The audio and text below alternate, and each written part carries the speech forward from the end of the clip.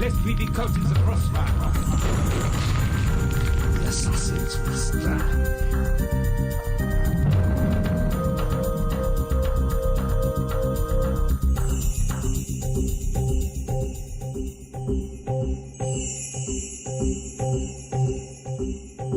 Don't panic.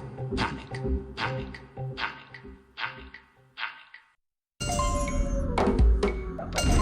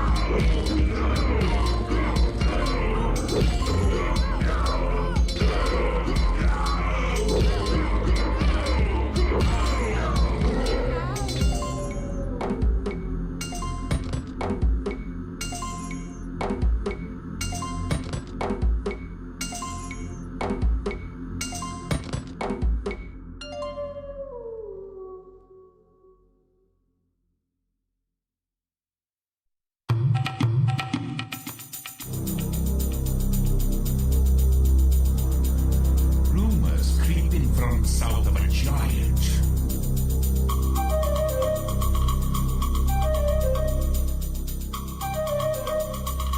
باحث عن الطعام. Tishio. Yay. عامل منجع.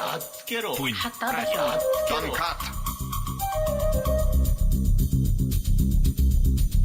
Das ist so.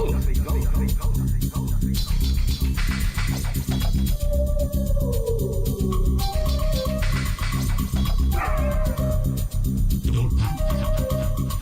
Just click your soldiers. Das ist so.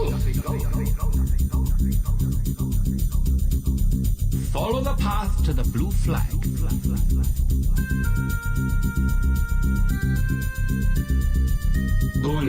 Follow the path to the blue flag.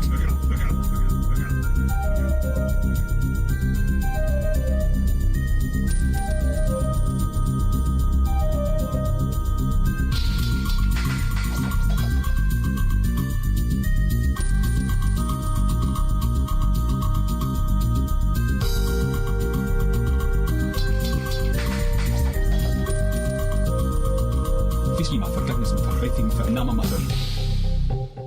Don't panic.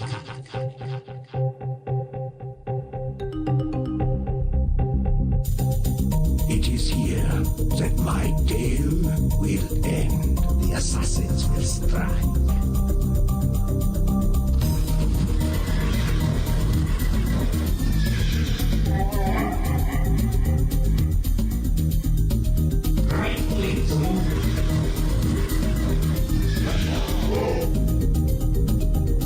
Did all your units make it to the flag? They need to attack. Move to the next flag. Yes.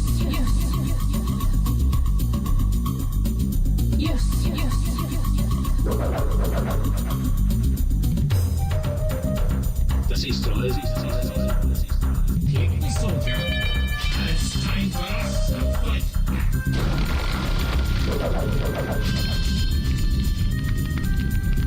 Lest we be caught in the crossfire.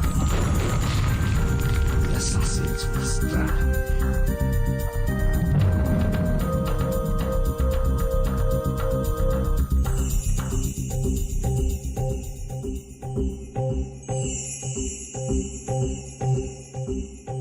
Don't panic. Panic. Panic. Panic. Panic. Panic.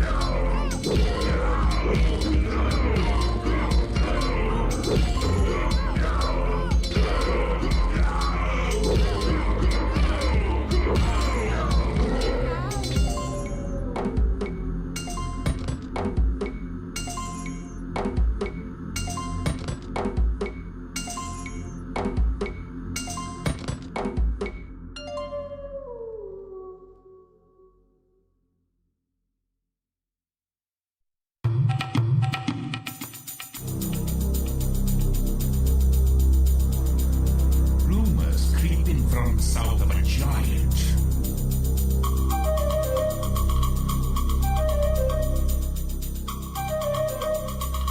باحث عن الطعام. فيشيو ياي عامل منجع. حتى بطل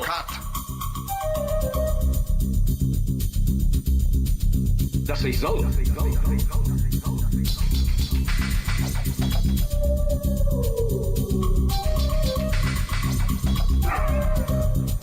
Don't panic. Just click your soldiers. Das is zo. Follow the path to the blue flag.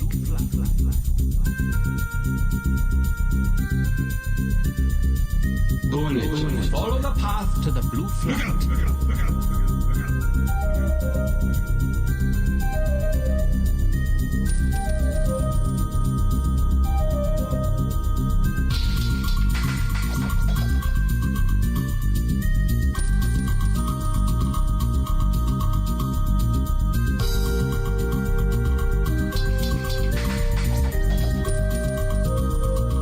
Fiski ma vergangenes mit Verrechnung für Name machen. Don't panic.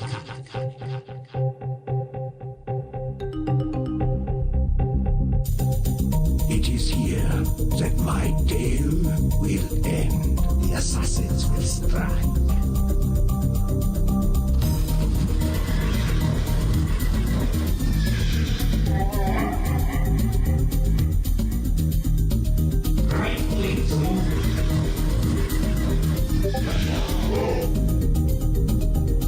Did all your units make it to the flag? Move to the next flag.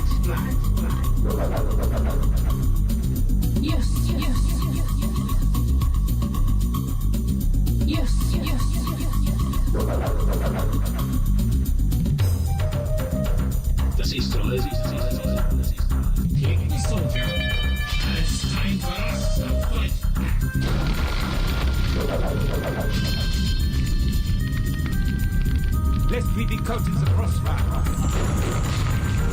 The assassins will strike.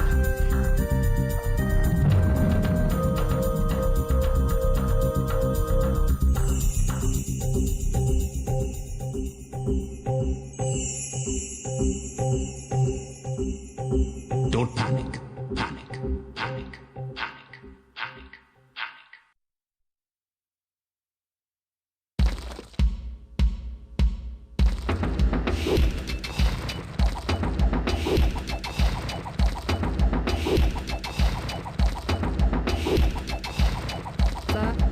Panic.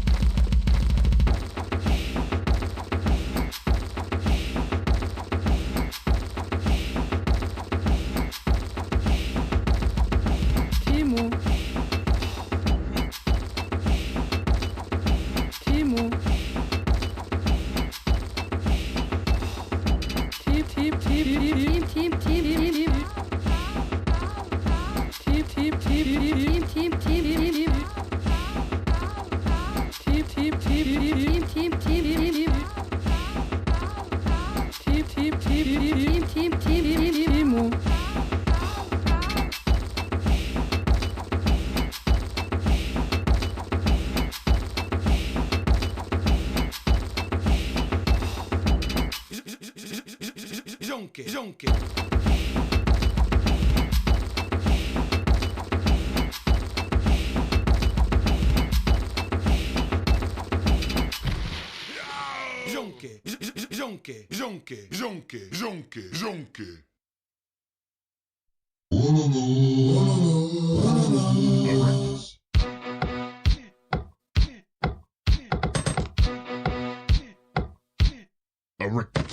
Red kit, red kit, red kit, red kit, red kit, red kit, Haberdack, ready on. Red kit, red kit, red kit, red kit, red kit, red kit, Haberdack.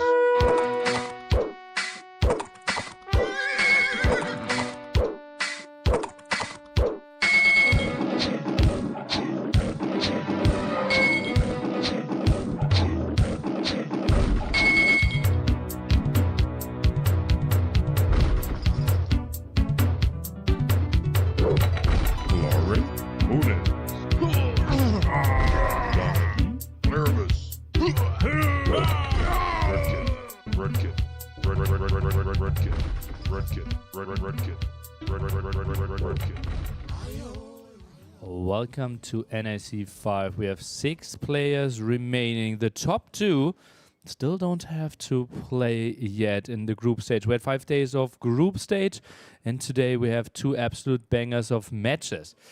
What we're doing now is basically we will pick the brains of those 2 brilliant guys that are looking at their potential opponents. Hera is waiting for the winner of Viper, and DauT is waiting for the winner of Mr. Yo and JorDan. To give you some better idea of how people are actually coming to the civilizations and maps that they are playing, we will do a live draft in the sense that JorDan and Yo are clicking live and Tado and Mr. Hera are sharing their thoughts. Maybe we'll take a look at the overall bracket to give you a better idea where we are. JorDan, Mr. Yo, the bracket or the first match of the day, followed by Viper DauT. That one might follow directly after. It's not the biggest of breaks. And I will say hello to the two of you guys, Hera and Tedo. Tedo, how are you doing today? And chilling. It's good to to have 2 days off, and I will just enjoy the games. Sweet, sweet. And Hera, well, you will obviously take a close look at Viper versus DauT later on. Yeah. I mean, like Tado said, it's nice to have a couple of days off to chill. And today, it's going to be important for both of us because we get to analyze our opponents. Obviously, it could be one of two, but we're going to be in a good spot to see what they're doing and then prepare a nice draft to not counter them, but be prepared for them tomorrow. Okay. Well, that's obviously the big question. Like, how much time are you taking then, right? Now, between the second match and your second match tomorrow, there are roughly like 20 hours. Is it more like sleeping, or is it like lots of draft analysis? And how much are you actually learning from the set today? Well, I'm pretty sure you can take some takeaways from the set, but most of now, like, you are ready for now, and just getting like some small changes if you think like he has a scary approach on some of the maps, civilizations. I think especially for you, it might be a big difference, right? For JorDan, I think you might know more what to expect, but taking a close look at Yo, he might have more surprises for you. Yeah, for sure. Like Mr. Yo, I don't practice with him, so he doesn't know exactly as well what I'm going to do.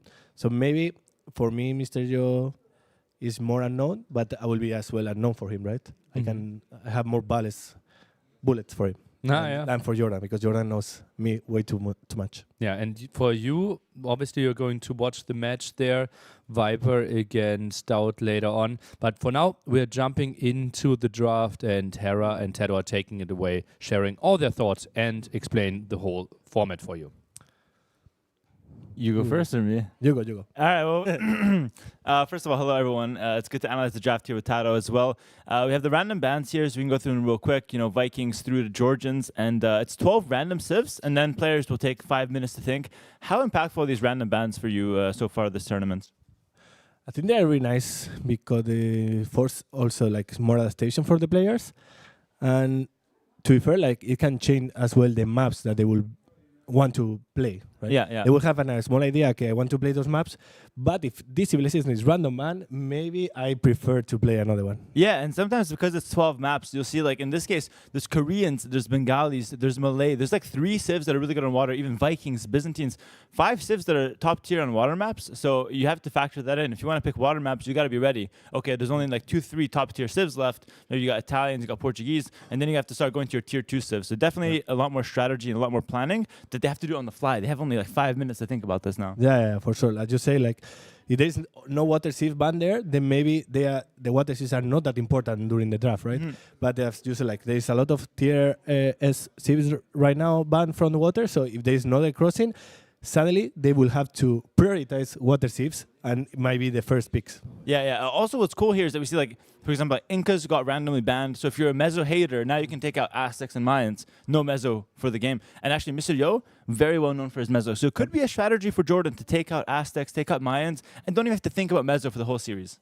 I'm actually pretty sure that that's going to be one of his approach. Oh, yeah? And he knows that, like, if I will face Mr. Yo, I will be scared of unique civilizations, like Lithuanians, Burgundians, now Georgians, and Mesosivs. Yeah, we saw how he came back with Aztecs against Lyri. That was crazy, game, and it was insane. Like, that's something that Joe will do it with Aztecs any day of the year. Yeah, we see Yo's got his signature Red Bull there. He's focused on the game. JorDan with his bottled water, it's been working out really well for him so far. And they're both kind of just crunching the numbers, opening the Excel and the notepad, making their plans. What map do you think is there any map where you think that we will not be shown because of the sieves? That's a good question. It's hard to get into their heads. I feel like Mr. Yo has shown a very nice bias towards land maps and towards hybrid maps. I just don't know if he's going to go for arena maps. He tends to not like those. So for sure, he doesn't want arena maps. No. That has nothing to do with the civ bans. It's just him personally. And I feel like JorDan knows that and might go for some arena. Yeah, for sure. Like Mr. Yo, he doesn't hide that also. Like he knows that every one of us know that he hates arena maps. So we can expect like arena out like on the first ban for sure. Yeah, and there's a few other arena type maps. And here we see, well, what is this? Outcrop pick, or is that a mistake from production there? No, like his first tick. Because it should be a ban first, no? No, first it's pick and then ban. You can always secure one map. What? Really? Yes. No, you're joking, right? No. It's like that. You'll be sick. No, actually. No, yeah, you ban first. Human War first. True, Yeah. true, you're right. Where is it? Okay, we only see the picks. Yeah, Oh. this is the Civ bans. Okay. So, makes sense. anyways, we don't know what they're banning, but outcrop first for Mr. Yo. JorDan goes for the Brood War, a pretty slow and defensive map potentially, but does have a water element there. Yeah, I was confused as well. Like, Outcorp, where are the bans? And with this, we can see like some bans here, but those are the civilization. That's why we were confused. Yeah, we'll see them later. The overlay's fine, guys. It's just we weren't really adapted to it. Then we see Acclivity from JorDan, so not going for any arenas. We can imagine Yo's banned some of those outs, but still going for some land maps primarily here. And then we see Shoals from Mr. Yo, and Cumans is still open, and he loves the Cumans there. Ooh. But to be fair, Joe is seed A, so JorDan has the first pick. True. And he leaves Cuman open. He can still pick it. So Yeah, and we'll see. Cumans have been played on Outcrop before. They're maybe passable on Brood War. I'm not too sure how that would work out. So definitely could be a top priority. Could also be banned out for the civs. Mr. Yo also picks up Hippopotamus there. Nice little hybrid map for him. And then we got one more civ or map pick for JorDan now. Let's see what he wants. We see Shoal, like I just said, like I think Cumans for Outcorp Shoals is really dangerous. An African Readbed for JorDan last pick. No arena maps at all. Yeah, I'm getting excited for the series already. Of course, Taro and I won't be casting. We're just the analysis of the draft here. Break it down for you guys before we pass it on to the casters. African Rebeds is a very interesting map. We saw in the qualifiers it was played with a lot of fish trapping. Now for the main event, it's been made more open. We see a lot of players going like super aggressive, but a bit of fish trapping at the back as well. Yeah, like it's all about how the meta develops, right? Like we see a style, then the meta will develop like to counter the style, and now we are countering that style. So that has been changing during the qualifiers and the main event, and now we see that the players are banning the all remaining maps until there's one left. Yeah, I really like that you mentioned that, actually. People think the meta comes in and everyone knows, okay, what the best civs are. But actually, the meta develops through the tournament. If I know that my opponent will do a certain strategy, I'll pick the counter, and then next round they're picking the counter to my counter, and it goes so on and so forth from there. So I like how you put that. Definitely something that viewers are catching on to as well.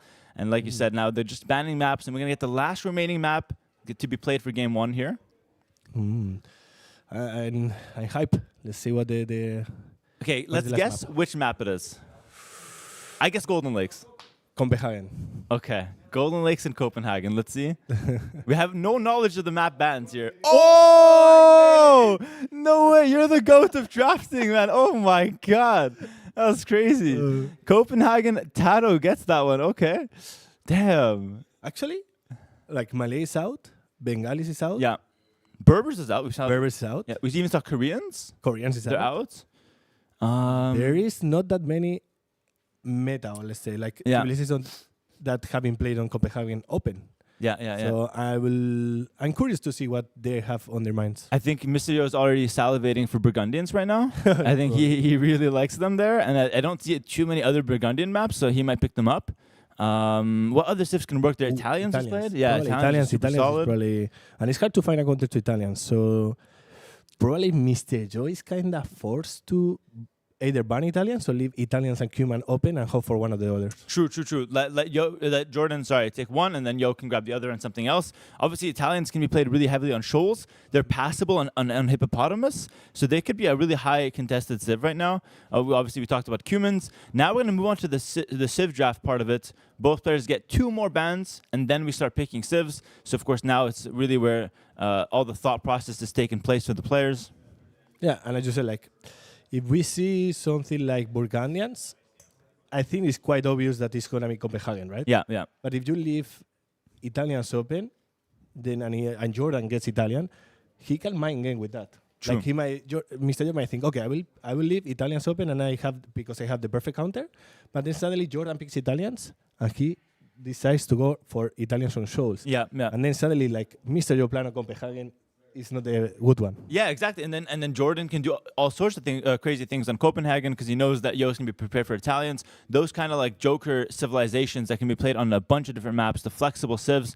players tend to prioritize them very highly in the draft. That's why civs like Byzantine, I know they're banned right now, they tend to perform really well in the draft. Like people picking them first or second because they're good on a lot of maps where camels are involved. They're good on water maps, hybrid maps. They're super flexible, so players love to first pick them. Here, Italians in a very similar spot. But there's also quite a bit of land maps here as well, like Outcrop Pure Land, Acclivity Pure Land. Those two maps, I think, we'll probably see picks that are quite late on them because a lot of different civilizations can work. Yeah, for sure. Like those are the least prioritized civilizations, and like just having Acclivity, I will say that JorDan will prioritize banning mesocivs. Yeah, like they can be used on African Reed, they can be used on Hippopotamus even, and I'm pretty sure that JorDan doesn't feel confident leaving Aztecs open for Mr. Joe. Yeah, and we also did see some meso in Copenhagen. I don't know how good it was or what the players, how players thought of it, but it did see some play. And, it definitely something that you should definitely consider there. Floorfall with a big donation there. Thank you so much for supporting the prize pool and NAC 5. I also want to talk about something here. Mr. Yo loves Bohemians. Like he says it's his favorite civ. And there's a lot of potential Bohemian maps here. We've seen them on Brood War. They've been really good on Outcrop. They're passable on Copenhagen as well. Indeed. So I feel like you really have to watch out where Yo picks Bohemians. Yeah, but also like Burgundians, he will prioritize high in this Copenhagen. So I can see like JorDan banning also those tips. So if JorDan could, he could ban he would like to ban 4 tips. Yeah, let's see what he prioritizes, right? Like what he's scared the most. Yeah, exactly. I can see him banning the double meso. I can see him banning the Burgundians and Bohemians and unique unit civs. Let's talk about Yo. What is he banning? What is he scared of from JorDan? Does he like kind of wild card it, or does he have something in mind there? I think JorDan is less he doesn't have that many civ that he use often, right? Like Mr. Joe, we know him like meso. He loves them. He likes the unique civ. But JorDan, I will not have that he has a Shinotor civilization. True. So I will probably ban more like civilization that I'm scared of than rather like JorDan strengths. Okay, fair enough. Yeah, take the civs that you're not going to pick anyways, get them out of the equation, and be happy with that. Yeah, JorDan definitely strikes me as a very well-rounded player. He plays all settings, all maps. And you know what I really like about JorDan and why I think he's having so much success this tournament? He's a very consistent player. Like he can play all the different maps. He doesn't feel like he's got a weakness where you can take advantage of him on a certain setting. Feels like he's ready for everything. And I think it's really worked out well for him in a map in a tournament with 21 maps, all kinds of civ bans. He's the guy that is very well rounded.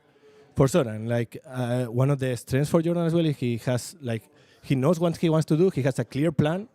He will execute it like really, really good, and that's what makes him super dangerous. Because, like for this tournament, he had already like every map planned, and he's like on the zone. He knows that what he has to do, and that's what make he be dominant in the first days, right? Yeah, like absolutely. He knew, I want to do this on this map, and he was dominating. Yeah, just goes through this plan. He's ahead of the curve. And actually, just a fun fact for the chat here, I've never seen someone get in the zone like JorDan. He puts in his earphones. They're noise canceling. You can call his name, say, I've got $1 million, JorDan, just say hi, and he won't say hi. He's in the zone. He blocks all the outside noise, and he focuses on the draft, as Tata was saying, goes for his plans every single time. And if they work out, great for him. If they don't work out, he goes back to the drawing board to adapt it for the next set. So really cool stuff from JorDan there. And right now they're just finalizing their plans for this important match.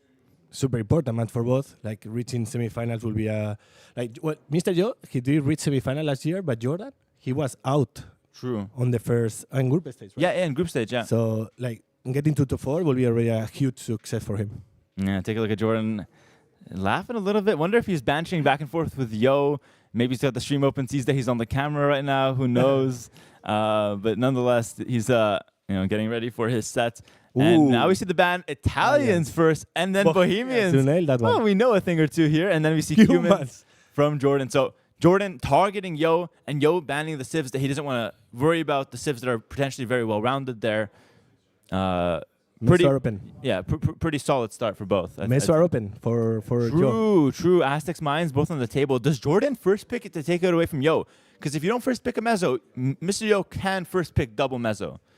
I think JorDan doesn't do that because I think he still will prefer to face meso than playing himself. Okay, interesting. We see Japanese. So despite there being Aztecs and Mines open, Mr. Yo prioritizing Japanese. Of course, a civilization that's great on Hippopotamus, potentially great on Brood War, could be played on shoals. African reed beds, well. very solid.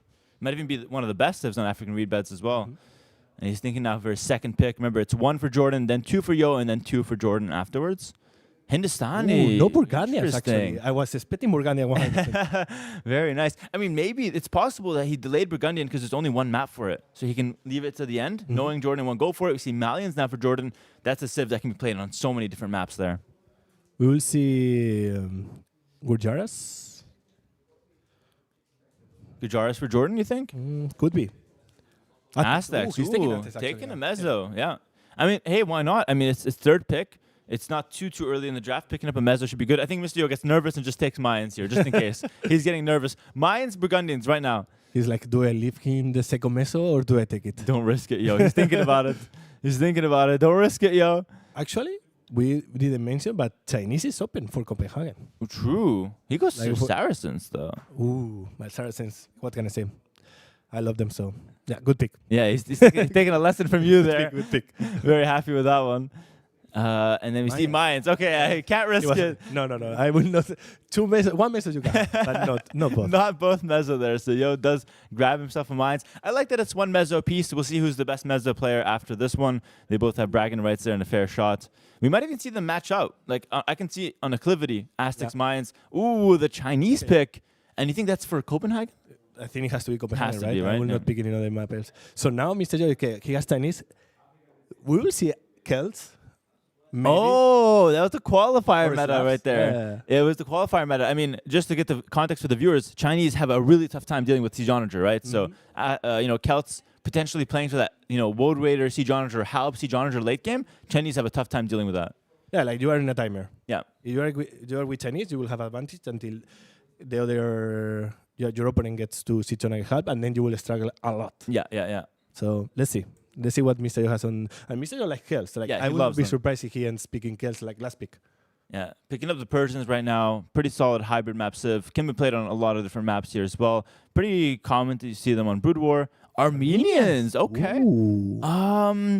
Where would we play Armenians here? It's not clear. Brood War, Acclivity? Yeah, could be. Like I don't see the non-crop shoals.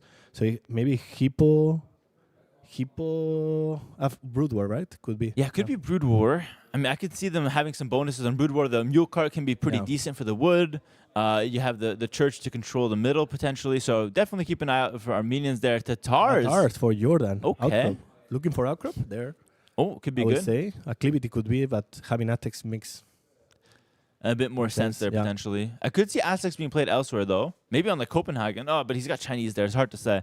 But obviously, when the draft is over, we get a better picture at where the civs want to go. Oh, Mr. Yo messed around. I think he's taking it from Mr. Yo. Yeah, I think so as well. Because like- each player has one civ that they don't need to use, so he can just take it to deny it from Yo. Yeah, I think there's a Burmese and Spanish. So we don't see Celt. Could be Chinese, Spanish.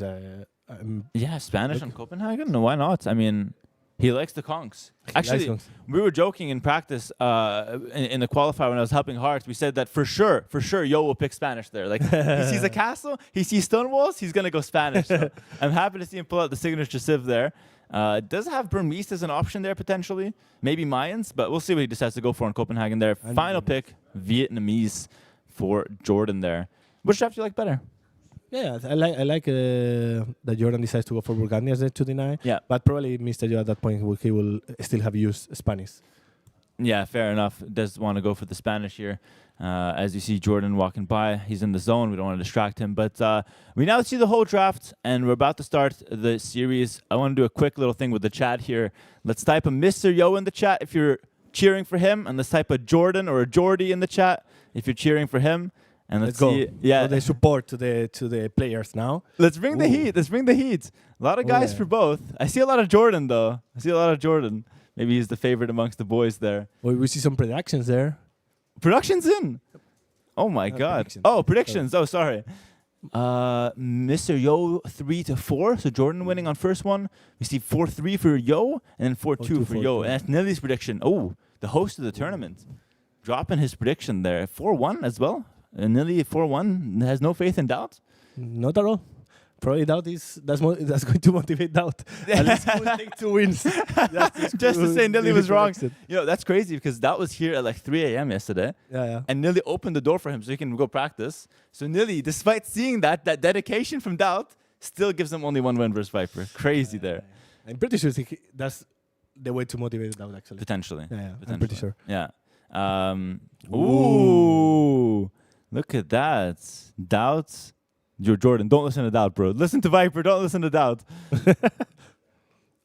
And we are like, do you think at that point, like Viper and DauT are taking theirs against each other? Like, oh, Viper likes that on. Yeah. Because like 3 hours. Okay.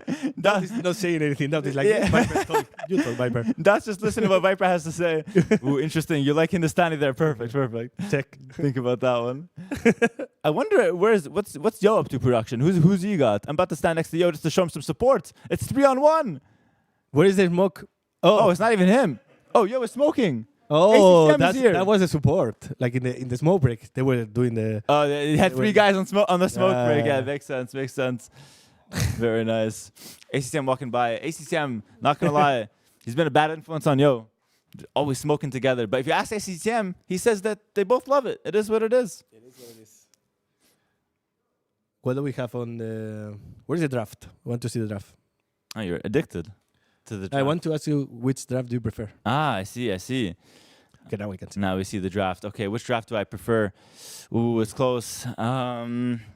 Honestly, I think I prefer JorDan's draft a little bit more. It just has some of the civs that I'd enjoy playing a bit more. But as far as power level, I think it's like 50-50. What about you? Yeah, I prefer Joe's draft just because he has Saracens. Okay, makes sense. I think that's like a must. But yeah, I think it will depend a lot on the matchups, what they have in mind, and I'm looking forward for the series. It's gonna be a really interesting one. Yeah, absolutely there. And, no matter which way you predict it, I think we can all expect a really close series. Remember, just a reminder for the viewers here, this is basically the quarterfinals. Whoever wins this moves on to the semifinal. But this is, in theory, round of 6, because me and Tato are waiting for them in the semifinal. So, Mr. Yo JorDan, the winner, will face Tato. Let me ask you this, Tato, a little bit of a personal question. Who would you rather face as far as your style and that gives you the best chances in the semifinal? It's tricky. Like I faced both, and I guess it was a bit harder against Mr. Joe. Still, like JorDan, he put me to the limit, but Joe was a bit harder. And I think that Mr. Joe preparation during he will perform better as the tournament goes on. True. I think like Mr. Joe group stage is way easier than in the playoffs. Yeah, in the playoffs. And we are talking about best of 9 there, so it's like you can't really avoid all the maps that you might want to avoid. You're going to have to play Yo on all the maps and really push each other to the limits. And actually, on that note of Yo getting better throughout the tournament, I spoke to him, and he said that he comes in with no strategy, 0 strats, and he steals them from other people. He said he took 3-4 strats from ACCM. He sees what I'm doing, takes 1-2 from there. So he's just stealing strategies. If he sees something, some secret sauce, he'll grab it for himself. He comes in with nothing. He played 2 practice sets before he came here. And I saw one of them. He got 0-5 to Leary in the practice set. Oh, God. And now look at him. Top 6, feeling good, taking the strats, and might even secure a spot in top 4. So that's why he was practicing like 24/7 with the CCM. Of course. Let's play. They were like, okay, let's practice CCM. And CCM is the cooker. He prepares the strategy, and then Joe is like, oh, I like this one. They actually like. I'll take this one. This one's not great. Yesterday they faced each other, and apparently CCM told us then Mr. Joe used one of his strategies against him. Yes, that's true. And he beat him. The Korean one on Copenhagen. Yo took it from ACCM. ACCM's like, what the hell, man? That was mine. We just practiced that. That was for the next round. Oh, God. And actually, that was the last game, and Mr. Joe took it 4-3. Yeah. Absolutely unreal. And actually, after that, I mean, ACCM was talking a bit of smack. He said, Yo got lucky. He said, try that again. Maybe it's something different. And he said, next time he'll win. So, the banter between them goes back and forth. Obviously, smoke buddies, they got good relationships. Not going to let one set take them away. Yeah, for sure. And also, I would say that I will still prefer JorDan because if I lose to JorDan, I will still be happy. Ah, okay. You're not happy when you lose to Yo? You hate that guy? No, I don't think I will still prefer to beat him, right? Of course, yeah. You're closer to JorDan, of course. You guys go way back, so it's understandable. Yeah, it makes sense. Cheer for your boy. I don't know, Nilly, we've talked about the draft. We've analyzed it. I don't know if we passed it on to the casters now. 3 more minutes, Nilly. Okay, 3 more minutes. Talk about the weather, says Mem. Very nice. Well, the weather in Berlin has been freezing for the past 6 days, and the next 6 days, also we can expect freezing as well. We haven't not seen the sun in like a week, I think. Oh, for sure. Welcome to Europe. Very nice here. Okay. Well, Spain is Europe, and there is sun. Yeah, I mean, Spain is... A lot of sun, Spain right? is fantastic, yeah. It's just, I don't know. I mean, here, the day lasts like 4 hours, and then the sun's down all of a sudden. Is there analysis from the next series, from the draft, or not? Like, is there no? Okay. Then I can ask her as well the same question. Like, who do you prefer in the semifinals? I prefer DauT. DauT is a lot easier than Viper. I think he can't hear me right now, but I would say it to him as well. I think he'd agree, to be honest. But it's not to say like DauT's an easy guy. I just think that Viper is obviously one of the guys to beat in the tournament. So I will be cheering for DauT. Might even give him some tips before, maybe a back massage. Make sure I want him to go in there feeling good, you know, give your best performance there. So we'll see. I'm hoping for DauT. I think he actually matches up pretty well versus Viper, but it's not to say DauT's easy. If I play DauT, obviously the settings really, if he makes it to semifinals, have shown to favor him.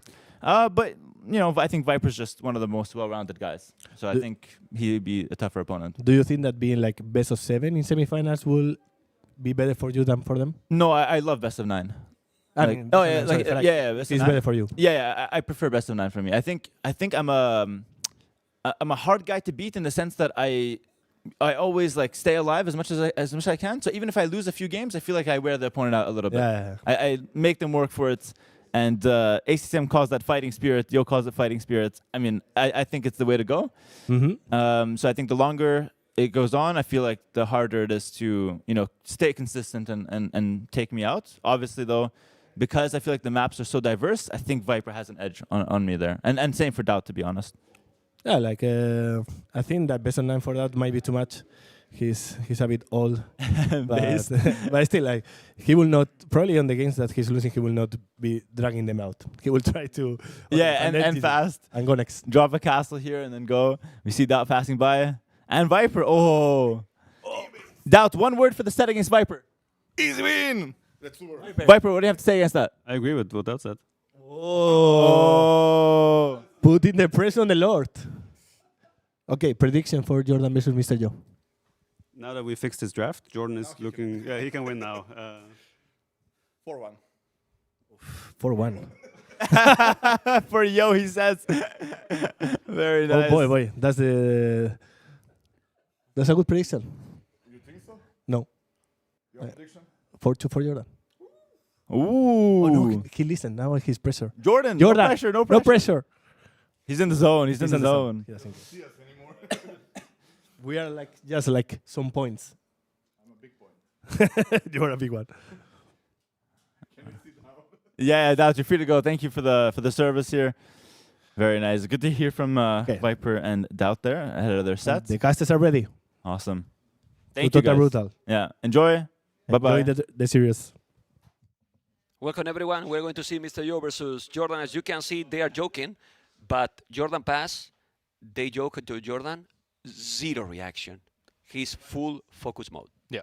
He has like an hour-long or multiple hour-long process there, right? He arrived very early, like 5 hours before the set, thought through everything, went through the draft, prepared his civilizations, went for another walk, some meditation in between, ate very carefully. Now, controlled drinking, right? Always pure water. Like 5 minutes before we started the draft even, he was like eyes closed, very focused mind. And now just like he didn't want to have anything to do with all the like cheers and such. This is the focus guy. He's the guy in this week with the one I have been talking the most. Quite a lot, I would say, with JorDan. Couple of breakfasts together, couple of hours talking. I go to the room to good luck to both. JorDan was, like you said, he do like this. And then he say, nothing. Close again. So I got the indirect, go away, mem. And I went away, not said a single word. As you mentioned, he's completely focused. And we're going to see, well, in my opinion, can be a great series and a very long one. I don't agree with a 4-1 for any of them. I don't know what you think. I think this should be a bit closer. I think Mr. Yo Jordan, obviously Mr. Yo, we have seen him start relatively weak into the tournament, didn't prepare a lot, but spent a lot of time over the last days preparing, especially with ACCM. We've seen him discuss strategies, trying to get some out of the opponent, and it feels like they're in two different climates. Oh, putting the phone away, I appreciate that. Obviously want to keep the tournament integrity intact. Obviously all the games are live, and it is Jordan against no one. Can we point out, guys, please, the keyboard from Mr. Yo? Production, can we check the keyboard from Mr. Yo, the other camera? I've been checking the keyboard. People is going to be really curious about it. It's half the keyboard for everyone else. Have you noticed how small it is? Yeah, it doesn't have a numpad. Yeah, it's look. Yeah, I mean, it's really tiny. My son is taking this keyboard very happily. 7 years old, you know. I mean, seriously, with millions of colors, look at that. Yeah. He's playing at this level. It's insane. Seriously, it's awesome. I was like, that's your keyboard? And I said, can I take a picture? Of course, Mr. Mem. And he said, Mr. Mem, you know, okay, take the keyboard. Amazing. You can see, guys, the earnings, the seeding, everything. About the preparation, maybe it's a little bit risky to come without the preparation, but 5 rounds during the group stage, he's confident that he's going to take this level. And here, with ACCM, maybe I'm telling too much, but probably the one that has played the most, practiced the most. Yeah. So probably he's ready to rumble now. Yeah, well, let's hope so, right? We are in best of 7 format, round of 6, by the way, production. And, well, as we see with the civilizations, they're Mayans picked for Mr. Yo after Jordan already picked Aztecs away. Cumans, I think, was banned. Mongols here, the signature civ for Jordan, likes his aggression. A bit of an underperformance at NAC 4. Only 9th, 10th, and felt like that was not the level that he wanted to deliver. This time, with a crazy group stage performance, was already through there into the second stage of the playoffs. We are in game number 1. It's Copenhagen, and we have already 2 civilizations that I love to watch, completely different, I will say. Spanish and China. China, in this kind of maps, nearly always is really, really amazing in the start. But I don't know if the longer the games goes also, because I see a world where Spanish here with the cannon galleons from the side as well in late game. It can be crazy. I don't know. What do you prefer? Because in theory, always China might have the edge here. Well, for me, it's just important that we're not losing a king early on here, both with the scout around. Maybe we could see some body blocks here, but yeah, obviously, especially in Dark Age, not too much should happen. Oh, Jordan even tries to block the scout off now. Blocks off with the king. And yeah, 2 civilizations that are very different, as you mentioned. Chinese, a civilization that heavily relies on their strong economy. We're starting with 3 extra villages. That's why at the top you can already see 14 versus 19 there at the count. Mr. Yo on the way to feudal age. But you start with a heavy reduction there on food. And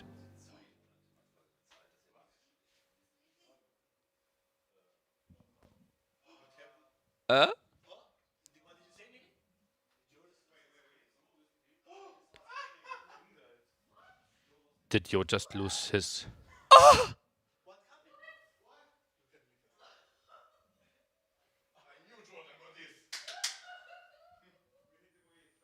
I think we will need a replay there from Mr. Yo's point of view, and maybe a replay. Maybe, Vodka, you load into the full record again, and we will work this one through together. It's pretty obvious we are kind of speechless, but he just sent the king, and the castle was in the corner. He's not the fastest player, because we all know, and it wasn't really fast.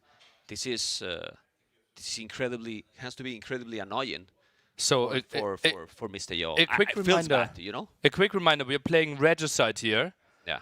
So we both are starting with 1 king, and okay, and I will quickly have a talk with Jordan.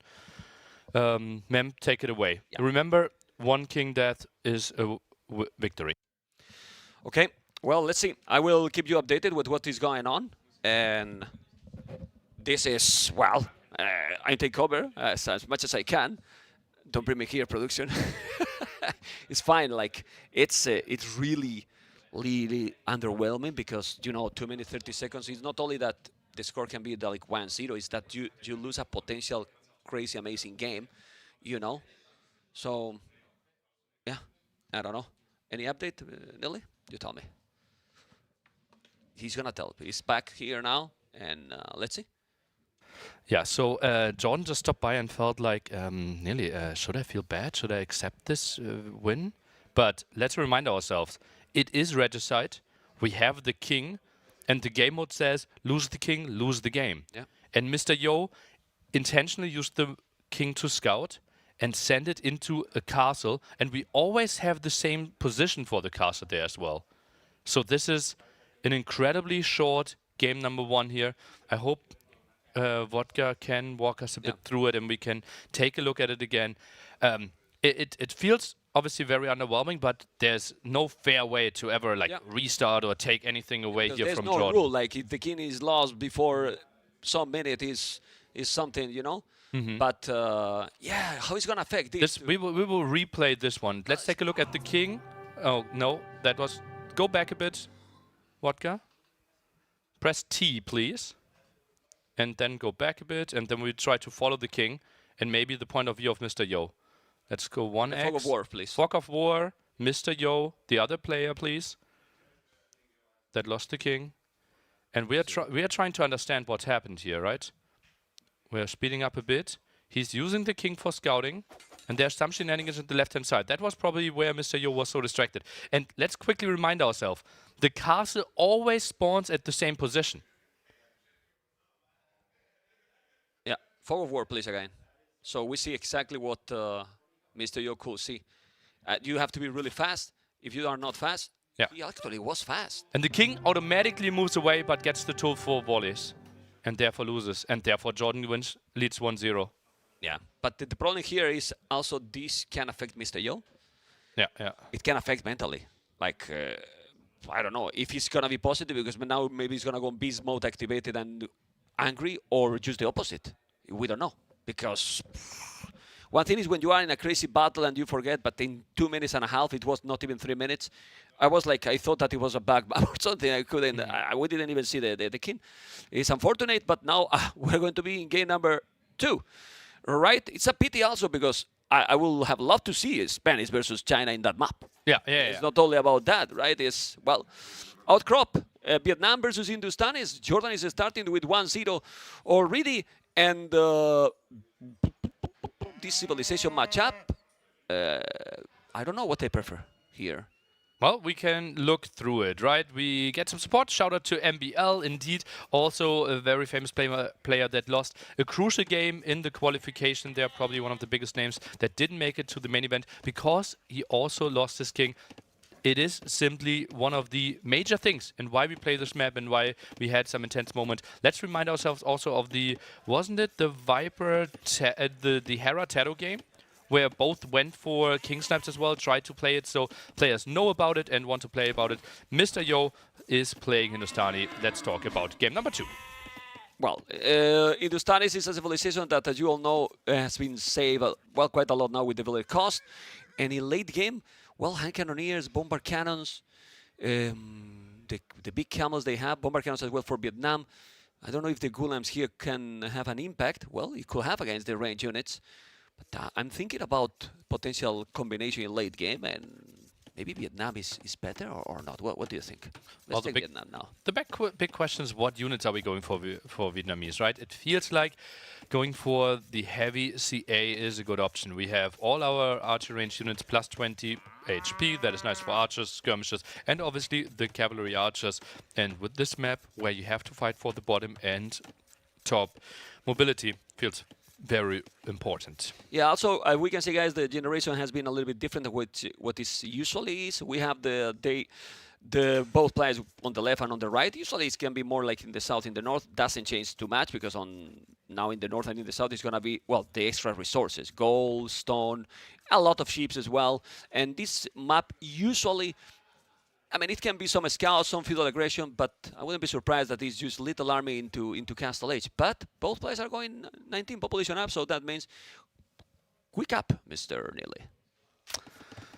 I'm still feeling bad for Mr. I mean, Yo. me too. I need to recover. I'm still thinking about game one. I'm still thinking. I'm still thinking. Yeah. So we apologize, guys, but we will recover the energy. I mean, we are spending a lot of time with the players, and we don't want these kind of things happen.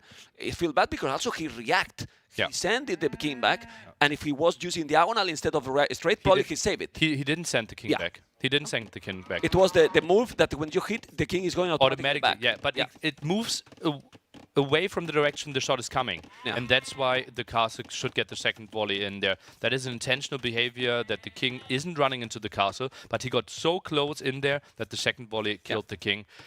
Anyway, we're going to recover. And we're going to recover how? With good games. Good games going to happen here. Yes, in Outcrop. That is going to be Hindustani versus Vietnam. Probably both players will go scout. Why? Because, well, maybe not JorDan. I see one volley on goal, nearly not on goal for Hindustani, so maybe one is going to go scouts, the other is going to go archers right away. Seems like it. Now 3 visitors on gold, so will be spear, archer opening, more HP as we mentioned. And with the spears, well, you're not that scared of all the scouts anymore. Maybe JorDan even able to get some aggression rolling. Nice archer range production or positioning in front of his gold there. Tries to not let the scouts get too many easy kills. Yeah, to cheer up a little bit, Nelly, you and me and also the viewers, is a best of 7. Imagine if it was a best of 5. That would be terrible. Best of 7, still, you need 4 wins to take the set. And now we see how JorDan is exploring his opponent. Remember that with the bonus, he knows where exactly the TC is. He's now sending the spear. And Mr. Yo slowly, and with buildings probably, will try to wall. And he will be in time probably to wall because JorDan will need few archers to make some damage here. Yeah, maybe even move out with like 1 archer, 1 spearman. Already pretty tricky for the Hindustani player to deal with that. Scout opening there, not the big surprise, but very quick archer range behind it. Okay, he's doing the archery range now as well, so a few skirmisher, or maybe he's going to try to go more feudal aggression. I would like it. We'll want to see action. The scouts need to go back, or that spear that is coming out with the archer will be in some trouble. It's going to go to the right side, and the archery range is not done yet, so Mr. Yo has to be careful. He's going to try to wall, but I'm not sure if he's going to be well, the spear is going to help. Well, the spear is going to help against the scout, but not against the other spearman and archer combination. I'm not sure if Yo can wall this one in time. Seats the army there, maybe the palisade, and then a house behind it. Wants to buy himself some time. Does exactly that. Yeah, he's fine. And now he's going with the 2 scout. JorDan knows, and he's pre-walling the woodline. It's okay, only 2 scout. If he's doing 1 or 2 skirmishes, he's going to be completely fine, as you can see. And now gate. For now, no damage at all. I like a lot that wood. I think that wood is going to the edge of the map, Vodka. No, it's open. It is open, and the Ibex is going in. Mr. Yo has to stay there with the army, but he has explored. He knows that there is a hole. Yeah, has the skirms and spearmen around there, and he sees that the army is not there anymore, right? So where would it go? Should be a relatively easy defense, and I would be surprised if either player really takes any damage here till we get to bigger feudal age armies. Yeah, and should be, should be not a... Oh, he's doing a stable. I was going to say it should be not a big problem here for Mr. Yo, because the map is quite big, right, Nelly? So you need to get some good amount of army to make the damage, but now he's going to add the stable, and we might see more feudal aggression that we probably expected.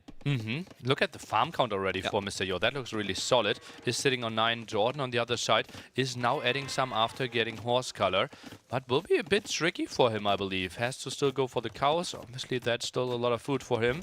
Scout production now starting, but needs to transition to more farms. Yeah, but thing for Yo, he doesn't have the horse collar, which with so many farms he did is a pity. Definitely unfortunate for the later game, but still will be okay. Hindustani's economy with the recent buff is kind of have recovered the power they got back in the days.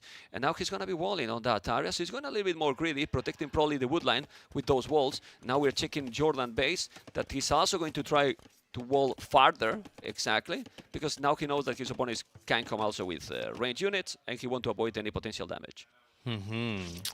Archer Scout, obviously the ideal army composition that you can go for here in Feudal Age compared to the Scout plus skirmishes that Yo is going for. Yeah, the skirms are better against the archers, but typically the Scouts are zoning out the area and archers are trying to hit against the Scouts and doing more damage if they actually hit. Yeah, has to be really careful with that. It's true that without fletching there is no problem for now. This is open and he doesn't see it for... Oh my god. You need to That go, man. hurts. You need to check that.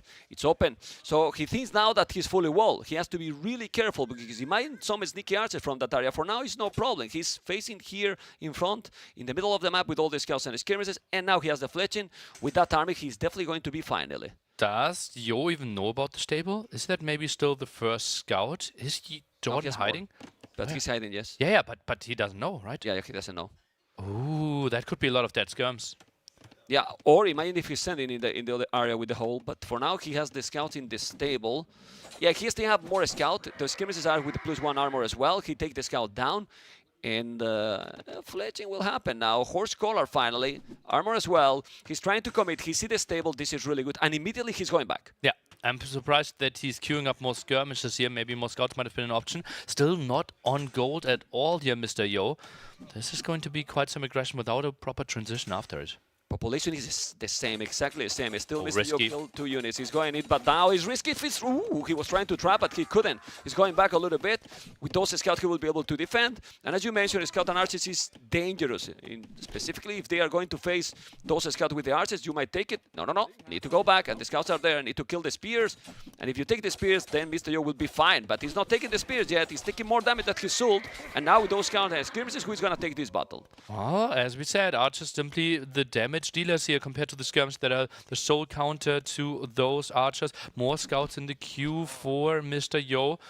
Wouldn't be surprised if JorDan is adding some more as well, now at a healthy 22 on foot. Wow, a lot of elites on foot for both players as well, yeah. Mr. Yo with 20, 23, forging even, doing the upgrades, still not on goal, and Mr. Yo is fully open. Yes, he's doing the market, but he thinks that his wall at the bottom, which is not, remember guys, a lot of farms, and now we're going to see if he's going to commit. He shouldn't. If he's committing now with those scouts with forging and also the archers, I'm not sure. I'm really not sure if it's going to be an old army for Mr. Yo. Don't know what you think. 7 scouts against 5 scouts. Forging, 7 seconds away. Maybe then JorDan thinks he can take an engagement. Quite interesting that he is out there. More of a mistake. Oh, that's intense, man. Yeah, and now he's doing the +1 armor. +1 armor for Mr. Yo. He doesn't have yet 25 seconds to get this. He's hitting so many skirmishes. Those skirmishes he's trying to micro against the archers, but who's going to take the battle? I really believe that with forging already there and the archers, Mr. Yo need to go back or he will lose a lot. For now, he's trying to commit and kill those archers. Spears are coming. It's not a bad battle for Mr. Yo. Oh, it feels like both players are losing a lot here. And didn't we just have like 20 versus 20 units? And it feels like both are bleeding quite a bit. Well, it was a very nice battle when there was army. Now is you're going to try to find the army? It's gone. It's absolutely gone. But Mr. Yo has more. The question here is, who is losing more? Who has invested more in LA? Because he did a forging, but Mr. Yo has armor in his skirmishes and scale guard armor as well. So both are losing a lot, but on the field now Mr. Yo seems to have the initiative. Quite crazy how resources collected is +400 for Mr. Yo here. He also killed an additional 400 resources, and that's why we see so much more army on the field. He will continue with this aggression, and resources are looking better for Castle Age as well. Yeah, JorDan is still also not wall completely, but Mr. Yo is not going to go around. He's trying to take it there. Resources for Yo are looking really, really healthy. And if he's getting these army numbers and going up to Castle Age, even if he's open at home, Mr. Yo is going to be fine because his opponent can't really avoid this. He has to defend. And Mr. Yo is on the way to Castle Age. And we have seen it already, right? Hindustanis with their camels can do quite well, as we saw for DauT there and Desert Void in his set. So I think even Vietnamese, they are not like super excited to get to CA against Hindustanis. Amazing how many times we are watching now in this tournament Hindustanis when they were not being picked at all. Now he needs to go back. He lost the skirmishes, doing the bloodlines. He only got the scouts now, and this is a problem, Nelly. This is a problem if we find the hole. If not, he's gonna be fine because if he's going in, that hole can cost him quite a lot, but it still is far. Most likely he's gonna think that it's wall, right? Yeah, and that's the typical saying that T90 is always giving us, right? If both players are thinking they are walled, then they are walled. Okay, let's see if it's gonna happen or not. Did he click it? He's going around. He's going around. He's intense, and I believe he could be going for it. Maybe he's going for it. He click it. It just feels more natural to go for the palisade here, though. Harass the gold. No, he click it. He's going right away with the archers. No.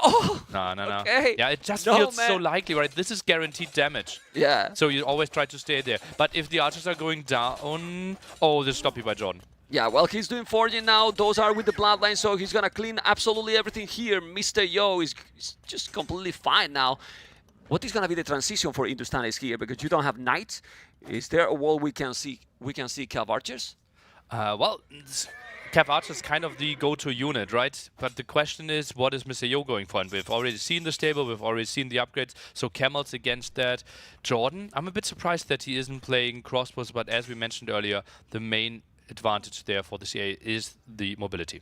Okay, he's moving into the north to make an extra town center. He's also in the south exploring, and I don't know if he's with the Cubs or with the units as well. There you go. Scouts are there. He's starting to have some more presence in the map and, well, map control. A goal, quite a lot for Mr. Yo. He might need to use the market to balance the economy a little bit. We'll see if he's going to make it.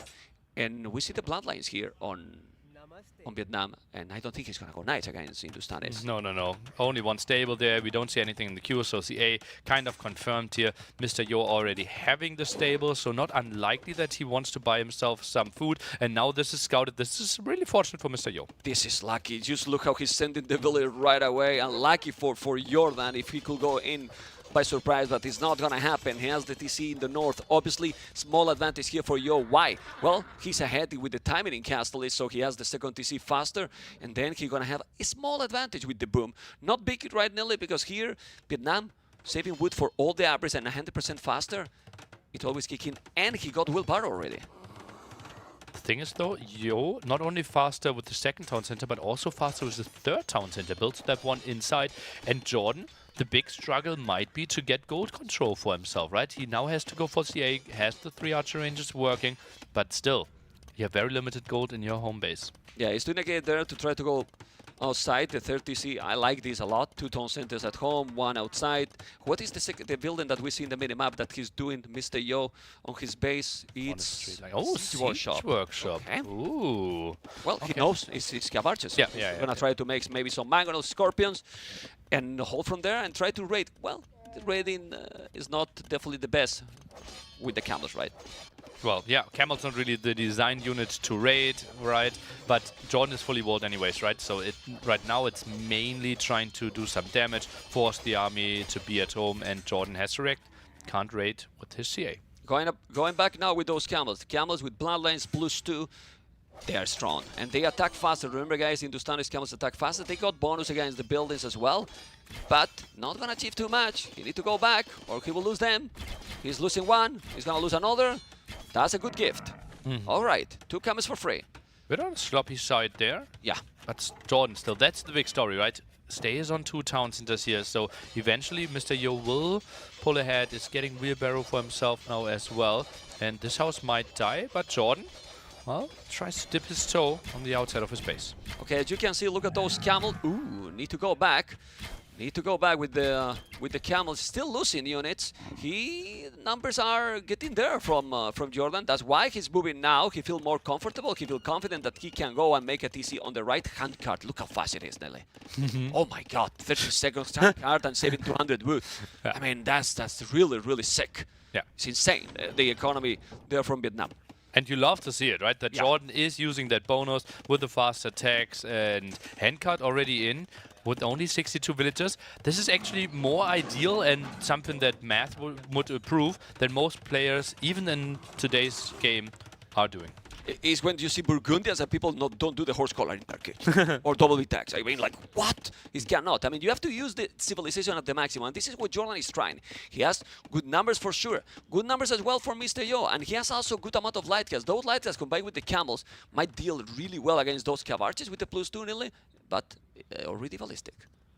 Ballistic will help out against the camels quite nicely. Scorpion count at only 2, although he built that siege workshop quite some time ago. JorDan knows that this could be a nice raiding spot, but the gold just ran out.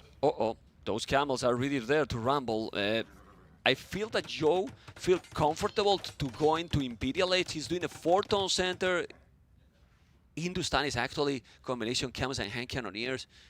it looks strong, like really strong. 15,000 viewers. We should hype this more because it reminds me those times that we went crazy with 10K and now we get 15. Okay, 15,000 viewers in the channel. Only in this channel, also YouTube and all the other channels. Amazing the support from NAC, and you can see. Look at those cav archers in top of that hill. Light cavs. Come on, you have to spam 15 in the chat. Vamos, cav archers. Are going to chase those light caps? They are. Population is still ahead, Mr. Yo, and doing also hand card. This game has to go to Imperial. Yeah, very, very like the defensive play here. Neither player really having a forward siege workshop or any option to pressure quite a bit. Overall, we are looking at 28,000 viewers right now. And that's and why just they put 15? Why they put 15? Put 28. 15 is on. Put 28 in the chat, guys. 28. What are you doing, guys? Stop 15. 28. Let's go. And remember, later on, we still have the Viper against DauT, kind of the main event of the day. Yeah. For real? It's a crazy day, man. What are we doing here? We cast later, really? We want to watch. We want to watch. Okay, let's see the cav archers. The cav archers are going to be on top of that hill. What is this camel? It's going back 113, 108. 5 population difference in Imperial. I'm asking you several times, and you are avoiding to answer me. Who is the best in Imperial, Nelly? You are. No, what's the question? Civilization. The civilization. Okay. Well, then I think Vietnamese, if it was more like a one-dimensional fight and elephants could be added, I would like them. Otherwise, Hindustanis, it feels like if we get to Imperial Camel, they can take a lot of good fights, and then Vietnamese needs to add in some halberdiers. This one looks to be a good fight for JorDan to start it off.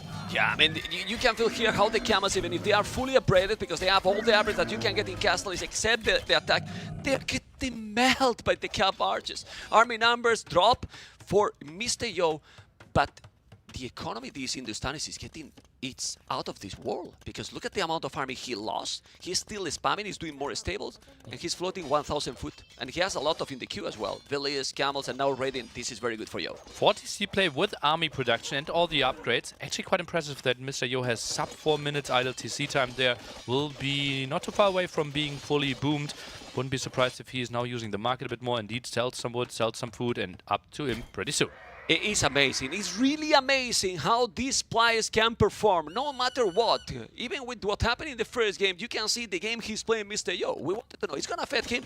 No, it's not. He's focused, he keeps going, and he's on the way to Imperial with an amazing population. JorDan has amazing population too, but the timing, the momentum in Imperial is going to be for Mr. Yo, Nelly. Yeah, the question is how can he pressure, right? I think it will be more like focusing on getting all the upgrades. We want to get heavy camel, want to get the last armor upgrade, even maybe think about Imperial Camel, rather one of the expensive upgrades. So I don't think JorDan will be too far behind. The big question still is, where are we building our castles? Because Mr. Yo not too far away from building one. He's going to make it here forward, because this is another TC. If Mr. Yo is coming here with a castle, he's going to deny the 2 TCs and he's going to be outside. He already have the presence in the north, so it makes sense that he's going to come with this amount of villages and going to make a castle on his face. Okay, I even wanted to rule it out and said, like, yeah, he doesn't have anything there. But look at that. Now the aggression. Are those enough villages, though? Is starting off with some outposts. Camels need to guard those. Not going to be even a note with the camels. This is so many cav archers. 38 cav archers, 2 pikes, and this is only what?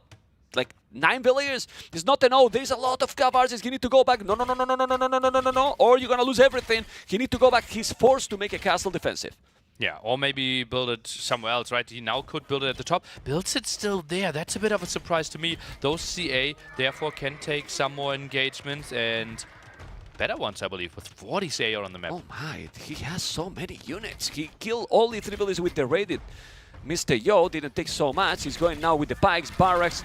He needs range units. Oh, he's going to go Gulams. Mr. Yo is going to go Gulams. If he's doing the infantry armor, it's because he's going to make it, but he needs that castle up. Can we go down a little bit, Vodka, to see if the castle is going to be up? I think it will be up. And this is really good for Yo. Otherwise, he'll be in a big problem here. Elite Gulam having 8 PS armor against heavy CA. I'm not too sure if that will be too pretty, but obviously Mr. Yo loves his eagles, kind of a similar unit, does some splash damage in a line, a bit like a scorpion there with a stick, and Therefore, Mr. Yo just loves to send those in. You need more than one castle though, and that's why he's heavily on stone. 31 on stone. Only 31 villas on a stone. Man, it's a lot. It's really, really a lot. Heavy Kami-sama +4 is gonna be there in a moment. Population though is really, really important here because JorDan is massing nearly. He has so many units. We might think, okay, heavy camels, even Imperial camels, but with this amount of cav archers and pikes he has, Yo needs something else. Well, Gulam makes a lot of sense against the pike as well. Yo floating a lot of wood there. That's a bit of a surprise to me. And JorDan right now lacking some of the barracks, builds the defensive castle, knows that he needs to hold this area. But this means we are contesting the bottom and the top is basically for free for Mr. Yo. Okay, let's see what he's going to be able to do. If he's breaking in, he's going to be able to raid. Those units are now, well, pretty much fully upgraded. Missing just the Imperial Camel, +2 for the Gulams. I think he's just trying to distract, as you can see, do the castle in the north and try to mass the Gulams. It's just disturbing JorDan. It's like, I need time. He needs time and avoid that he's getting ready with those cav archers. And as I said, the perfect counter for Vietnamese against the Gulam would be elephants, especially if we get the unique tech. They're +100 HP, and then Gulams have no chance of killing them, but the big problem would be mobility. Yeah, and not only that, nearly 27 farmers for JorDan, 70 farmers, 69 to be more precise, for Mr. Yo. That's probably the farmers that JorDan want to have to go for the elephant, actually. He's really, really crazy food income here. Look at the resources for Yo. He's doing elite Gulam already, nearly. Oh, that's crazy. That's absolutely massive for him. He's preparing the switch, has all the upgrades as well. Blacksmith upgrades, they're fully for him, only the last attack now on the way. This will be quite some nice production, and JorDan, well, can't afford heavy CA yet. Third castle. Now he has castles to counter, but JorDan has 200 population. But Mr. Yo is finally inside. How many villages is going to be able to kill? Already he got 4, but he's not taking yet any because the halberdiers are there. Those halves need to be killed or the camels will melt, but now is when the villages are going to have a problem because there is no army here to defend. Some more halberdiers are coming in, even an archer, and JorDan gets the bad news at the front. CA production needs to continue, is now saving some resources, wants to squeeze in heavy CA. He was 200 population a minute ago. Let's see those Gulans. We need to see how strong those are going to be when they get face to face with the cav archers. Obviously, it's not an old Gulams, but are they going to be able to kill? They are elite. Well, those cav archers are not fully upgraded. He's coming with some light cast, doing a caster forward, and that caster forward can give all the map control. Check the population, Nelly. JorDan in some big doo-doo here. Luckily, that is rewalled. That was crazy by JorDan. Has enough halberdiers. And if that was any indicator on how the next fights are going, Gulam should wreck those CA. Oh, man, look at those. Look at those Gulams. Going back now. Trebuchet back as well. The Castle Foundation is still there. Obviously, he's not doing, but he raided. He took 21 villages already with the raid. And now Hussars. JorDan's economy is still reasonable, right? 116 villagers. And if you want to go to CA, you don't need that much food, for example. But he needs to somehow get to 900 food. And the Harbidiers are opening the gate again. Oh, man, he's getting raided. Now he's going to be Hussars. Obviously, with the halves there, it's not going to do so much damage. But he's getting more and more map control. Check the mini-map, Nelly. He's just getting all the map now. It's just that little at the bottom what he has to get some extra resources, but the Hussars keep raiding, and he's now 30 villages down.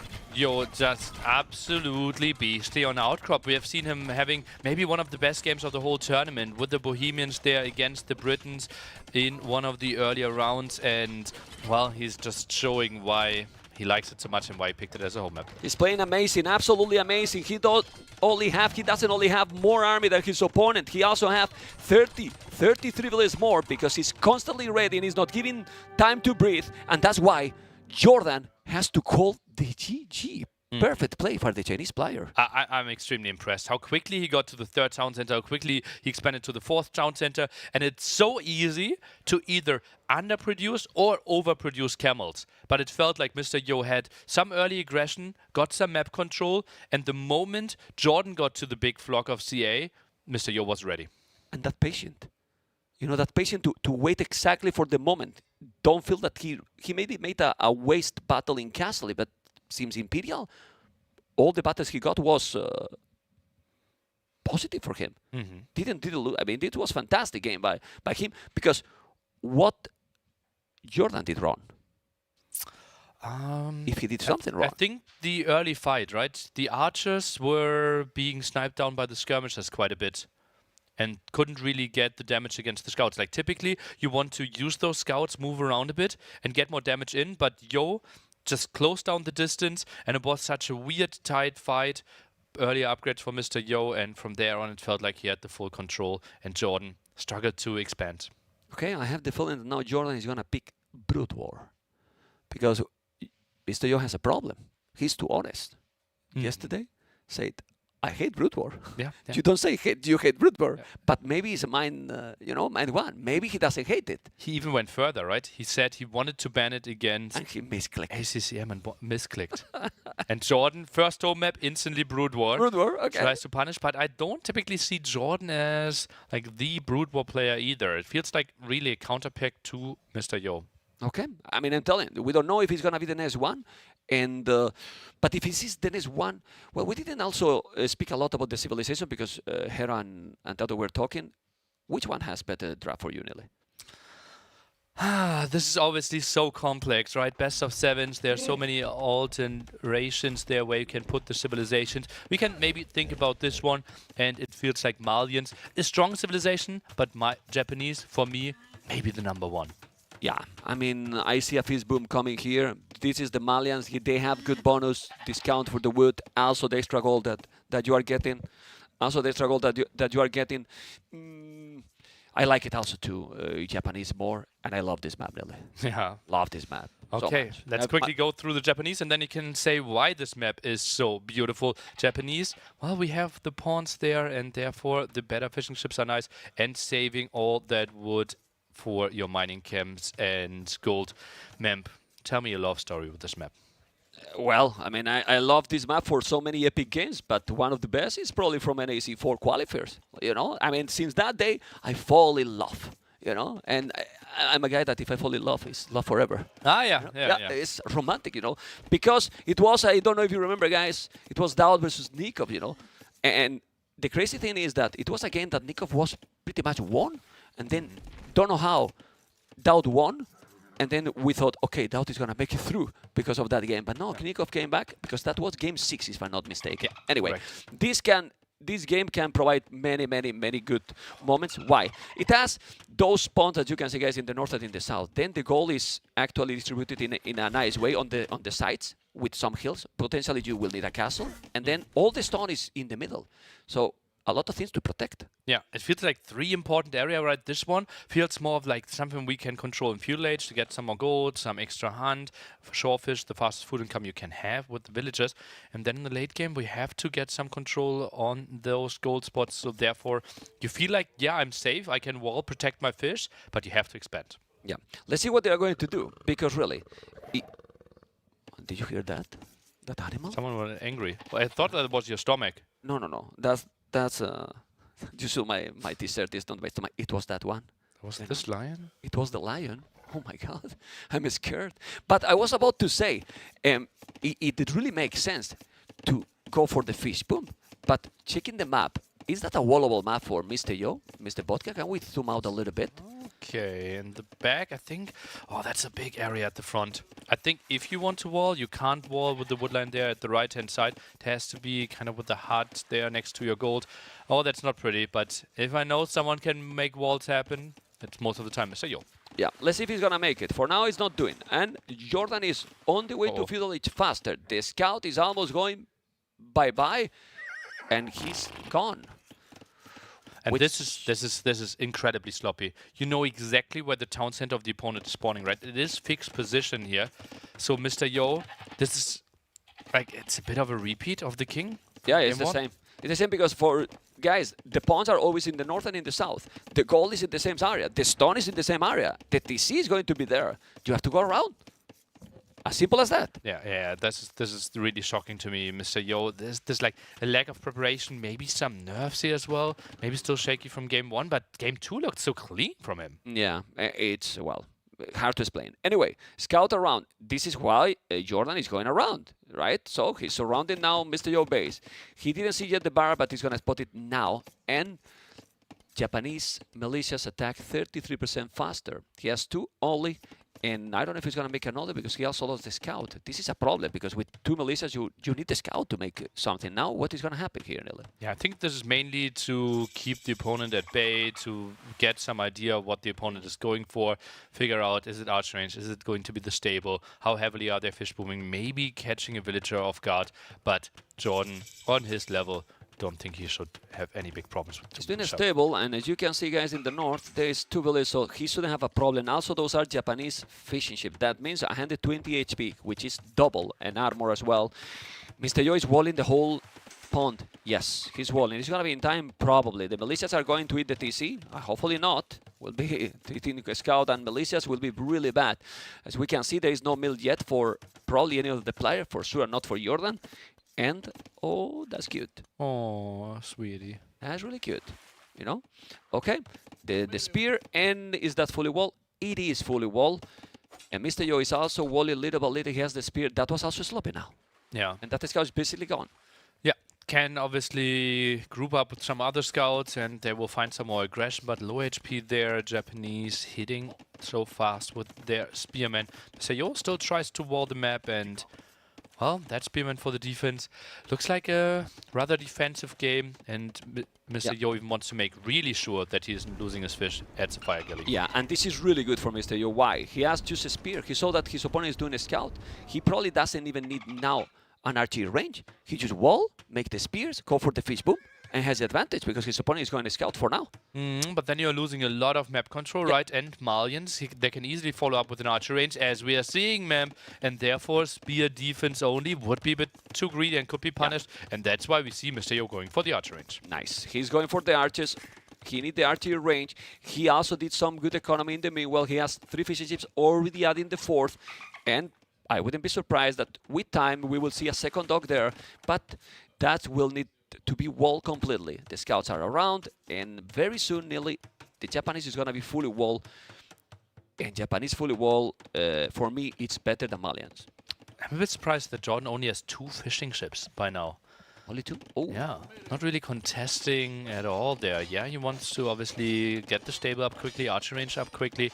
Is now going for, I think, a second archer range. Am I seeing that one correctly here? Missed. Oh, look at that. Double archer range. Wow. That is crazy. That might be a follow-up with the market and tries to have an early cast stage timing and tries to catch you off guard. Yeah, but why you do then the double archer range now? Do it later, no? This is surprising. Something we don't see too often. Right? Fletching will be missing as well. Yeah, it's better archery range. Oh, Plasmid. Blacksmith. He has to... He's going aggressive now in feudal. But if you go really aggressive and you are walled, your opponent is doing few skirmishes.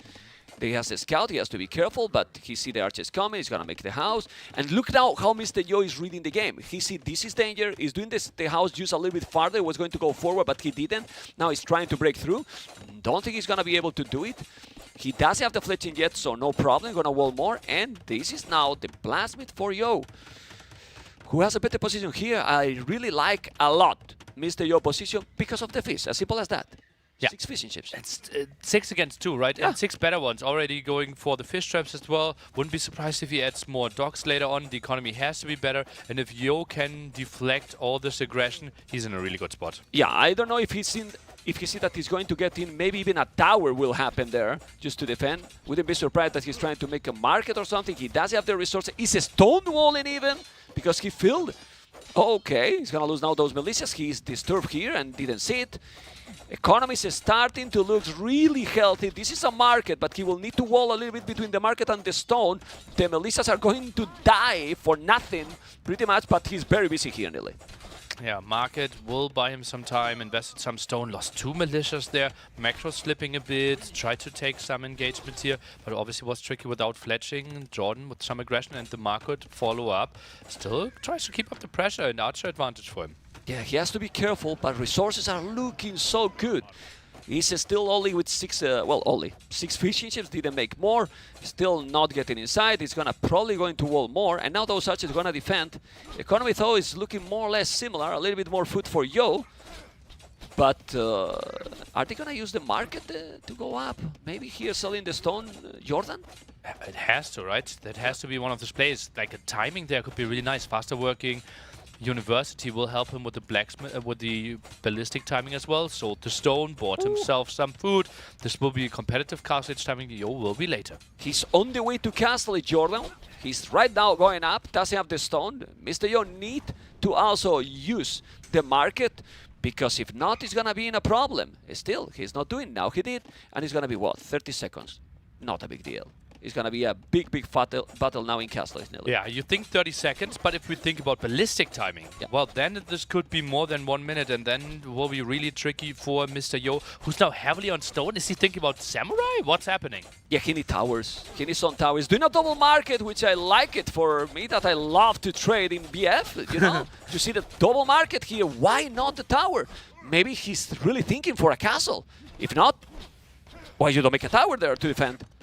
Maybe he just wants to sell the stone a bit more. Not enough gold control for him. I'm a bit surprised as well. Let's remind ourselves we have neutral markets here, so maybe he wants to trade boom early on, man. Well, he's trying to break. He's gonna break the stone. If he's getting inside, he has to be careful for what exactly you say. If he's doing ballistic, he's gonna be painful. But no, he's paying attention, and now he's walling. He lost one villager. No, it's the archer, still killing more. And now, who has the momentum is JorDan, with more population, but yo, it's holding, Nilly. It's holding, at the limit of holding. 7-1 KD. Look at that, 500 extra destroyed resources. That's absolutely beautiful. And all the walls that Mr. Yo didn't want to build. And JorDan actually were very reasonable there with the resources collected. The fish didn't really pay off yet. Second dock to increase the economy. And it has to be a castle, Nilly. I mean, he built all this way, no towers. Why you have already almost 500 stone? You have also 500 gold you can buy. But a castle? Right now? Look at that, Vodka scouting for the university. I think it feels likely. This villager is building the university here. Vodka, zoom in. You know it. You know it. University? Give it to us. JorDan. University. 3, 2, 1. Disappointed. Very disappointed. Very disappointed.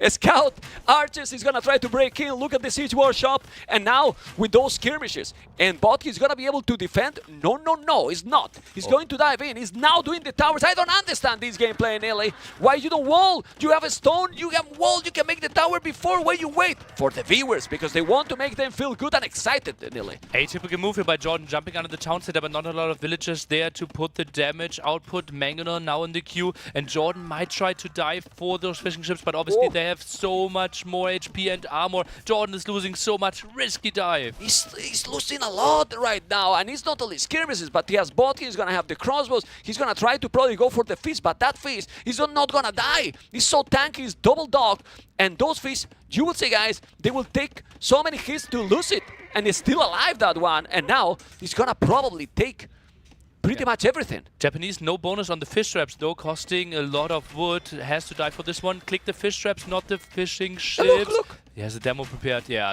they are doing nothing. He's doing nothing. They are so tanky, doing nothing. Population, so Mr. Yo ahead, 62. Now Bozo. Extra TCs, 2 extra town center. That's the good thing now. He's doing some economy. That mangonel is important. And there's a knight. He should see it. He's going to be a bada boom or not. He's going to lose the village. Didn't lose a single village, Mr. Yo, with all this aggression. Incredible, right? I mean, absolutely incredible. Killed so many crossbows there. Still no fishing ship dying as well. The knight not really contributing too much against the range unit. Could maybe dive for the mangonel if he wanted to. JorDan tries to buy himself time. And we thought this could be super aggression and an all-in kind of style, but JorDan actually gets eco upgrades and 3 TCs.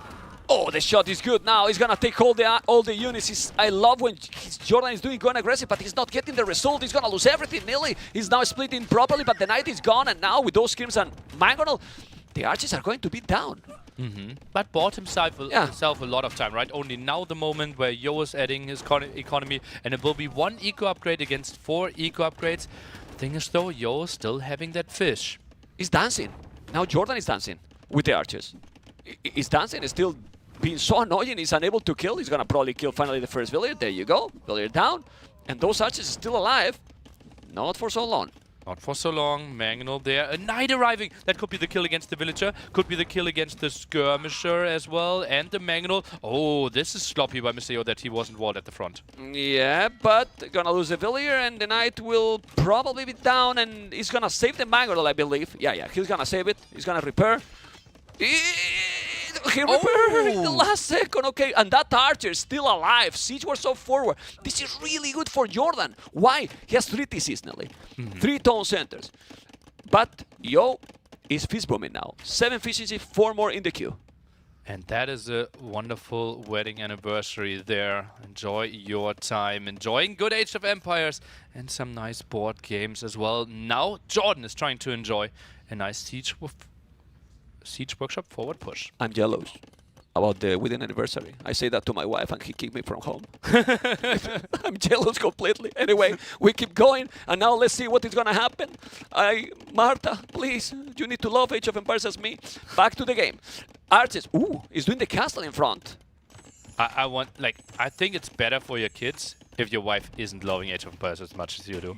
Don't you think? Like, if you're both like streaming 18 hours a day. Who say they're streaming? I'm streaming. She's not streaming. Okay, she watch only. I mean, if you tell me to stream, I mean divorce. You know, divorce right away. Okay. But you want me to quit the stream and put my wife? No, man.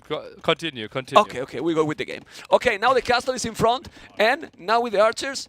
You gotta be careful. It's what he wants, guys. He is not telling because there's a lot of people. All right, we keep going. Castle is gonna be up. Yes, it will. 3 TCs, but I still prefer the fist boom. Well, from Japan. It's like 12 fishing ships and he's increasing, right? JorDan, oh, look at the stone man. This will be castle versus castle. Geppetto, obviously bad against the Samurai. If the distance is close, then Samurai can get the hits in. But JorDan, more mobility and can maybe out-micro. He also got few monks, got the archers as well. Sanity, he's gonna make the castle in top of that hill, maybe even more forward. But look at the castle he's doing, taking the goal. How much? I don't like that castle, and I'm gonna explain to you why. Okay, go ahead. I mean, you might take that goal, but Mr. Yo is already moving on the left. Just look, and how he's gonna deny that now. You know, you prefer to be there. I prefer to have the castle in that position. You got 3 TCs. You don't really need the castle here. I mean, if you are up to Imperial faster than your opponent, okay. But if it's not happening, you are gonna lose the presence in the map in the long term. It's gold and stone being controlled, though. That's why Mr. Yo has no chance to build a castle at the left-hand side, right? Because that's the stone center. JorDan, wanted to get some more vision, sees the castle. So I don't mind it. JorDan's approach. The thing is, Yo's reaction to it is simply perfect. Yeah, and look at the tower he's doing here, so he's gonna be completely fine there in that area. And resources, 500 foot, 600 foot. The Japanese is insane, but he is not reacting. This is 2 archers. You need to react, Mr. Yo. You're gonna lose so many fishermen here, and his reaction is not great. He's losing a lot, and this is really painful to see. Stays on full crossbow here, JorDan. Still no ballistics timing, something we would have really expected to see from the Mayans. JorDan wanted to go for the boomy approach. Now the big question, how long are we staying in Castle Age, or are we transitioning into a trap one? It's 17 fishing ships already. Madness. 17 fishing ships is a lot. Look at those 2 monks, perfectly positioned. He has played, but he's going to convert. He's going to convert. Oh, there God, you go. disaster. Oh, wow. He's converting. The resources are looking good. Wheelbarrow, bow, so he should probably stop doing village, Mr. Yo. Just make the fish trap, stop village production, you go up to Imperial. I don't mind it, right? He needs to clear up this castle to get some more control. The area at the left-hand side is kind of exposed. A bit sad that JorDan didn't get more outposts there. Now some crossbows with ballistics. Should be doing fine for himself. Yeah, for sure, because he has no ballistic himself, Mr. Yo. He has to be careful. I think that is still open. Where that village, I think that's open. Where the house and the tree. I think that a hole. I don't know if he's gonna try to commit. He's not committed because the archers are there. Magor as well. And guys, both flies are going to go up to Imperial, but surprisingly and amazingly for JorDan, he's up to Imperial quicker, and then that castle probably, as you mentioned, is really good. 95 villagers against 62. So yeah, food income still has to be reasonable for Mr. Yo, but gold and wood will be tricky. Only 8 villagers on gold. Now tries to get to Imperial Age as well. Scares those crossbows away first. It's up to Imperial. One thing that is really good here for Malians, bomber cannons, but Yo has already redemption. That means you make block printing and you're gonna be able more or less to compete. A guy in castle in the middle, which is great. But still the gold can be a problem in the long run. Okay, another tower. You have to be careful. Gold mine and upgrade, stone mine and upgrade. Populations looks really solid for JorDan. Is he having the advantage, Nelly? Feels like it, right? Yeah. Imp advantage for him, map control advantage as well, gets the second castle up, and he needs to transition with all those villagers. Won't be that easy, and those 3 Mangonels, they... Ooh, this is an amazing move here by JorDan. Sorry, Nelly, that I interrupt you, but look at how he's taking so many villages on goal just under the tower. Damn. And those 3 Mangonels, they, I think, could threaten those fishing ships not too far away. Fire Galley won't contribute anything, and this could be costly. This is a major part of Yo's economy. 18 fishing ships in danger. But the 2 monks are there. He has redemption, remember. He's now doing ballistic. Elite skimmers as well. He doesn't see this JorDan. He might convert those Mangonels. He might convert the Mangonels. If he convert the Mangonels, he might take absolutely everything. And JorDan doesn't have a lot more army than this, Nelly. Doesn't have a lot more army than this. He's trying to convert. He's going back. He's going to take 1 monk. But the Mangonels are coming. And now those fishing ships are in danger. Oh yeah, get some fish traps first, as we mentioned earlier. Those are low in HP. 1 monk, if that one dies, gets the conversion though. He get the conversion, and now those Mangonels are going to die. 1 for 1, but the other will be down. Yeah, so nice hold there by Mr. Yo. The monks up. Oh, but that's still quite some damage. Yeah, good shot there. He took only 2 fishing ships, but still. Population really good. But now check out the army, Nelly. No army for JorDan. It's gone. It's transitioning to cavalry against Japan. That's interesting, right? Will be tricky once we get to halberdiers, but mobility, the big problem there, as we maybe saw in the outcrop game before. Vietnamese with the approach ranged units and some halberdiers, but the opponent with the mobility just outplayed them quite nicely. Mr. Yo, that will be a tricky hold to weather the first storm of the masked cavaliers. Very tricky, but he has a lot of wood. Well, no wood for JorDan here. Let's see, he's trying to make a castle on the left. That castle is huge, it's crucial, but he's sending a trebuchet lonely. Oh, he can lose that castle.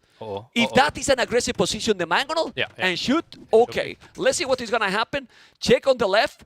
Check on the left. The Mangonel is there. He cannot see. He could shoot it. Let's see if he's going to shoot. Is he going to shoot? He killed it! He killed it! I told you! Memstradamus is back! Memstradamus! I spamming in the chat right now. I could feel it. Nelly, this can change the game. Oh, that is absolutely massive there. Mr. Yo has to be happy finding the kill against that castle, and JorDan can't really punish this left-hand side area. Now needs to send some units. That was a big loss. It's incredible, and he got aggressive because he was in the stand ground. He's doing nothing but no aggressive and took the castle. Still, JorDan has a crazy villager number going on. The Mangonel on the hill there. Oh, I'm sweating now, Nelly. Well, just imagine how they're sweating. It's the light. Anyway, the trebuchets are coming, and now 87 villages is too little. I mean, if you think about, he has 50 villages more, JorDan. It's a little bit closer because of the fish, but it's 50 villages more.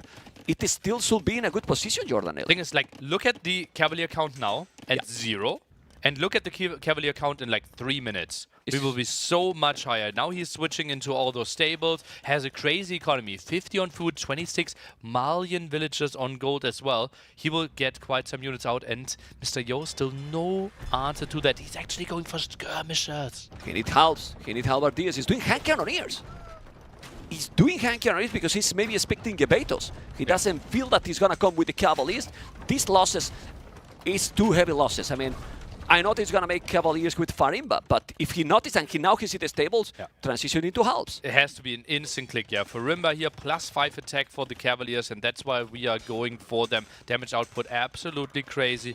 And Mr. Yo, that has to be like 3-4 barracks that he has to drop instantly. Yeah, I don't know if he's going to be able to do it.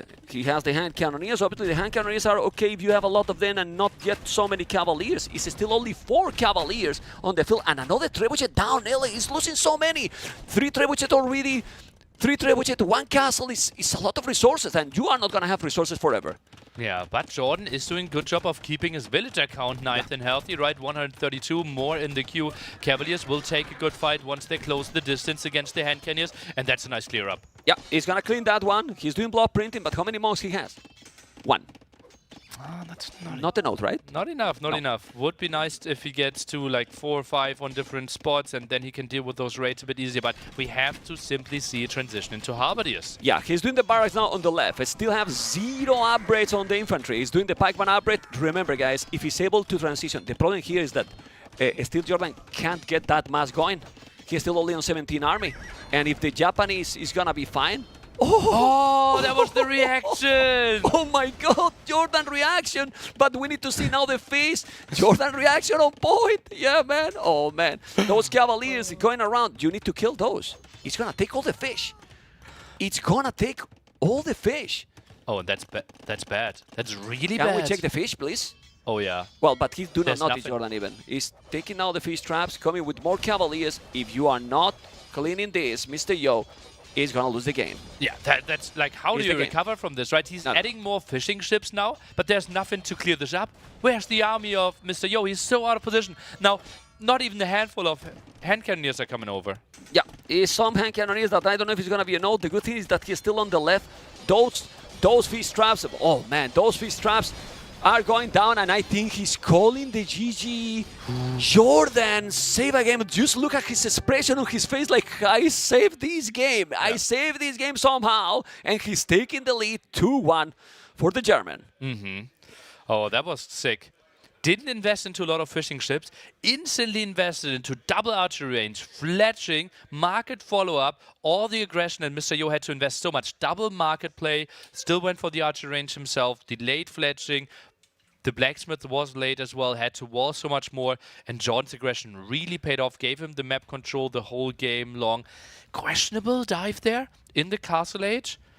And, well, I hope that you're all enjoying this wonderful, wonderful tournament. We're looking into best of 7. Whoever gets 4 wins is winning this set. And the show, if you're not watching on Nili AOE, will now continue on the main channel there. Thank you all for the support, and thank you all for people like MemTV that are trying to grow this tournament, trying to be the great part of this tournament. You have maybe seen this on a different channel, and now we will send you over to the main one. We will see at least 2 more games, maybe even up to 4. I hope so. I want to see 7 games. Thank you everyone that is joining. And what is gonna be the next? I'm still recovering with those, you know, with the first game. But now the castle down that was there, because it feels bad that you are doing a great game like JorDan was doing, and then for that, it might that kind of snowball. Because it's true that Mr. Yo never got the echo going. If he was having a little bit closer, that can change the game completely. Because the truth is that he resigned not because he was doing a big push. He raided the fish and was his only economy going. His only foot, and was over. Anyway, game number 4 will start soon, guys. Are they taking a break now? It seems like a small toilet break. It is not a planned big break for the players. It just felt like the map wasn't that great, right? We analyzed it very early on. The walls had to be small there, and maybe the archer range simply needed to be earlier. Yeah, 20k. And then I love what I'm going to do now. Yes, we have a lot of people, and we cannot interact with you guys a lot. But now we're going to do it because we have a small break.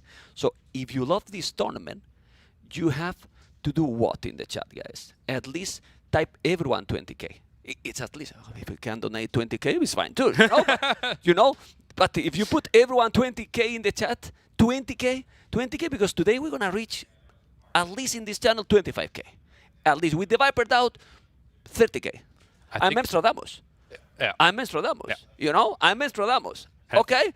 30k, guys. You're going to make 30k? Maybe. If it's 30k, I will appear in the camera. Okay, well, we will get you there. We will have a special memcam if we get 30k on this channel. Then we don't get it. Sorry, I just killed your 30k. My goodness. Anyway, how much you are enjoying the tournament, and hopefully as much as we do. And we are going to keep enjoying with the rest of the series, and then later with TheViper versus DauT. Game 4, what do you think now Mr. Joe is gonna pick? Because I'm surprised that he couldn't handle the macro better in the previous game. His master macro as well. So well, the pressure was simply too on, right? JorDan, he boomed away quite nicely. He had a bit of fish as well, and now we are jumping into Scholz. And oh baby, my favorite map. Interesting civilizations, ma'am. I know that you love it. I know that you love water maps, but I've often told you this is the most misleading mini-map. You see a lot of blue in sense of a lot of water, but water has very little impact, especially if we have Aztecs. You like the Aztecs here? We have not seen them really, right? I'm thinking. For that reason, I'm asking you. I don't think we have seen the Aztecs here. Production can probably tell us, but this is what the Aztecs can provide. They have a good economy. They are fine. They have also production faster with 11% faster than all the other civilizations. The monks are crazy, as we all know. And then, well, Eagle civilization that can go wild maybe in castles, but they are very far. I believe that it's still going to be a boomy game. But the Aztecs in late game against the Saracens, I think it's very important who's going to get there faster.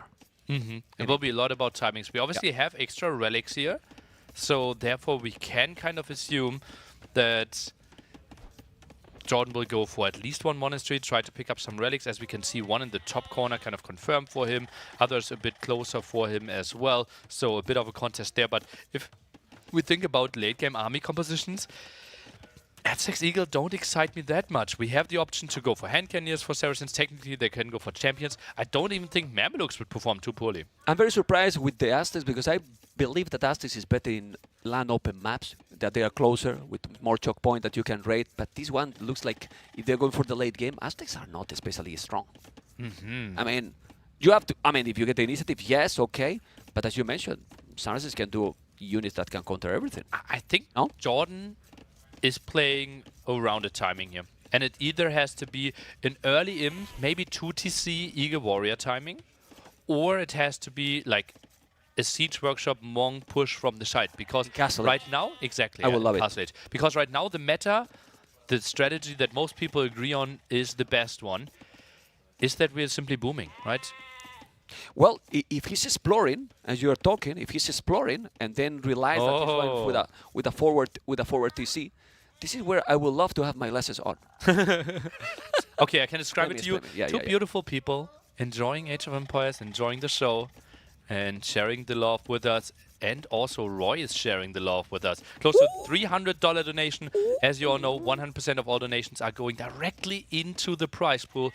It's not 20k, but 300. It sounds good, you know. Okay, Memp allows it. It's okay, you know, guys. It's okay. That Roy, thank you so much. It's 300 because probably it's conversion from some other currency, right? But it's 300, guys. 300. Thank you so much, guys. That's awesome. Feudal Age, 157, 150. Why I say thank you? It's for the players. Players, they thank you.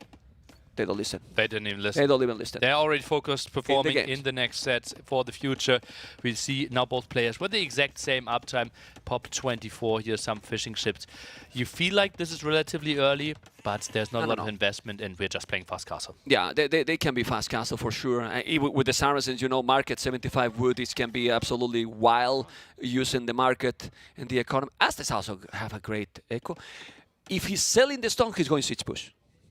Yeah, that's kind of the confirmation. The problem, though, it kind of is telegraphing the strategy, right? Because Mr. Yo, it's extremely likely that he goes for the market, and therefore he can check the market prices and see, JorDan, did you sell the stone or not? Sure. And therefore can read the strategy. So there is a wild world where JorDan is going for the siege push and not selling the stone. Yeah, but you have to pay attention. You can see how he has got 2 sloppy moves already, Mr. Yo, today, like losing the king, okay, but also losing the scout against the TC. So maybe he's not going to be paying attention. For now, we see the dog. So if we see the dog, there's no fast castle coming. Now, he's doing the dog now. I'm confused. Well, it is the galley approach. It's the second dog. Okay, so maybe we're a bit confused there with the up times. And JorDan both going for the same. So both going for the galleys. Saracen galleys shooting a bit faster, something we don't really mention too much here. And this is pretty tight. So 94% of all show games and 100% of main event games ended after Imp was researched. So this is a very, very boomy map, although... Need to find the dog. He's not fighting. That's unfortunate. That's one tile away. One tile away. Really unfortunate. Absolutely. Because Mr. Yo, if I'm not mistaken, he's not doing a second dog, or he did it. Can we check, Vodka? No, that has to be a one-dog play, it's right? Only one dog. Yeah. Gets the wood upgrade, something that JorDan also got for himself, and now one galley against one galley will always be better for the defender and way better for the Saracen player. The question is, if you are doing only one dog, what is the following for Mr. Yo? He has quite a lot of wood. He has okay food.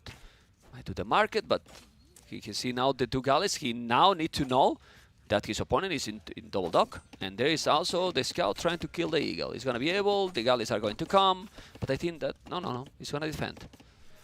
Okay, yeah, well, nice macro. Maybe we get an idea of what they are both focusing on right now. On the left-hand side, we see Mr. Yo building the market. The beautiful thing there for Saracens tries to protect his fishing ships. On the right-hand side, JorDan somehow tries to save his eagles, tries to get there with his galleys. Mr. Yo might be intercepting, though. Okay, let's see what is going to be the next step here for Yo.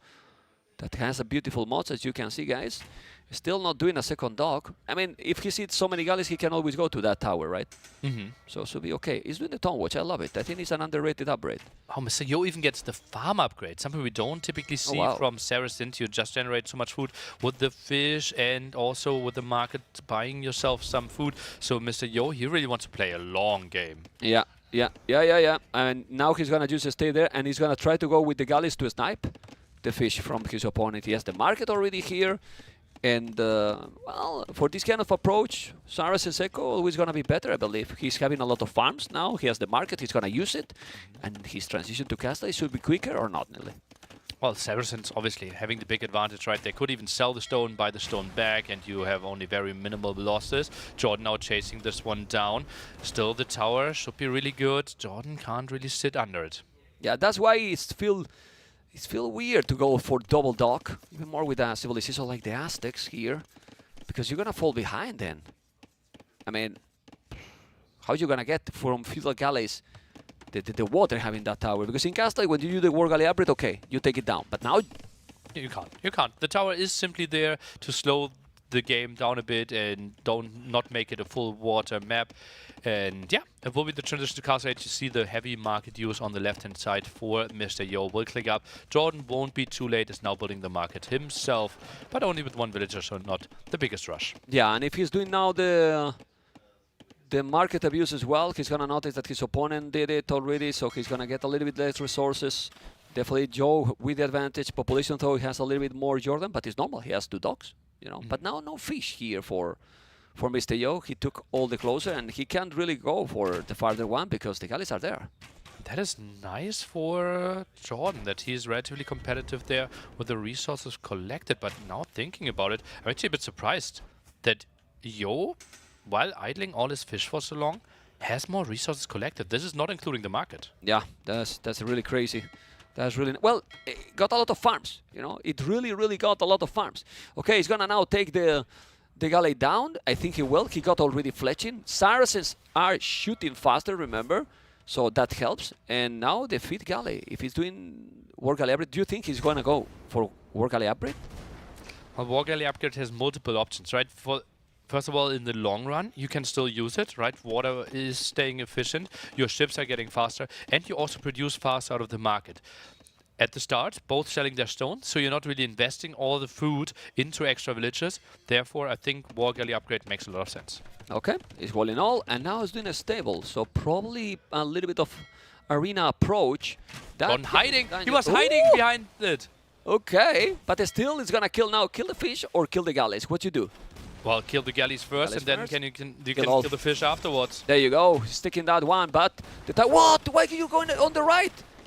Okay, he's gonna take it, he's gonna probably drop the foot, he's gonna take that one, and this is definitely really good for Mr. Yo. He's gonna be ahead in village, he's gonna have the presence on the water, he has now the stable, and definitely now the advantage is for the Chinese player. I wouldn't be surprised that now he's gonna buy some stone, he did it already, and then after that one, he will do the TC. TC is doing at home. He's not going forward yet because he has to wait to see what is his opponent doing. And I think now Yo is not going for war galley anymore, actually, because he already killed all the fish. So him investing into more fish now finds less value, right? It's easy that he loses his own fish. The opponent already is down quite a bit as well. And now this is the moment where you actually buy another bunch of stone and go for 3 TCs. Yeah, can we check it on the left? I think no, it's not needed. We see on the minimap because this is the 3rd TC. Exactly in the opposite side. I like what he's doing. He's having the scout on the right, so he might be thinking, I'm trying to build here. You see even the knight, but he's on the left. Yeah, beautiful. Good move. Really good move by Yo. Beautiful awareness there, and Yo has all the map control. Gets to 3 TCs before JorDan is even to Castle Age. Still no stone for him. JorDan, he needs to come up with something wild here. Otherwise, he goes down to 2. Ooh, he take the fish. Take the fish. He is still, after all this is terrible for JorDan. Just think about this, Nelly. He did double dock and he's still with his fishy ships alive. So, actually, all investment here that JorDan did, for nothing. Yeah, this is why we question that stakes, right? How are we getting something done here with the Eagles? Now tries to build a nice base for himself. The positioning of the monastery far off from where he wanted to have it. JorDan now builds a TC at home, but this is not giving him gold control. And in roughly 1800 gold, he will be dry and needs to expand. Can we check Fog of War from blue from JorDan, Vodka? Yeah, look at the relic at the back. I was sure about that. Oh no! Look Oh at that. no! Oh, that's It's rough. in the Fog of War. You know, you have a relic at home and it's not taken. I thought that I saw it like this and damn. Well, cannot see that relic. And remember, these Aztec relics as well. Now, finally, he finds this one at least and he's gonna take some relic, some value from that monastery. I was still a bit destroyed from game 1, right? But now I feel, man, No, we we- are we- in a real game. We Yeah, are yeah, really yeah. here, Yeah, yeah, yeah. and it is getting intense. Elimination on the line. Tado winning for waiting for the winner of this set here. And JorDan, oh, that will be quite some task. I think this has to be a follow-up with the Siege Workshop. He needs to make something happen, otherwise Mr. Yo will just not boom in. Yeah, let's see what he's doing, but because right now he's doing the third TC, and definitely the advantage is for Yo. He has already the 3 TCs for longer ago, Bozo. Now he's doing Wheelbarrow, which I like it. I like it a lot actually, but how many farms he got already, JorDan? Can we check? This is Yo, I know that he has a lot, but JorDan is still not there. That's rough now. Economy is not the greatest. 9 on food and tries to make something happen with 3 town center. That will be a lot of idle TC that you will see ramping up for JorDan pretty soon. Needs to buy some food for himself, but prices can't be pretty for him. 1 relic there for him, and we can see the work efficiency. Still reasonable for both. Yeah, remember that he has the light get light. Now he's walling. That's a good move. He need to go away. Don't think he's gonna be converted. No, he's not converted. And what is the following here? Because Mr. Yo has a huge boom advantage, nearly 14 villages more. Go full army now, or just go directly to Imperial? Because you don't want to let that the Aztecs is now coming with an aggression. It can happen. I think Castle Age aggression makes a lot of sense. It sounds really weird because Saracens don't have Cavaliers, but I wouldn't mind if Yo heavily committed onto Knights here and went for some aggression. And he's doing. He has 3 Knights, already another one in the queue. As you can see, guys, he's reading the game properly. War Galley Hybrid form for JorDan, but his echo is weak. Really, so weak, 7 on foot. I mean, he cannot afford the economy with 3 TCs like this. Well, right now he kind of needs to buy food, right? It is weird. Yeah, With where's what? the transition? Can we take a look at home? Like, this now is adding some more farms, but this feels a bit late. 24 on wood there. Now, every single time you have 60 wood, it should be a new farm. Yeah, and well, Bloodlines. A stone for Mr. Yo. Almost 500. He got the Knights. He's doing the Bloodlines. And Mr. Yo is reading the game like a book. He's coming with Lightcast and more Knights. Go on, Nile. The War Galley upgrade kind of cost him 4 or 5 villagers, right? Yeah. 230 food that he's not investing into villager production right now. And with his weak food economy, feels like we have to point this out as a mistake.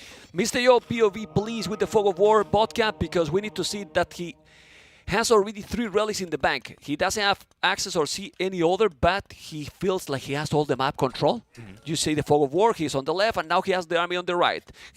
They're taking a monk on the left, which is good, but still, it's 10 villages more and Wheelbarrow. It's not like 20 or 30, but a castle is coming. Where, Nelly?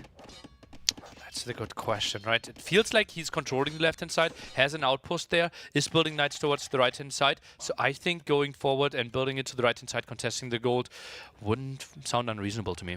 Okay, let's see where it's going to be. If you're going to be right or not, but he's going to take that. I think he could kill it. He's with Bloodlines. Unfortunate. That Lycas will win, that eagle, always, but well, he's going back. Okay, the knights are coming, he's going to clear those eagles if he see them, and he does, so he's gonna take it. The population, though, is very similar, you know, but still, I think I prefer the position. Ooh, look at the castle on the left, okay? Safe, pretty safe. Yeah, because just check his resources. He can go up to Imperial in a moment. Yeah. And do whatever from there. Is there a wild world where we just go in and play champion push with Saracens? Well, you can. But if he's going also hand cannoneers, is a good option too or not?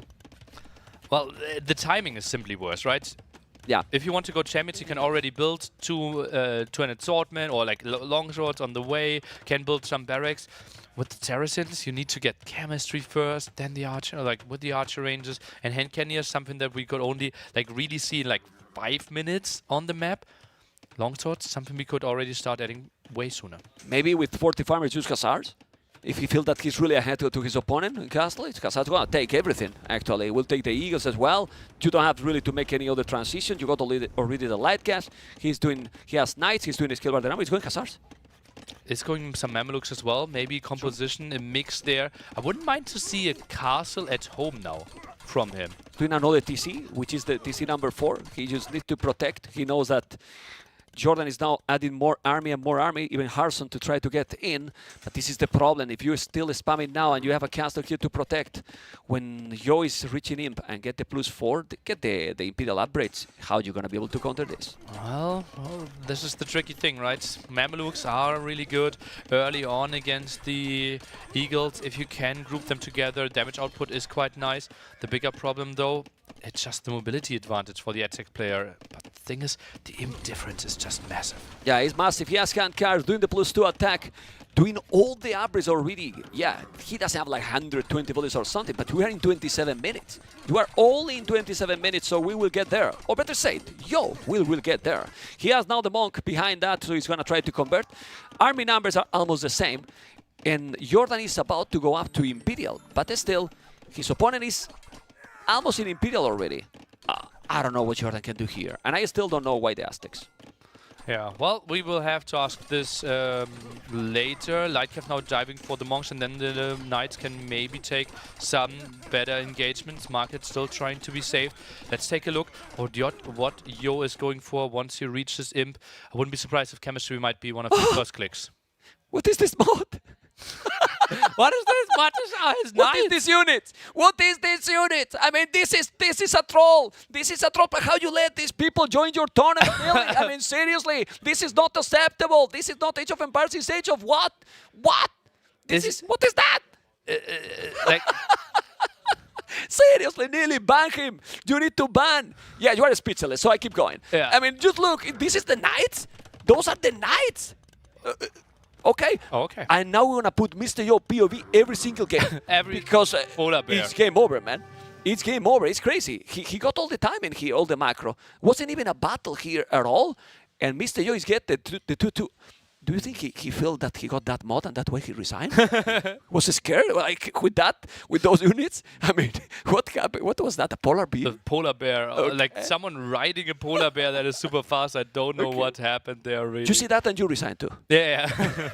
Okay. Obviously, JorDan sees the units on his like normally. He can decide We're joking, guys, how they're looking, but it was quite a surprise. What wasn't the big surprise is how Aztecs performed on this map, right? We've seen them picked as a third one and being played here on Schultz.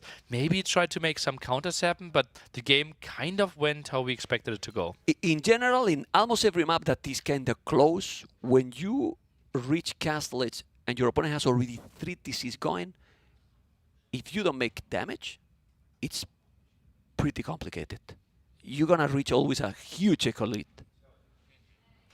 Don't know what you think. And this is what it seems to happen here. He wasn't even up or was going to be up and he got all the map control already. Yeah, this is like the early feudal play with the galleys there didn't really pay off. Double dog didn't really add too much fishing ship, then lost all the fishing ships. Wanted to go for some monasteries, didn't really happen either. And maybe production can show us the living room a bit because there's some fun stuff happening there behind the scenes as well. While JorDan is waiting, obviously we're giving the players a bit of time, and as you can see, we sold like 120 items roughly. Hoodies, t-shirts, mouse pads, and all the casters, all the players are signing them, and this is now them trying to get everything ready for the meetup tomorrow. And it's 120 items. Man, we already did the hoodies and t-shirts. We did the job, but they are late, man. They are late. No, they are not late because we will then be ready for them tomorrow. So we are all in time, you know. And it took a while, you know. Yeah. I mean, it's the biggest job I have done here, Neil. Don't tell to the host. Oops, sorry. Yeah, I'm even starting to sing some motivational songs there for the whole crew. Okay, let's see. Yeah, well, what is going to be now the next... What did T90 just... Look at how he drops those hoodies. Have some respect. Tristan. Properly in the box, Tristan. Barry. And now... Oh my God! Disrespect. Disrespectful, man. What is this, man? That's for you, Nili. Yeah, obviously, thank you so much. We had more than 100 people being extremely generous, donating more than $300 each, and we are trying to give back some thank yous there. All the players and all the casters are signing. Thank you so much for this. That's really incredible. That's really incredible, guys. So you can imagine. And well, you can see, guys, with that support, and obviously with the Microsoft sponsor, and with all the job, Nili and the production team that is here looking at me like, what you're going to say now, man? Amazing job. Amazing job. They are doing, you can see how great is the tournament, right? How great is the tournament? That's Tiramis. That is Viper editor, who's doing also an incredible job as well, helping, because he's also helping pretty much everyone. Yes, go zoom in. Go zoom to Tiramis. And then he will be shy later. Why you did this, man? Why you did this to me, man? All right, we can go back to the draft. Ooh, and thanks some $101 supporters. No, we don't need to go down. Okay, we don't need the to. The production is amazing, you know. Thank you, production. Lots of people there in there as well, and also a lot of people trying to be here and donating $201 there. And I'm gonna be real. Ma'am, I don't see anything. Give us some names here, ma'am. Do you recognize anyone? Now I see everything. Thank you, guys. I love you too. Follow me, I love you. Which is the other Kata planet. Thank you, guys. Production, I said that it was... Just look what they did to me, and I said that they're doing an amazing job. Imagine if I was being... Thank you. Okay, 3 more games to go, the maximum. We're obviously playing a best of 7, so whoever wins 4 games...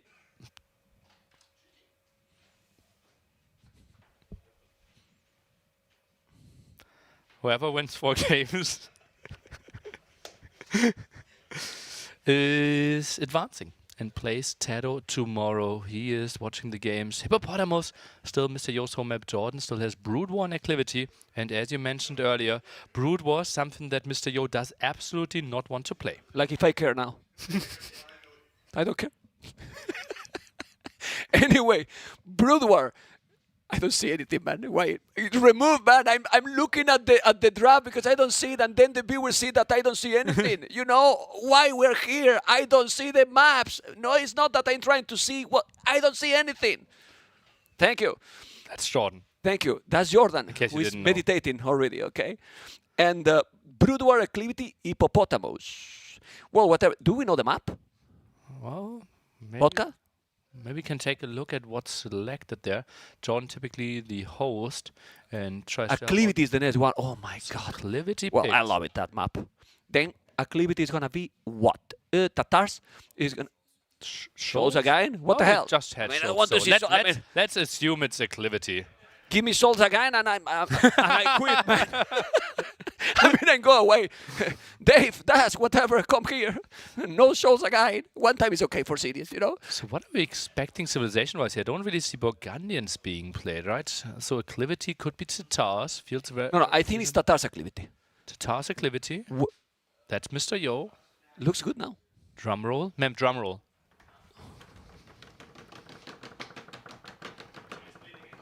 But they're not coming. Didn't he just pass us?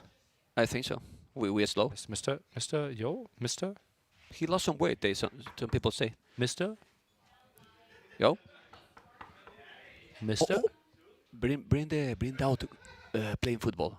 Frizzy, DauT playing football. It's insane. Check. Obviously, this is an intended break here for everyone. Yeah, but we know bring DauT. Yeah, production. DauT. DauT. Jordan, still super focused here. Oh. Ooh. And he sees himself. Not too loud. No, he stops. He saw it already? No, look. How can he perform? He plays. He give me the ball. He says. Give me the ball. Let's see. Oh, look. I want to see skills. Oh. Ah! He didn't want to commit to the Good move. foot there. Oh. Whoppa. Okay, we continue with Age of Empires. This was an intended break. Obviously, this is extremely intense for the players. Yeah, we had an extremely short game 1, but the ruling before this was for best of 7s. We give the players roughly a 10-minute break after game 4 to guarantee that we continue with a very high level of Age of Empires for game 5, 6, and potentially 7. And if it's going to be Acclivity like they were talking, Acclivity is an amazing map. Hopefully it's going to have amazing gameplay as well. Potentially can be very aggressive, but if they are going safe and being game number 5, I wouldn't be surprised. Acclivity, there you go, Tatars as we talk. Mayans is exactly the same memories. DauT, that remind you this something? Because it's the same civilizations, you know? I don't think he listened to me. Tatars versus the Mayans, and Mayans should be stronger here. I believe. In my books, Mayans is a bit stronger, yeah, but JorDan loves his Tatars. Obviously, if we get to the crossbow situation, Mayans, they will have them cheaper, can transition into Arbalest, an option that Tatars won't get, and that's why we might see transition into some skirmishes then. But the thumb ring for free for Tatars is one of the big advantages. Suddenly you have 100% accuracy against all units standing, plus you shoot a bit faster with your units. That's the timing JorDan wants to play with, and you basically can't engage against him once he's on a hill. Okay, now we're going to check the civilization that many players still telling that is the best. One of those is freaking Andy that say that Mayans for him is the best civilization. Well, why? Because they are still, as always, very, you know, with 1 value extra, cheaper archers. Then in late game also, that combination with Eagles, Plume Archers is still very, very strong, and resources last longer as well. There's a lot of resources extra here. I don't know. I mean, if you play properly with the Mayans, you have to play in another level with Tatars, in my opinion. I think so as well. The thing is, though, Tatars, well, you have the extra food for your sheep or cow, pigs, or what is this, turkeys? Yeah. Herdables, basically. Herdables, so, all the herdables, yeah, indeed. And therefore, castle edge timing might be a bit better. You also get more herdables once you build a town center and finish it. So therefore, transitions are quite nice. Typically, if you look at the map, woodlines are really close around your town center, and players therefore are walling quite a bit. And then scouts are not really paying off too well. You will open then, archery range? Archery range is the typical opening here, yeah. Okay. And even more probably against the Mayans, because you know that Mayans is not going to have scouts. Obviously, he can go Eagle. But this is the beauty of this Meso Civ, right? You only need... We know that we say this pretty much all the time, but barrack and archery range. You don't need any other more building. And then if you go here scout as well, it's kind of too expensive to counter. So it's better to go probably 1 archery range as well. But look at that. JorDan, he's not on gold. This might actually be scouts into then archers or skirmishers a bit later. Double lumber can play here with pop 19. Ooh, this will be tight. So expensive, no? Yeah, has to afford the barracks and the archery range within the next 70 seconds. Yeah, well, for now he has the wood. No, he's doing a house. He's going to be really tight, as you mentioned. Let's see, what is Mr. Yo doing? Is mining any gold? Not yet, but I believe he will. Or he will do a Spears Skirmishes opening, which is another option. You know, he's doing the barrack. I believe he will do the transition into the goal. And remember that this map got a few hills in front. Also, you cannot wall 100% because there is rocks. That rocks terrain you cannot build completely, as you can see on that area. You know, also at the back. So it's tricky. It's always very tricky, and at some point you will have to move in the outside. Yeah, because that's where we have extra resources, gold, stone, some hunt there as well. More wood that can easily be protected if you build a town center, and you have access to more and more resources. Mr. Yo, now 3 on gold. JorDan, well, this will be the stable opening. This is a weird spot, though, for the stable. Yeah. This makes it tricky. Like, now he has to go for extremely big walls towards the left-hand side, something that I think he didn't initially plan with. Against the Mayans, I feel that it's better to go with shorter walls, right? Less greedy.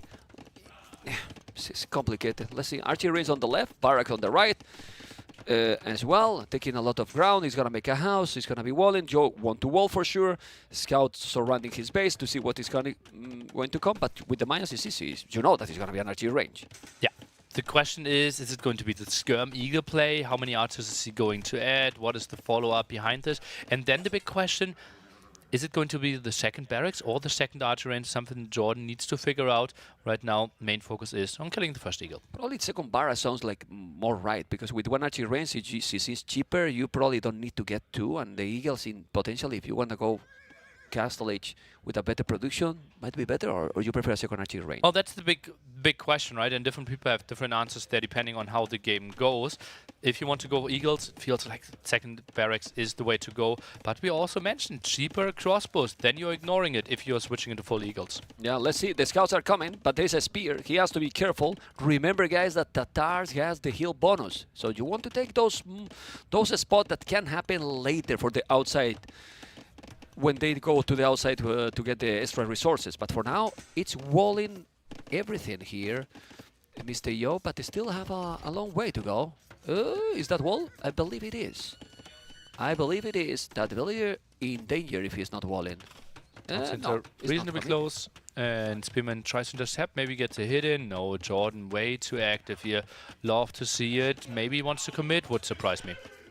No, he's coming now also with a second spear. Mr. Yo is almost wall. We can go and see the POV of JorDan. Now for JorDan. Get some understanding of what's happening. Wants to go for some skirmishes behind the wood line there, and yeah, indeed the bigger walls that are happening. That is actually a hole between the two houses. Yep. I'm not sure if he realized that. Oh, this could be disastrous later on. Something very easy to see if you're not actually playing. Oh, I'm getting scared for maybe something. Oh, he sees it. I'm not getting scared. Can we go to Mr. Yo POV? I want to see what units he has now. With the mods, you know? Some archers, yeah. If it's now it's normal. Archers and polar bears. It seems to be for Castle Age, you know? It seems to be for Castle Age. Everything is a standard here, Blastbit, and he's already wall nearly. And, well, it's trying to defend skirmishers, good against the archers, scaring them away. A bit of damage onto the house. Now goes for the blacksmith at home as well. But villagers can repair, won't take too much damage, only one per hit. But he needs to pull some, and that's for either villagers now. Yeah, need to send more, because he's going to get inside. You don't want that to happen. He's going to have fletching. Those skirmishes are solid against those archers, but need to go back, regrouping his army. And, the skirmishes are not doing any damage. When he has fletching, he will have to go back, Nelly. Yeah, I think so as well. And now it's fully wall. And this is the market? Oh, Mr. Yo. Well, DauT approach. That will be a timing. Yeah, he's gonna sell the stone. 200 stone gone. Buys himself some food. Archers here for the defense. Yo, well, he, with fletching, is holding this one quite nicely. JorDan harasses the woodline a bit more. It's really nice for Mr. Yo that his gold is so incredibly safe. Yeah, now I wouldn't be surprised then that he's doing a second military building, like, well, a third one in this case, but barrack on archery range, or do you think that with those two he has, he's okay? Well, he needs to get to Castle Age first, right? That is the main goal. Even maybe sell some wood, buy some more food. Obviously, the raids are not getting better for him. And then he can think, okay, what are you going for? How much are you committing to archers? Right now, he's not seeing a single archer, so I wouldn't be surprised if he has a second barracks. Okay, let's see if he's going to be holding. I mean, what Mr. Yo is doing here, you guys don't know this game as well as we probably do, is that he knows that he has the stronger civilization, so he's not being greedy. He's trying to don't get damage and try to be up as soon as possible. Basically, that's why you might think, oh, why Mr. Yo is not doing a counterattack? Don't think he doesn't need. He doesn't need. Yeah, he also can't, right? At the moment, the archers are gone. The scouts can constantly attack those houses, right? He needs to have those to distract JorDan a bit more. And JorDan would also be like, okay, I'm attacking you here. What is happening? Where are your archers? And then just puts in some skirmishes at home. And as you can see, those skirmishes are not really strong enough to even kill a village. He's still repairing. He has the resources close and close and close to go up to Castle. He's 100 food, over 200 gold. He's getting there. He's getting there. Population is almost the same. But here, more than ever, the timing and the momentum to go up to Castle is going to be crucial, nearly, and he's up already. Beautiful, absolutely beautiful for Mr. Yo. Obviously lost a lot of resources using the market there, still continuing with this archer production, so it feels more like he wants to go for a second archer range. JorDan with skirms, therefore full food investment, won't really get the resources to get to Castle Age too quickly. Now builds a market at home as well. Yeah, he's going to go archers because he's not producing any eagle, and makes sense. He might do crossbow, bodkin arrow. Don't know if he's going to be able to have the resources to make university, because remember that JorDan will get Thumbrin right away, so probably you need to do something to counter that. and he doesn't know if his opponent is up. He might imagine that he's not up because he sold the resources, and usually you go up quicker with the Mayans in this situation. Second range for Mr. Yo, so it is the full crossbow play. Mixes in some eagles, obviously can help out against the skirmishes a bit at the start. Some HP lost there, even the spearman poking a bit, and it feels like JorDan needs to make his mind up how he wants to transition. Needs to either go for a second stable or a second archer range. Okay, let's see what he's going to do. The good thing is that he will have Thumbrin, but resources, except gold, though, are looking smooth. Horse collar now, armor, no horse collar also for JorDan, Goldman in upgrade, and now horse collar as well. This is the second archery range. Soon he will probably overchop there. No, there's another tree. All right, and it's starting to be a good amount of archers. Definitely, I prefer right now the army from JorDan, from Mr. Yo, nearly. Second range here for JorDan. Well, skirmishes, if we can fully upgrade them, if we can get all the upgrades, nice against the crossbows, but Mr. Yo, he can't really use his timing, right? He's now in Castle Age, but the army's still at home, and JorDan still harassing. JorDan doing a good job of buying himself time here. Okay, just look what he did. He sold 300 wood to get the upgrades. He didn't have the gold. That's quite a lot of wood sold, so he's not doing university, of course. And now he will have the upgrades. Still 50 seconds JorDan to be in Castle Age. And when he do the upgrades, he will start to kill nearly. Oh, that eagle is actually losing quite some HP. Scout, thought could have helped out a bit more. Walls now are open. Skirms, they try to get some shots in, try to trade off as good as they can. Oh, that's a bit of a weird move. Those would die against the eagle now. He's ignoring, he's doing the gate. I think he's doing the university. Can we go back, Vodka fast? This is the university? Yes, it is. If he's doing ballistic before his opponent is doing the upgrades, he's gonna be wild. He does have a stone to make extra TCs. Resources for JorDan are really good. A lot of wood, food, and gold. He's doing the upgrade, but as you mentioned, he's doing the armor instead of the attack for those elite skirmishers, and it's gonna be very, very tanky unit. But his wall and Yo is not doing then any damage in the lane. No ballistics. Now goes for another town center at the top, so sold some resources, but now back to 100 stone. And as you mentioned, ballistics, like the armor before the attack upgrade, something we basically never see. Never see. I don't know if this is a misclick or is intended. Definitely, we don't know. And now he's buying the wood back to get ballistic. Oh man, but this is a lot of skirmishes. Now Botkin, with those archers, won't be able to do any damage anymore, Nele. Yeah, this is like basically you're simply doing one single damage, right? So those skirmishers can chase, can't really do the damage, and now we need to see a switch from Mr. Yo. Two options basically: either we're going into eagles trying to deal with those skirms, or a siege workshop follow-up going for mangonauts. And at the end, Mr. Yo did the university, never did the ballistic, and as you mentioned, siege workshop. But who got the extra tone sentence is JorDan. He has now more villas, and he's getting a little bit better boom then. So who has advantage here? Well, it will be the better boom for JorDan, but how is he answering Mangonaut crossbow push? Right now he's trying to track this army. This will be really tricky. I'm a bit scared for JorDan at this front. Look at that, the gold there, some buildings. If Mr. Yo gets to 3 Mangonauts, JorDan needs to show us some magic to defend this. Well, he can always do a few knights, but there's a lot of archers. The knights might melt because he got 0 upgrades on the knights. The skirmish is here, annoying a little bit, but the mangle is coming. Doesn't matter, even sending the eagle. And as you mentioned, the mangles are, the crows are coming. JorDan is gonna be in a problem. It's really going to be in a problem. How he's gonna stop this? Now doing the armor for those eagles. He's gonna go 1 TC for a while, Mr. Yo? It seems so. I think it makes lots of sense, right? Your army is so good, low economy, Mayans are shining. Cheaper units here with the crossbows. You already have the siege workshop. You know that the distance is super short. I think a 1 TC all in feels very reasonable. Still no ballistic. He has now really great resources. The mangle is coming. There is no siege for JorDan. He can do the siege workshop, but he won't have resources to make the mangle or not soon. Siege workshop is there. Now the crossbows need to go away because the skirmishes are dangerous. Forging even is going all in, but he got only 2 eagles. So now he's gonna take probably a villager, but those archers are going to be trapped now. It might lose a lot of archers here, Nile. Might jump, Yo might just jump for the wood line, gets 1 villager kill, but that's all the crossbows dying. And all the crossbows are going to the damn hell right now. He's trying to kill villagers. He killed at least 3 villagers, 4 villagers, and now a 5th village. Oh my god, he took 1 more in the last second.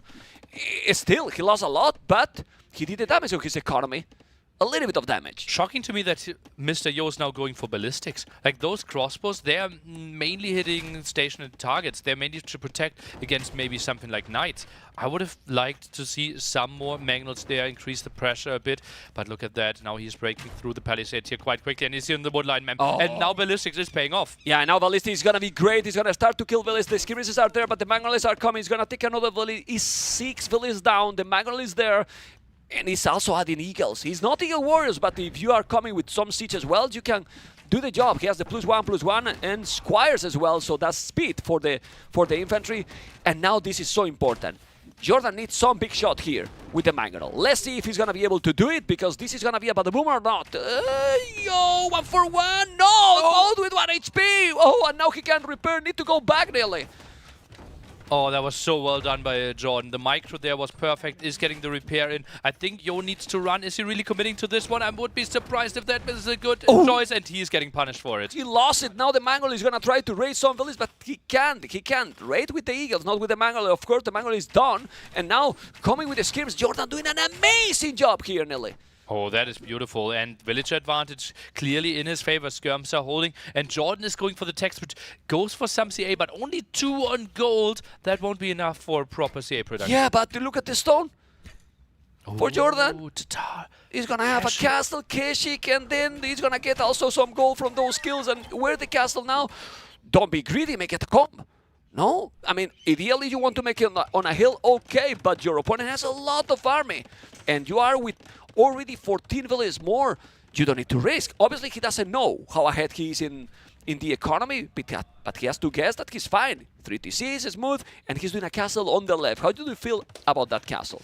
I'm thinking, like, since we saw the stone amount, where would have been a good castle spot? He doesn't have the map control for the center. It feels like he has the army at the right-hand side to defend. So left, it doesn't excite me, but I think it might be the best spot, and he needs it quicker rather than later.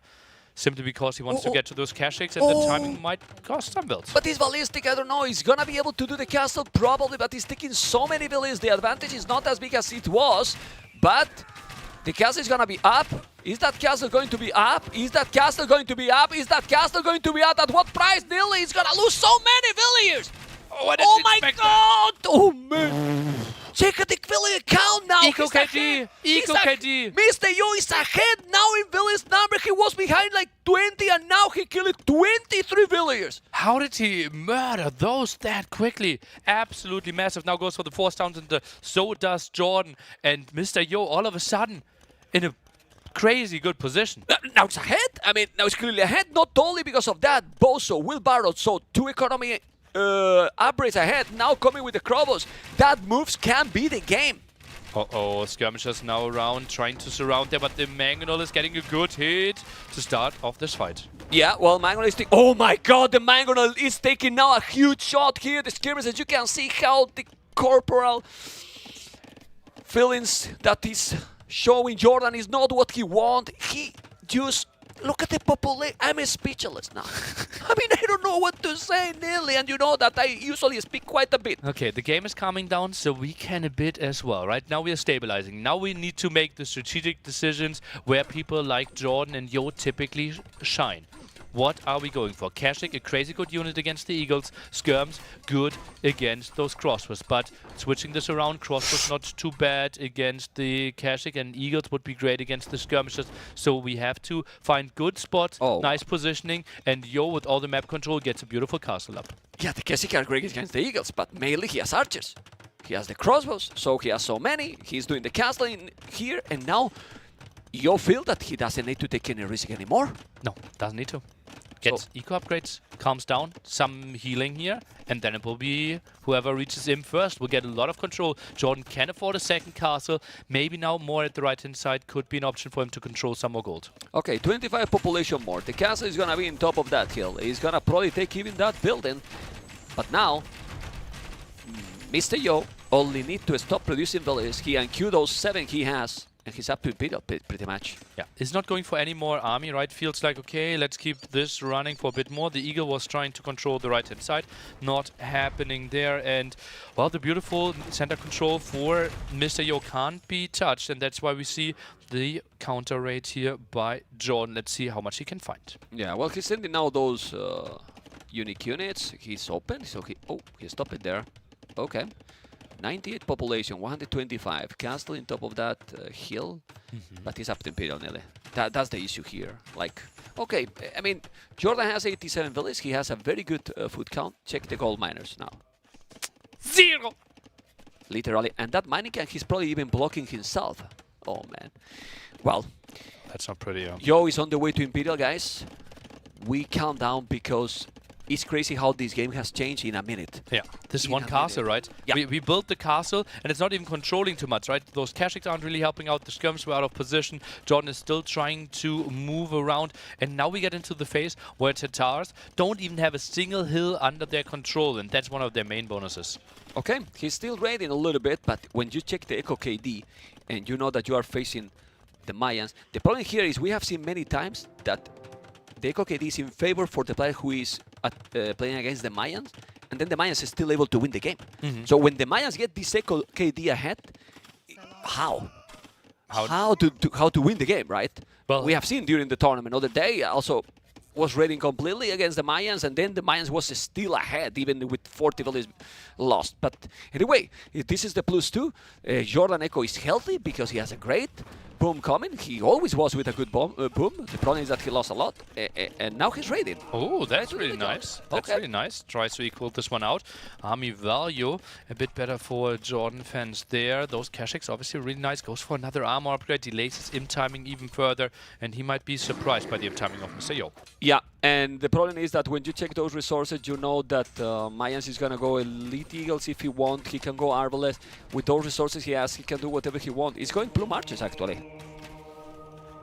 Yeah, he loves those. He loves those, right? We have already seen it against, I think, freaking Andy or something there, and played those quite nicely. So much map control, so much aggression, and so many castles. And he tries to get another one up. I think more towards the left and controlling more of that center hill would be really nice for him. I have a really bad feeling, and the bad feeling, you know which one it is because you know me pretty well, Nelly. And that in 10 seconds, JorDan realized that he's in a really bad position against the Mayans, and he's maybe, just maybe, gonna call it. No, he's gonna keep trying. He's doing, oh, that castle. No, he's doing +3, Arbalest, chemistry. He keeps trying, I love it. Oh, there's a good man on a shot, nice. Population is not a big difference, but the problem is that he's gonna have now all the upgrades and trebuchet, and his opponent is still not even up to Imperial Age. And I think resigning might feel a bit early here for JorDan, right? Because Tatars, if they have a strong economy, they can make stuff happen. And especially we've seen the GL boys, his old teammates, play heavy Tatar castle age, right? We have seen like 135 villages there and try to get all the map control, get into mass cache, get into CA, later the Hassa transition. So I think till he sees the castles going down for him, he should stay in this one. And the map is huge. I mean, you can really move, you know, you can expand. The problem is that that castle is gonna be down. This is another castle here, but you see JorDan and Dazzle lose that he's gonna keep going. GG has been called. Incredible how that move into the castle, it wasn't a DauT castle, cost him the game, literally. Yeah, probably, right? How many villages did we lose there? 23. 15, 20? 23, that alone. Was it 1-0 KD before that? Maybe 2. Okay. Maybe he lost 6. 21 or something like that. Yeah, massive damage. We can agree on that. And that's something I didn't expect, right? Because the crossbows, they only arrived when the castle was already at... Yeah, that's something I would really love to see. Because the crossbows only arrived when the castle was already at 70%. It was very close to do it. Yeah, so, but ballistic and many. But I didn't get hyped, right? I thought, okay, he will lose 5-6 villagers, and then the castle would go up anyways, but that was not the case here. He was microing, you know, and he was having ballistic as well, so it's complicated. Let's see if we're going to see that moment, and then we can check how was the KD at that point, and how was the whole population at that point. Just check the population here. Well, now it's already with 10. Look at that. And population he was super ahead in population, but now he lost. Yeah, I think it was like 4-0 KD before this fight. He lost 20. Holy moly. 20 moly. That's how to lose a game. Yeah, he lost 20, and Mr. Yo has already match point to reach the semifinal, and we have to say, don't know if he's gonna get it or no. Brood War is the next map, you know. Clivity has won, remember, for Mr. Yo, and it's crazy the level of the players, and it's crazy how Mr. Yo has recovered after the first game. Yeah, that was sick, right? Losing a game in 1.5 minutes there in one of the biggest games that he has played in a pretty long time here, flirting with the semifinals in NAC 5 again. And the castle, something I still wanted to point out, sometimes we see people lose a lot for a castle, right? 15, 20 minutes it's going down. But most of the time, that castle then is on a hill, center map position, and strategic opportunities are rising from it. But here, it was on a flat ground. You mean that he was trying to make a safe castle? Yeah. And that safe castle was not even safe enough. Brood War is the map. We are in game number 6. Portuguese JorDan, Armenians for Mr. Yo. And this is a matchup that I really want to see. And Armenian civilization, we all know that in water they can be great. Overall, Portuguese seems like it's smooth to play in pretty much every map. But in this one, you are the pro, Nelly. Well, what's Armenians, here? the crazy thing is, and probably a bit underrated, is actually the second line there in the civilization bonuses. Nuclear technologies are 40% more efficient. Typically, wood upgrade is something we instantly get, right? Because it is so good, it makes your wood income 20% better. But now, 40% more makes it 28% better. And if we now think about Castle Age, instead of 40% more wood income, we have 56% more wood income. Same goes for the gold, right? So this is heavily, heavily undervalued, and I think I wouldn't be surprised if this might be patched out soon, and Armenians, they just love to go for wood and gold here. Okay, and then Portuguese civilization that also got a lot of bonus is gonna make already a dog to try to go to. Does he know? Yeah. What is JorDan's vision here? That's something I want to know. He just checked the top, and knowing that he scouted the stone, JorDan. We can take a look at the mini-map there. Seeing that there is the stone at the top, he scouted this one, and therefore knows that it is not the close spawn, it is the cross spawn or the one towards the bottom, and that's why he goes for the sneaky dog. His galleys will have more HP, and Yo has no idea. Great move by JorDan, and he noticed right away, because if he didn't explore, he could just think that he's there in the north, but now he knows that he's exactly on the other side.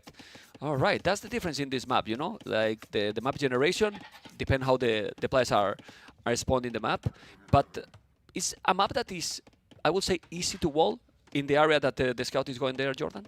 Like, wall in there is a must. Well, it is kind of easy to wall, but what are you really gaining, right? It's not likely that the opponent is going for lots of archers. You can still punish the opponent quite nicely there. We have seen tower aggression, and water is super important here. So, yeah, it is an easy wall, but then you still need to expand, right? You have no stone in your area. You have very limited gold. We need to go for the island there. And, well, also need to expand for some more higher wood there later on. So, yeah, easy wall. But expansion in Castle Age absolutely needed. Okay, Loom for both players are going to go up already. Remember, a little bit faster that upgrade for Portuguese. That's why he's going up a little bit quicker. As you can see, few seconds only. And both are going up with exactly the same population. 20 villages and 2 fishes, Nelle. And that means Fire Galley contesting, right? Mr. Yo, he scouted this one. Now the big question mark, how many docks are we adding? How heavily are we contesting this? I wouldn't be surprised if both players are going for 2 docks. Okay, let's see what they are going to do the following. Probably he's going to make some galley here. Now Mr. Yo, he has to defend for sure. I don't know if he's going to make a second dock in that one, or he... No, because he's doing the barrack already. So we know the next step is going to be either archery range or stable. Potentially archery range makes sense. He's now mining gold, and he will have to defend the fish. This is already a little bit better for JorDan, because, well, no, at home he doesn't have a dock himself, so he only have one dock on the other side. Opponent lake. Yeah, obviously we ran there quite quickly. You said it's easy to wall here. And then the big question mark, how heavily are we investing into water? I'm a bit surprised by Mr. Yo. He tries to make something happen with the men-at-arms here. JorDan needs to wall, but without a barracks, without an archery range, those men-at-arms will do a lot of pressure. Yeah, it can do a lot of damage. Obviously, you need to defend the fishing ship. He didn't find yet his opponent. He might... Oh, he's 3 already. 3 already. He doesn't have the food, but he's going to find him. Now both are up. He has to be careful. I think he's going to find now his opponent. He needs to be quick, or that investment is going to be useless. He's going to make now a dock there. He did it. So, Mr. Yo basically knows that his opponent has no barrack if he's doing that second dog there. Yeah, maybe even a third one, right? Up next, by the way, the Viper against DauT. Another round of 6 match following this one up. Hera waiting for them in the semi-finals. The first militias are coming in. This should be a dead will map. Yeah, should be. Maybe he's going to make some quick wall. The dog at least is going to be up. He's going to wall JorDan. He didn't expect the militias. He need to kill it. He's not blocking, so maybe he's going to save it.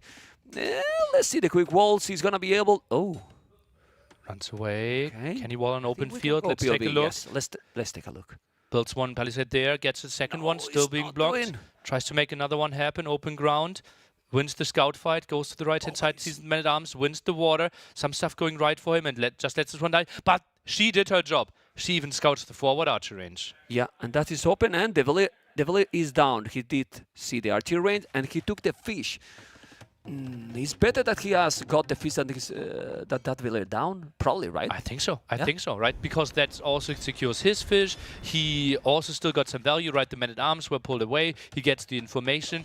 Yeah, it was a loss for him, but certainly something he can afford. Now rushes the barracks, 3 villagers, goes for more walls there. He's lacking a bit of wood for the archer range. Yeah. Okay, let's see if he's going to be able to do it. He has the barrack already. He's trying to break in. Is he able to make the dock in that area? Vodka, let me just check, because there was a galley. So the scout is doing 2 villages. He's using 2 villages, so he's fine. He's doing the dock.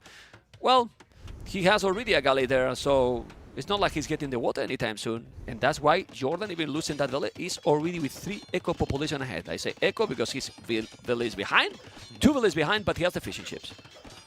Which is kind of equal, right? We can now see that the shorefish is the only way how JorDan can get food there. That's still some pressure. I think this might have been a spot where if we had some stone at home, JorDan could have gone for the stone walls. Otherwise, he doesn't really want to buy anything to get to more town centers. That's still quite some aggression, but first archer out pretty soon. Yeah, the archer, he's 2 archers already. He's 2 archers already. That's a problem, because now he's going to be able probably to break in. Because you're not going to be able to hold. Can we check that? Yes. Let's see now. With the archer, he needs to micro. And if he take that archer, then it's going to be dangerous. But he's microing good, Nelly. Oh, that is beautiful by JorDan. Only took 1 hit, now a second one. We can see Mr. Yo constantly shooting men-at-arms, still trying to go for some aggression. Maybe even squeezing in the skirmisher could be an option here for Mr. Yo. If JorDan gets fletching, he holds this. Oh, there's a villager coming. He probably not going to see it. He's now doing the fletching. He's almost inside. He's going to break in. No. He's doing the house. Well, he can break in. No, he's doing another. So now he's okay. Population, though, is almost... No, it's the same. Different distribution, though. Still, having the fish usually is a big bonus here, but he shouldn't take any damage now, no? No. He needs to go back. The thing is, how much can Yo now corner JorDan, right? Armenians, they can get the man-at-arm line 1 H early, except the man-at-arms in Dark Age. Therefore, we could see Longsword all in here. Don't really see it as the greatest option, simply because JorDan is already so walled. Yeah, he's gonna take another village now. Ooh, he has now a galley. 2 dogs and only 1 galley. And you lose now the water. That's terrible. Nearly. He's losing the galleys now, losing the fish with only 1 dog with little damage. What happened? And now he's taking also the water here. They're switching. And it feels like this is better for Mr. Yo. All the advantage now. Villager lead as well for him. Yeah, and having more army as well. As you can see, 10 army, 6 army, 1 villager more. Mr. Yo with the KD ahead and now taking the fish. And remember that Portuguese galley is more HP as well. Well, he has no fletching, that's the only disadvantage, but now this is bad. He has the heal too, and now he's gonna take the damage here, JorDan. All the advantages going on here for Mr. Yo. Has the map control. Fletching is the only thing. JorDan now tries to squeeze in some demos, maybe some repair on this dock could be an option. Map control for Mr. Yo, lake control for Mr. Yo as well. I like his position. Yeah, he also has the fletching now. Resources are looking similar for both players. I mean, it's still close game. It's very close population, but it changed in a moment again, like in the previous game. I mean, not as massive as the previous game for sure, but still. And now maybe he's gonna lose his own villages. He's doing great. Nice repairs. Nice repairs. Chases those archers down. Well, gets the repair in time. Something that I still have to question though. Mr. Yo, still no wood upgrade. Oh, he forgot about that. No W tags. We were talking about the advantage with the economy average here, and then you can see he didn't make it even. Need to be careful. The archers are coming. Those villages are in danger. That's why he's using the galley to protect himself, but the range is there. Now he's coming from behind and might be able to take 1 villager. Okay, nice. Demo ready. Demo. Not really the most important thing right now. Man at Arms still chasing this one down. Now Mr. Yo got the wood upgrade. Skirm's chasing this one down as well. Oh, what an interesting game. Yeah, it's a really good game. Really good game. Population is still the same. Resources a little bit further for JorDan. Do they have farming coming? Vodka, let's check fast their base to see if they have some farming coming. Or, yeah, that's a good farming here for JorDan. How it about Mr. Yo? Even better. Ooh, Barry's running out pretty soon though, so he will need to add some more farms himself. Obviously can't really afford the farm upgrade for more food on those farms. The archers, are they squeezing through those houses? Stable. I don't think so. A stable? This is stable also, JorDan. Ooh. He's producing a scout. He's going full feudal, doing a lot more army. As you can see, population almost the same. Resources are looking good for both.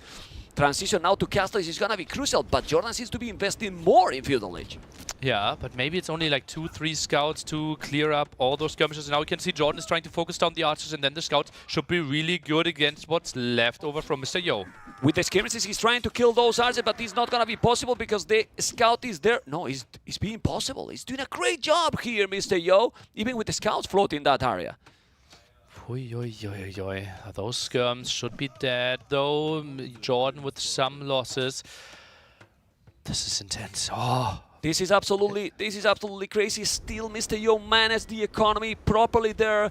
You have to be careful, JorDan, to don't lose the galleys here. He has only one dog, but at home there's a spear as well. And military numbers is still almost the same, and resources almost the same. Can't be closer. It's so close game here, Nili. Scout Archer, obviously something that Portuguese love to play.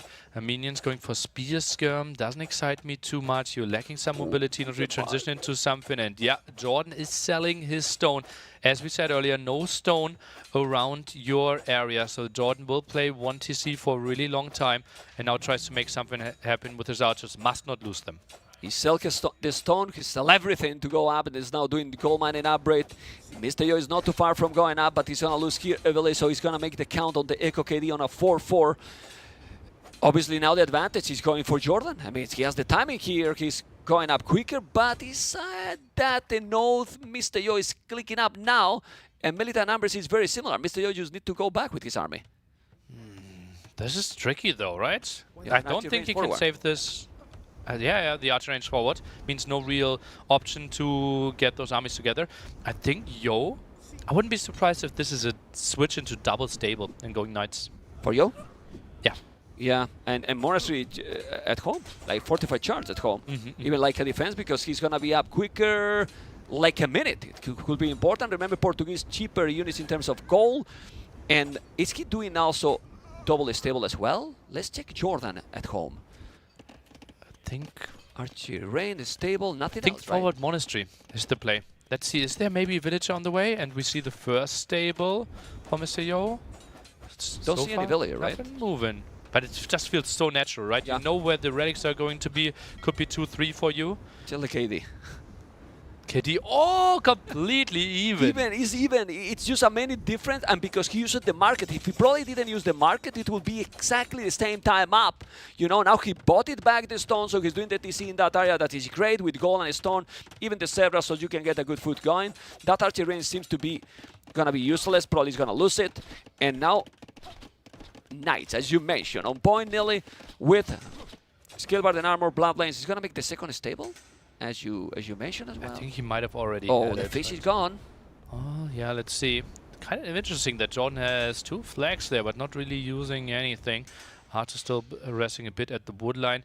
And JorDan, well, the first one with the best control for the extra island. Mr. Yo, he needs to free himself. Yeah, let's see what he's going to do now. Yo is doing even more galleys still. Oh, but he took the fish. He's doing war galley upgrade. Okay, committing on water. Do you like it, that option? Well, war galleys, it just feels like if you win this area, you're safe.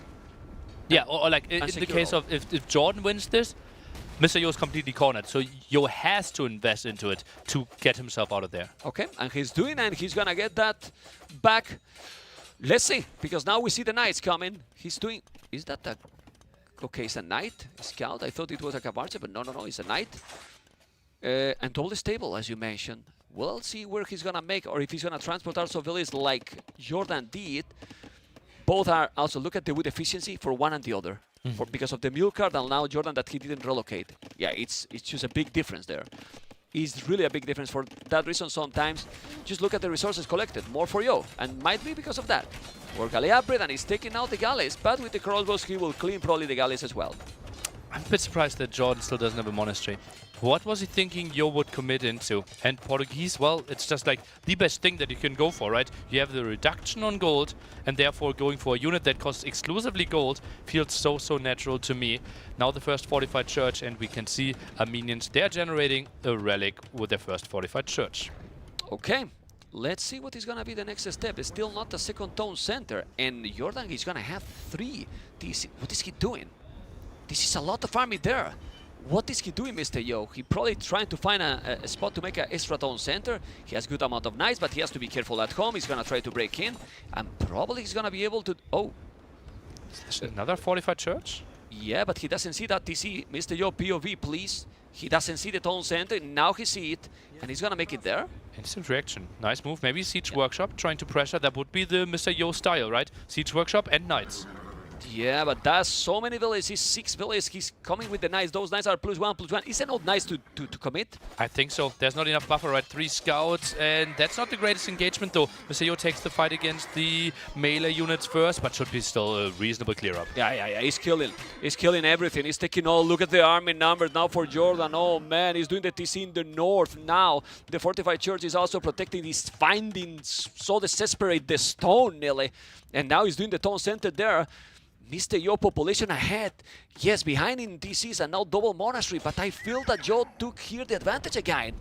It feels like it, right? Got some map control for himself, is now going for the second and third town center at the same time. But JorDan, look at his stone count. Ooh, but the castle is a little bit... On the defensive side. Okay. Is scared. He just lost the game due to a castle that was built against too much army, and he has 2 military right now with only 2 monks. I can understand why he built it there. Yeah, it makes sense. I mean, how you can go now forward? You don't have anything. What he got? 1 monk and 1 archer. It's really crazy, you know? It's ridiculous, right? Yeah. Well, he has wheelbarrow though, so he's really ahead with the boom, that's for sure. And now it can change the movie, because if he start to make the organ guns here, they can be dangerous here. Well, we still have the 145 church, right? So it's not that easy to push in that direction. We still have massive amount of map control and mobility for Mr. Yo. I think it will be tricky to get a good push running. Oh, that is risky. What is he doing with those scouts? He was basically praying that JorDan would have a major slip-up, and JorDan didn't. He should delete the knight. He should delete the knight. He should delete the knight. He got converted. At least he take the monk down, and now the knight is probably going to go down because he's not microing. Okay. Well, 1-1 in that. Ooh, this is huge here with the knights trying to do the damage, but now he's transporting and gonna send knights on JorDan economy. This can disturb a lot. What he has to defend at home. Oh, look at that. Watch party there in Berlin, in the pizzeria of Kamigawa and Nanimaren. 2 lovely people having a pizzeria in Friedrichshain, Berlin. Delivered some pizza at NAC 4. They have a watch party playing in Team A of Italy in the Nations Cup as well. So big fans and great pizza. Okay, let's see if now he's going to be able to break in. No, he's fully walled.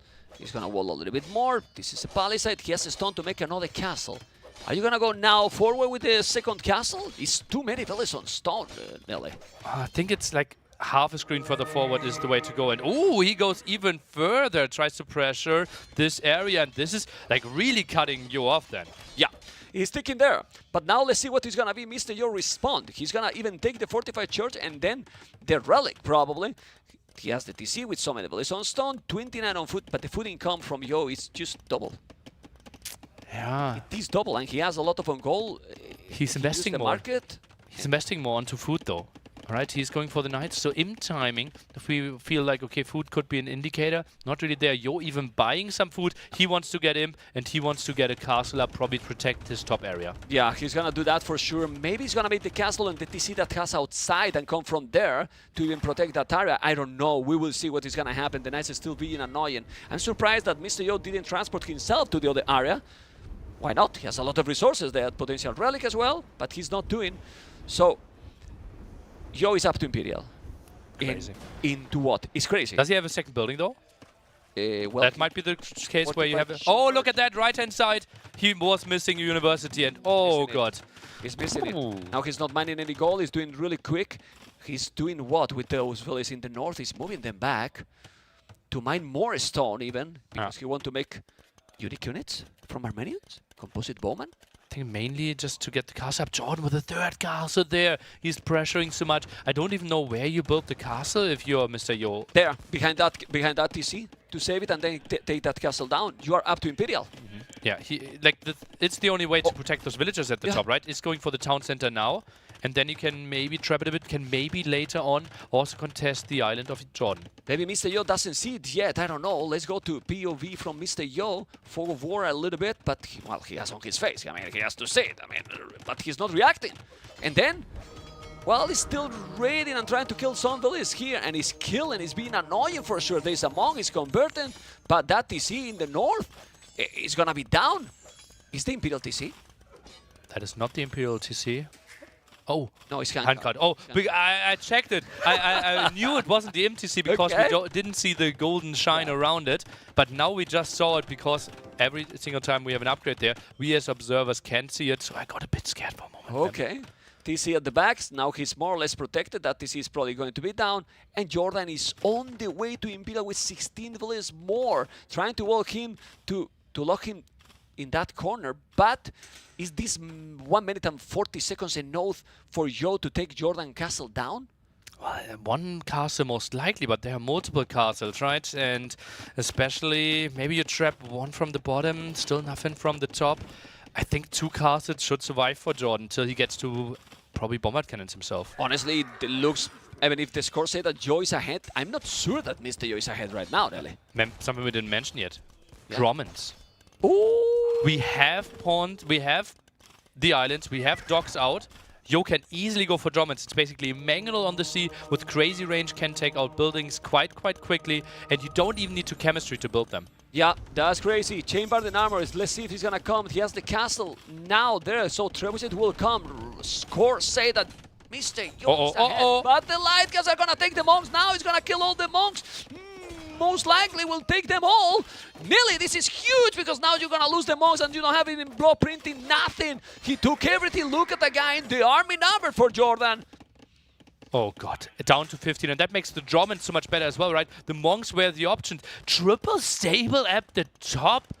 What is happening here? Well, now you know what he's going to do. He's going to go with the trebuchet here. He's going to try to kill the castle in that area, and then he's going to try to raid all over the map at the back. But his economy is not great. Well, 1,000 food in the bank. 1,000 food. JorDan rushing the university there. Maybe wants to squeeze in masonry. No, not really going for it. And therefore we assume that is for instant chemistry, and that's more dead villagers. Mr. Yo, lots of stuff going well for him in this last minute. Oh man, in the last minutes he's now killing a lot. He has there one organ gun, but he's killing so many villages there. It's gonna be an Imperial right now. The score is almost the same, but the stables are there. And now Mr. Yo is gonna drop a castle there, Nelly, and try to recover the whole map. Seems like it. And yeah, I think JorDan, maybe did he not really realize how many villagers we had at the top there? This is a big investment in trying to defend all this, trying to useless keep Yo in his base, but the traps, they can easily open this. Yeah, useless one. You can see the Latvia is gonna kill more villages. Now Echo KD, a guy in ahead for Mr. Yo. Population is the same though, nearly. The same.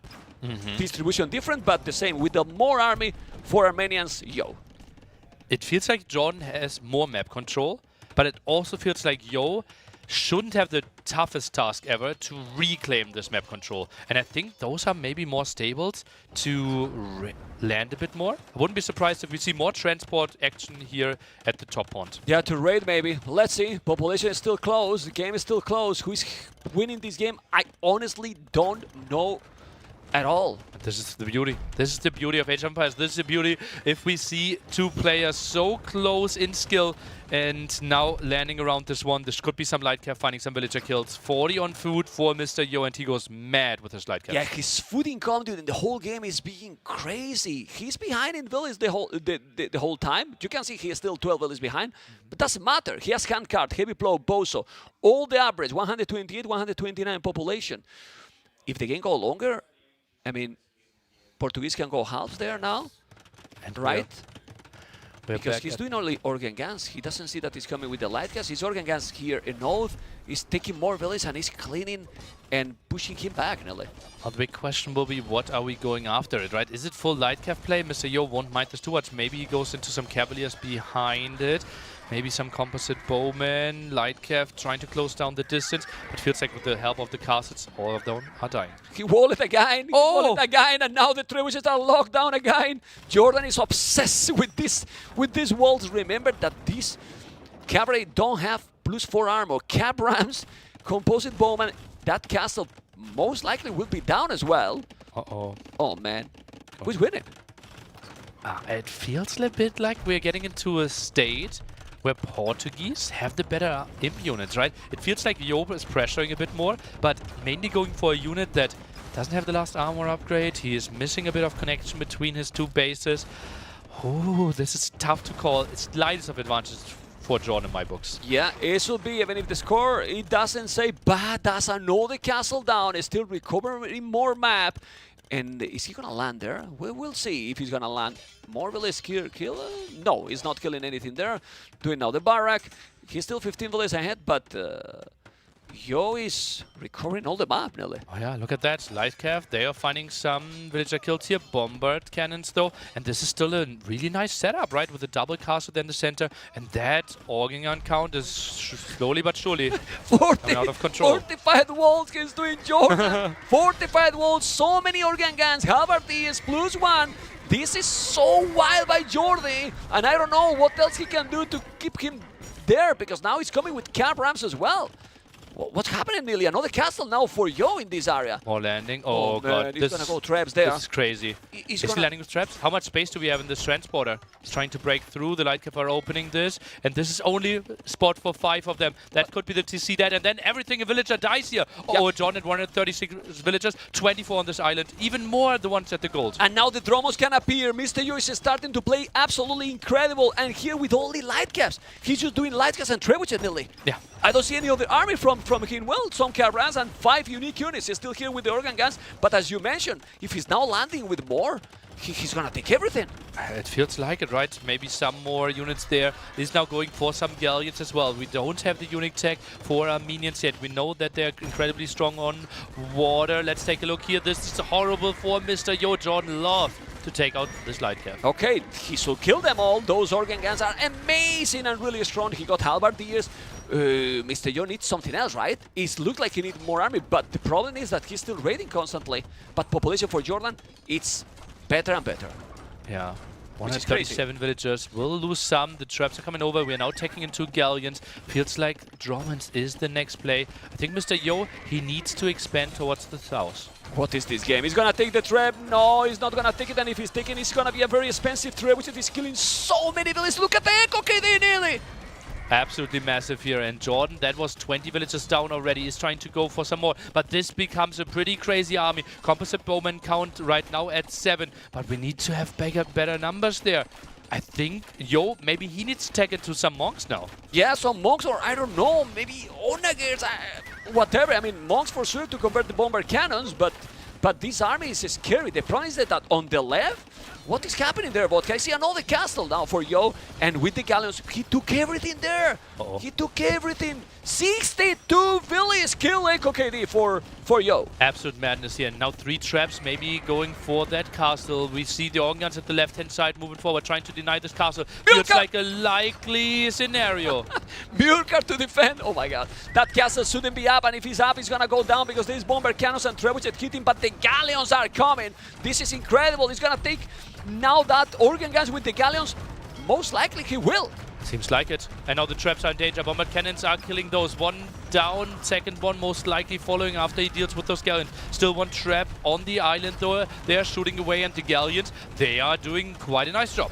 What is this game? Now chemistry. The galleons kill all. He delete the castle. He delete the castle. He has the stone. He's gonna now transport and maybe make the castle in that island.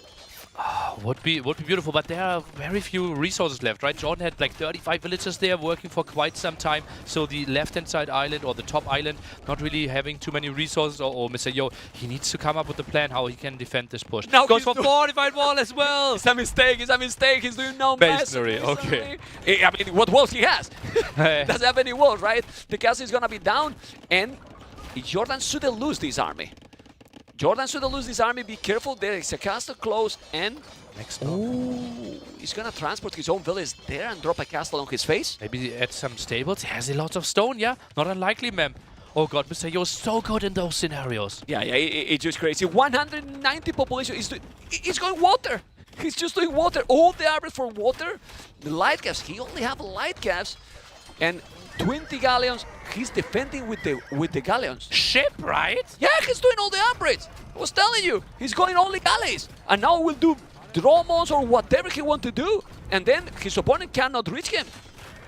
An upgrade that lets us produce our ships cheaper when it comes to wood and way faster, but it's 1,000 food, 300 gold upgrade. Something I would have liked to see invest into something else, and that is a nice clear up for Mr. Yo. He cleaned absolutely everything, as you can see. He's still on 200 population, and it seems like JorDan doesn't know what to do. Is he really winning this game just with light caps and galleons? It shouldn't be a thing, man. It shouldn't be a thing, but he is so good. Every time we look anywhere, it feels like Mr. Yo is making the right moves. And now Drummond's taking all the organ guns, and this is total domination. It is. I mean, maybe exactly that. It's I don't know. I mean, he doesn't know what to do, JorDan. He's doing now skill bar and armor. To kill what? Armor doesn't even matter that much, right? Yeah. Because we know those composite bowmen ignore the armor, and that's why the organs that normally have such high pierce armor is getting completely ignored. And now we're attacking into bombard towers. Oh man, he's doing bombard towers, he's doing the castle on his face. How much stone? He still have 720 stone on 200 population. Drop it, JorDan, to 160, 3,000 score ahead. He's doing upgrades that I cannot pronounce because I don't know the upgrades. You know, this is doing all the upgrades. They're elite composite bowman. Thank you, production. I love it, vodka. Cilician fleet. Now more range and more damage output from the Dromans. We have more range blast radius there. Also for the demos that we could see at one point, but I think it feels like it's mainly for the Dromans there, and that is just beautiful aggressive. And ladies and gentlemen, from here we have to say that if JorDan is not doing a miracle now, and I don't know what that miracle can be, victorious but he doesn't have a stone, the Chinese player, Mr. Yo, after losing the first game in a way that nobody wants to lose, he's doing an incredible series, and he's playing a spectacular game number 6, and he's probably gonna take the series nearly with a OP gameplay. It's massive, right? Yeah. Absolutely massive. Now bombard towers here. We see guilds. Mr. Yo knows, okay, this game is going super long. Wants to have some better rates in his market. More aggression now towards Yo's, Mr. JorDan's starting base there. The galleons, maybe you could even consider deleting some of them. I don't think you need all of them in one single leg. Yeah, it's just crazy. Well, he has a lot of halberdiers here. JorDan, for sure, he's gonna keep trying. We love the spirit for all the players here. Trying at the maximum. It's true that he still have all the corner here, so there's a lot of map that he still have, and he has a lot of halves. So maybe Yo needs something else, like transitioning to champions, because we forgot about that. He has halves. If he's doing now champions 100 HP, yeah, imagine what he can do. But you could always do hand cannoneers as well. Still, bombard towers, trying to break in, cab rams. If he's getting inside, gonna raid everything. But he has composite bomb, and he doesn't need the champions. He has the unique units, and he's fully upgraded. JorDan still able to keep opponent 80 alive, right? And we have counted out JorDan in a lot of games, and he had some comebacks. Remember, Hidden Cup, JorDan against Mr. Yo, 2.5-hour game there on Arabia, no more wood, and JorDan outlasted Mr. Yo, something that very few people can ever say. So counting out JorDan now would be a massive mistake. Let's see what is gonna happen, because now what is gonna happen is that DauT and Viper are watching this and they don't believe what they're watching, right? They don't believe what they're watching. Rams and Composite Bowman is still 74 population, 5 delays ahead for JorDan, but that doesn't even matter anymore. What matters is the military. There's bomber cannons to defend. He should focus on the siege, I believe, with the bomber cannons. Kill the Rams. but he's still pushing back completely. He's trying to get all the map control. And this was like after having like 25 minutes of disconnected bases, the first time that he's now clearing this area up. Traps are shooting as well. Composite Bowman, so incredibly good. Light cap being sent in. Only now the last armor upgrade for John. I think he did it before, but must have lost the... Yeah. The blacksmith. The blacksmith for sure. I have seen that before. Yes, now doing the +3, coming with a lot of light gas. He has the mount, but look at those composite bowmen. Might take the trap, yes, but the light gas are going to disappear. Nearly, they disappear. They are gone all. And he's still doing more bombard towers. He will bring more traps, but he's holding here. He's gonna take the castle down. What a beast! JorDan trying everything to stay in the series. And if this game goes long, we might be running out of gold, we might be running out of stone, and then Portuguese, they have the special building, the Vitória, that can generate all the resources constantly. So if JorDan stabilizes here, and we think about a 2-hour plus game, Portuguese has the massive advantage. Shouldn't he build now, like buy some stone if you don't have, and build at least one? At least one to be taking a little bit of a stone, because he's now with the resources at the limit. He needs at least one. But look at the Drummond, the range that they have. It's still that he's very hard for JorDan, but he's trying everything. I mean, I wouldn't mind a game number 7. And it would be a game number 7 after a crazy long game number 6 as well. Now tries to defend here with the Halberdiers. And I wouldn't mind him buying 400 stone, plant down that Vitória. He has to. I think he has to. Play the long game. Yeah, I think he has to. He needs it, because right now, Joe amount of farming is just, I mean... out of this world. 75 against 31. 80 basically. And he's, how many? On a bombard cannon. 7 unique units, 18 galleons, 18 light caps, 6 dromos, 2 trebuchets. He's only missing the infantry from this civilization. But guys... Look at the res! Look at Mr. Yo's res! Well, he want to save for the next series or what? Yeah. Use it, man! Use it. Well, we it into what else?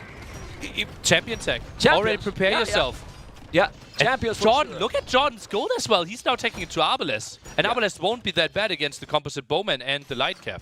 Yeah, but how do you stop those? He has dromos, he has all the map controlled here. He really needs some Vitórias. JorDan keep trying, but the population is now dropping dramatically. He Barrack switch. Barrack switch. And ladies and gentlemen, he's doing all the upgrades. That's the upgrade for the 100 HP. Champions there, if we get to that. And that's just basically unstoppable for JorDan then. Even if he has like 30, 40 Arbalest, it could be overwhelmed as well. Would need to get into organ guns again, but can't really go for it. Tries to buy himself some stone to repair the castle, but it's constant damage and so much investment for JorDan. Yes, he's Trebuchet, Dromos, he's gonna take the castle. Look at the population keep dropping, and I have a bad feeling. I have a bad feeling that sadly this series is about to finish, because the population is now really dropping dramatically. And there is also light gas here. No, he couldn't kill the bombard cannons. That's great. He's defending with those halberdiers. He bought the stone to do what? More bombard towers? Mr. Yo, or he's repairing something? I don't know, because we can't see everything. Prices are really high, high on stone already here. And now the 200 swordsman tag, longswords are in the queue, and this will be pretty crazy. Now goes for another tower here at the top, and that's just ugly for JorDan, right? How do you really deal with this? Now goes with the bombard cannons. Okay, that's a good answer. Mr. Yo, we are defending, but he has all the map. Check at the mini-map. Now composite bowman is going to the TC. Just need to send some trebuchet. Mr. Yo in this series is Mr. Yo. Yeah, absolutely. And that was crazy, right? Didn't we open 0-3 in the first set of the tournament? Yo against Mr. JorDan. Against him? Against JorDan? Yeah. He said yesterday, I want my revenge against JorDan first, and then against DauT. Oh. What he said. And he is on the best way. He is on the best way there, Mr. Yo, after being down 3-0 against JorDan. He's housed. He's housed. He don't even have houses to build anything else. The trebuchets are coming. Millions of lighters are coming. And ladies and gentlemen, we have a guy that is in the semifinals. Mr. Yo winning the series. Crazy gameplay by Yo today. Yeah, and it mostly has to feel like this is a 4-1 victory for him. And Tato has to be scared of... Oh, he is giving me a smirk. He has to be scared of Mr. Yo, because this one looked pretty deadly. And we get our rematch. Last time, Mr. Yo took out Tato 4-3. That's going to be a banger of a set happening tomorrow. How this guy is doing all the time. I don't know. Mr. Yo. You know what I'm talking about. How much he improved during the tournament. He's been playing better every day. I have goosebumps. Look. Goosebumps. Oh, yeah, you do. Look, no, you do. I'm not joking, you know. I'm not joking. Love it, man. It absolutely is lovely. Love And it. we have TheViper versus DauT up next. They enjoyed the set there. They will start drafting live on stream here pretty soon. We will set everything up ASAP. And before that, Mr. Yo will be there with an interview for MEMP. Maybe because he's going. What a crazy set. Yeah. Honestly, it's felt that when you perform like this, and after the first game, it's feel kind of right? Because you lose a series because of the first game, but no chance. It's like a 4-1, you mean? I will tell you, but let's see what he say. Yeah, you will ask him indeed, and only the chance to congratulate Mr. Yo. He against Taro tomorrow. That's going to be an absolute banger of a set. I'm excited to see that one. Also, Hera still waiting in the bracket. We had a crazy set. I think, well, let's see how often we will replay that first game and what Mr. Yo will have to say. MEMP and Mr. Yo with the interview. Mr. Yo. Hey. Congratulations. Thank you. How do you feel winning 4-1 this series? Wasn't it 4-2? 4-1, no? 4-2, I think. Because the first game? Yeah. You know what I mean now, right? Mr. Yo, oh my goodness. I mean, how you felt after that one? Tilt, annoyed, because we are feeling really bad about that. Let's say I had a heart attack. Right? Yep. Like, how could it happen? Because when you are playing, you are so focused because the castle is always on that position. I think that was actually We're going to see the whole game here. It would be 2 minutes. It's the whole game here, right? Okay. Yeah. When that happened, we thought, did you drop it or something? Like, No. Tell us. I was like using shift to click my king to like explore, but I misclicked get a point, I think, to his castle, which is unfortunate. Can we pause the highlights, please, a moment?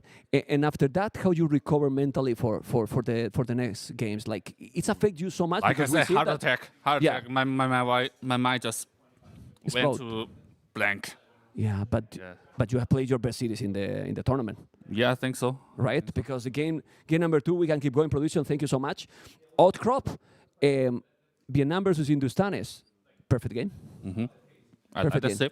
What was the key in this one, and you feel that Hindustanis is better than Vietnam? From the very start, I think this just became too way powerful. better than many. Vietnam. Okay, way better than Vietnam. You are being aggressive, but you are also not being greedy. You were doing army all the time, right? I'm gonna get close because there's a lot of noise, right, Mr. Yo? Right. And you were doing all the army, and even if there is some camps that you lose, you were still confident. You were still confident even if you were losing those camels there. Yeah. I don't mind. I knew my economy will be way better after that big fiddle fight I took. And the lead Gulams is game. Yeah. It's game. Oh man.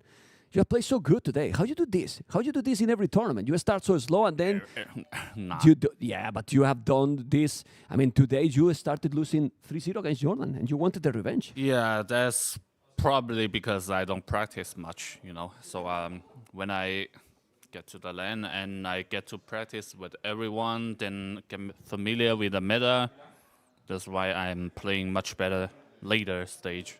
Okay, and you wanted the revenge with JorDan. You got it. You can see that at this point it was already over. Game 3. Let's see what happened in game number 3. Oh, what happened in game number 3? Because you were having with Japanese your pond safe, kinda. You were doing the fishing. What went wrong in this game? I don't have enough fish. I thought I have enough, but it turned out, in the end, I just checked. I have like 20 or something. That's just not enough. Yeah, because you were getting. Go on. I'm getting a lot of pressure from him as well. So JorDan's play really aggressive.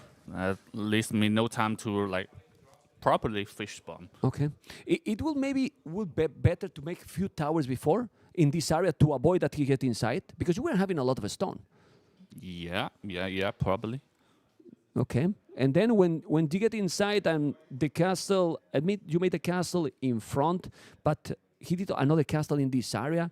Were you worried about that area? Because usually the castles happen on the goal. Yeah, I mean, when I saw his castle, I knew this game was kind of over. I just hope for he doesn't have a good economy because he was going all in. But in the end, his economy was way better. Way better than mine. Okay. Well, this game at this point was kind of over because he was getting all the map control, and when he also take those gold miners. He was playing so well. Like I saw this crossbow, I thought he would back up when he sees my tower. Then when I microing something else, then I turn back. He's under my tower. He's all over in this game. He's all over in this game, and then now here, well, you stop it a little bit, but still, your economy wasn't the greatest, and he still did some damage. No, yeah. Okay, I think then later it was when the Cavaliers arrive, and then that's helpful to your economy, right? Yeah, I thought he wasn't going to afford cavalry, but then I clicked the cavalry, and he even has Unitech for Malian. Mm-hmm. I knew it was over. It was over. We're gonna see now game 4 that I believe it was Acclivity was. Don't ask me. I don't remember. You don't remember anything? I don't. Okay, let's see. No, that was Scholt. Okay, it was Acclivity is game 5. You don't either. I don't remember either. It's so much action, man. So many things here to think. Okay, Scholt, were you surprised with Aztec's choice by him? Yes, very. Explain to the viewers because they want to know why you are surprised about I don't their know. choice. I don't know why either. We're gonna have to hear it from one of the GL player to explain it, I guess. Yeah, because Saracens is superior in this map. Yeah. All over, right? Yeah. And he was. Can you explain why you use this mod? I like it. Yeah, well, I know, but it looks nice. Yeah, but we were surprised. We saw this and we were, what are those units? We didn't know. On the polar bear. Okay. Yeah, I see. Okay. You have to give me the list of mods you have, okay? Because I love it too. I love it too. Okay. Anyway, we see how you keep. Well, now it's Acclivity. That map was use map control, the previous one. In Acclivity, you start with a lot of army, 1 DC. Mm-hmm. But there was a battle with the skirmishes that put you in a position that you thought that maybe it's going to happen now. You're going to lose pretty much all. It worried this situation for you, or you think that you were still fine? I think I would still be fine. And like making skirmisher, you spend food, right? Yeah. So your economy won't be able to be that good. Okay. And I still got the pressure from the hill on the front. Okay. So I don't mind losing you those. Say that you don't remember things, but you remember. You remember where we're pressuring on the other side. Sometimes. But look here. You were 20 villages behind. Oh, and you, am I? Yes. But now here you killed 20. Look at Eco KD. Okay. So you were 20 villages behind. Oh, I thought I was ahead all the time. No. He got 3 TCs. Shit. And if you don't kill those villagers, he was 20 villages ahead. That's why I was telling you that if you don't take those, okay, I guess that's huge. Yeah. I mean, after that, also the Mayans. What you can do against the Mayans in late game here, it's difficult, no? Mm-hmm. I was that behind? 20. 15, 20. So actually, I lost those crossbow. It could be really dangerous. It could be really dangerous. dangerous. I didn't realize that. You thought that when you lost those crossbows, you were economically ahead? Yeah. You were not. Yeah. Sorry to tell you, but you were not. Okay, that's okay. funny. And in this game, that yesterday you lied to me. You lied to me yesterday. You tell me you hate this map. Yeah. But that you play amazing. I play fine. Go fine. You play amazing this game. I think ACCM would do way better than me with this save. Okay. You are humble, Thank you. Okay. You're being humble. I don't know if that was a compliment that well. You took it like a compliment, which I appreciate. Thank you anyway. It's fine. Okay, Mr. Yo, how do you handle all this situation when also JorDan was coming to wall you in front and walled you completely? Do you feel that having those villages in the north, it was fine for you? Yeah, it's crucial. I mean, when I see him walling, I feel like he didn't see my base in the north. The second base. Yeah, that's huge. I don't mind being walled, to be honest. I have met tons of villagers up there. Was this probably a waste for him? Yeah, it is. A waste, right? But he kind of stopped me from push from the front. I know. Mm-hmm. Do you feel you got the better C for Imperial? Nah. I don't feel, right? Nah. Like if you did some Victorias and you were winning with light caps and composite bowman. Yeah. How is possible that? And their light cap doesn't have the last upgrade. Exactly, the +4. But my economy was better? No, your economy was...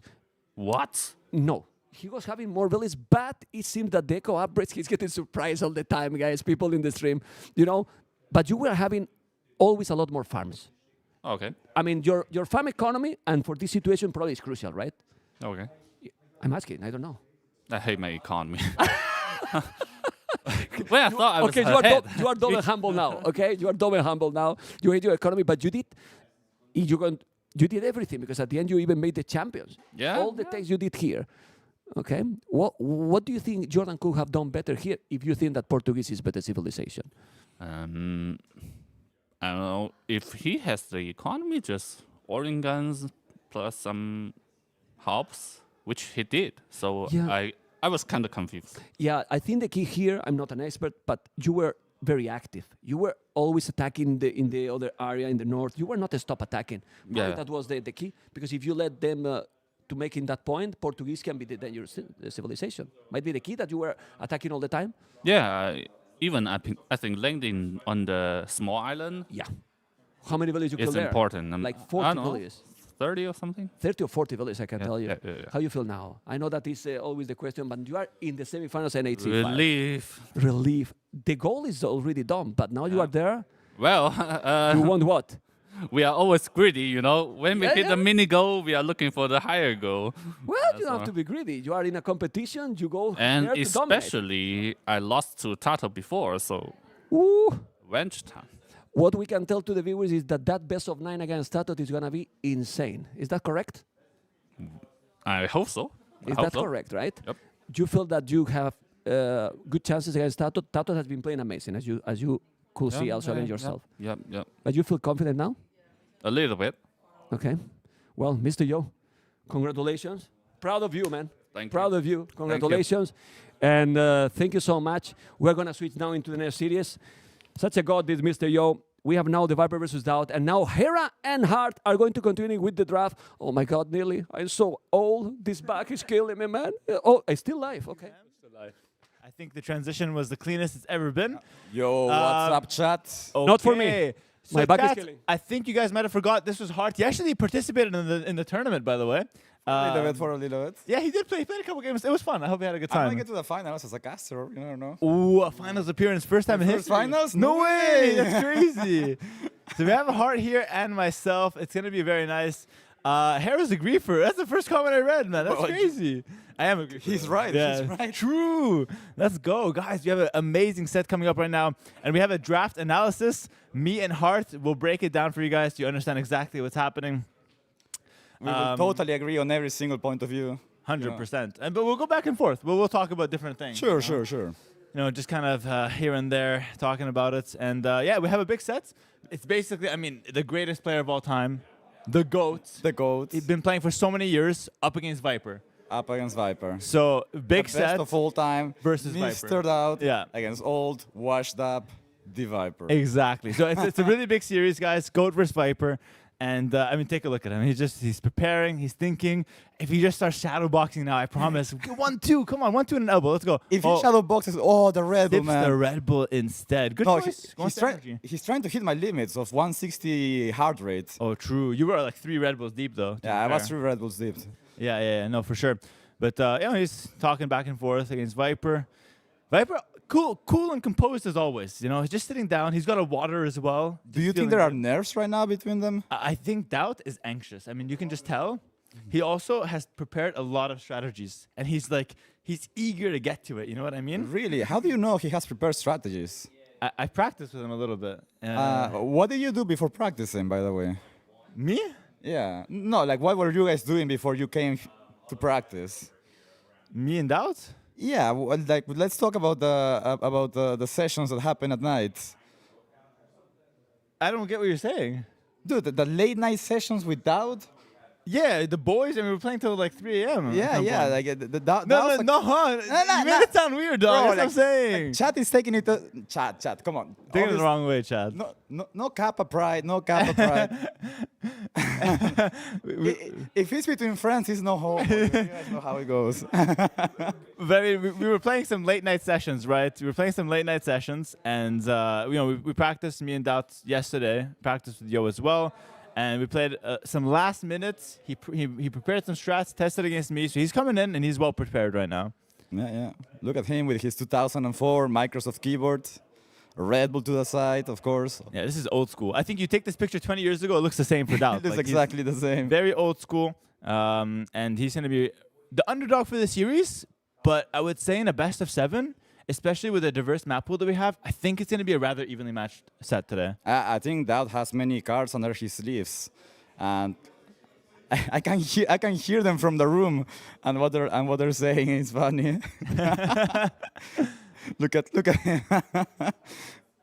Also, we removed the heart rate monitors from the players for the last few sets, and DauT was very against those. So he's feeling a lot more in the comfort zone without the heart rate monitor, which is pretty important. We have Tiramis taking some nice photos. That's going to be on Viper's thumbnail on YouTube very soon, guys. But yeah, both players getting set up. We're going to have the draft for you soon as well. Look at that. Dang, dang, dang, dang. Base. Look, like 4 photos there. One of them has to be good. Brings the water.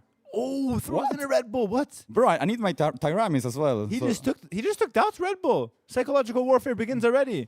He pretends to take a picture of DauT, but takes his Red Bull away. Now Viper has a water and a Red Bull. And make sure he gets the worst angle possible as well. What the hell? Bro, what? This is biased. He made DauT look like he has a double chin. That's crazy. What the hell? There was like a triple chin in there, man. That was wild. There's some clear bias towards Viper. The integrity of the set is already in question here. But the Red Bull has been returned, so fair play. We're back to even terms now. Red Bull versus water. Let's see who's the winner, and let's see who's going to take the set home. I vote on the Red Bull. And look at him.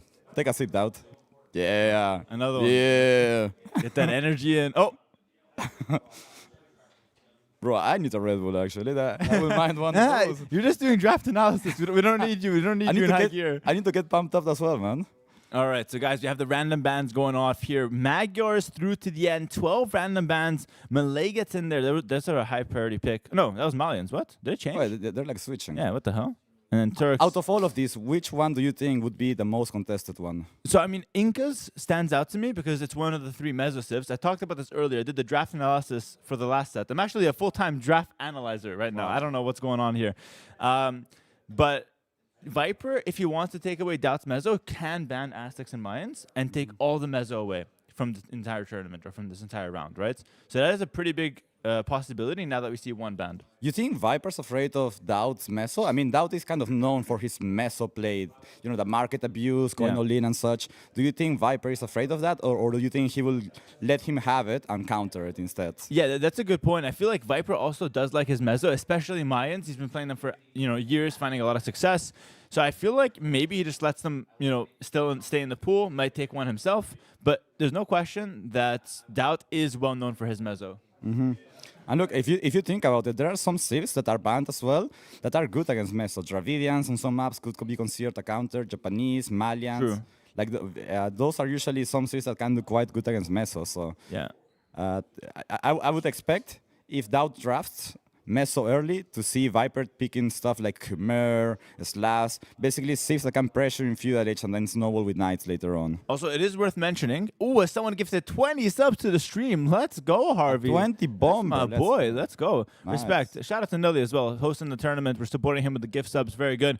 Let's talk about something real quick. Dravidians were banned. Viper, if you guys have been following the bans on our YouTube channel, he likes the Dravidians. Unfortunately, always loses with them. Dravidians banned, it means that Viper saved himself a loss. He's got a better chance now that Dravidians are banned in the draft. But DauT, Goths, Bulgarians, all the bait civs that he always loses with, they're still in. He might pick them. Wait. You said that about Viper, but DauT also gets baited by Dravidians a bunch. True. He also likes his Dravidians, the Minotaur aggression. I mean, he's been showing that lately as well in his games, right?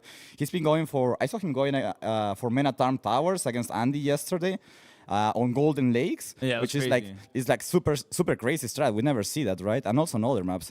So I feel like that DauT is the kind of guy to be playing this tournament a lot more aggressively than other players. So let's see if his picks go according to that too. Yeah, he definitely likes to mix it up. He goes for strategies that are considered risky, that other players are too scared to try. And for example, it's found him decent success. Like just in the set against me, he did beat me with the Japanese men-at-arm rush, men-at-arm forward on Hippopotamus. So he's shown some pretty solid men-at-arm aggression, and that does seem to complement his style very nicely. He likes to play a little bit of early pressure, rely on the market, get the castle age, and then play it out from there.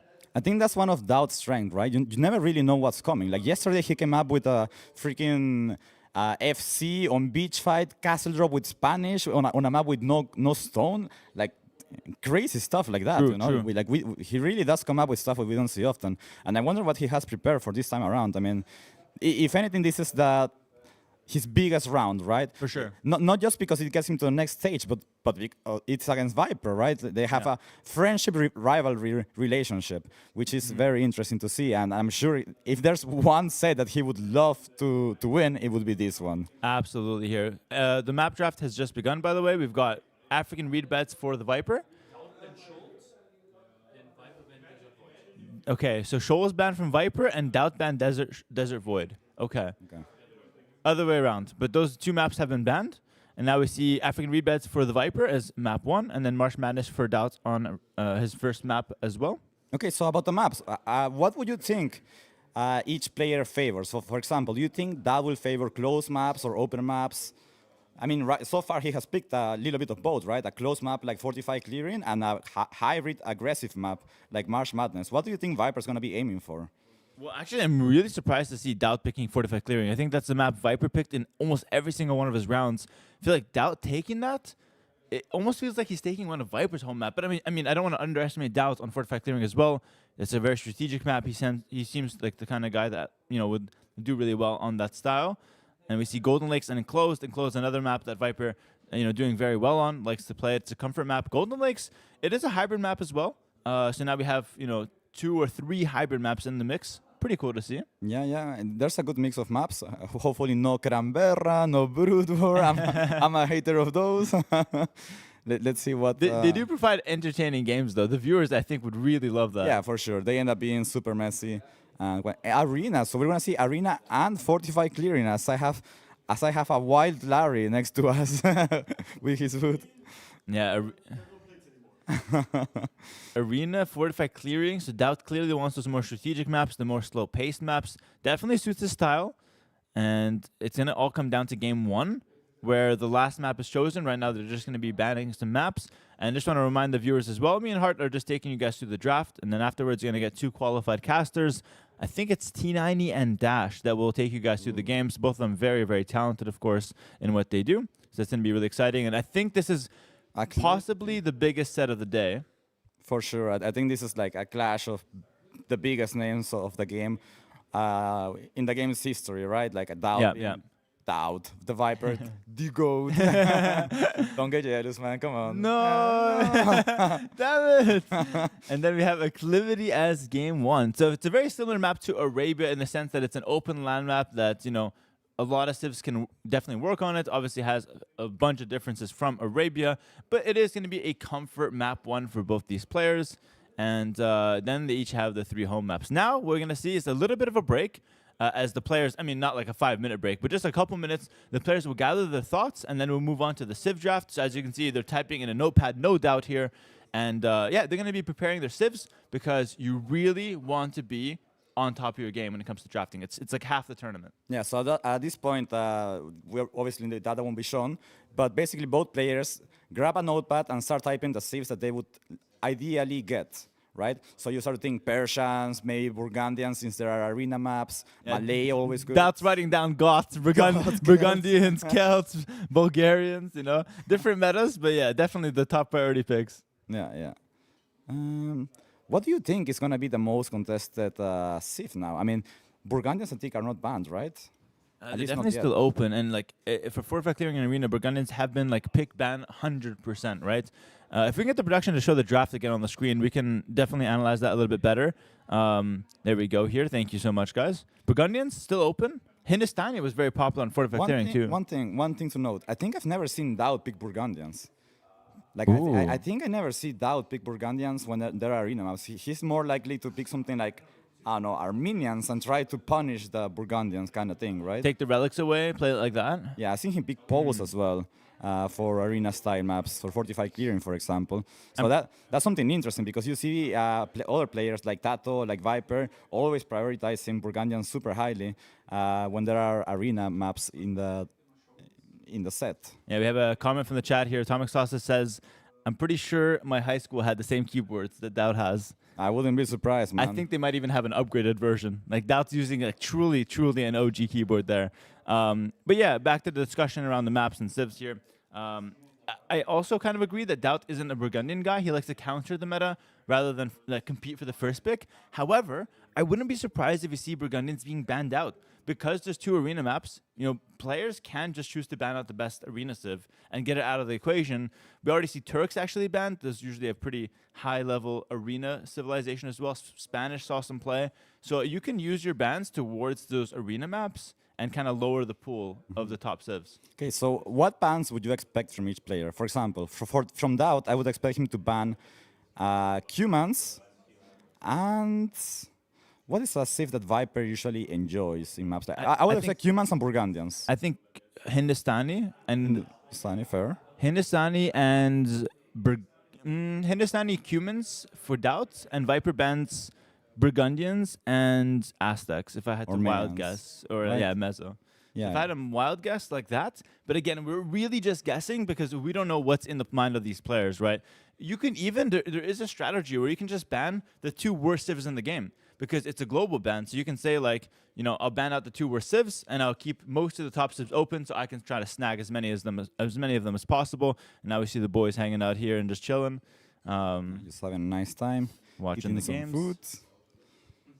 It's food and Age of Empires. I think that's a really good combo. Like I think the only thing that beats playing Age of Empires is watching Age of Empires. Like watching is number 1. Because you're just chilling while eating. I know all about that, man. I know.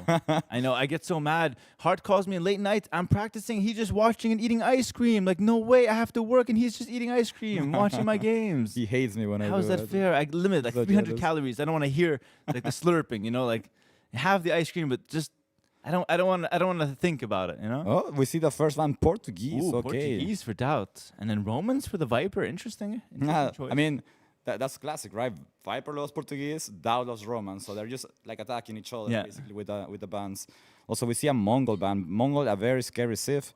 When it's used well, especially on a map like African reedbeds, for example, they can be super deadly. Just their timings hit you really hard. Ooh, Malay for DauT, first pick. We do see Portuguese, Mongols banned out, Aztecs, Romans for the Viper. And so there is one last mezzo in the pool here, Mayans, and that one has one in the Tato Yoset on Acclivity. Yeah. I'm expecting to see here maybe Burgundians for the Viper. I think it's such a keep. I mean, Burgundian Hindustanis, like it sounds like a really good opening, but... True. Persians. There's Persians open. Marsh Madness, African Reedbeds, Golden Lakes. That's a really good flexible option. Yeah, that feels really good. And let's talk about Malay for a second. They can be good on Arena. I can see them being played on Golden Lakes, on African Reedbeds as well. So another flexible pick. I think we see Burgundians here for Viper, though. Yeah, or Hindustanis. I think it's one of the 2. I go with Burgundians. Come on, Viper. 50-50. Come on. I know you, bro. Oh, what? Byzantines. What the hell? Bro, I've been watching Viper for 10 years. I can't predict him. No way. Okay, sorry, DauT. Burgundians, Hindustani, maybe? No, but DauT's not a Burgundian. He's not a Burgundian player. You know this. You know this. Talk about it. Maybe he'll just pick for something else. I mean, there are 2 arena maps, which is why we're focusing on arena. But there are so many other maps you can pick for if you really want to. Mayans are on the table. Super solid pick.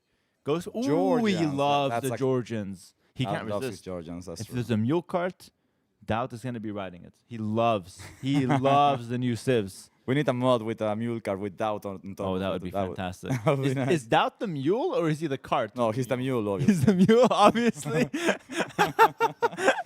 A DauT cart would look really nice. I think we'll definitely get a mod out there. Viewers, I mean, what are you guys doing? Just watching? Make us the mod. Let's go. Let's get some entertainment going here. Production. Production. What's going on? The memes. All right, Khmer being picked up as well from DauT. So definitely 2 farming cavalry civs. Farms check, cavalry check. DauT likes it. Yeah, very flexible as well. Like all these maps they're open, right? Like there's some water, but there's always space to do damage with cavalry. So DauT identifies that. But then that means that camel saves also start to become a higher priority for Viper, right?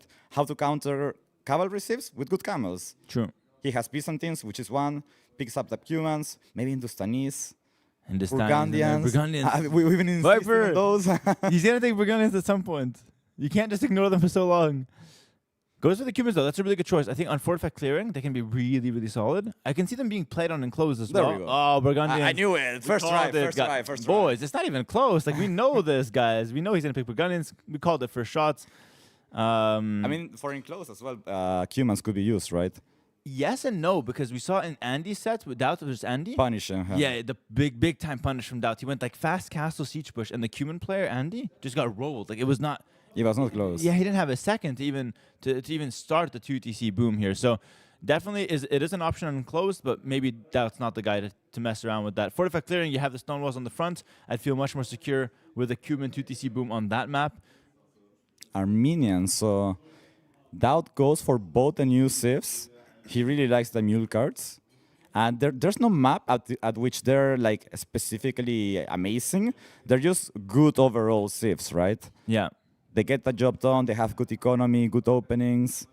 And we see Chinese. Ooh, Chinese. On enclose, probably the only map where Chinese are currently good under these settings, right? Well, there's Copenhagen as well. Oh, true, Copenhagen too. Yeah, it's just Copenhagen and it is enclosed. And I think Chinese is a bit predictable here because you don't have Copenhagen, so you're basically guaranteed playing them on enclosed or not playing them at all. But they are a very well-rounded enclosed civ, though, so you're going to be pretty happy with it. We could see maybe Viper going for something like Slavs if they're open. They can be good and bad against Chinese. Goes to the Hindustani here. I think we'll see Mayans number 2. I'm not 100% sure, but I think it's a decent option here. Could always wait till the last pick if you want. I think Mayans are really top tier, but there are so many good options on like Acclivity, which is where you're going to be picking Mayans usually, that it's probably not worth prioritizing. Goes for the Bohemians instead. Okay, so a lot of arena civs here. Hindustani, Cumans, Burgundians, and Bohemians. Those are 4 civs that do really well in arena and fortify clearing. Yeah. So far, I like Viper's draft a bit more just because it's more flexible. He has many civs that can be used literally anywhere, right? Like Bohemians could honestly be for Golden Legs as well. Hindustanis could be for Golden Legs. Byzantines could be for Golden Legs. Persians. Yeah. Like, he can literally use half his civs on half the maps. And I think that's good because it's going to keep his draft unpredictable for DauT to figure out. Yeah, that's actually a really good point. And especially against DauT, he is the kind of guy that likes to make predictions. He likes to kind of counter what you're going to go for rather than go for something himself. And Viper mixing it up can be really, really solid, throwing DauT off. Now we see the Mayans being picked up from DauT. It's pretty late in the draft. And Lithuanians. And Lithuanians goes for a pretty nice kind of late picks. They're probably comfort for DauT. He played loads of games with both. Now we see the Slavs. We talked about that for Viper. And last pick, Bengalis. Okay. Another kind of arena-ish, right? Arena pick, yeah. And then we see Burmese as the last pick for DauT. Actually, he made Burmese work on Canberra. Against Andy yesterday. I wouldn't be surprised if you see Burmese on like Fortify Clearing here for DauT. He really likes the civ on those closed maps. Yeah. I think Bengalis might have been more of a deny pick, honestly. Because Viper already has enough arena-style civs, while DauT kinda is lacking some, right? There's Armenians, which he could use on one of the arenas. But then what? Burmese? Malay, I guess? We have DauT's bans. DauT's top 3 civ bans are Bohemians, Burgundians, and Cumans. And they all go through. And yeah, that's big. That's big trouble because Viper's got all 3 of those. All 3 go through, and Viper got them. But maybe he's ready for it, though. Maybe he's ready. Maybe it could have been a draft mistake from DauT overlooking those civs, but it could have also been a plan. Let Viper take those civs, and then prepare a counter for it. Yeah. It's gonna be interesting. Like, it's really hard to predict, especially Viper civs, where he's gonna place them. I think for DauT, for example, Chinese should be locked on enclosed. Lithuanians most likely for Golden Lakes, potentially. Yeah, well, it's hard to say from now. And the rest are also, but they're nothing like they're not specifically good at one map. True, right? true. It's a very flexible draft for sure. Now that we see the drafts, we see the maps, we see the civs. I like to do this here. Let's get a DauT in the chat if you're cheering for him, and let's get a TheViper or a Viper in the chat if you're cheering for him. Just type it in the chat. Let's see the mix here. We got a ton of people, so I want to see who's cheering for who. And of course, both these guys top slides, top tier in the world. The DauT slides can come in as well. Both these players top tier, and this is a really important set for both. Winner goes on to face me in the semifinals, and it's going to be a best of 9. So we're getting to the big sets here. We have Mr. Yo and Tato already confirmed on the top bracket there. And and this is a really, really big best of 7 for both players. After seeing these drafts, who would you favor? I think Viper had the better civs overall, but I think you can never tell how DauT's going to play from the draft. I think he is the only guy that knows how good the draft is. He can pick a civ that one could assume is for one strat, and then he will do something completely different, and it will throw you off your game. Yeah. I think that's what he's been showing this tournament.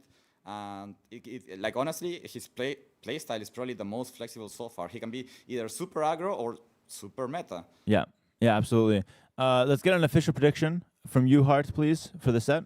I think this is gonna be a 4-2 for TheViper. Guys, okay, I will eat the microphone. Relax, I'm eating. He's eating well, guys. Don't worry. I saw what he had for dinner earlier. The microphone looks like dessert right now. But yeah, so I think 4-2 Viper for you. You confident in that? Yeah, 4-2 for Viper. Awesome. And delicious microphone. Okay, I go official prediction 4-2 DauT. Yeah. I'll mirror What you the hell? on the other side. I like a good underdog story. This guy's always countering me like that. Yeah, not even just in the game, outside the game as well with the predictions. No. Let's see how it goes. What happens in the games? What happens in our practice games?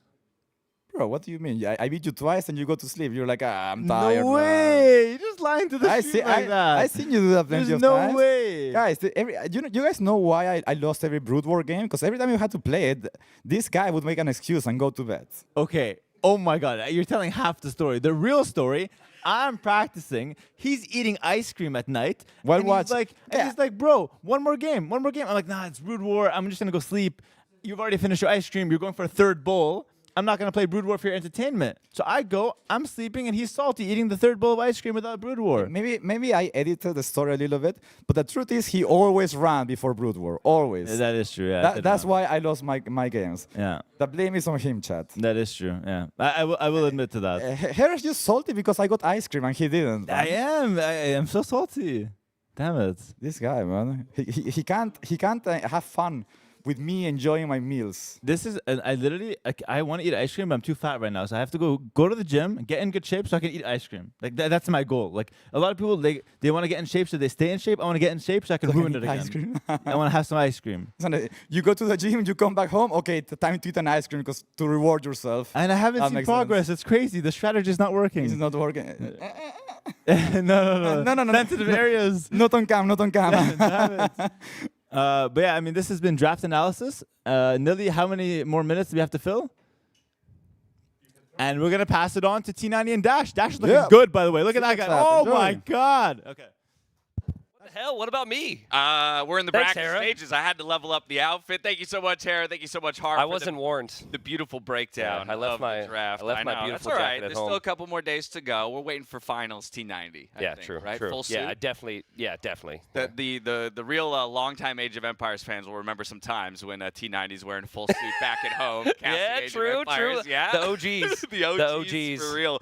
Well, T90, what a treat of a series we have in front of us. It's a fan favorite. It's going to be the Viper up against DauT. Some GL blood is about to be spilt, my friend. Absolutely. And it's going to be such a fun series. Hart and Hera obviously broke it down. But listen, DauT, his number one concern, my number one concern for DauT after very long conversations with him last night was the random ban going to help him or was the random ban going to hurt him? Because DauT will recognize that Viper is an incredible opponent, right? He's known Viper for a decade now, and Viper has, for the most part, always gotten the better of DauT. So in order to beat the Viper, you need to think of some different strategies. And those are strategies that may look pretty bad if he ends up getting 4-0 or 4-1, but it also could be brilliant and it could win him the series. And I can tell you, can't give some stuff away here, random bans, didn't hurt DauT today. Okay, I was about to ask that very question. So good to know. But either way, some very interesting civs being picked in before we even consider the maps themselves. Both players seeming to avoid hybrid maps at all cost in this best-of-7 series. Yeah, you do have some, right? Like Marsh Madness is in there. Technically, like Golden Lakes and African reed beds are a hybrid, excuse me, but they're not as crazy as some of the other ones out there. So it's definitely a little bit more straightforward, I would agree. Exactly that. I am noticing, though, Burgundians, Bohemians, Hindustanis, all on one side of the draft, which are three of the names that pop into my brain the most when I'm thinking of, Fortified Clearing, Arena, stuff like that, which happen to actually be the maps that DauT drafted for himself. Yep. So that either tells me he's got some wild strategies up his sleeves. I mean, we heard Hera and Hart talking about it. It's really hard for them even to really come to a conclusion on the draft because it feels like DauT, of all players, can come in with some kind of wacky and out-of-the-box ideas. When you are so good, right, when you are the Viper, when you have won as much as he has over the past decade, you can afford to just understand which feel as though you could play the meta civilizations because you continue to get wins with it, right? It gives you your best chances. The only weakness there then is that is something that DauT can count on, right? So those civilizations we count on when we look at Viper's side. DauT would have counted on that as well. Now, this is not some massive promise to any DauT fans that this means that we go to 7 games here, but I think it's like high risk, high reward in some ways to give up some civs, expecting them in order to break them. Look, you're playing the GOAT of Age of Empires, right? You're going to have to take some risks in order to take him down. But by the same token, T90, I wonder if there's any matchup that exists in AoE 2 where 2 players are more familiar with each other than Viper and DauT. Yeah, I mean, this has to be up there, right? This has to be up there, absolutely. You're not wrong. Now, I get it. It really works out, you know, all the shisha time with DauT last night. So I have so much perspective to bring here. And it was funny. We were talking about the history between these two last night. And DauT goes, talk about 2023. Don't talk about any other years. Yeah, and I was like, ooh, and I pull it up. And actually, in 2023, DauT won 3-2 versus Viper in Clash of Titans Invitational. DauT won 3-2 versus Viper in Clash of Empires. DauT won 3-1 versus Viper in AoE2 Admirals League. So DauT was actually undefeated against Viper, at least in sets, in the previous year. Now, the other years before that, it was all the Viper, and it does not look good, so we won't get into it. But here we are. We got DauT in the red. We've got Viper in the blue on acclivity to start off their series. Yeah, it'll be the Lithuanians there for DauT, and the Slavs is the response here for the Viper as we dive into the first game of the set. Okay, so interesting strategy that can sometimes crop up with the Lithuanians is the trash rush, where you go spear skirm. And the players are rather close to each other. There's also that hill that goes through the middle here. So my first thought is, if DauT wants to go for something different, he could consider to go spear skirm against the Slavs, but most likely this is going to be a scout opening from both, especially being the start to the series dash, and they'll both want to just ease their way, like have an easy opening to start it all off. But I like where your head's at. Already trying to come up with something that's going to throw Viper for a loop. Yeah, maybe taking control of the hill with the early barracks and the archery range. There we see Loom coming in for both players, so the feudal times will be matched between the two of them, and at the moment both players pushing in deer means they don't yet have the scouting information on each other. So while we know they're close, the Viper will soon learn that information for the first time. Yeah, this is an interesting one. So if this goes late, the Lithuanians have the latest. Funny, late. They have the latest, and that is a unit that ignores armor while also has insane attack and damage output. The Slavs' best unit is the Boyar, which has lots of armor. So actually, in some ways, I know the Slavs have an answer to the latest, but if like you get to the latest, you're kind of neutralizing. You're eliminating the Boyar as an option in theory for the Viper. So that could be pretty good for DauT if it goes later. Yeah, typically the most feared unit, right, when it comes to the Slavs and the late game. We see the barracks coming down, some conservative walling rather for the Viper towards his berries, just to make sure he's protected. And now the barracks on the other side. 50 seconds to go till the feudal age for either player, and then we'll have our answer about whether or not it might be that Lithuanian trash or if he's just going to go scout for scout in the battle against the Viper. Yeah, so if you're ever watching DauT, I really encourage you guys just to add extra levels of entertainment to your viewing, to play a game called Guess What Minute the Market Comes Up, right? Okay, you have a guess? Yeah, well, I mean, right now, off a scout build, I'm going to say 12 minutes. Maybe like... you kind of stole my minute there. Well, sorry. I'm gonna actually say like 13:30. Okay, 13:30, and I go 12. We'll see what happens. DauT likes to get an edge that way because against Viper, he feels as though if it's the meta game and you're not like really getting a big injection of economy, that you might struggle, especially against the Slavs here because the Slavs have the faster farm. So I think we're still a ways away from that. DauT's not on gold yet, but he does love to use that market. Yeah, Spear looking for a quick poke onto the scout there from DauT, but DauT realizing will reroute and not take any damage early. Now a spear coming forward for him, and look at that. It's the archery it's the trash. range T90. Yeah, interesting. So Viper actually scouted this. So Viper's known about it. He saw the range, and that will immediately tell him it is spear skirm. And Viper, the thing you don't want is you don't want these units on your berries or on your wood line. So Viper's early wall there actually makes it really awkward for DauT to move forward. And anytime you send a skirm forward, there has to be a spear, and then you're going to need to have some spears at home. So I expect DauT to have quite a few spearmen here. Yeah, such a long route for him to take now, right, to get towards any point of exposed eco here for the Viper, since he's effectively walled the front. And I doubt the DauT wants to dive underneath this TC. Look at that. Even some more house walling just to say, no. Continue your marathon around the backside here. It's a frustrating feeling right now if you're DauT, because he's like, oh, I'm versus Viper. I shouldn't go there. And now he's probably thinking, well, this whole strategy is just garbage to begin with. I should have just gone for Scout. So it isn't what he would have wanted. This is why a lot of players actually go forward with the villagers. And you build the buildings like right on their face, like right in any open areas where they could wall. But DauT never had the scouting in a Viper. And thankfully for him, Lithuanian Trash is pretty speedy. Yeah, here we go. Maybe finding an opportunity if the Viper is unaware. While Viper's looking for damage on the other side with his scouts. Here comes DauT onto the wood line. Good response here from Viper to push it away, threatening the Vil fight. 2 scouts. Could find some damage. 2 more looping in right now. DauT, though, with a spear as well in defense. Good damage traded back. Yeah, and it's easier to defend, right, because of the faster spears, and now Viper's got to keep pulling the Vils away. Viper, though, he's got some quick walls available, so you got to be careful if you are DauT. But now Viper's going to run past. DauT, no garrison, but he drops a gate, and he misses the shots. Does get 1 volley off. Okay. And Viper ends up moving around, and still there's a villager here, and this could be a villager kill from DauT. Well played. Yeah, first blood in this series is going to be found from DauT. In fact, 2-0 is the KD overall, finding a scout as well back at home. And the first of the eco picks. Yeah, and so what this does is if you're in Viper's position, you feel the need to add your own skirms. The Slavs don't have very good skirms, which is already part of it that upsets you. But then this is going to naturally transition into stable units for DauT, right? Which is where he ultimately wanted to end up anyways. So it's just kind of reverse order here. But all things considered, I think DauT's got to be really happy with things. Of course, the Slavs will have the faster farms, but 1 villager pick on Viper, a failed quick wall there from Viper, Viper taking hits on his scouts. Like, these are good things for DauT. Yeah, you said a lot of spears were going to be created on the side of DauT, and I see 7 already out onto the field alongside 6 skirms. Now, for the Viper, he's managed to keep his military count low, so not too much investment while he is transitioning into those skirmishers that you asked for in terms of a response to the trash units of the Lithuanian player. Yep, and Viper's still open right where he's placed that blacksmith, actually, so that should actually be easy enough for him to wall it off. But Fletching's on the way yet. And DauT feels like I'm good. I mean, I love how much army he's bringing forward right now. He must not sense that the army's coming through here. This would be so bad for him if he can't get the house wall down. The spears are going to be through. The skirms is a follow-up.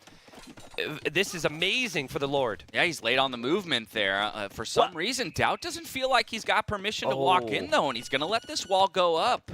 Wow, interesting. He saw a blacksmith foundation, so he would know that Viper doesn't have blacksmith upgrades. He himself had blacksmith upgrades. He also had good numbers. That could be DauT that playing up against the Viper and thinking, I don't want to get trapped here. Right. I want to have this army long term. This is still something for him. It's still delaying Viper's economy to sit behind the wood line. And Market by the way, going up. I said 1330. You did, and it's going to complete at 1330.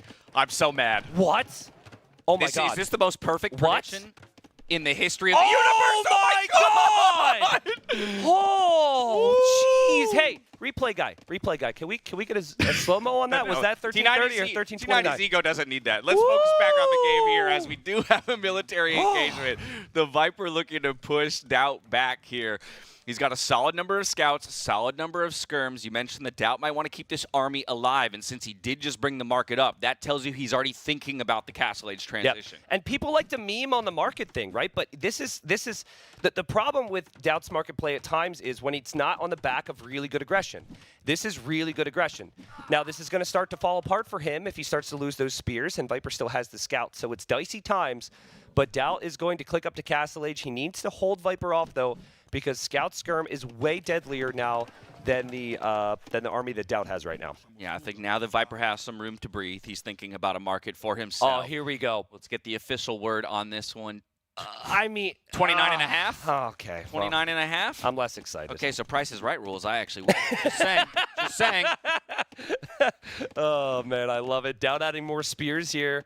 I wouldn't even mind to see an armor upgrade, honestly. You've got so many of them. I think Pikeman is going to be a good option in the long run. And DauT's micro has been superior to the Viper so far, but a lot of that might just come back to the fact he's had so many units.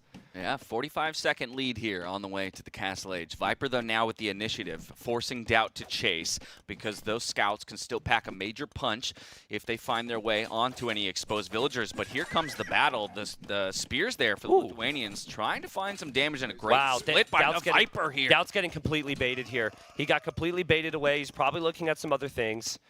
But at the end of the day, I do think that like if this is going to be a night war, the army that DauT has now is fine. Like the skirms are expendable. You can lose those.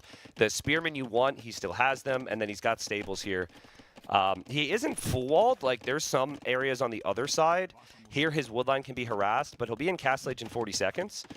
And Viper will be right behind him. Viper a minute and 20 seconds away here. Villagers thinking about moving out to an exposed stone here. You see that mining camp dropped. I think, of course, because DauT is tracking this, he's decided better of it, at least for the moment. And Castle Age just 15 seconds away here for DauT. We already have the first armor upgrade for those knights, too. So if he can get them pumping, those skirmishers are going to be not long for this world here as they're very exposed forward on the map. Interesting to me that he wants to just mine the stone. Be very common to just buy the stone back with the market. That's what players tend to do these days. Viper will know he needs to buy himself a little bit of time here with this aggression. And he gets some hits on the skirms, but at the end of the day, it's the scouts and it's the spearmen that's the most important. Viper being a pest there, he's going to kill some deer, which is great value. DauT should try and get his knights over to his opponent's base right away here. You do not want to use your knights to defend from a feudal age army. And there we go, Vodka. Just in time to find those first two knights out of the queue and on the way across the map. It will be a light cav upgrade here for Viper, so feeling like he's got enough numbers to justify it alongside the forging upgrade.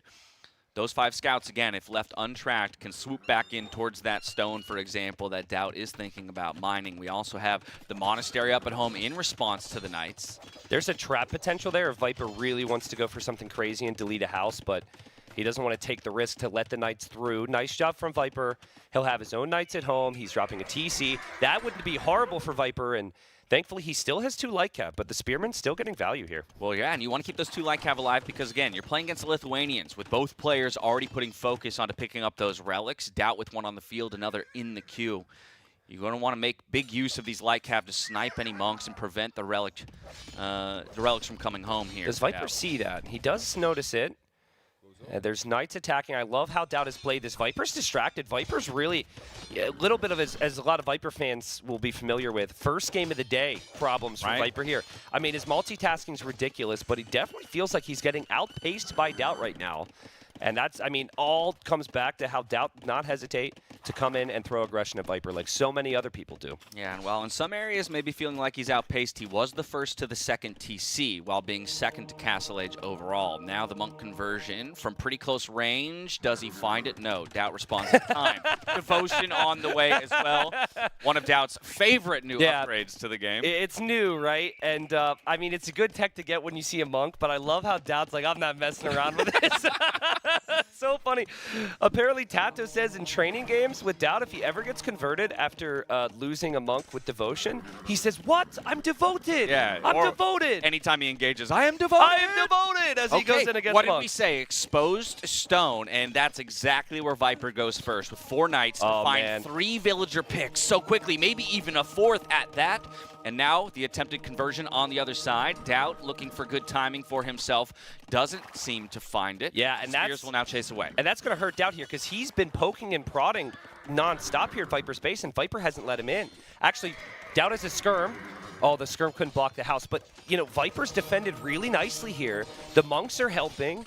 And now DauT lost those villagers, so DauT will feel some pressure at the moment. Yeah, there was that one very early Vill snipe for DauT onto Viper, but now the Eco KD has swung the other direction with Viper picking up 4 for himself and maybe even finding one more. No, things better of before diving underneath the TC. That's classic Viper, though. It's like defend and then find that perfect counterattack when the opponent's not expecting it.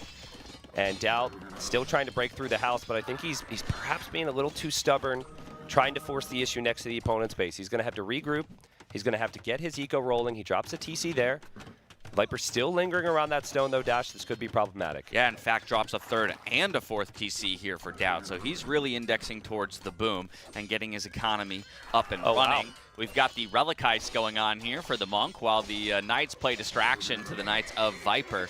Once again, there's one upgrade apiece, but it's forging on one side and armor on the other. DauT will win out on that trade. That's a fantastic one for him. Well, he's got 2 relics, so he gets +2 attack. Good point. And then he's also got the 3rd relic coming back to the monastery, and that is huge here. So that probably explains where DauT's focus has been with some of these small moments. But DauT's KD, it's looking better than it was for a moment there. He's going to lose a Knight. But if he can get, okay, you get to this point, even against a good pikeman civilization, which you would consider the Slavs. Definitely. Knights could beat pikes.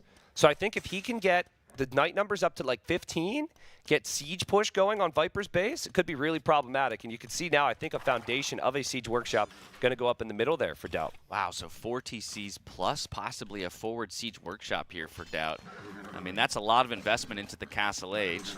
Of course, both players obviously still spending all their resources and nowhere close to thinking about Imperial. That's going to be relic number 4 for DauT. Oh, this is huge, Dash. You're capped out with the extra attack at 4 relics. So he's going to have +4 attack.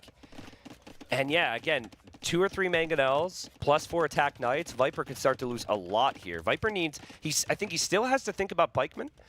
But at the moment, it doesn't look like his resources are looking that great for it. I was going to say, and only 5 monks, 5 knights on the field. He's completely stopped military production, looking to see if maybe another barracks or 2 gets dropped, or what exactly his answer will be to the pressure that's about to come his way. Yeah, this is a big, big moment here. I mean, more monks can make sense too.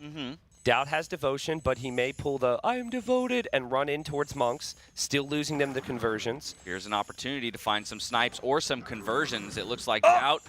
You're devoted, bro! Go in! There he goes. Now he feels like he's got it. He catches Viper unaware. The attempted conversions will come through, but I don't think a single 2 will be found, even through the devotion. So honestly, making the best of a bad situation, I think, when Viper seemed to be surprised. Yeah, at the end of the day, though, DauT still has his monks behind this. DauT still has good Knight numbers, and if the score at the bottom means anything for you guys, DauT just took the score lead, so Viper under pressure here, and DauT with the attack round on the Knight. Beautiful play from DauT so far, Dash. Yeah, he's locked in, it seems, in game 1 of the set now. I did see a number of barracks being dropped here by the Viper, so he's already thinking about that transition and getting the Spearmen produced, but at that, he's got 100 food in the bank. He's already got DauT knocking on the walls here. This is looking scary, T90. Yeah, it really is, and I love how DauT now at this point is continuing to make monks. He's bringing his monks forward, and he's not going to go for any risky raids where his units could get trapped or get separated from the initial push.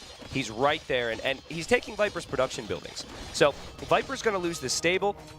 Viper's going to lose that villager, and DauT, this is his win condition, right through the middle. Viper can try. He can try and counterattack here, but if the pressure continues to be like this for DauT, eventually Viper has to deal with these Knights. All right, Redemption coming in for Viper, so that could always turn the tides of the table, or at least stop the aggression in its tracks. Diving under the TC, honestly, those are good Knight numbers. Yes, they only have the first armor upgrade, but it's only fletching on the other side, looking for snipes onto the monks as well, and some villagers getting cleaned up. This is a fantastic push from DauT to really lay the pressure on. It really is. Around the wood line here for Viper. Will keep a few villagers alive, but he's got to relocate. And this is Viper's farming eco, and his other town centers are along the sides of the map, and there is not a lot of space for farms. So as Viper drops a castle, that is a castle that is planning for life without the main TC, and DauT sees that and says, I don't want to be the only one that fails with these things, and he just switches position now. Yeah, that's a castle you never want to drop, and I think the Viper realizes that he hits the delete key, and now a bunch of villagers unfortunately stuck without room in the TC. Somebody makes space. And instead, a bunch of villagers will go down in the end, equalizing in the overall eco numbers at that. But still plenty of Knights to now roll through unprotected eco. He already doesn't have farms working, and these 4 are soon to fall. I see a total of 1 pikeman on the field here, T90. Yeah, and there is a counterattack in DauT's base at the moment that we should pay attention to. It looks to me like DauT actually cleared it up. It was just 1 unit, not that big a deal. DauT with a 20 villager lead over Viper and a 20 military lead, and Viper's got nothing to stop this. In 30 seconds, we went from an eco lead for Viper to a 20 vil deficit and more under threat. He's trying to throw the farms down, get that food economy back up in order to pump out the pikemen, but again, with 4 on the field, just doesn't seem like he has the numbers, doesn't seem like he has the response. Yeah, and you know, for Viper now, he's got to hope that his TCs can protect Vils, and he can build up a pike monk number, in one position and start to, get some good engagements. But unfortunately for him, it's like that's still not going to be the numbers. And like we said before, the amount of attack that DauT's Knights have is just ridiculous. Yeah, now +5. +4 wasn't enough. He goes for Forging. This is after second armor comes in as well. So once again, these Knights can pretty freely dive under TCs unless there are large numbers of pikes to return fire. I do like how Viper, I guess he got it earlier for the skirms, but the fletching upgrade is going to help a bit against those Knights, but even still, it just feels like there's too many fires to put out here. Viper could lose his TCs to Knights pretty soon, and DauT still has over 20 of them, Dash. The beautiful thing is that Viper's assuming this is an all-in, where DauT's just like 2 TCs. Yeah. DauT's on 5, and DauT wins the first game. You can see the reaction from him. What a game. And what an unbelievable opening for DauT. That was sick. Yeah, absolutely phenomenal. I mean, again, it didn't even have to find that much damage in the Feudal Age, but he really just put the pedal to the metal, right, with the aggression. Yep. Yesterday, also in group stage, DauT very chatty. Would end a game, win or lose, and there'd be conversation. These guys, not a single word out of them. Not one. DauT reacted physically a bit, but he hasn't gotten up. He hasn't said a word. There's no smile. The job's not done yet. And Viper just took a sip of his water and is like, okay, this is the DauT I'm up against today. This could be dangerous for me. Yeah, what a table setter for the rest of the series. Of course, game 1, usually a momentum builder. You like the idea that, or rather, if you assume you take the win on your own home maps, then game 1 really would be the decider. Of course, anything can happen, and we've seen maps go any which way throughout the tournament here. But Viper already with a pensive look on his face. He's got to figure out where he wants to go next. All right, so I'm going to shout out 2 civilizations here, which are a little bit more unique, and I think these are the civs that DauT's going to have to win through today. These are the ones that he's got some special things planned. We've got the Armenians, which we've seen do quite well. Yo got a win in the previous series with Armenians. Yeah, there's a lot of conversations about that civ right now. And then the Burmese. DauT's got some cool things planned there. Apart from that, DauT's got the Mayans, which are so consistently good on maps. Chinese, which are so consistently good on maps. Khmer, Georgians, Malay. I know that Viper's got that top line of civs, which freak everybody out. The Persians, Byzantines, Cumans, Burgundians. But DauT civs are solid as well. And that first win, it's gonna bring some belief to DauT. Because if Viper's just like, out-microing you, quick-walling everything, you might be like, oh, no, is my strategy good enough? And sometimes you change your strategy. You're like, I can't do that. That's too different. But now you're like, ooh, I can use the little rabbit out of a hat later on. We saw Chinese pack a big punch in that Hera versus Viper series on Enclosed, and so possibly that's where DauT plans to bring them. Of course, it was up against the Georgians, and he has both of those civs in his draft. Yep. So that makes me wonder what the answer would be for the Viper on that side. I think Viper, he is going to go for Enclosed here. That would be my guess. Well, actually, no, because I don't like the Enclosed civilization compared to Chinese. So maybe African reed beds would feel a little bit more realistic based on the civs here. But is your assumption that Cuman's going Enclosed like we saw Andy try, or or you're assuming a different civ there for Enclosed? It will be interesting because DauT went Khmer against Andy's Cumans, and DauT has Khmer. So there's guessing games here on what it's played, because DauT won pretty easily with the Fast Castle. Now, I sat next to Viper. I was about to say, Viper had opinions about how the Cumans could have played it differently. Exactly. So we know there's that alteration, and then DauT's, of course, like, well, should I alter something? Maybe I should play Chinese instead. It's actually really tricky. But I think, like, Chinese, it feels so perfect for Enclosed, even against the Cumans. So I think Khmer might be more of a Marsh Madness choice for DauT. Yeah. We'll see. But it's really fun. There's like so much potential here. So it's always mind games between these two, and sometimes double mind games, as DauT once told me. It's like you practice so much together, you talk so much together, they expect you're not going to do what you practice. Yep. But then you just do what you practiced anyways, which they never expect. It's so weird. It's so weird. Dude. I love it, though. Not a position I envy, right? I never want to think that hard. Yeah. So luckily, we are not the ones in those chairs. We're here theory crafting as best we can, but we'll find our answer soon enough as we dive into Game 2 of the set. Viper looking for a response, already down 0-1 in our best of 7, but there's plenty of games to go. Another funny little DauT story. When the JorDan Yo series was going on, I went to the training room. The only 2 players in there were DauT and Viper, and they were sitting next to each other. And I said, oh, guys, you talking strategies to prepare the other for a series and being a good teammate? And DauT goes, well, he needs it more than me. Ooh. Getting in his head. Typical DauT fashion, right? Throwing a little trash talk. All right, well, away we go on to Golden Lakes for game number 2 of the set. It's the Viper in the blue playing as the Persians up against DauT in the red, who's selected the Georgians. The Georgians, wow. Okay, so the Persians are a really solid civ for any civ that incorporates small amounts of water. They begin to struggle due to lack of bracer and navy on, let's say, islands or something that's full water. So this is perfect. You start with some extra resources. Your TCs work a bit faster all the time. Your docks are also stronger. So Persians, they're going to want to get not just one dock up, but multiple docks on the ponds. TPD, man, triple pond domination. TPD, yeah. TPD. What's the Persians TPD? Persians are so good for that exact strategy. So both players with a relatively protected pond behind their TCs. That's, of course, where they go first to start booming up with the fishing eco. I already see a small advantage here for the Viper in terms of those numbers. Yep, and that's just because of the extra food you have and the extra wood. So the extra food means you can go to wood earlier on top of the wood you have. It's just Viper with a very slick build here, but I have noticed that he hasn't built a house. Is he going to get housed at 20 pop here?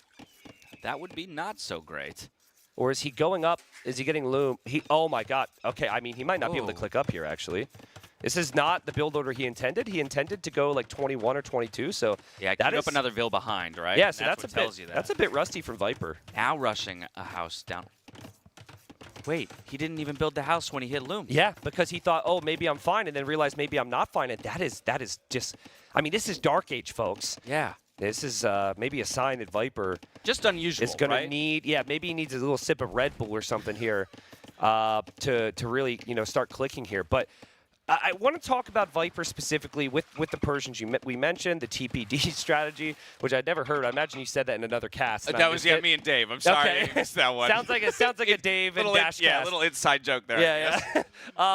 But Viper loves to fish trap, and so I think while the Persian bonuses lend a hand in competing for multiple ponds, I think if Viper can just get walls down, he's going to be happy to go like 10, 15, 20 fishing ships in the same pond and fish trap. So that might actually affect his decision-making with any aggression here.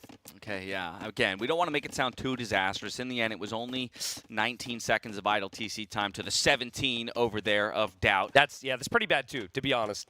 yeah. Again, but that just speaks to the level of these players, right? That's what we sit and criticize is a total of 19 seconds of idle time and a little bit of mismanagement in that early build. He could trap it.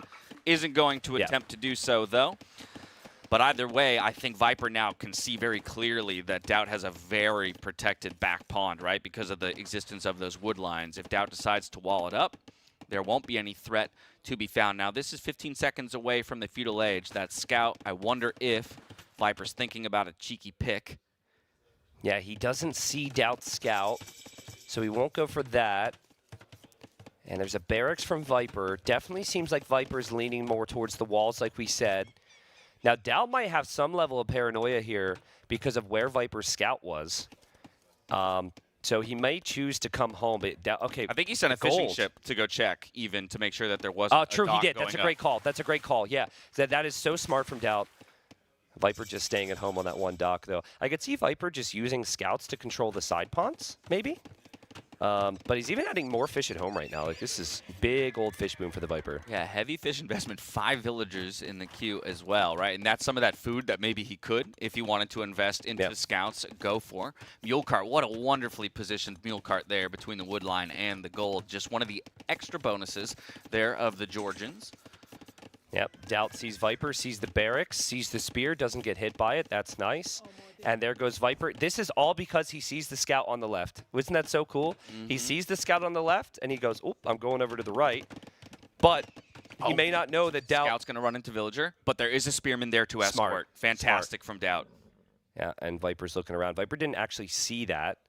That could be big, right? Because if he's choosing to invest into that pond and isn't aware of the fact that DauT moved over there as well, you'd still like to imagine he goes for either a fire galley or a galley first, just to make sure. But definitely something that if you let fall through the cracks, you could pay dearly for later in the game. Yeah, so look at Viper's pond. He's adding quite a few there. If you're not going to add fish traps, you're probably going to stop at like maybe 6 or so. But he's going up to 7. He's going up to 8.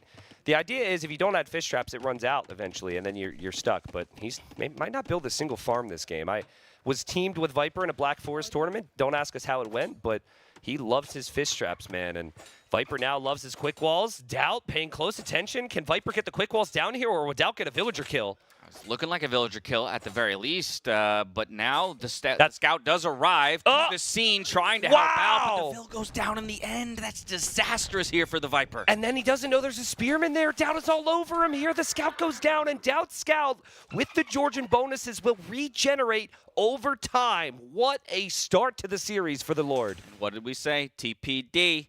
It's DauT who's going to find it here as a first villager moves out to the left-hand side to drop yet another dock. This is really starting off. Okay, we'll sort it out, folks.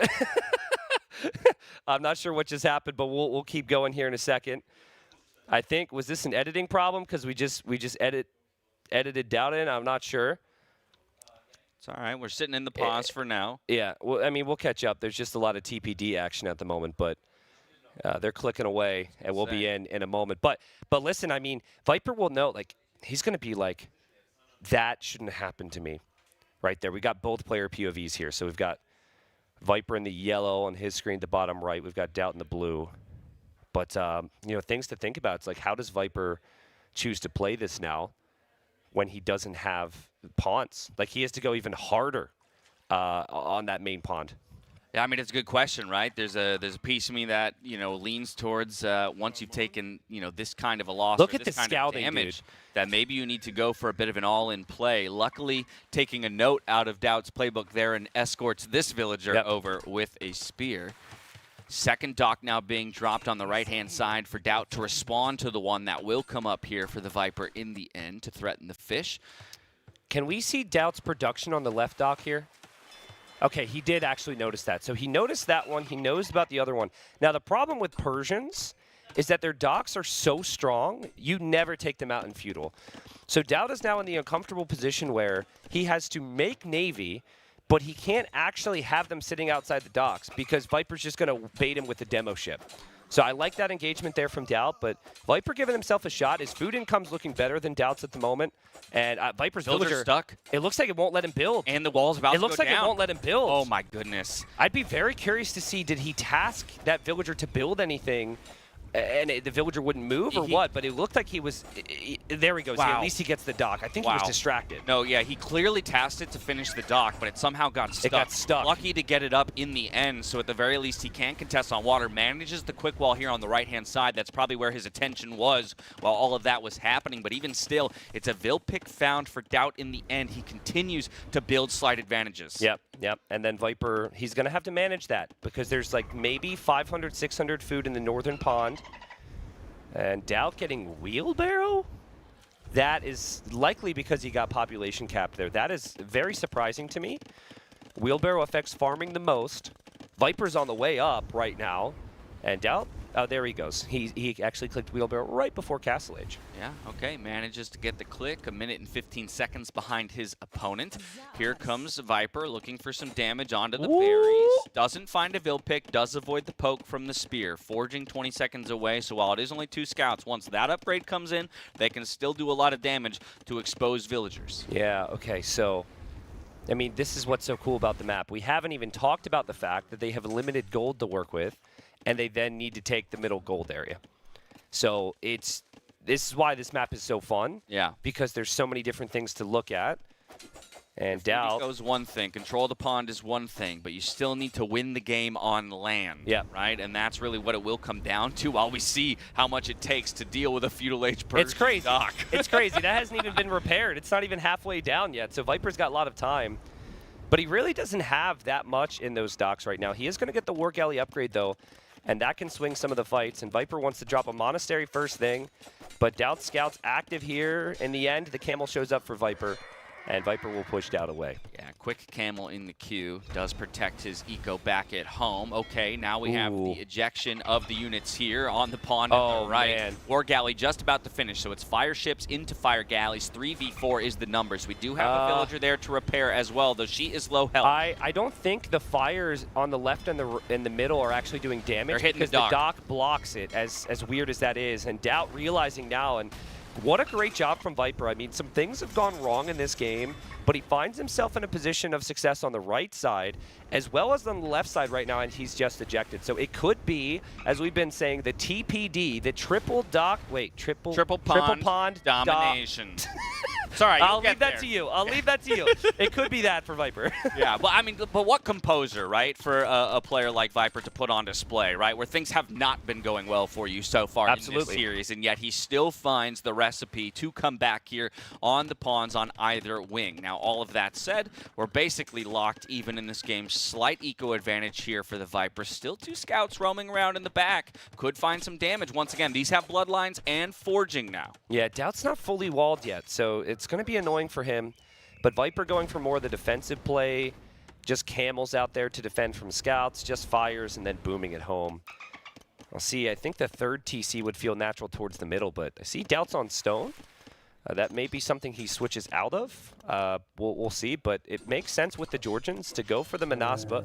That is the reason that people are picking the Georgians, is that crazy unique unit. Good snipe on the Knight, and actually has the numbers here on the left-hand side. Now, of course, neither player with fishing ships, but plenty of fish to be gained if you finally wrestle control of this left-hand pond. Yep. As you said, he did DauT with 4 on stone currently and 100 in the bank. Tells me that the castle is what he's thinking about. Great usage of the dock here by the Viper to tuck that fire ship in the back and try and draw some of the fire so he can win out even while having less numbers overall. Yeah, I mean, at this stage, I think that even if you lose the left or the right pond, you're kind of okay.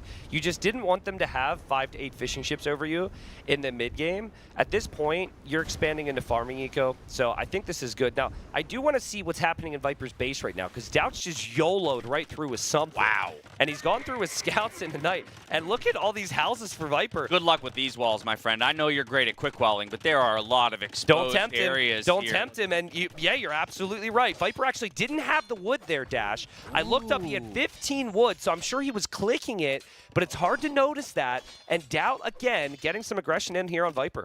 Yeah, 1 camel coming back to try and deal with it. Now, of course, again, there's still an eco advantage up at the top of your screens there for the Viper, but the numbers are dropping just slightly here as DauT finds some fantastic kills. Wants to avoid getting this Knight converted. Could possibly use it at this point for more snipes or even just more information about what his opponent is going for. Third TC for DauT now onto the field. Still hasn't completed his walls. That's something that I could be concerned about if Viper ever mounts a counter-offensive. Yeah, I agree. He is slowly, I think, patiently walling at home, but we don't have time to look at that. DauT is going to try this again. There's monks waiting for him. He's not devoted, and DauT could lose all 3 knights here if the conversions come in, and DauT just ran it towards monks. He loses 3 knights, and you saw the reaction. He should have researched devotion. Yeah, could lose him, and he does.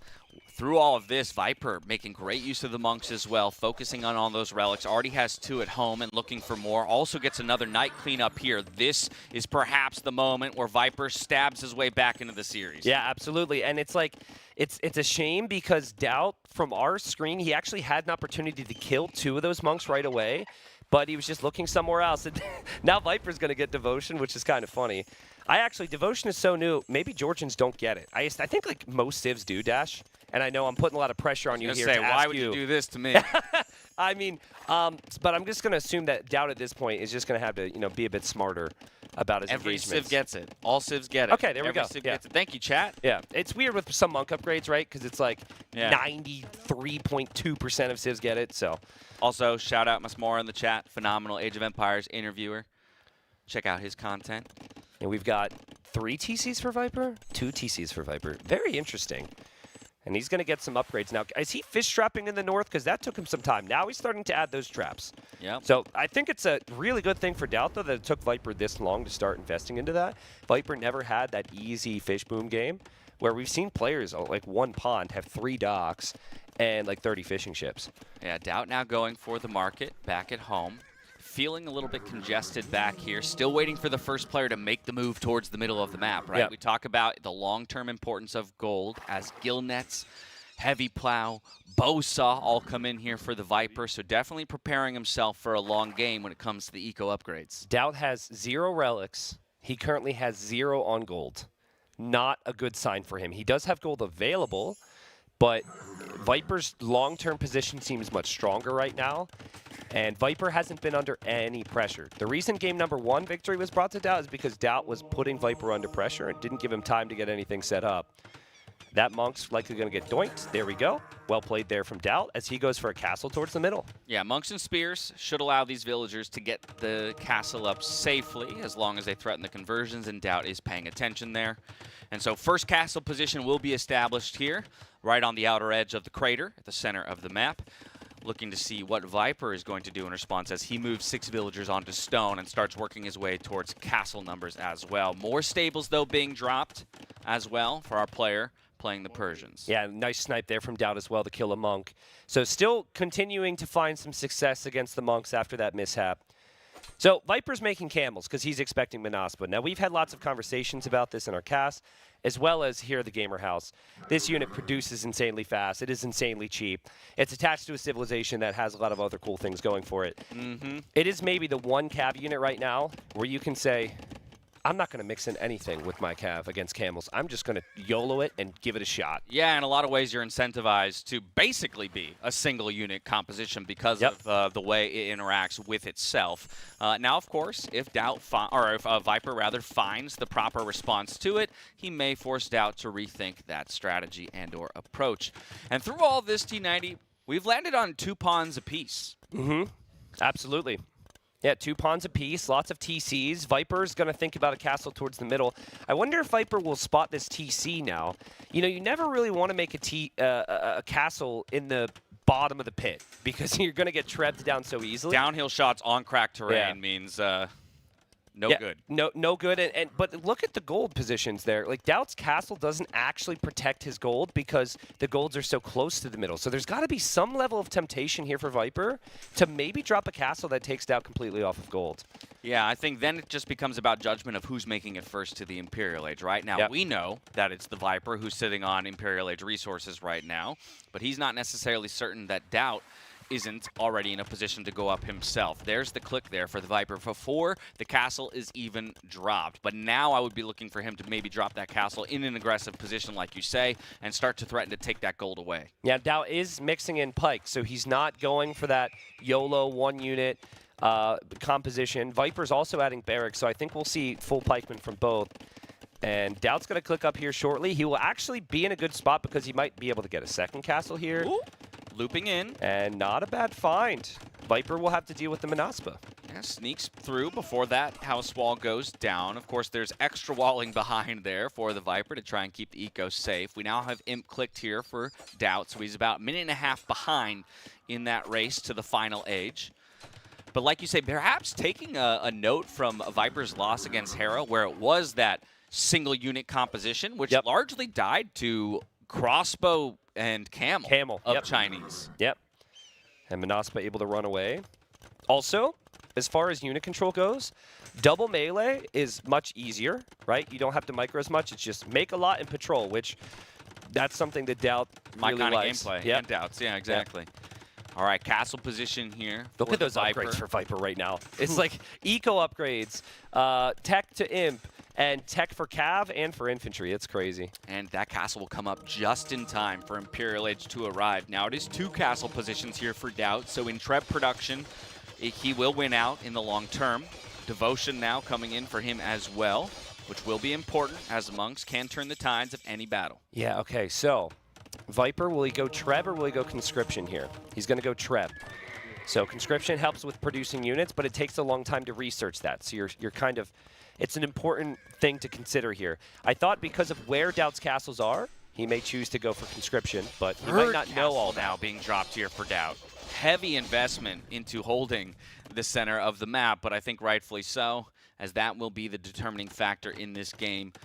in the long run. Now we have a couple siege workshops. We have archery ranges being added behind here for the Viper as well. More barracks, so going for every unit composition in the game, seriously. it seems. If Viper considering running into DauT's base, that might send some alarm bells off for DauT. Like, ooh, he saw I'm not walled. Viper might send some units through there eventually. Viper's not completely walled either. Both players just hoping to defend with army, which this is a war game. Would make sense to be able to do that. But we are going to have a massive freaking engagement. And it's just a matter of, do you prefer Manaspa Haub or do you prefer Camel Haub and eventually hand cannons for Viper? I think it could go either way. I prefer Camel Haub hand cannon, if you're asking me. The triple. Yeah. Triple lands, the TLD, the triple lands domination. We're trying too hard. Trying too hard. I mean, but how about that? If that's not evidence of how dangerous it is to place castles on cracked terrain, the TC goes down in 4 hits from a single trebuchet, and that's why you see so much more focus on the the hill positions here for either player. Yeah. Now the Viper is going to try and rotate around, see if he can find a solid position against these growing numbers of Manaspa and Halberdier here from his opponent. It's only pikemen on his side, and the camel numbers aren't so great. I only see 10 on the field. Yeah, true. They're not heavy camels either. So Viper mainly going hand cannon Halb, which is of course fine. Manaspa are not elite yet. They've got ridiculous attack because the way you get extra attack is just by making a bigger group of them, which is easy enough to do. And again, like we said, they're pretty cheap on gold, and DauT's got full gold saturation, so he can make them all day. DauT not seeing Halb yet, thinking he can take a fight. At some point during the fight, Halb is going to kick in here for the Viper, though. Yeah, this game could flip on its head at any moment, and the Viper clearly waiting for the text to come in before he feels like he has permission to take this fight. So a good overall trade here for DauT. But the players are just testing each other. Yes. Okay. Sorry, people can't see me, but I'm like freaking out here. Okay. DauT needs to consider just sending those Manaspa to Viper's eco. He's going to shred any house wall, any barracks, whatever, and it's all hell's going to break loose. If he thinks he can hold with Halb and any new Manaspa, he needs to go to Viper's base right now. And Viper, I think, sensed in his possibility or wants to protect the castle or something. But can you imagine, Dash, you got like 20, I think it's like 16 plus 6 attack or something. We could click the unit here. It goes up 14 about, plus 8. 22 attack in total. And it's ridiculous. It's so strong. And he's going to, I think he could even engage against the Halbs here. Yeah, Elite Manaspa swooping in. The castle does look to go up, but it's already under fire from the trebuchets. DauT doesn't want to throw all these units away if it's not the right kind of fight. Here come the Halberdiers trying to play a meat shield to those few numbers of hand cannons that are being built up. We have the repairs coming in already for the Viper. This is an important position to hold. He is committed to this position. The Halberdiers now rolling forward, but who wins out? Is it going to be the Elite Manaspa over the Halberdiers? I think in these numbers it will be, and so there will be, or rather needs to be, more of a response here from the Viper. Yeah, now most of DauT's units are fighting uphill here, but like we established, that is a counter unit DauT is fighting up against, and I think some people are going to be saying overpowered right now because that was a complete and utter wipe. Viper had every upgrade. He had infantry armor, he had the attack, and Viper's got no way to hold from this now. Yeah, now normally efficiency matters, but as long as DauT is on gold in the trades, he doesn't care that much about throwing a few Manaspa away that he can quickly replenish out of 3 castles in T90. You called for it. Now with a little bit of initiative, feeling like he can dive in, and boom, the palisade wall comes up just in time to prevent the raids from, I say that, and DauT still finds his way in. And now how are you supposed to stop from all the new Manaspa coming out? Because again, they produce so quickly. This is perfect from DauT. He's not being pressured in the middle. He knows that Viper's got to put out so many fires, and even though it is the Viper, there's no way you can stop this unit right now. The houses and the buildings will go down so quickly. Viper needs to get Halbs at home and maybe Dash try and punish DauT for the raiding by trying to take the castles or something. Yeah, there are 40 Halberdiers on the field with 27 in the queue, but now mobility is your problem, right? You preferred it when you were centralized, fighting in the middle of the map, but DauT realizes that, okay, I've opened up your base, I can just run around you. Yeah, and you don't really have to hesitate taking fights against the units either, right? It's like, it's not a normal unit. So you can just fight the Halbs, you can just fight the camels, and the raids in Viper's base have opened up this opportunity. DauT knows that Viper's going to die if he doesn't send more units home, so he goes right to the gold, and Viper is reeling right now. And now you got to wonder, T90, was Camel actually the play to at least be able to match some mobility? True. Mobility. True. You see only 6 Camels on the field, still plenty of hand cannoneers being produced, but the villager numbers are beginning to drop, now below 90 in terms of eco, with over half of his eco idle. Yes, he's got 85 military on the field, but it's not enough. The Viper will call the GG. And Viper's shaking his head like, that is such a stupid unit. That is such a stupid unit. But everyone here knows it. Everyone here knows it. There's a ban. There's the random bans. You hope it gets banned. DauT played that perfectly. He got to the late game. And Manaspa, we said exactly what happened. You don't need another unit. Nope. He had 9 Halbs at the end of that game. I don't remember when his own Halbs engaged. It's not a normal circumstance, but it is in the game, and DauT took full advantage of it. And now we see the famous DauT get up and open the window. Yeah. Break. Elite Manaspa. Stretching his leg. In great enough numbers. Takes one crucial fight in the center of the map, beating out the counter unit, and then with that, has full permission to dive into the eco and just make a mess of it. Yeah. I mean, it's amazing decision-making. Yes, it's an overpowered unit, sure, but made the perfect decisions with it. You know, it's such a tricky thing because we were so appreciative of Viper's eco setup. But I think, like, honestly, he maybe needs to make more army to stop DauT from getting the middle. If DauT doesn't have the middle, he doesn't get that type of position. DauT was able to have just enough all the time. Now, back to your Camel thing, it's like, his Viper's really slouching there. He's really seems a little bummed at the moment as DauT's going to take a break or something. That's his first pick. That's his first pick Civ there. Yeah, true. That he just took a loss with. And again, on one of his home maps as well. But, like, remember, DauT showed Halb to Viper. And I think that's when Viper said, I can't go Camel. I think because right, that's the hand cannon switch. Yeah. Okay. So I think he was concerned. Like, you have to worry about the Manaspa, but you also would look like a fool if you just go full Camel into Halb. Right. You know. So I think that explains why Viper didn't go for the Camels. Yeah. We had thought about for a moment with DauT and never fully walling his base. Yeah. Was there maybe an opportunity for the Viper to go for the raiding before DauT did, right? It almost was like the battle of who could raid who first, and the Manaspa having won out that central battle and keeping up their numbers. DauT dives in, and he wraps it up. I mean, it's a quick 2-0 for him so far. Yeah, we don't have an established break at this time, so I haven't been given an update on the situation, Deb, but sometimes nature calls, and, you got to go take care of business. Viper just waiting, and we'll see what he can do to turn things around. But right now, he's going to need to win quite a few in a row. Going to need a streak here. Maybe 2 wins in a row, take it to 2-2, and everything's forgotten. But DauT's playing amazing. Now, this is one of those moments where I wonder if you actually dive over to, like, Arena. Give yourself, like, a little bit of a reset, you know? Where you can play out Feudal Age or, Dark, Feudal. Like, give yourself that time to kind of relax back into the set almost. Yeah, I actually like that. I like Arena or Fortified Clearing mainly due to the civs Viper has. Humans and Burgundians and Hindustanis and Bohemians and even Bengalis. Like, all of those civs are so good on the closed maps. And the more open maps, Chinese and Mayans on the other side for DauT, you're not going to want to play against that right now. Burgundians goes to Arena. Bengalis goes to Fortified Clearing, I think. Where would Cumans go? Enclosed, right? I don't love it, but Viper, as we said, might be thinking about a way to do that in a way different from what Andy did against DauT. Right. He might do something different, and DauT might do the same thing he did against Andy, thinking it'll work, and suddenly he's surprised. Because Cumans is always so tricky. You never really know. As we see the people here in the gaming house watching, there's the man himself, Nilly, waving. What a start to the series. And listen. Jeez, I mean. DauT still has. I'm a little flabbergasted right now, T90. Same. And DauT still has the picks that he was praying would not be banned in the random bans.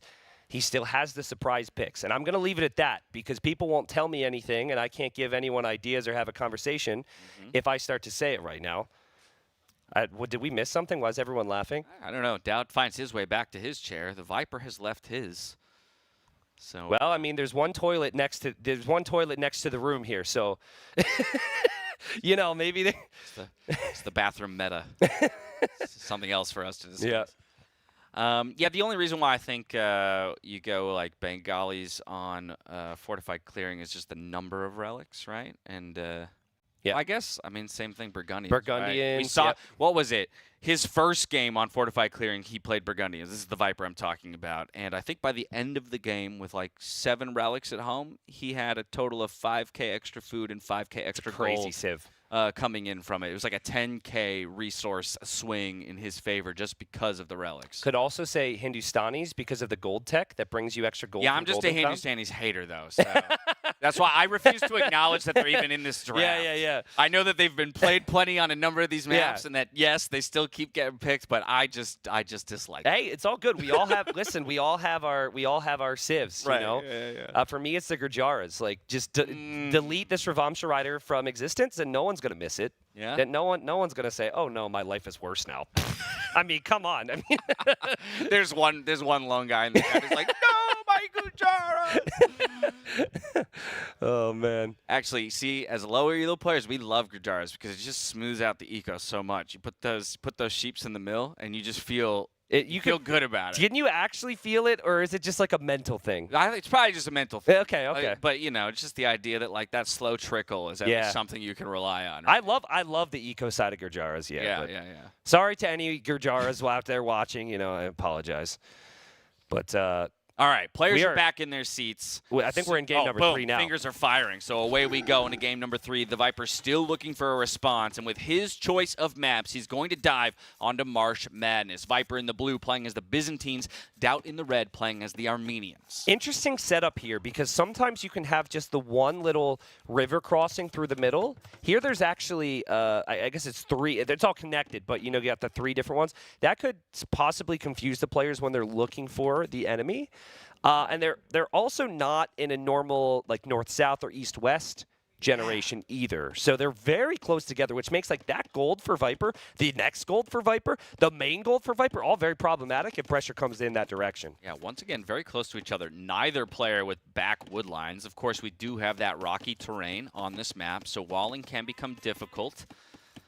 Okay, so I spoke to ACCM about the Armenians, and he explained, and DauT was part of this conversation, he said that if you use the mule cart to get double bid axe, which everyone's going to do for the wood, but you get the gold mining upgrade right away as well on a map with a lot of food, the gold's going to spike up, you collect a lot more resources, you then use the market, and you can buy your way up to the next stage. DauT and was sold at that moment. Yeah, exactly. Yeah.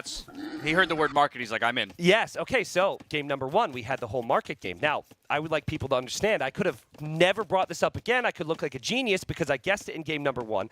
But I am willing to go out on a limb and try and play that game again, Dash. So double down? You go first. Double down? You go first. See, this is tough because, oh man, okay, I'm going to go for 14-15. Ooh, you really distanced yourself from the 11 minutes. I was 12 the first time. Oh, 12. Yeah, 12 okay, the first time. But I'm That's going not too bad. 14-15 because I think there's more potential for water battles, so an extended feudal age, right? Especially with the closeness of their... If they realize how close they are, especially their dock positions, I think there's going to be more investment before he can get to that moment. Oh, you read my mind, too. You're spot on with that assessment, but I can't be too close now because it'll ruin the whole game. Whatever, man. Price is right me. 14-16? Come on, bro. I'm going to go... I'm still trying to see DauT's opening here because he loves a good old man-at-arms play. He's buying himself time. Look at this guy. This guy. Okay, all right. Makes me go first, and then he's like, "Oh, just give me like 3 more minutes to decide." Go.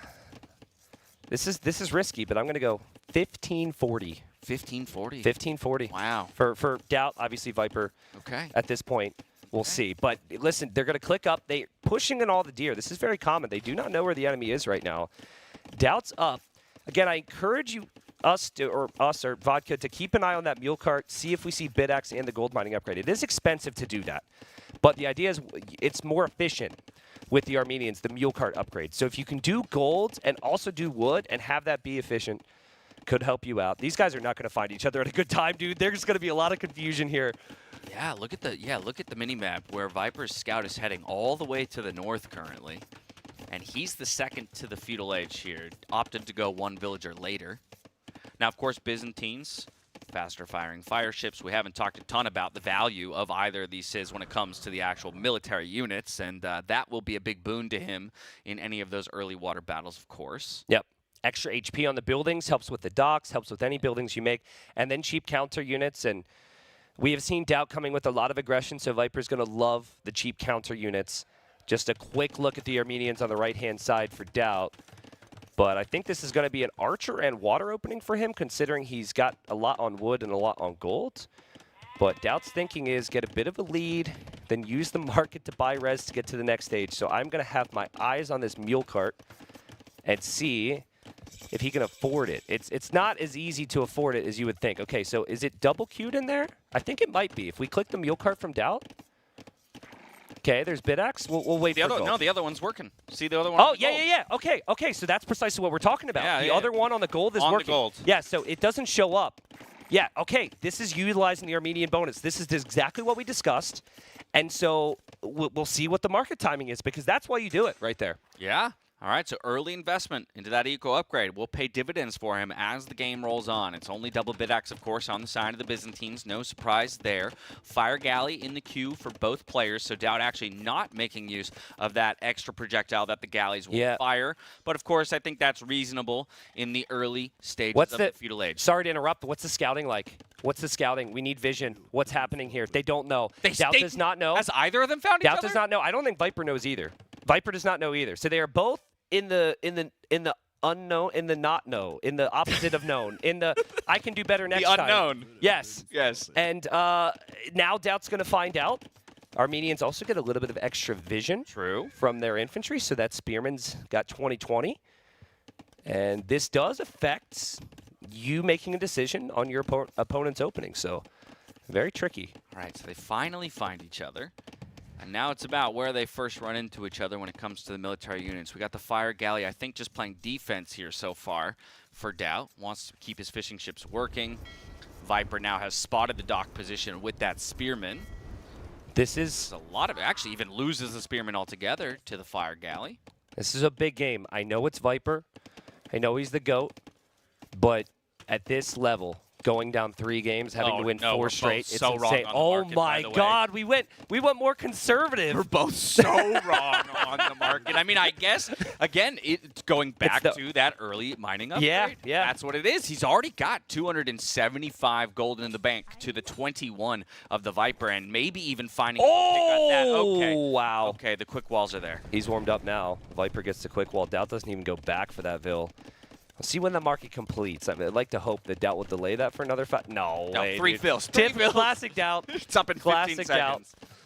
All right, 11-minute market. And we have a market as well, though, for the Viper, but DauT's going to beat him there. So not only does he have more gold, he's also going to get the better prices initially. Yeah, and then he's probably going to sell the stone. I mean, it's risky to do so because then you cannot build a tower, and you need 125 stone for a tower. So if you sell 200, you're buying 200 back. The whole idea of the market's just gone. And DauT, there it is. Comes back to the faster gold mining, and he's not too worried about the opening from Viper, but he's still got to be careful. Viper comes in with a fire there.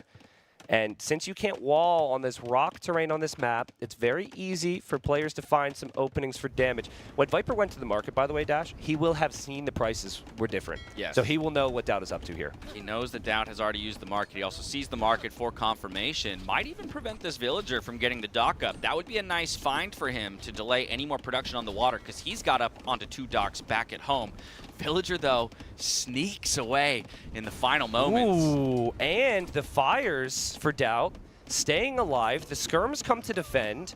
And this is where you'd expect Byzantines to have a little bit more success there on the water actually, area. with the dying breath of that Fire Galley, Viper gets 2 kills. Oh, man, that's a brutal regroup right there. There's an issue with this patch where that will happen, and DauT could take full advantage of it, kill all of these archers because of the extra volley. That scout was able to get some extra hits. Viper's on the way up, but DauT is a little bit faster. Yeah, heavy market use by both players to make it happen. But with all that said, KD 6-9, 7-9 here in favor of DauT. Only 1 eco unit has fallen over the course of this game so far. We're 2 minutes away from the Castle Age. Fishing ships are on the run. That Fire Galley will go down in the end here, so good focus from DauT to keep those fishing ships up. And it's just 1 archer. This isn't much of a threat at all.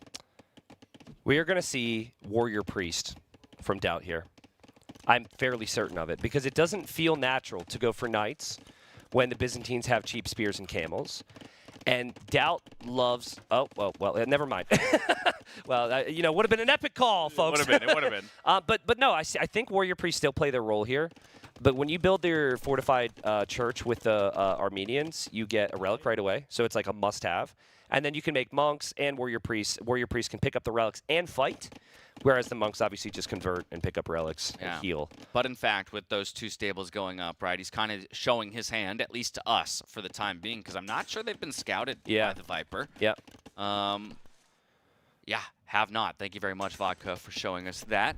And so it'll be 1 stable production at the moment here for Viper with the counter unit of the Camel up against 2 stable production here from DauT in the end. Small eco lead here for the Viper, but it seems like we're starting to find a rhythm in this series where DauT really wants to be the aggressor. It's really good. DauT is playing his best Age of Empires right now. And it's just the strategies have all really clicked for him, right? In every single game, it has worked to perfection here up against the Byzantines. DauT finding a great engagement. He will have weak ships, but he's still finding value. That villager, I thought she was going to kill the fire ship there for a second, but one she's more going to die. slap, she would have found it. Instead, she loses her life. And how rare is it that we say the Byzantine player is losing out in the Fire Galley v Fire Galley battle? Archer coming in clutch. Come on, Archer, go, go, go, go, go, go, go, go, go. Damage per hit. That was Finds amazing. It, pays dearly for it. Okay, 1 Fire Galley still alive, and that's scary for those fishing ships. It's going to force at least 1 more Fire Galley in the queue here for the Viper. We've got the Knights coming forward onto the wood line, but boom, Camel's already here to play defense. Yep, DauT's got 1 relic because he did make that fortified church, and he's going to make a monk so he can convert the camels, and this might be a bit of a boom game. Very awkward map to build buildings on. Like that TC, how many farms can you really fit around it? It's so awkward. Yeah, I don't love it. It's necessary, right? You're trying to control that gold. It's the only gold that you have without having to extend past your wood lines, right? And so he really does want to get some elements of safety, especially if he might lose the water, right? The galleys could easily fire upon a number of these positions if DauT decides to transition into those. Opted for the War Galley upgrade himself first and beats Viper to it. Viper 25 seconds away from getting it himself. That's so smart from DauT to just know, I have the worst water situation in terms of numbers and investment. Let me just kill fish. You killed 2 fish. Great from Viper, though, who's sitting on 7. So he had added a lot more. The later the game goes, the easier I feel the Byzantines are to play. Their units are cheaper. And the Armenians, while we had some fun early bonuses, this could be big. They aren't seen as the greatest late game civ, and you call it dash. The camels are going to come in, and I think DauT is preoccupied right now. He does not notice the camel raid. Focused elsewhere. He's trying to raid on the other side of the map, so there could be damage going both ways. But Viper gets the quick walls up. Knights finding their way onto the gold, but that's where the TC will play a big role. And just like that, the Eco KD has swung the other direction, or rather evened up, right as I say that. Yeah, I would love to see a replay of that as well. Viper, like, defending in 2 different spots and attacking at the same time. That's beautiful. And then the scout comes in, and the scout wants to kill the monk, and the monk is going to die, but DauT gets the conversion right before that. Yeah, lightning fast conversion, but perhaps that camel will flip back to its original side. And just like that, we've got 3 camels and a monk here against 2 knights. Yeah. DauT's still looking for damage with these knights on the other side of the map, but the walls are playing a big part in the defense here for the Viper. 3 camels defending against a monk. The monk will go down, I think. And now it's just a matter of whether or not any knights will follow. That's a great conversion there for the Viper. Now trying to run the monk back to the safety of the TC. The monk will go down. Yeah, and then DauT ends up killing the camel and still lingers. Whew, interesting. I mean, look at the eco count right now, though. 38 eco for DauT, and Viper shot up to 54 out of nowhere. Such a sick job from Viper to keep his TCs working, as well as adding the fish, like we said. And now I'm wondering, what's the play from DauT? He's going straight knights with a civ that doesn't really have the best of knights against Byzantine monks and Byzantine camels. That's phenomenal water control here for the Viper. That's given him that 9 fishing ship to 0 lead, as well as the second TC, pumping villagers out minute over minute. So that eco lead is only going to climb at this point. DauT also housed as well, forced into town watch at the very least before he gets a house up. Does lose a knight here to the counter camel unit. So yeah, still looking for a response, and it looks like archers might be the play. Yeah, archers. Interesting. Okay, so Armenians have great archers. The main thing here is timing on the mass. So with that wood count, with what we're seeing economically, something like 3 ranges would make a whole lot of sense for the timing. This is now Viper, who has the economy lead, who has the fish boom, who has the score lead, who is not being attacked all the time by DauT. This is where Viper thrives. And fortunately for him, there's not a Menaspa situation awaiting for him, right? Like the previous game, I think Viper was happy to chill and then found out that he couldn't. Here, I don't think it's quite as worrying. Yeah, maybe falling into a comfort zone here on map number 3 of the set. Unfortunately, doesn't get a conversion there and does lose the Monk in the process as DauT rolls forward with solid Knight numbers. Something to be concerned about as Viper invests more of his resources into continuing to boom. 3rd TC going up, docks around the outer edges all the way to the northern side. Definitely trying to extend his eco lead and continue to bring that food in. Yeah, and Viper comes in on the right while also coming in on the left, and DauT reacting nicely. But again, Viper applying pressure. DauT is the big Knight group forward, though. Viper needs some defense at home. Will he be able to defend from this? He's got that 1 Monk, and DauT actually has to pat all the way back around. Then he realizes he might as well take an engagement. DauT also converted a Vil and is building an outpost smack dab in the middle of Viper's economy, and he's diving underneath the TC. Yeah, I don't know if that's too well advised here, because while he does find a couple of kills, these Knights are going to take a lot of damage in return. Right now, it's basically wall defense here for the Viper, as well as you see there was a hole in that wood line, I think. I saw 2 villagers There run could out. be. There's so much happening right now. DauT's building a TC, which could be amazing. Viper spots it. Viper's got villagers out there. The Knights are going to find another TC from Viper there. Will DauT's TC be denied? It looks like it will, and that's horrible for DauT. Viper's got such a big eco lead. DauT cannot afford these losses. Yeah, that's painful to say the least. Already down 25 when it comes to the villager counts. And so Viper now long distance mining, loses one of his villagers to the warrior priest, but even still sitting pretty, I think, overall in this game. For the first time, it feels like Viper's in the driver's seat. We never look at it, but Viper's expanding with fishing ships around the outside still. That is sick hybrid play. Usually players just give up on it, but he killed all of DauT's fish. He's had 12 fishing ships out there, soon to be 13, and then he also is, on 3 TCs. DauT needs a solid army mass. He's got archers with fletching. He needs crossbow. He needs bodkin. Otherwise, he cannot stop Viper soon. And even still, right, the mass just isn't there. It's 11 archers and no more being produced currently. There's the crossbow upgrade that you were asking for, but we still need bodkin. You'd even really want ballistics in the end, right, to kind of deal with being able to do those pot shots while you while you retreat. Can we see, big fight here. DauT's got to be really careful. I would love to know if Viper sees anything that shows him archers is coming. It's too late now. He's going to find out this way. But this, honestly, Byzantines could go skirms, but I think adding siege would be nice. I just still wonder when you look at this, where in the world can you fit a siege workshop? I was about to ask There's the no same space. question, so I reject your question because I don't have a good answer for it. I reject your question.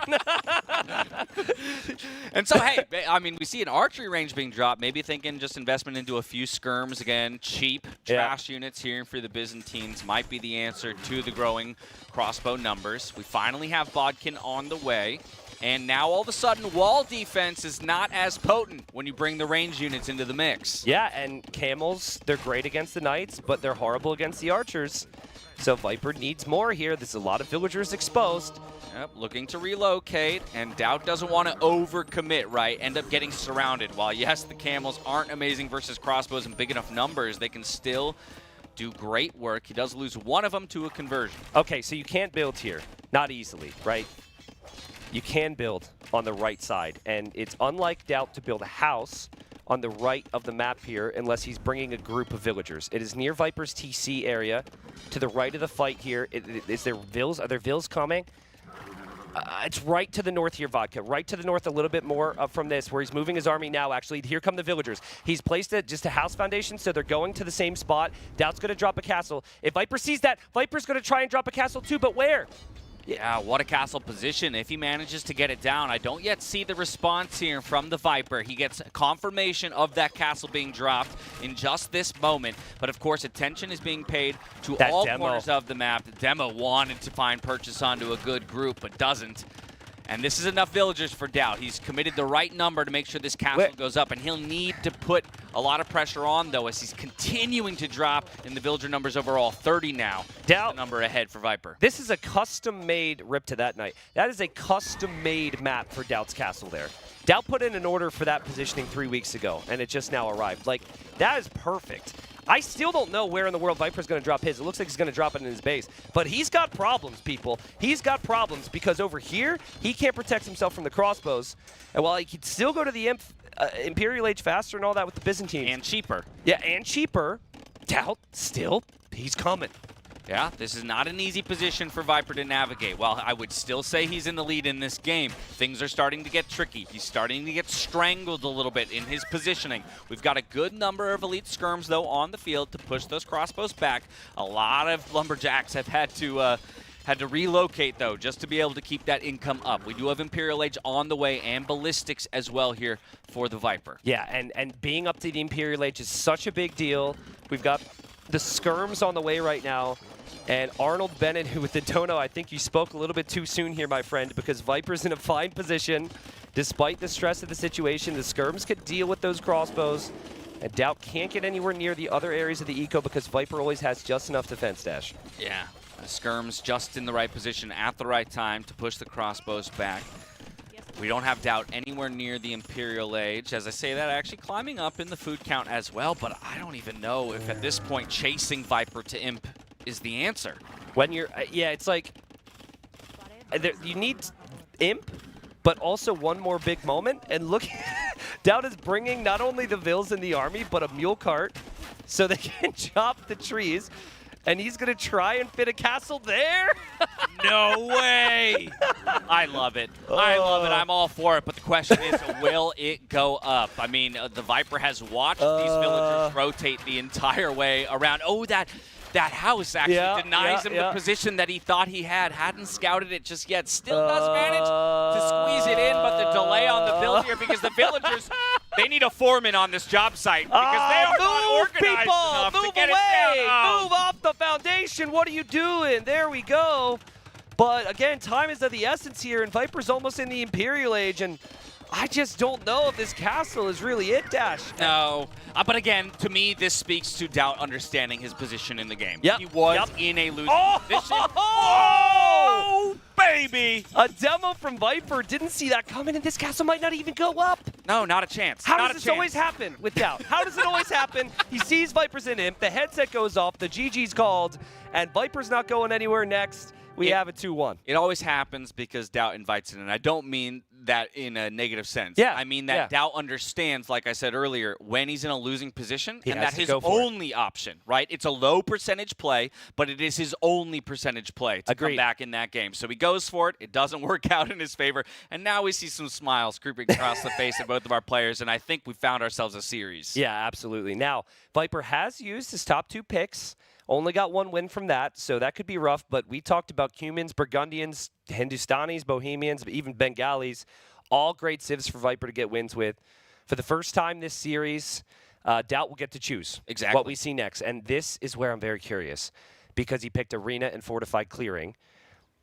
Cumans, Burgundians, Hindustanis, Bohemians, Bengalis, all 5 of them have been great at various points, whether in this tournament or previous ones on Arena and Fortified Clearing.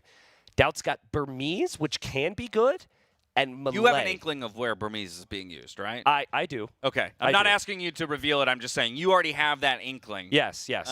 My big question is, like, where does Malay go, right? Because obviously Malay can be played on something like Arena or Fortified Clearing, right? Here's the demo. Let's take a look. Massive demo hit. Nice suspense. Boom! 5 villagers go down. It also didn't help that a lot of those villagers were very weak. Like, they traveled through some hell to get to that castle foundation. it just was the most telegraphed journey ever, too, right? It was like in between like all the TCs of the Viper. Yeah. He found the only available 4x4 tile position on the map to drop that castle in the end. But yeah, Malay is an interesting one for me. Obviously, it's the first pick, so DauT clearly has a plan for it. But we could see that Civ across really any of the remaining maps. Right? Yeah. You could go like Malay Fishboom on African reed beds. You could go Malay onto one of the more closed maps where you take advantage of the earlier up times and get an eco lead in that regard. By the way, we might need a replay of this if that's acceptable on Twitch. Yeah, I think it is. Those are DauT socks right there. Viper is wearing socks with his opponent's face on it. Yep, there you go. They're a little worn. And I understand if this is your first time watching Age that this is a bit weird. But DauT is a meme, and Viper knows exactly what he's doing here. Oh, yeah. He is waiting for DauT to come back with another Red Bull, and he is, oh, my God. Are we giving commentary over a man's feet right now? No, you are. I'm not. Notice how I haven't said anything. There's moments where I think, are my parents proud? And I think the answer is no. I mean, he's really got to get some new ones there. Those are pretty worn. But anyways, but I guess DauT is back. DauT walked by us here. You think they're in stock? Or are they? I think Viper said they're out of stock. Is that like an Etsy thing? Dude, we have a link. Viper. Why is DauT out here right now? Yeah. What? He might be having a discussion with Nilly about something. Okay. But Nilly's like, go play. Yeah. Yeah. Well, maybe asking about when the break comes, and I think in the best of 7, right, we've moved the break to game number 4. DauT walked past us, even though the rules have been established since the beginning of the week. Looked at me and said, "I'm slave," and did a little whip. A little whipping motion. Is that really what he feels? I don't think so, but that's what he said. Well, red ball in hand. The problem is, and let me tell you, hit me. You give the players an inch, they take a mile. Yep. And so or a kilometer here. Or a kilometer. Thank you. Thank you for making sure that we're accurate on that. And, that's why DauT's been sent back here to get ready. But Malay, I think, can be played on the closed maps. That's the what other I was one thinking. for Malay, African reed beds. Right, for full fish boom. With the fish, yeah. Because we've seen Japanese used to great effect on African reed beds for that very same reason, right? Yep. I think it was Mr. Yo, if I'm recalling correctly, playing a map where like not a single farm was dropped. Yep, with Japanese. With Japanese. And if there's a Civ right behind Japanese, it's Malay. Exactly. So could be good. And again, that's just why I have questions about where that Civ goes ultimately. Yeah. Well, I do want to state the stakes this year. Whoever wins this series will move into the semifinals tomorrow. We'll be up Face against Hera. Hera. Hera's played amazing so far this tournament, and both players have faced him many times and found that very difficult. But I also want to say to everyone who's watching, thank you. Seeing a lot of new faces, seeing a lot of people who are like, whoa, this game still exists, and a lot of people who've been around a very long time and have helped this community and NAC and all the previous iterations accomplish what we have. So thank you, everybody. It's been a good cast so far. DauT cracking open his next Red Bull. So here we go. Yeah, we don't get to where we are here in 2024 without the incredible community that Age of Empires 2 has fostered over the years.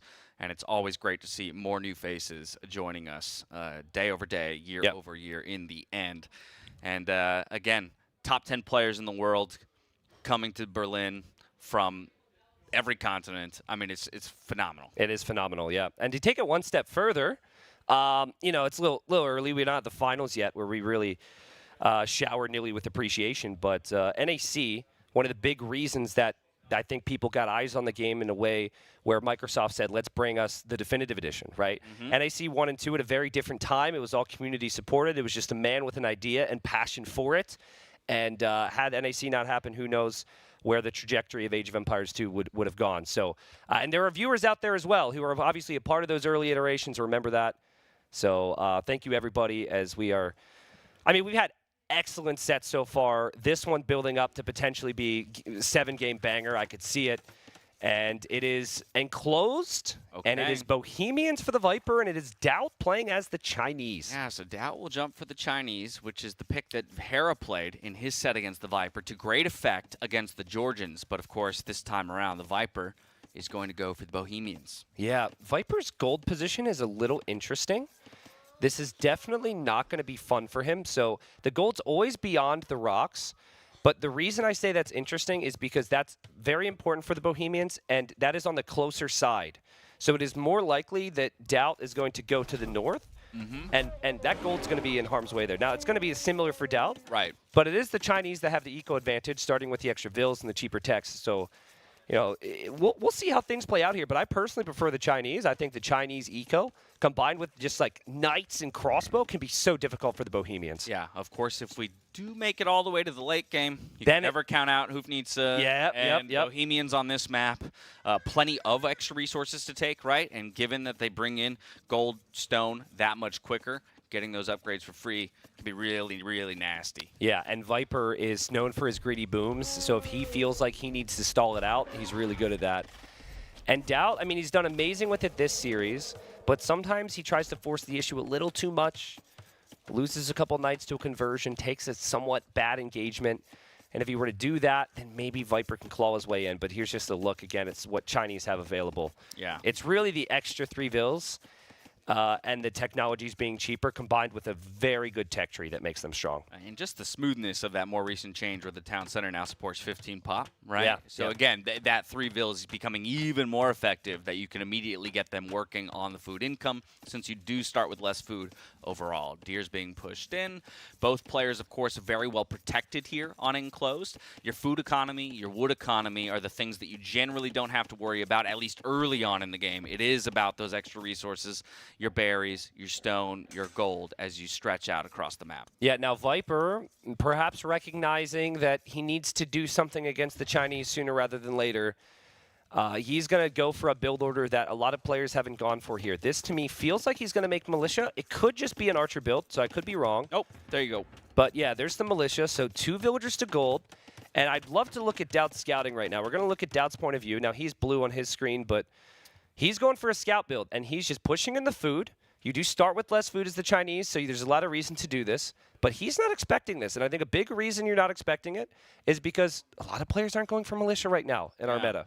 And while you have a general understanding of where your opponent is on Enclosed, right, of course, you don't always know exactly how close you are in terms of when those Militia, for example, could be reaching your eco. And Viper sending his scout around the long way to now be locked in a scout battle. Oh, man, this could be interesting. So they're going to be in feudal age at pretty much the same time. DauT, he doesn't have scouting, and he just saw Viper's scout come from the south. So he drops the barracks on that side, expecting any other pressure to come from the same direction. Yeah, and he's also hoping that he can kill Viper's scout, thinking he might be in feudal age faster. So there's a lot of things you can do here for Viper. I'm going to go to Viper's point of view now. I want to see how he handles this. He adds the range at home. And here he comes. He hasn't seen the berries yet, but he's going to, oh, man, he's going to be so grateful in a moment. Oh, he's like, yes, this is perfect. What do I do? He's going to position the scout on the right. He's going to see this, and he knows that DauT isn't necessarily prepared to deal with this, and DauT's not the best quick waller out there. Well, 3 walls there, so that's good to see out of DauT. But, of course, Men-at-Arms upgrade going to come in just in time for the Militia to arrive to the berries. And the quick wall's there for the moment, but he has to get those extra taps before the walls come down. Very well played from DauT because he didn't know about that, right? Beautiful play from him. Viper then there on the palisade walls, applying pressure, but DauT will get his stable up. And he's going to get a hit with this Spearman, but not on the scout, unfortunately enough. He only hit the Man-at-Arms, which is not what he wanted there. Yeah, so 1 villager stuck repairing. That's at least a little bit of damage that Viper could be happy with. Still trying to dance around that spear. DauT looking for a poke, doesn't find it. DauT got really housed right there because of the pressure. He got really pop-capped. He's getting wheelbarrow without like a big farm setup. Yeah. So I think that eco lead that you normally want to have with the Chinese has kind of disappeared a little bit here for DauT. Yeah, and from very few houses to very many houses. Now has plenty of pop space. That's the most relatable. That's the most relatable thing DauT has done all series. Yeah, by the way. exactly. All right, archery range being dropped. It's a pretty natural response, right? 2 Man-at-Arms, unless you're willing to go up to 3, 4, 5 scouts and commit to the fight there. Feels like Viper's had a really solid opening. Chinese Shoved are still off Chinese. berries is really brutal when Yeah. you're going scouts initially. And skirms too, right? Yeah. He needs the skirms. Viper will be very happy with this opening. Viper also has solid eco set up behind this. Res collected's always going to be ahead for Chinese, but I'm curious to see what it looks like in a couple minutes. I think if you maintain just being 200 resources collected behind as the Bohemians here, you're going to be very happy. Okay, range up at home. Skirms on the way. DauT now feels like he has enough to be able to send those scouts forward and still deal with the pressure that Viper is bringing his way. But I like this. Just focus on the production building, right? Force your opponent into the battle. Yeah, and this is the most technical type of micro here. Or Viper can still use the starting scout and the man-at-arms against the skirms and Back then use over the on archer Viper's versus gold. the spears. Viper's gold. Yep, Viper's got trouble, but he's got army waiting. Will DauT run into it? DauT runs into it because he's distracted here. That's amazing for Viper. That stable could go down, Dash. Yeah, great preparation out of Viper. In terms of the defense, still has the right amount of mass and the right army composition here forward to take the stable down. I mean, that's a huge amount of wood that DauT is now going to lose and won't be able to get another stable up, is opting for the blacksmith instead with his remaining wood.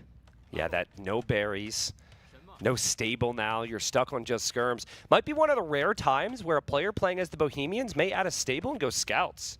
Because, like, your opponent can't match your scout numbers now. And you know he's going to have to go skirms against your archers. I'd like to see Viper consider that. Because you're not just denying the berries long term, you're denying that gold. Yeah, I don't know how DauT ever gets out to gold, right? And then you got to start thinking about how do you ever get to Castle Age, right? Yes, the market would be the answer typically, but you're already running out of space. You're already on the back foot. Your opponent is easily bringing in gold and expanding his eco without really any fear. This is really fun, though, because DauT's got literally everything safe. He's like, all right, I have no berries, I have no gold. Great, he can't do anything. So what do? Immediate counterattack. And Viper's got to be thinking, we're going to go to his point of view again. Viper's like, I got to find that. Where is it? He must be coming to me. Yeah, and he dropped a tower. The tower's super smart there from Viper. You got to love the game sense. Let's even see the timing from his side. Because he just clicked the villagers back to gold. He's like, I think I'm okay. Now I'm not okay. We need more villagers on the tower. Yeah, but it's so classically Viper. You find the smallest advantage, and then the first question he asks himself is, how do I lose it from here? The way I lose it is that counter Spot on. So protect against it, immediately drops the tower just in time, loses no villagers, and has plenty of military back at home to deal with this counterattack. Now he still could be pushed off of berries himself, right? That's something Viper needs to think about, and there goes DauT. DauT moving out to his gold, and we didn't play the market game this time, but he's building the market, and he needs it right now to balance out his eco, because this has not been the start that he would have wanted here with this civilization. Yeah, at least for the moment. The focus is now back on Viper's side of the map, right? Yep. So to your point, has just a moment to breathe. We also have a market coming up here for the Viper. So my question is, who gets it up first? You'd love to steal those prices away from your opponent. Yeah, I mean, Bohemians, they mine gold very quickly, so it would make a lot of sense here to just send more on the gold to get food, right? And just buy that food. Viper with some beautiful micro here yet again in this game, getting some nice picks, and ultimately he'll defend from this. And we'll see the food count spike for him. I'm sure we'll see DauT's food count looking pretty healthy as well. And we will see Castle Age here, Dash, with limited villager losses from both. In fact, no villager losses from both of them. Yeah, how about that, right? Again, for all the damage that we're claiming Viper got done on this side of the map by taking the stable down, still no villagers lost here for DauT. Yes, some pressure coming in onto the gold with the 3 man-at-arms and the 1 spearman, but enough skirms there, I think, to push this away ultimately without losing any of those eco units. Yeah, it's interesting. If Viper takes the engagement, could have maybe got a kill. Nice job from DauT to swat it away. Here, Viper clicks up, and DauT clicks up at the same time. Beautiful. High-level play is just so pretty sometimes. Like, through all of this, right? Through all of this messiness between these two players, they have somehow found their way to the Castle Age at identical times. Look at the res collected, though. Like, DauT had a disaster of a start. Now, didn't lose Vils. Sure. Res collected, man. Chinese are so good. Oh. And DauT's pretty heavy on skirms against the Civ that's known for sticking with archers. Viper's not making more archers. I think Viper is going to go full boom here. He's going to play boom defense with like maybe some monks in his base to convert any knights, siege for any skirms, but he's transitioned on the stone. He's not making more archers. Yeah, DauT is thinking, oh my god, I got to make a lot because this hasn't gone well. And DauT doesn't have any stone either, so DauT won't be able to boom quite as easily as the Viper at the start. Okay, so a minute and 15 away from the Castle Age, and as you mentioned, we already have some more upgrades being invested to by DauT here. It's Bloodlines and the first armor upgrade. I'm also taking a look at the minimap to find that first villager that might come forward for a siege workshop and a monastery drop, and that could be it up there in the north. Nope, Spearman, I got you baited. Yeah, I mean, it feels very natural from DauT's point of view now that Viper is going to go like double range crossbow. He will never guess that Viper has just stopped making army. That's just insane, right? Like, he might even expect the stable, like I said, to add like a knight or two to kill skirms. So DauT is looking to get the kill. Now, that tower... Skirmishers trying to poke, and yes, they'll trade out a little bit. Might even dive under the tower. I like this. Remove some of the gold income from your opponent. Yep. And does find these archers as well. And so this is a great cleanup, right? Because even 3 archers alone could have done big damage if left unchecked. And now we have Bodkin and Elite Skirm coming in with Knights in the queue here from DauT. Definitely thinking about putting the pressure on, while the Viper uses the market heavily, invests into the pikeman upgrade for defense, and drops that second TC. It's greedy from Viper, but it's greed that you have to go for here. Because if you try and compete with the Chinese with going for stable and ranged units and boom, you lose every single game. They got cheaper techs too, Yep. right? So it's like if you go tech v tech, you're just gonna it's never gonna work out for you. You know, DauT didn't see a stable or a siege workshop or anything, and he's just gonna run right by that tower. And Viper's really hoping that tower would have a lot more power. So TC will go up. And DauT, now he may consider the villager forward for siege because he'll realize this is full boom from Viper and he needs to be punished. Okay, TC gets up for Viper in the end, and I think that along with the tower will be pretty great for him in terms of keeping villagers safe. DauT's still looking for damage and has decided to at least batter against the walls here and make Viper think. Knight numbers are climbing. The most frustrating thing here if you're DauT is losing a knight to a monk, because that knight is then high value against your own skirms and also against the siege. And DauT might, that's got to be a conversion for Viper, right? It is. Oh, it is. And it happens. And now Viper, he's never going to lose that knight. He's going to engage, he's going to pull it away, and he's going to heal up that bad boy, I guarantee it. Yeah, Knight's still at half health. Easy pullback. Even going to snipe another skirmisher before he does. Yep, gets That's safety. so good. That is so good. So many people just click the knight back right away. Right. That was so good from Maximum Viper. value. Yep. Found out of that conversion there from the Viper. Has enough pikes as well to deter the Knights. Still waiting for that Vill. I'm starting to wonder now, like, is it a misplay to not have brought a villager forward by this point? Yeah, I mean, you do also feel as though you're having some success. I know you have lost that knight, but Viper's eco isn't looking pretty, and he's not Chinese, too. So DauT will know, he'll have faith in his Civ. And you don't want to let Viper sit back too much without aggression dash, but if you can boom with the Chinese, things can go well for you. And DauT happy to fight underneath this tower, and finds a very good engagement there. Yeah, it's only one monk at the moment here from the Viper, and he doesn't have the gold income, right? Yep. Because of the pressure that DauT has thrown his way. DauT now feeling like, okay, initiative is mine. I'm now going to extend to that second TC, try and creep back up in the villager count and match my opponent in that regard. Once again, diving in under the turret, forcing the garrison from the Vills. That's important. Will the conversion come through? No, it won't. That's so good from both. So good from DauT to dive in, but so good from Viper to use the Scorpion for the skirms and that Monk against the Knights. And DauT tried to dive in to kill the Monk, but Viper went whoop right into the TC. DauT's booming though, dude. We've got 2 TCs for him. Third TC could come up, which hasn't come up yet for Viper, but he's placed it. What a game. This will go late game. DauT needs to keep piling on pressure. Yeah, I think this is important, though. This third TC position on that gold means that anytime DauT now moves in to this initial gold, it's going to be a little bit less effective in terms of the damage, you know, dealt, quote unquote. Agreed. Yep. And we'll see again. It's just Viper defending with so little army. But DauT doesn't want to give up Knights. Now, Viper's converting the weakest one in the group, so he must not realize that's the case. He swaps it right at the end to find a higher health the Knight and gets the hop back into the TC. Yes, the Scorpion does go down, so the skirmishers can run circles around this tower as best they can. But even still, great micro out of the Viper. Another Monk as well, dives into the TC for safety. Didn't find the conversion that he wanted, but those villagers are still idle. And Viper's Monk there gets back into the TC after another conversion. How does he keep doing this? This is incredible. There are no more skirmishers. No more skirmishers on the field, which means those pikemen, yes, it's only one, but become so much more effective the moment you have no counter unit or range unit to deal with them. And that's what Viper wanted, right? That's what Viper wanted. He wanted that, like this moment where it stabilizes. I think we could even see a 4th TC for Viper because DauT's going to start to think, maybe I should raid the other side.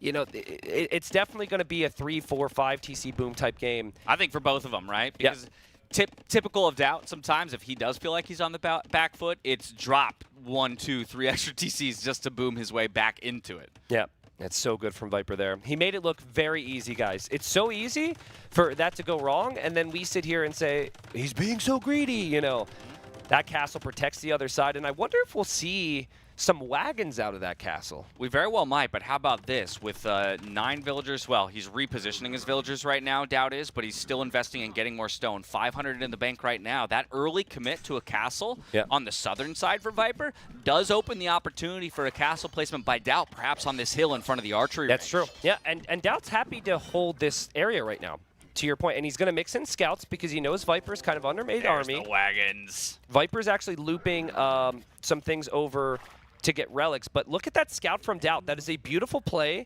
to know that Viper's going to try and snag that, and that is going to be a frustrating find for Viper as DauT. I mean, like you said, he's going to come forward, and I think this castle will go up. It has to go on that hill. It makes the most sense. Threatens the gold. Threatens the monastery with the relics in it even at that. Not what I would have expected. But I guess it also threatens opening the walls through that house, right? Into the main eco, too. So I actually prefer this because that is like, it's closer to the area between the starting base and the external base, and it makes Viper's situation very awkward. Yeah, Viper, I don't think has the units to prevent this from going up. 75% on the castle. He'll dive in to look for some damage. Into the tower, Viper. Viper can go into the tower.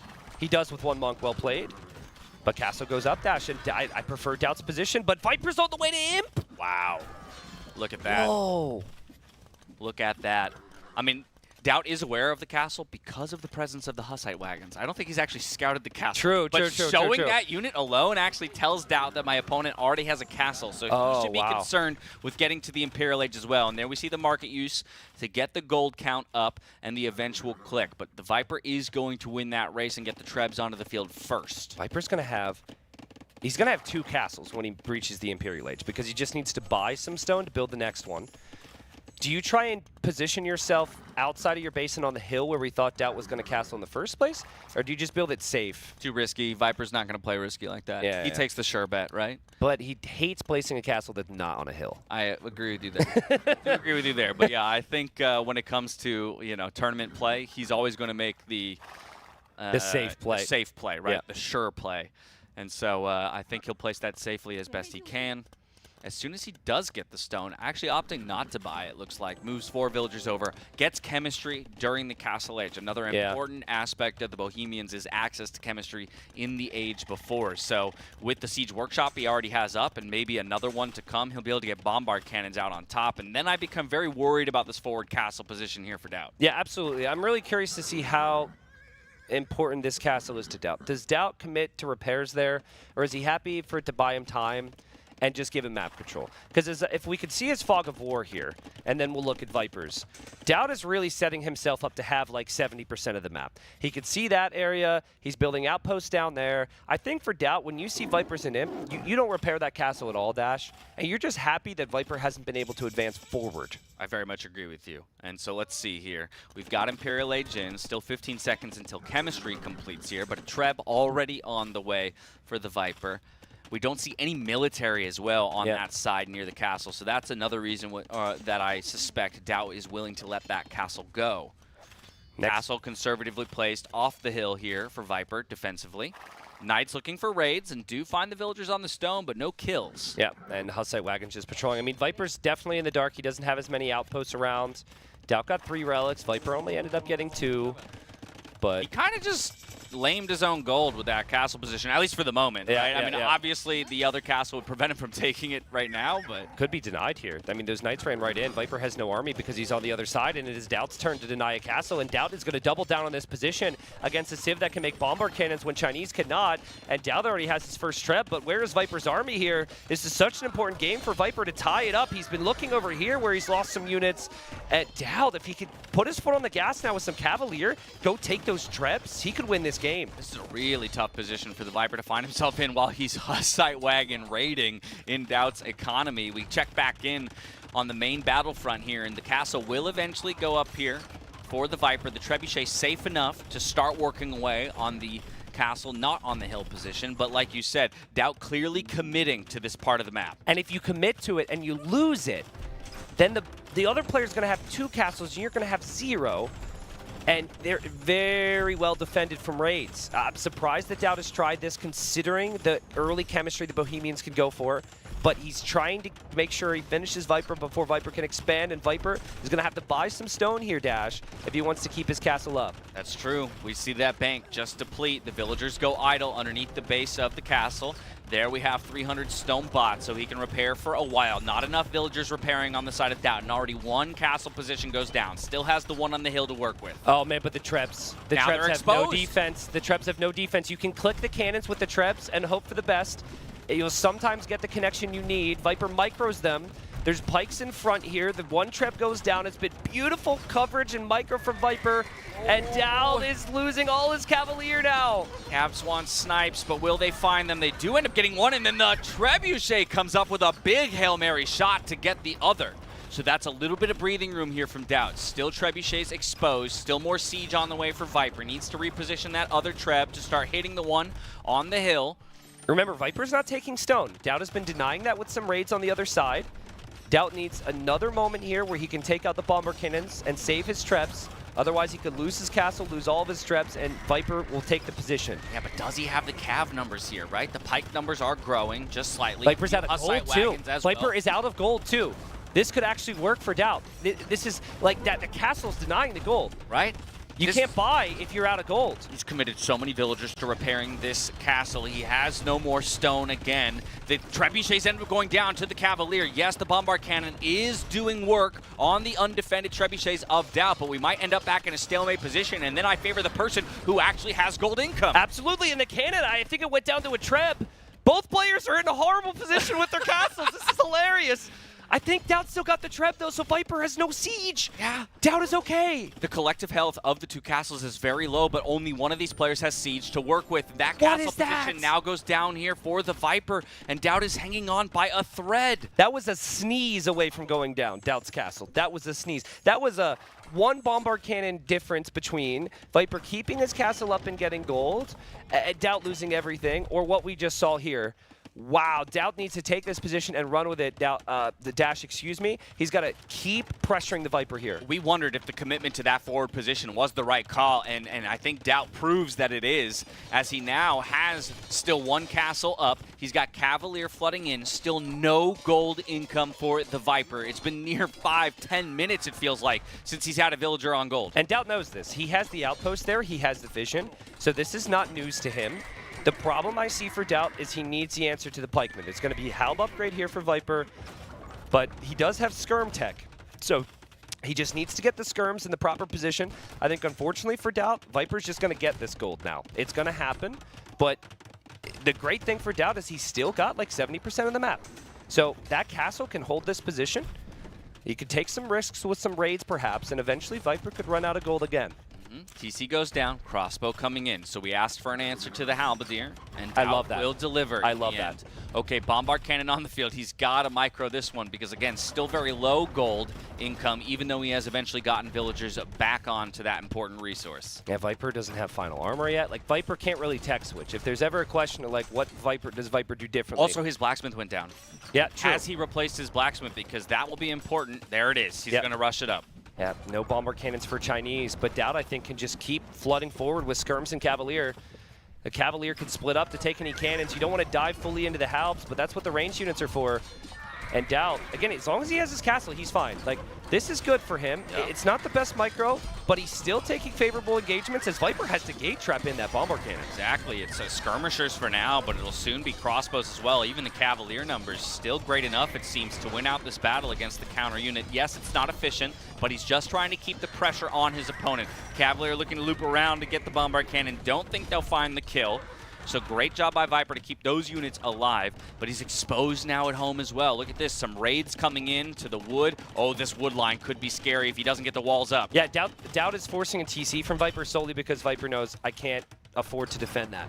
Viper needs to take this castle out. That is his goal first and foremost. DauT isn't raiding the other side of his eco. These Cavalier will die. That back corner, he's got resource income. So DauT either needs to win the front again, or he needs to plan to take the other corner. Right now, it kind of feels like he's thinking about this, but he's allowing Viper a little bit of time. Viper's going to expand with the TC on that far side. Nice raids from DauT, but Viper's comp. The Halbhoof needs to comp. We're not even there yet. It's just Halb Bomber Cannon now. It could beat any Civ in the game, even Chinese. Yep, and that's what we talked about way at the beginning, right? Is that eventual post-stimp composition that the Bohemians love to find. Great target fires there from the bombard cannons to find purchase onto the crossbows. Even still, it's at the moment great Halb numbers, low Hussite Wagon numbers. Yep. Really hard for Viper to find permission to move forward and actually target those trebuchets. Loses the bombard cannon to a lucky hit, but ooh, the trebs are stacked in an awful way. Will he find the kills here? I think 2 might go down. Oh no, and Viper's still got Halbs next to his units. The Hussite Wagons will also tank a lot of that fire, and it becomes very tricky for DauT to take the fights. Viper microing this pretty nicely. He has to react there, though, and DauT will find possibly dozens of kills. Viper still needs to push that castle. You can tell there that he's losing units because of the raids, and what a great job from DauT to raid Viper here, because without the raids, I think he loses that castle. Yeah, populations are near even, but you talk about raids here for DauT. Looks like we've got a slow-moving force coming in to raid the back of DauT's eco, even forcing a castle down to protect back at home. But still the focus is here in this position at Viper's economy. That's a lot of farms that are threatened if he doesn't have the forces to keep these skirmishers and arbalists back. This is such a big game. I mean, Viper won NAC 1, NAC 2, NAC 3, not to mention everything that he's won throughout his career. I mean, this guy is like the king of NACs, and he wants to win NAC 5. But DauT has played so well here, and it feels like DauT needs this one, because you lose this and it goes on, let's say, for an hour more. Suddenly the momentum might be with Viper, right?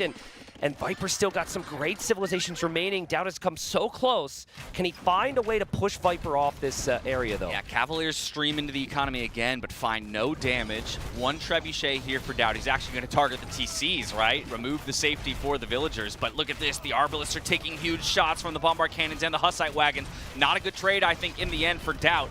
The question is, will these Cavalier be enough to wipe up the Hussite wagons and maybe a couple bombard cannons? Loses the Treb. The Stonewall comes up there from the Viper, so great heads-up play to keep his economy safe. Now, the Hussite wagons aren't really doing that much damage right now in the numbers, so Viper does need to use his cannons against the ARBs and skirms as well. And DauT should, in theory, have more gold. He's getting raided right now. I don't know if he's reacting to this. Oh, he doesn't realize. That's a big deal. He has no clue that's his main farming eco because he's so distracted. Let's actually go to his POV here. Okay, he just noticed.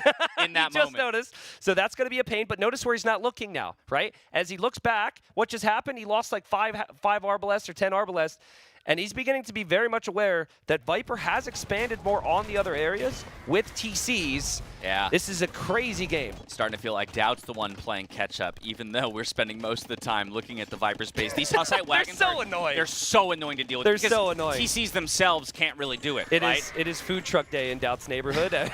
We got a little taco truck, got some fish tacos, shrimp tacos. Viper was nice enough to bring options, right? 4 different food trucks making their way into the eco. Absolutely. Something for everybody, but the villagers say, no thank you, we're full. And they decide, and we learned that earlier, actually, that villagers one of the best counters to Hussite wagons. Yep. Sometimes committing the villagers to the fight is the right play. Yeah, I wouldn't say I don't think we should say it like that for some poor soul who's going to be like, oh, my opponent's rushing me with wagons. Let's drop more TCs and we shall will fight. Sorry, yeah, maybe, okay, counter, wrong word. But yeah. effective way in They do more damage than you would think. That is the way to say it. Surprisingly decent against Hussite wagons. Okay, but now 6 bombard cannons here for Viper. Much better Hussite wagon numbers. Still has good halberdiers as well. Feels like he might finally be able to wrestle this position away from DauT. Reestablish this gold if and when he needs it, while he's found plenty elsewhere on the map. Oh, man, and there's so many wagons. There's so much HP involved there.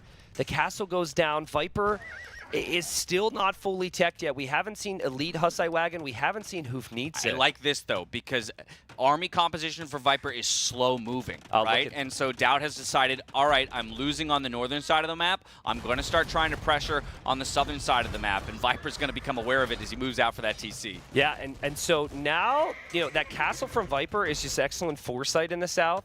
But I would like to even see some walls, perhaps. He actually caught vision of that. Like, you can't wall in the rock terrain, but you can wall everywhere else. Yeah. So I think if you go from the castle to the edge of the map, it helps you out a lot. For DauT, I don't know what to suggest now. I really don't. Because you had your position.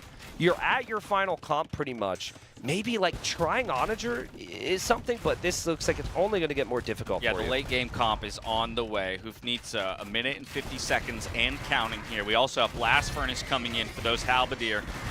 the Cavalier aren't going to like what they're running into at the moment, and all of the ranged units go down to the target fires here from the Viper. It's looking ugly at the moment for DauT. He's trying to loop around, find the positioning, and pick up some of those bombard cannons, but Viper with a great response gets them all the way pushed through, and all 6 will remain alive. What a crazy job from the Viper. It seemed so unlikely that he could ever get these technologies. He was off of gold. He had no gold and no castles at one point in this game against DauT with a castle and all the map control. But Viper has defended amazing, maybe some of the best defense we've seen from him. Elite Hussite Wagon coming in. That not feels, this year. That feels like a nail in the coffin in a lot of ways, right? Yeah, it's only going to get worse. Here for DauT, it's only going to get worse. Like, maybe like I said, Siege, like Siege Ram or Onager. But this comp can kill every Civ, and the Chinese really struggle in the Siege department. Yeah, and again, I wholly agree with you. That might be the only last-ditch effort, but then you look at the resources, and he's light years away from being able to get something like Onager or Siege Onager. And so Viper will roll forward with his ever-so-slow moving composition, but one that packs a powerful punch, one of the most powerful in all of Age of Empires 2. It's relegated to Light Cav. That's never a good sign when you've gotten pushed off of Cavalier and onto Light Cav. Yes, one Hoofnitsa goes down, but with the upgrade coming in, the headset comes off, and DauT calls the GG. We're tied up at 2-2. Yeah, DauT said something right there. Viper said something back. I think they will both recognize how close that was. And DauT, with his classic facepalm, he was just like 10 Cavalier, 1 Treb away from being up 3-1. And now Viper has clawed his way back to tie it up 2-2. Yeah, look at that. Oh, my goodness. You can never count him out. You can never count him out. While it was a brilliant start to the series here for DauT, just like that, we're equalized. Even in the loss, though, I got to say, I'm so impressed with the forward castle commitment. Like, it looked so good for DauT, and the awareness of the availability of resources, right? Like, the snake literally snaked his way out of it in the end. I feel like, another minute or two denied off of gold, and it's over. Yeah, I agree. I think as a player, obviously you want to win, right? But it's something that is a reoccurring theme when you speak to players, is they say, if I lose and I played my absolute best, I can stomach that a lot more. And so far, I think game 1, maybe Viper would say he wasn't playing his absolute best. But, they both have played incredibly well every single game. This is a highlight NAC 1 of DauT and Viper. Look at where casting. we started, y'all. Look at where we started. NAC 1. Did they do that in the summer? They're wearing shorts. I think that must have been, right? Yeah, I don't know why I needed to mention their attire, but I'm just T90. I slipped on the sidewalk yesterday, so I was just curious, That's true. It was treacherous out here in Berlin yesterday with the black ice. I almost took a fall. First step out of the hotel on the way to the venue, but I think everybody made it out all right. Great to see everybody crowding around together. We got Andy on the left. We have Memb smacking Andy on the head. Hello, Memb. And these guys have been enjoying this series. It's quite literally what makes this event so special, is what you see on your screens here, right? Just the camaraderie between all the players, production. I mean, there's DauT's legs in the back, so he gets to hear the casters now. He gets to see the fans. There's a little cheers there.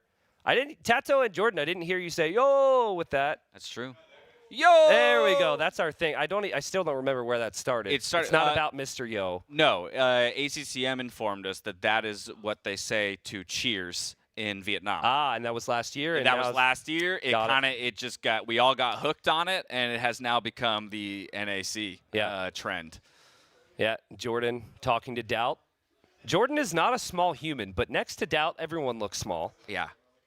I heard they had to look at the height of the doorways when choosing venue because of DauT. GL. That's what I heard. I don't know if that's a rumor or not. I just love looking at players sitting in the player room. What is he laying on the floor? Yeah, he is. Well, you know what? He's gearing up for a long series. Okay. He's trying to avoid the camera angle. All right. Well, this is great. Yeah, back to back. Holy dono there from Captain. Yeah, whoa! With the $500 dono to NAC. Thank you for that. And you love to see it. Again, donations at this point adding to the prize pool. So it will grow as your guys' generosity continues here. We love to see it once again. The only reason why the Age of Empires 2 scene is where it is because of the support that it's managed to gather over the coming years. Okay, here comes Viper. Here comes Viper. Viper's walking out, and he saw them and is like, what is this?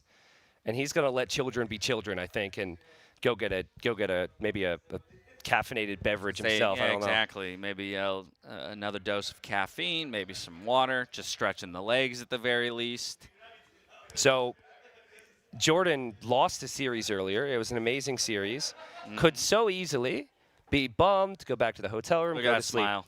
And JorDan, this is what you love about JorDan, man. He is so team friendly. You know, he wants to be involved with his boys, root for his, well, technically not the same team anymore, but his They'll boys. be boys forever. Yeah, Exactly. and he's here, and I know I mean, I guess he can't really be rooting for one or the other, but he wants to be here through it all. And, you know, like, this is the last NAC, and this is what it's been all about. That is something right there. We've got some good JorDan faces throughout this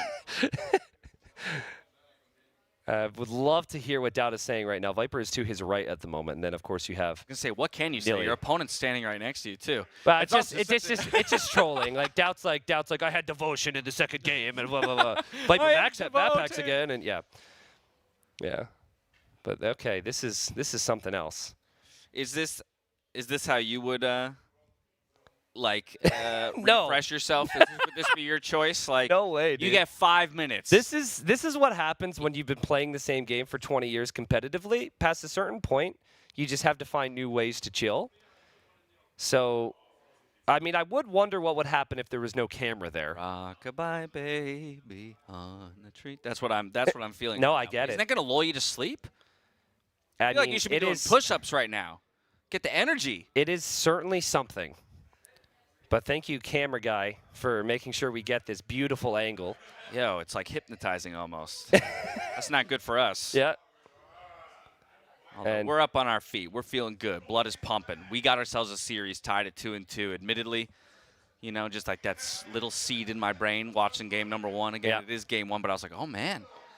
Like, is expectation going to get totally flipped on its head today? Is DauT about to run this one over? What's so fun is I still know a DauT plan, which I will only take credit for if it wins. Okay. Okay? I told him that, too. I said, you only tell if you win with it, you let me know. I mean, I can't take all the credit, but there they go. I want to know. Viper just said, what's the map? What's the map? What's the map as they go walking But, by. like, DauT's got something. He's got something. And it might make or break the series. If it's back and forth like this, oof. All right, well, let me ask you the same question Viper just asked DauT. If maybe we can get the draft back up on the screen to remind ourselves of what's still in play here between these two players, both from a Civ and map perspective. Because Viper picked up the win there, it will be DauT with map selection in this one, and he has 3 total options. He can go for the Viper's home map in African reed beds or either of his own home maps in fortified clearing and arena. Yeah, well, I mean, it's got to be a closed map here, right? Because you have 2 left. You don't.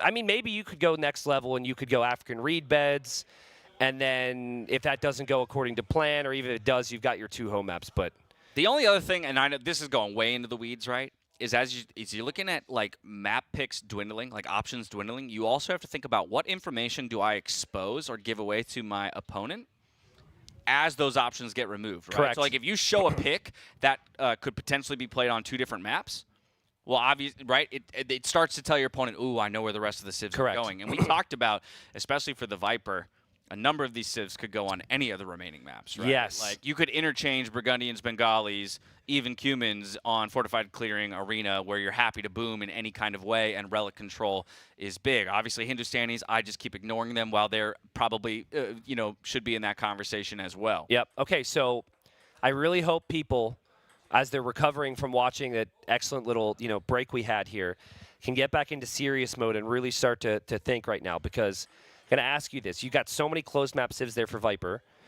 For DauT, it's a little bit more clear. Malay and Burmese, probably the top 2 on Arena of Fortified Clearing, okay? So if Malay, Burmese are I think the clear 2 options have to be played there. It then goes to Khmer or Mayans on African reed beds, which to me is like... Call me crazy, he goes Mayans. Yeah, that's what I'm thinking, because DauT loves Mayans, okay. All right, so you do all that. But Burmese, on a map with 11 relics, DauT needing big wins against Viper, who's so good in late game. What do you expect from Burmese if you see it on a closed map? Just like are you thinking like a really aggressive strategy? Are you thinking more defensive? Well, do actually, you play infantry? you know what would be interesting is because you know of the relic positions, you actually just go stable scouts. Don't invest heavily into monks, and just put a scout at every relic position. Yep. That's good. Just and now, deny relics, correct. and then invest more of your time into out-booming your opponent, possibly. And what's fun about that, I've been told it is fortified clearing. That's why I believe it may be Burmese here for DauT. Viper is going to expect something all in. Burmese have the potential. They do not have to do that. Could be really fun. And I think if I was expecting all-in monks from my opponent, I might go even like Bengalis or something. You might consider Bengalis a little bit more in a monk v monk battle, or having the monk armor. So Viper's got plenty to work with, Civ-wise. We'll see. Yeah, I would lean slightly Bengalis fortified clearing and slightly Burgundians arena, understanding that you could happily just interchange the two absolutely. In either situation. But yeah, the Burmese option as kind of like a little bit of a curveball is interesting. But once again, then I'm like, you still want to make sure you're getting Malay in there. It is your #1 pick, right? Yeah.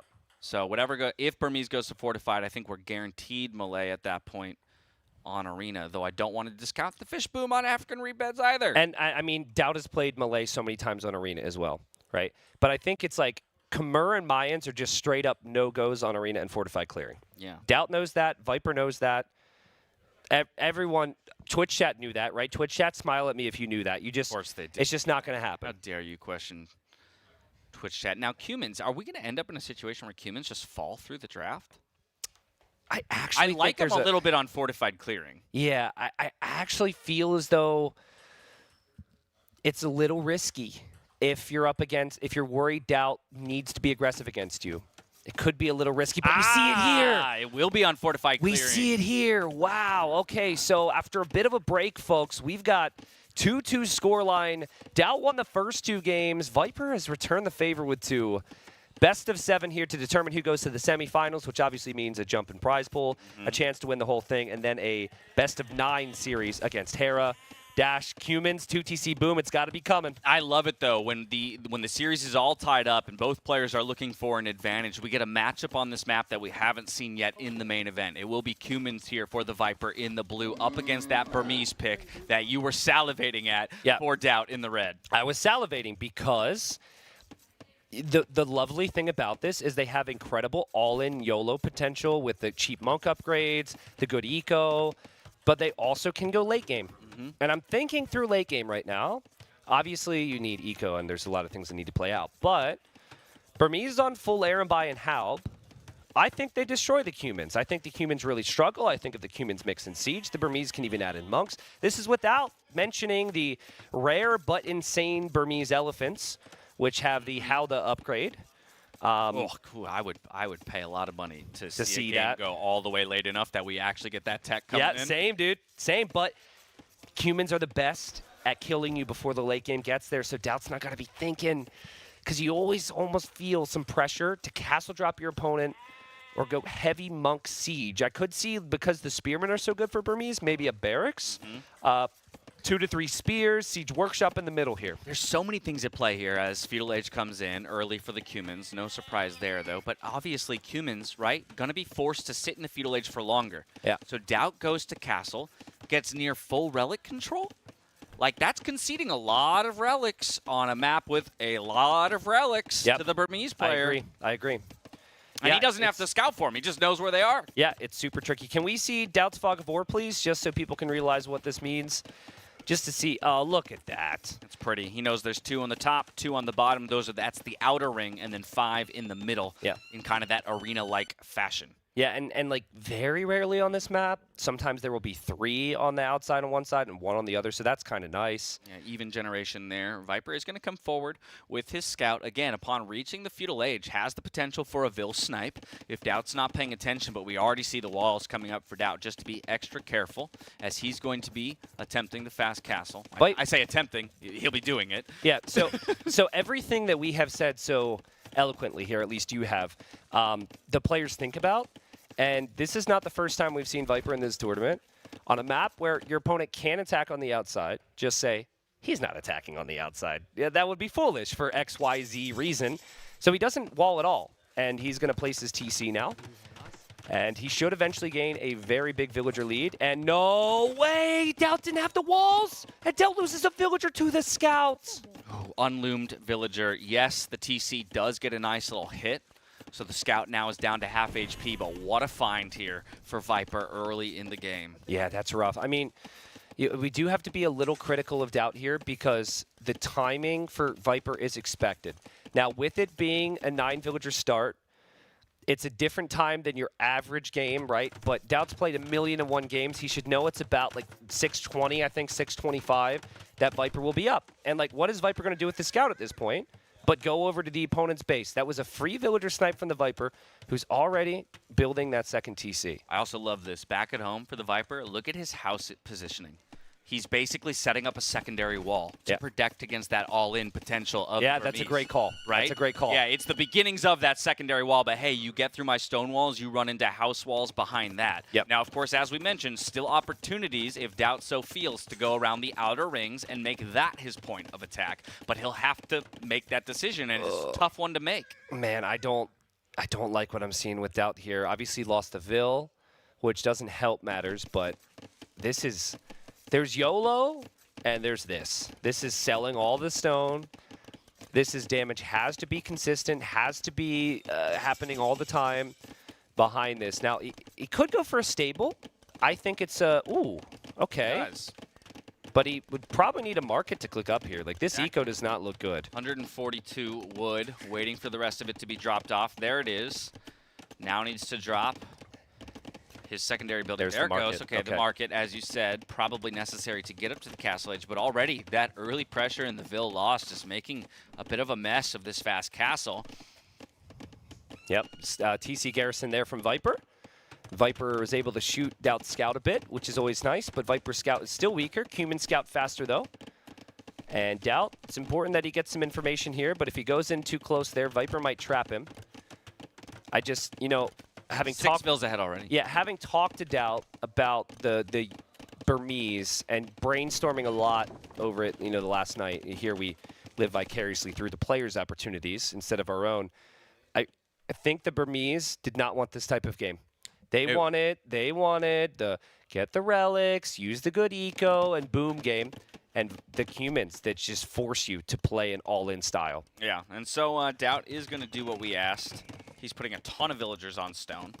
That castle is for sure coming forward onto the walls of the Viper, but the question is how much damage will he actually find as a result? Yeah, does he have Loom?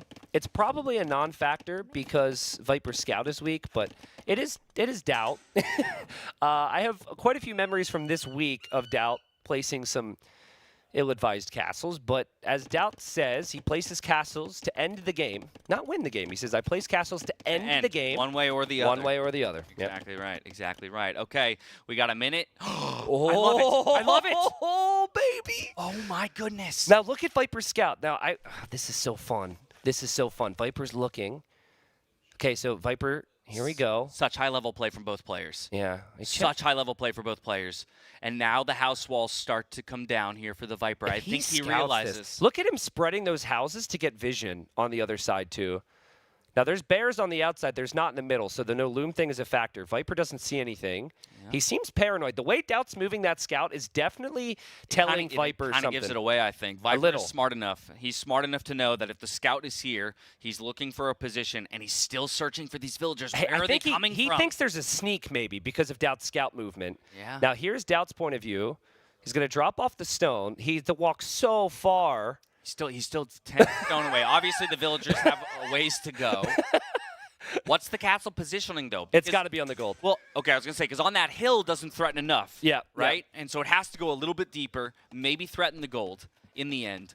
Viper could Vil rush this. I think if you bring Vils, you could stop DauT from building the castle. But then it's like your eco leads fighting. Bring up a 2-second market? Viper? Maybe. I don't even know. Market count? Market check? He is. Oh, Viper's panicking. He's bringing Vils. Yeah, double market panic here. Oh, it's going down. Castle. He can't build a castle. Or, sorry, he can't build the tower because he does not have the stone for one. Oh, my goodness. This will not be denied. That second TC, right? Takes 100 stone. You need 125 for the tower, so no tower response here. Castle guaranteed to go up. This is a solid position here for DauT. Now, again, the castle itself doesn't threaten too much. Correct. But it does give him a launching point for an attack. I'm so torn on it, right? Because the castle had to be denied. You're down 3-2. You have to win 2 straight, and things are not feeling good. On the other side of it, it almost feels like that castle has to be more forward to have any success. If it's on a TC even, that could be really good. But it is close to a lot of the eco, and Viper's got to be creative to defend the gold. So I think we should just be happy for DauT that he's been able to get it up. Yep, and now moving towards the Siege Workshop as well. The one thing I will say, even though Viper didn't have the stone to put a tower up, just the fact that he brought Vils forward might have suggested to DauT that he had bought stone. True. Right, because he saw at least one of the 2 markets. True. And he's like, oh, okay, maybe I have to drop the castle here. It's more guaranteed. Goes for the safer option, does get it up in the end, and now is going to push forward with towers. He's got a Rambai in the queue already and a Siege Workshop up. And the Viper, he's going for the counter tower to try and play some defense, keep control of the gold for himself, and just now, a minute away from the castle edge. Oh boy, DauT's tower's in range of the TC. That is really bad. If it was tower v tower plus his mangonel, he's happy with it. Building a tower in range of the TC is really hurtful for him. But Siege should be on the way. Now, DauT doesn't have the eco to lose much here. Every mangonel and every Arambai, every villager that goes down is just critical. But Viper, he's on stone. He's thinking about Kip check. You don't see Arambai versus Kip check very frequently, but that's what Viper's thinking about long term. Yeah, let the repair battles begin. One side, we're repairing a tower. The other, we're repairing a mangonel. We're going to be stuck in this position for a while, I think, as Viper invests into yet another tower here. Yeah. But forced to garrison, rather. Super good from DauT. Super good from DauT, too. Especially if he can heal up those Arambai in the castle.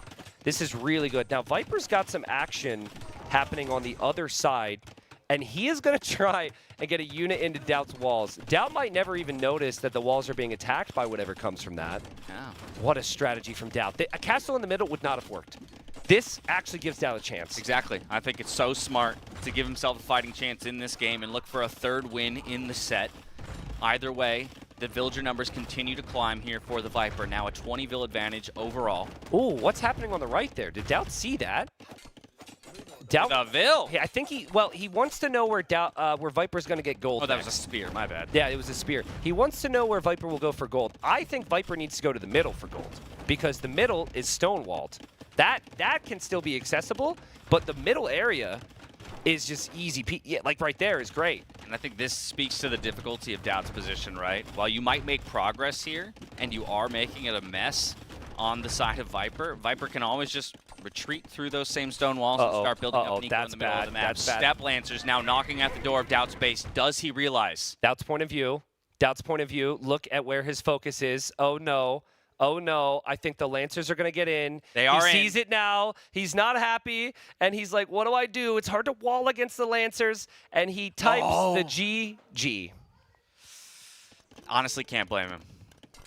Wow. Can't blame him there. It was a bit of an all-in strat, like you said. It wasn't a matchup he probably wanted, right? Yep. Burmese into Cumans feeling like he has to get damage done early. Lost that early villager, if anything, which just slowed him down.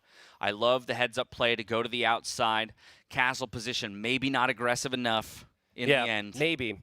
But I think, like, I really need to go back to why DauT placed the castle where he did.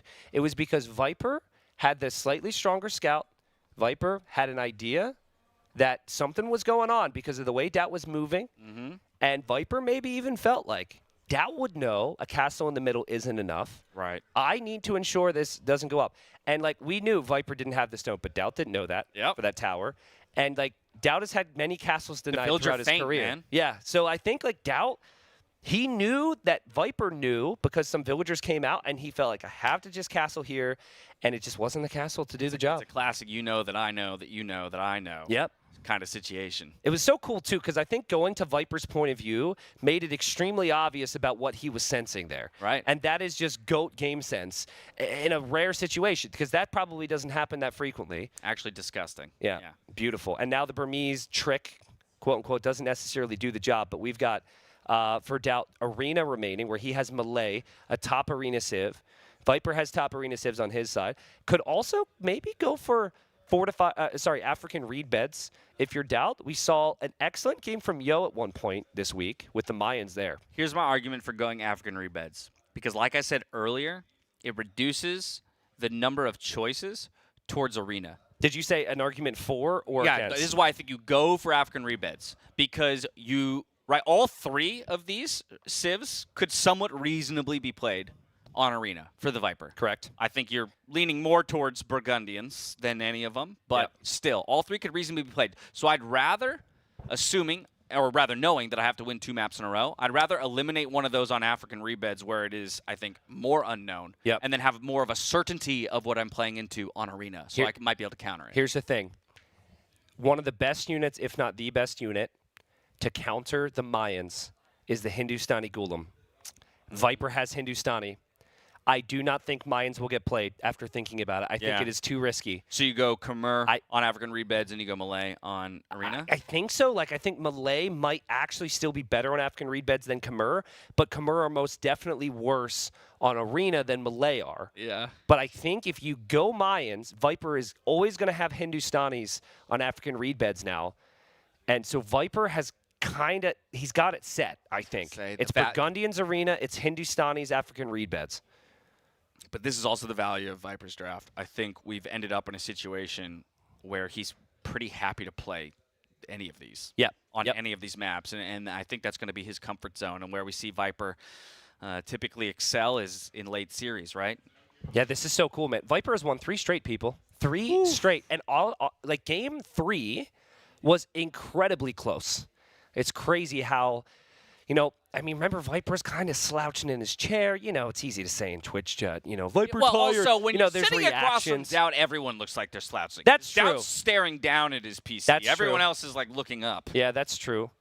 But I'm taking myself back to the reactions from people, the reactions from Viper, how good DauT looked after the second game. And I'm thinking this is just DauT's moment.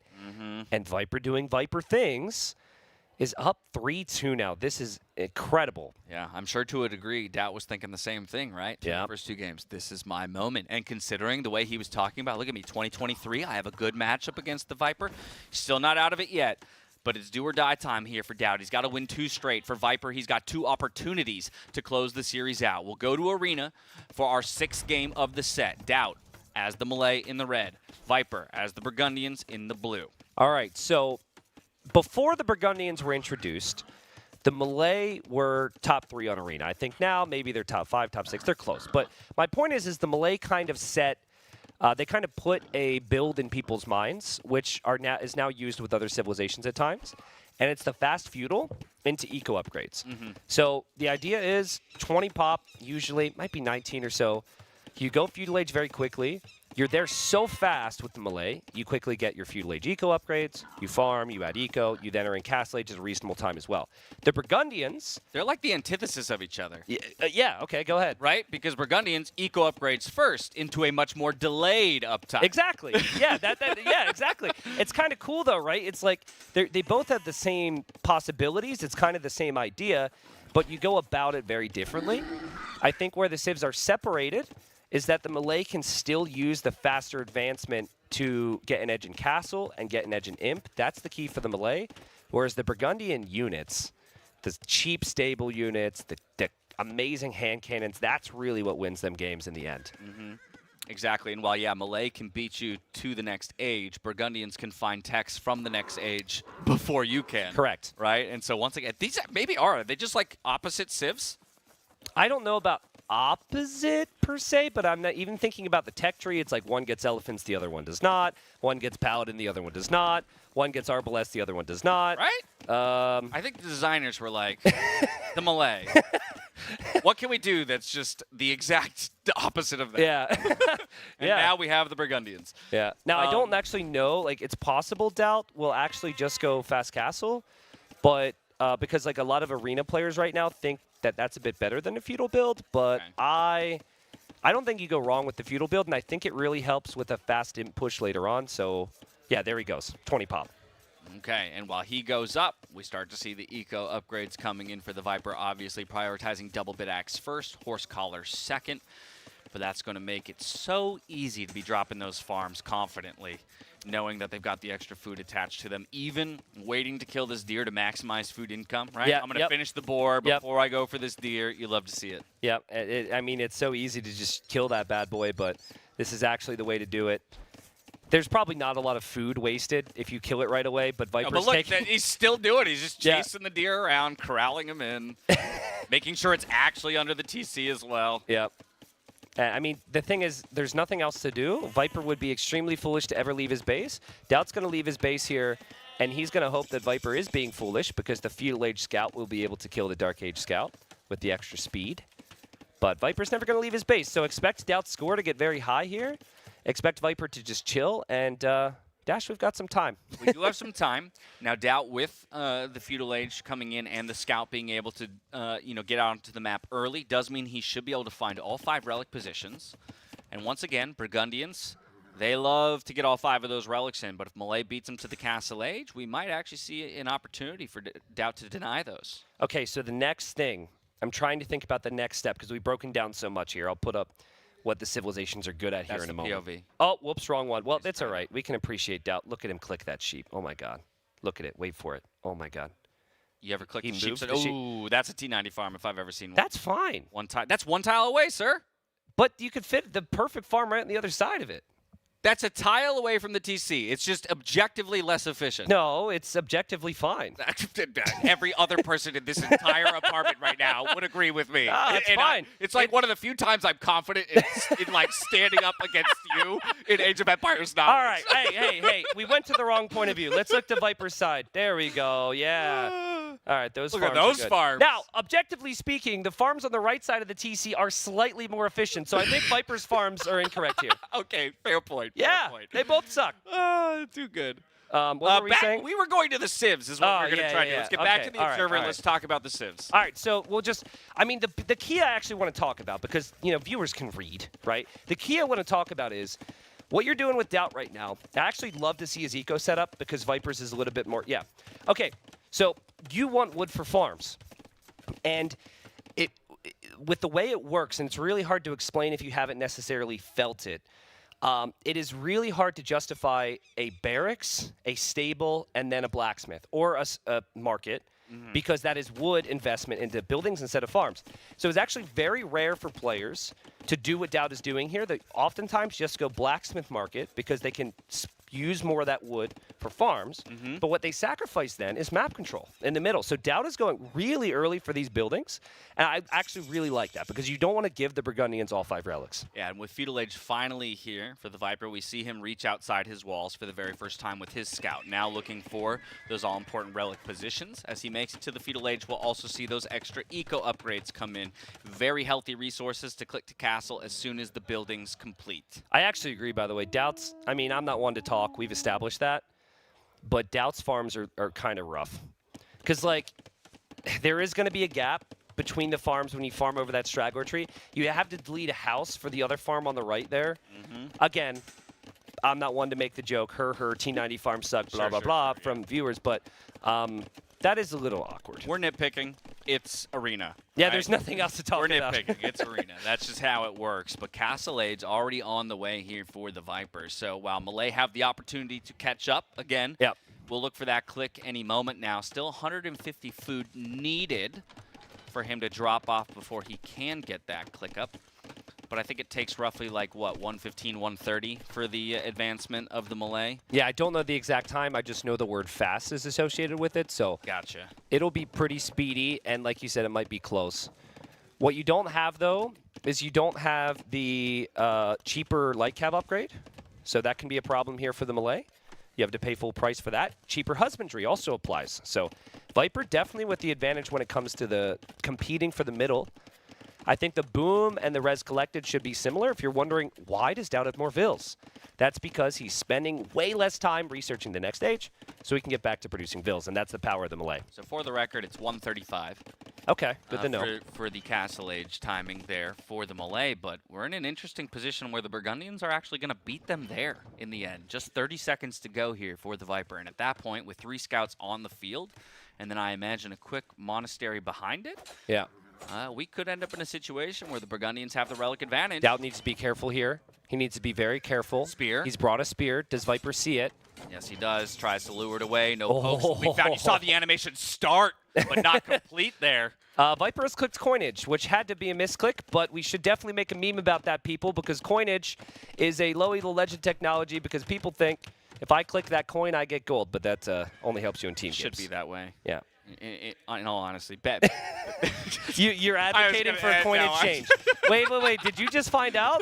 Did you just find out? No, I've been very aware of that for some time. I'm a frequent viewer of the low elo legends. Luckily, have never appeared on it myself. So I take that with great pride. 3 TCs being dropped at home here for the Viper. Immediately a second one for DauT. So he'll be behind in the villager production. But again, the benefit of Melee with those faster uptimes is that you have a villager lead to begin with. Some good pokes by that Spearman before he goes down, even though no light cav will lose their lives. Scout is slightly faster than a light cav. Correct. 1.55 to 1.5 in the speed. But Husbandry about to complete as well, I think, should be an equalizing factor there. And it's actually the Viper who gets the snipe onto the Scout. Leaving the door open? No. He just... Did he delete that, or did that actually get hit? I can't tell. I imagine it got hit. There was no reason to delete it, but maybe he did. We might need to get a replay. If you delete a unit there, the gate closes. That's why I was wondering if he actually deleted it. Didn't want to deal with the Scouts. But I think he didn't want the units to be able to come in there. The gate cannot kill it, people. The gate cannot damage units, but very creative. We're not that realistic in Age of Empires 2. But yeah, maybe we can get replay on that, because there's going to be a whole lot more light cav here. Alrighty, even bringing the weak ones back to be healed up by the monks. I think no surprise there. What if the gate did kill it? I mean, that's you've got a mole what inside your walls. Then the gate attendant dropping that. Come on, just like screaming, "Why hold the door!"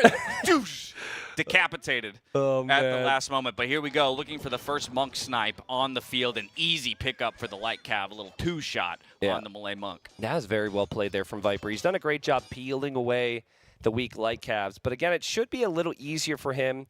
Here we go. Please tell me it's a delete. I still can't even tell. I think it was a doink. I don't think it was a delete. I mean... It was a doink. I'm getting a thumbs up confirmation. It was a doink from the side. Okay. Yeah. I think it was a fade. It was like a doink and a quick fade away. The other direction. This could be a gate conspiracy. What if it was the gate and no one can tell, and we've been hushed by Microsoft? Hey, there was a time when houses attacked. This is the gate, right? Houses used to do damage. Houses did used to attack. So gates. What's to stop a gate from doing so? This is true. Okay, let's focus back on the map, because we actually finally have some action around these relics, and it's very important in an arena game, especially when one of the civs is the Burgundians. Again, so much value out of the relics, but one already picked up for the Viper. DauT's already managed to wrestle 2 for himself, 2 more to contest for. Yeah, so DauT's on stone, and that is an indicator that he's very well aware of the timing that the Malay need to pressure with, which is that faster Imperial Age. The way you win this game if you're Viper is it's very similar to the previous game almost. You make sure DauT's castle can't be forward. And so I would love to see Viper consider more light cav, maybe even go into pikemen. You just got to hold that map. But DauT's done a great job with the relics, getting 2 already. It looks pretty close with numbers in the middle. Yeah, looking for a third. More monks, though, on the field here for the Viper. It's all about the conversions, though. The targets come through, and the light cav dive in. They're going to pick up a ton. I'm not sure a single conversion came through there for the Viper in the end. Yeah, Viper had no buffer there. Very frequently, you're going to see buffer. You're going to see Bruce buffer. You're going to get light cav in front blocking. But those monks just advance forward, and light cav counter monks there, and that was amazing there. I mean, maybe you get a conversion sometimes if you're Viper, but it's 400 gold down the drain. Always going to lose the monks there. Yeah, 400 gold down the drain just like that. And even still, your opponent has wrestled the majority of the relics away. Still one to compete over. Oh, man. I favor DauT in that battle, and we could be in a 4-to-1 relic position for the Malay. Extra gold income there means already making your way towards Imperial Age resources, setting up for a forward castle position, which is exactly what you said Viper needs to be concerned about. Yep. You can't, it feels very natural sometimes to look at those resources and go 4th TC. But I think DauT has to resist that urge. It is DauT, though. He loves to add more eco. This is what I mean, right? You can buy yourself an extra second But Viper gets the snipe. DauT might be bringing villagers forward soon. He is, because he's also dropping his second Castle Age building back at home in the back of his base. So he's looking for the click before the castle gets dropped. Interesting. And he's transitioning more to gold. He's got plenty on food here. But I'm looking at the light cap numbers, and I'm beginning to feel like DauT might get a little too comfortable with his position. He might feel like he's okay on one stable. And you never want to really add the second stable because the Malay stable's kind of weak. Viper's very comfortable to Loom add before some he of his goes. own. I like that. At least loom before you go to Imp and move those vills across the map. Oh my goodness, how does it always come down to this with this player? It's like every single time, you know what he's going for, but it's like razor thin margins. He's got 9 light cap, Viper's got 8, and DauT's going to try and build a castle forward. I mean, this is like, it feels very scripted. Yeah, a lot of wood in the bank there for the Viper. Sells 500 to try and balance out the eco. I think it's really important as the Burgundian player here, right, to get the military numbers correct. Invest just enough, as you say, to maybe deny the castle position or at least make it inoptimal. Yep. But not too much that you delay your own Imperial Age timing by a great amount. Viper's got a really good eco, though. He's got amazing technologies, amazing setup. Here comes the vills from DauT. Again, this happens every single time, it feels like. It looks like the army numbers will match. The upgrades will also match. And DauT's going to drop it. Viper can see it. Viper should maybe look over there and see if he can deny this. But DauT has enough villagers. He should be able to complete this. It's not enough villagers for my liking. Yeah. But, you know, I think that's just DauT's history in my mind. He's going to get that up. Yeah, Viper's going to let it go up. 40 seconds till Imp here. For DauT, Viper investing even more into eco upgrades. Now some conversion attempts here for both players. DauT will find one while losing 2 monks. Viper with conversions over the wall. Does manage to secure them. But again, in the end, this castle might go up. The numbers are okay for DauT. The numbers are good for DauT. Seriously, like, put a heart rate monitor on me, Nilly. Put it on me. If I'm casting DauT again, I am okay with wearing a heart rate monitor. It's just unbelievable. Perfect timing on the castle, too. Yeah, that's true. The moment that Imp comes in, the castle is up, and the trebuchet is in the queue. DauT needs to use his castle to take out the wall. It actually won't take long. Is he clicking the wall? Yeah. And then the Treb can go in there and hopefully find something. Viper's stone is forward. He's had to abandon that, so no stone for the Viper. And Viper also, if we look at his Fog of War, he will not know exactly what DauT's going for. I think right now, he's looking for it, though. And what a find from Viper to see that archer range. Yeah, really well scouted by him. Make sure he knows what his opponent is going for.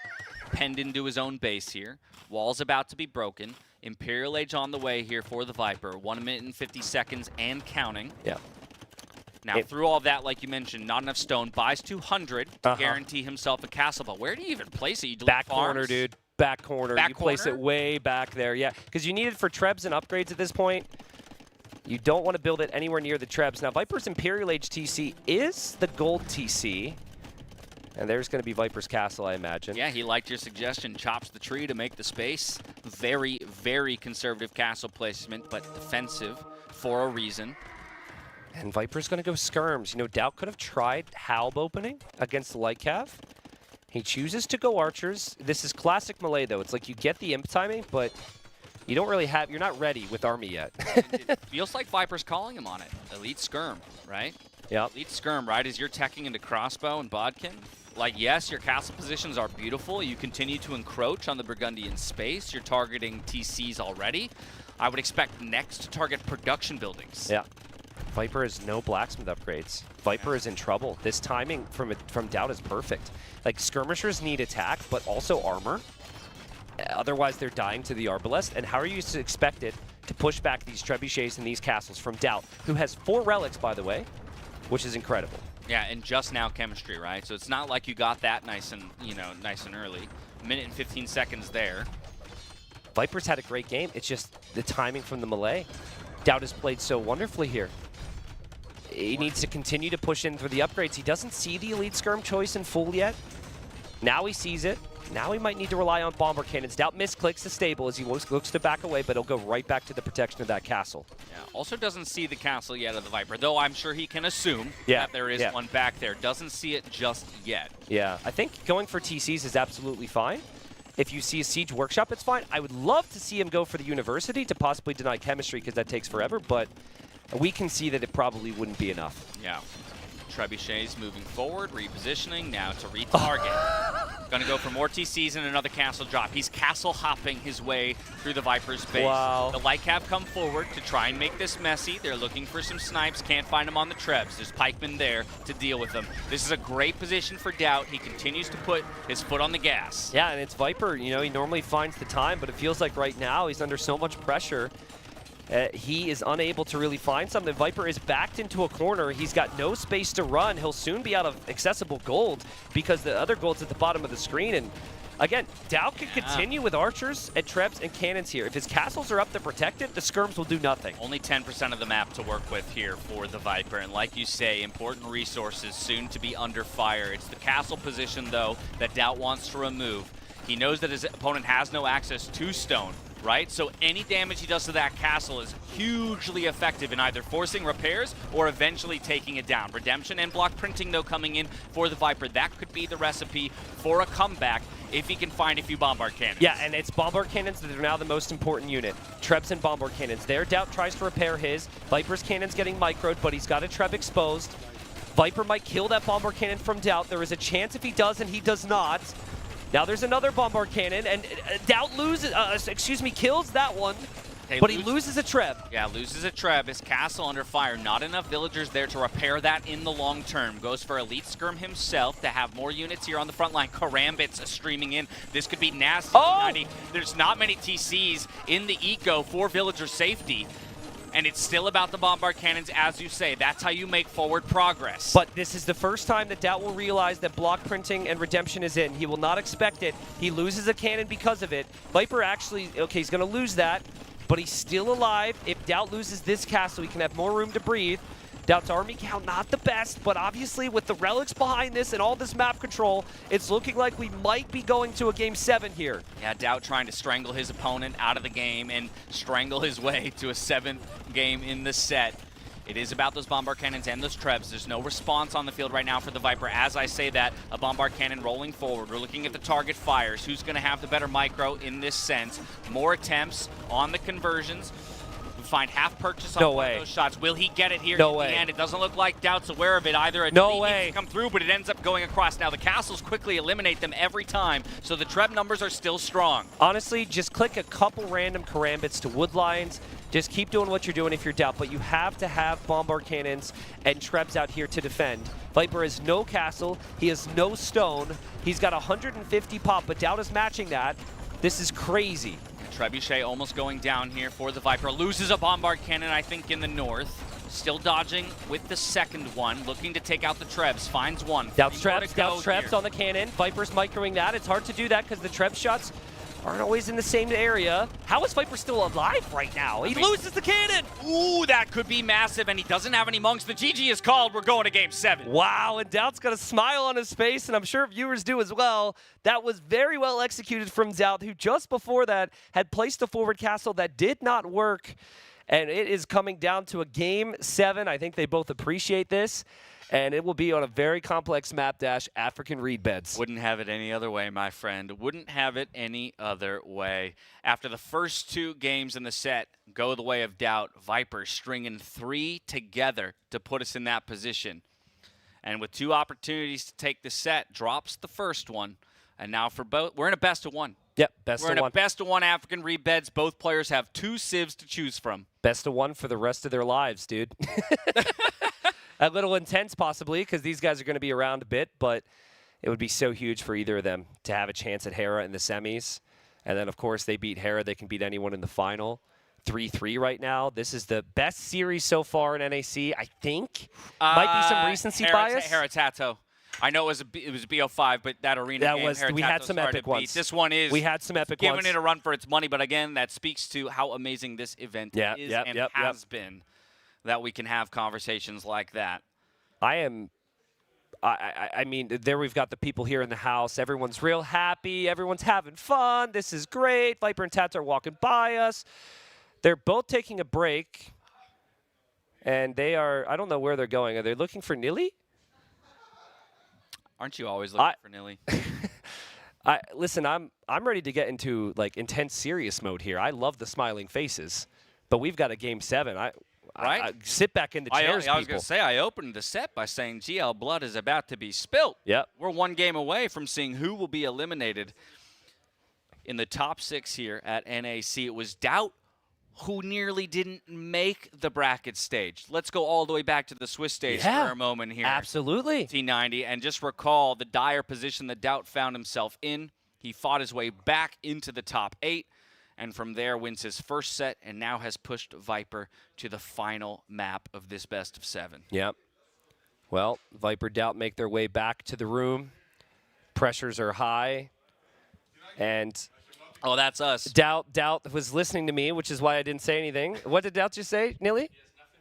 Nothing to lose. Oh, wow. Oh, that goes he's throwing back. that back in your that face. That goes back.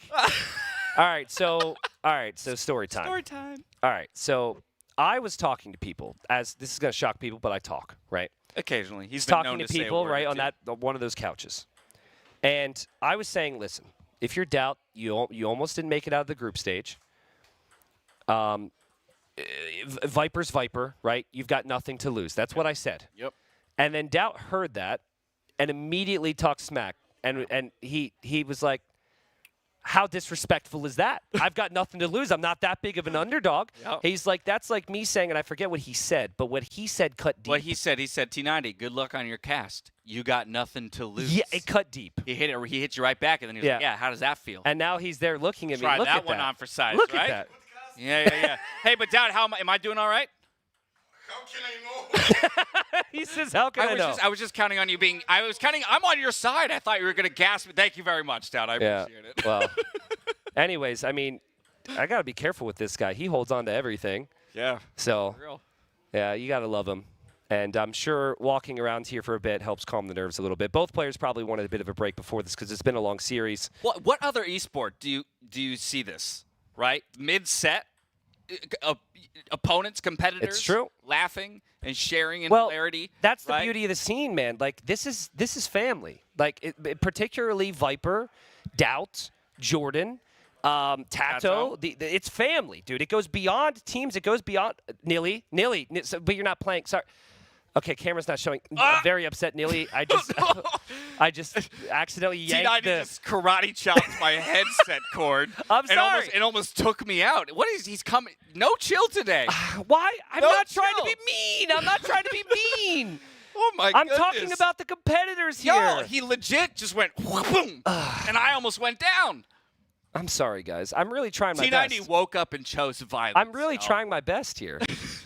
I'm so sorry. I've backed away from you now because I don't want to hurt you. I talk with my hands. I got nothing but love for you, T90. The amount of times that I'm like pointing and like clapping and moving my hands, and then no one ever sees it is embarrassing. Yeah, we're pretty animated back here behind the desk. Yeah. But again, that's because the games demand it. That's really what it comes down to. Yeah. Also, I have to say, being a Nilly event and knowing Nilly very well, I respect the fact that he's letting these players take their time because Nilly has been very much follow the rules type of guy. The admin whip could crack. Yep. And Nilly seems very content. And Nilly and Nilly just went like this. So I think the smile is masked over his anger right now. Yeah. And we're going to see the next game start shortly. So Too funny. Players back in their seats. Headsets will be on soon. Fingers will be tapping away. We already know where we're going. Again, this is the one time in a set where there are no surprises in terms of the map. Yep. The only question becomes the civilizations. 2 available for each of the players. So just for even further backstory Let's here. go, yeah. First recorded tournament result between these two players 12 years ago. Yeah, 2012. Just want to take it back to that whole family conversation. 12 years ago, they teamed up a couple years after, have been on the same team ever since, and they have been very good friends for a very long time. But that's wild. What's the overall record here? Obviously, it's overall gonna be in record favor of Viper. 29 series wins to 7. Correct. Of DauT all time. Correct. Now, DauT said I wasn't allowed to bring up anything before 2023. Well, we already failed in that endeavor. Yes, we did. But in DauT's defense here, in 2023, DauT was 3-0 against Viper in tournament sets. Yeah. The rest is unimportant, but right. Yeah, this is huge. All right, so Mayans. I talked about it, though. Mayans is a huge risk because the Golem can be incredibly strong. They have a bonus against Eagles, and they're anti-Archer. Mayans go Eagles and Archer. I think DauT has to go Khmer. I think Viper has to go Hindustanis, just in the off chance DauT goes for Mayans. And also, I think Hindustanis are pretty good against Khmer anyways. Actually decent, right? Yeah, you'd be happy to play camels into the cavalry of the Khmer. There's something so poetic about a Game 7 Mayans for DauT. I 100% agree with your analysis. And that's the thing is I don't think we'll see it, but oh my goodness, how poetic it would be for him to go and put his series hopes on the Mayans. But as we expected, it's the Khmer here. Game number 7, African reed beds, DauT in the red versus Viper in the blue, playing as the Hindustanis. It has been a dream of a series. DauT started off with 2 victories, and Viper fans were worried we weren't going to see peak Viper today. And Viper's been very close to his peak, and he may yet be saving something extra for this. We've got the Hindustanis then for the Viper, who's in the north. Both players will be docking their respective pawns, so Viper will head up there, as will DauT. The Khmer, their best units are elephants, which is beyond expensive for a 1v1. We so rarely see it. So for Khmer, it's more about finding the numbers of knights and pikes. And while you do have inferior upgrades in that regard long-term compared to a lot of other civs, with the Khmer Eco, you can get the job done here. Yeah, there's like a wishful thinking element of a post-imp kind of game where eventually we get to those elephants, but unlikely to say the least, as both players make their way to their pawns behind their bases to drop the docks. It also becomes a question about how much would investment into the fish boom, right? Absolutely. Sometimes we see 2, 3, 4 fishing ships and we stop there. Sometimes it's all the way up to 20+ fishing ships at that. But again, for everything you invest into those fishing ships, it's a little bit less you can invest into your land military. Okay, so I think this will be a bit more complicated for DauT to wall, just because of the location of the wood line. Oh, actually, yeah, the right side of his base feels awful in that regard. It's just weird. Like, that wood line that Viper's on actually allows him a nice natural wall. And just looking at the mini-map, also, if you do wall heavily against the Hindustanis, their stable units shred buildings pretty quickly. So we've seen instances with, like, 4 or 5 scouts. They go through a house, and Khmer, they might want to be hiding inside of houses, too, which is another relevant point. So we'll see. I mean, DauT, I think he can wall between the wood line he's taking to the one to the right of that. I think you just go like from the stone straight to the TC. Yep, right? Yep. Just cut across to the TC.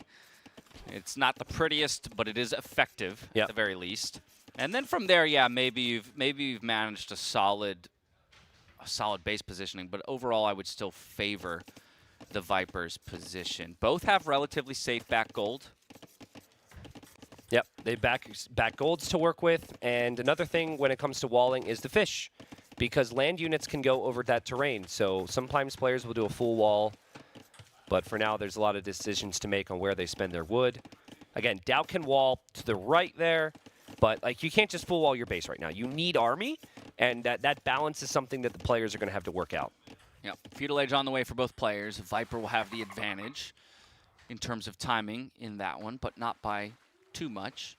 1 villager extra here for DauT. You see Viper going for those walls to protect the fish before concerning themselves with the major walls for the entire base. Scout going forward to get information while the barracks comes down in time for a stable to follow. It is really interesting, though, that the Hindustani player is up faster. They do need the barracks before the stable. The Khmer do not. So, great build here from Viper. Of course, the Hindustani villagers are a bit cheaper. But, I mean, multiple aspects of this map are better for Viper. The wall-off on the fish is a couple houses away from, I mean, he's got to think to do it. DauT's got to go, like, full wall on that, which is just really tricky. So DauT definitely got his work cut out for him here, especially with Viper being up faster. I'm saying, as it appears, he might even be considering not going for a wall around. Yeah, his true, base, right? true. Maybe it's just a military unit, like a fire galley or something to defend. A lot of times we see 1 or 2 spears coming back here initially to defend against scouts, but already harassment to be found by the Viper, while very unlikely that he'll find a kill with just a single scout. Pressure's on right now. DauT has added a fire to defend his fish. You can play very open. This is a weird thing. I was going to say play very open-minded, but that's not exactly what I mean. But you can be mindful of playing open, I suppose, because Khmer can hop in and out of the houses. You've got that flexibility there, and you can think aggression, aggression, aggression. But Viper is annoying DauT. I'm sure DauT is not enjoying this freaking scout attacking his fishing ships right now. Yeah, and again, with that slightly faster feudal timing, the number of scouts on the field for the Hindustani player is already creeping up. This might be a Vil pick, though he does have the... Oh, my goodness. Oh, man. And DauT knows that possibility's there. And usually players try and block it off. DauT did, but that Viper quick wall, after 6 intense games before this, perfect. And he should be able to send a Spearman home or something. It looks like his own scouts are there to do the job. Yeah. I'm almost surprised, though, that he's committing these 2 scouts to chasing one away, as opposed to sending them directly forward. Not a good look here, though, for DauT, as he runs a scout directly under the TC. Will, in fact, lose it for free. So DauT 2 scouts behind the Viper right now. And so it will be tough for him to get any offense in. And then he has no Spearman because he never built a barracks, being the Khmer. And now DauT could lose another scout. Viper blocking these really tight choke points. And DauT trying to free up his scout so he takes a fight, but he's losing more HP here, and I think he's just got to accept it. I think you add a barracks here. I think you just have to get some Spearmen out in the field. But yeah, and you got to remember, right? You just have to remember. I'm waiting for that moment of instinct where he goes to queue up a Spearman and goes, uh-oh, I don't have it. Yep. You know, because again, an archery range was dropped, and already we have the archery range follow-up as well here from the Viper. Even 3 villagers committed to it, even though 1 isn't working. You know, do you think about it, though? Like, we talked about Viper's map. Viper's had to work harder to do all this. He's taking risks. He quick-walled the Vil. He's protected things. DauT isn't, you know, maybe he's not trying due to his map and whatnot, but he has just not been able to find some flow to this game yet. But he is going to switch to archers earlier than Viper's ever expecting. Viper's going to actually do the same, apparently, behind this. Yeah, Viper dancing around the fish eco. There is 1 fire galley there.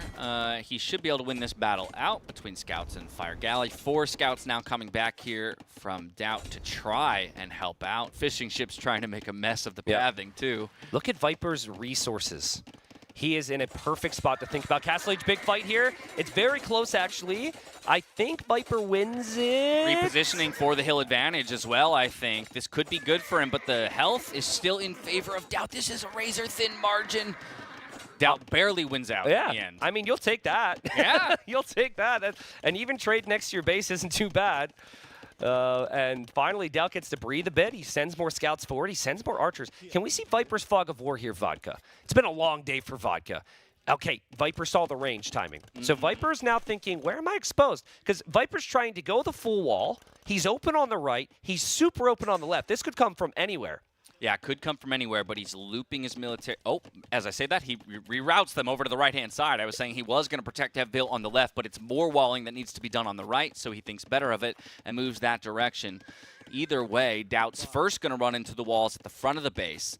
May decide to target that wood line with the archers. Archers do have fletching, and there are 4 of them. Yeah, I do not mind DauT's position if he just sits on that house there. I know that he's not going to likely break through right away, but if he tries to search on the sides here, Dash, he knows he's not going to get in, and that would just be wasted time. So he's piling on some pressure. Viper, meanwhile, has clicked up. This is now your time if you're DauT. I know that it's harder for us to envision the walls, but you do have to do what you can to protect yourself in these moments because this game is going late.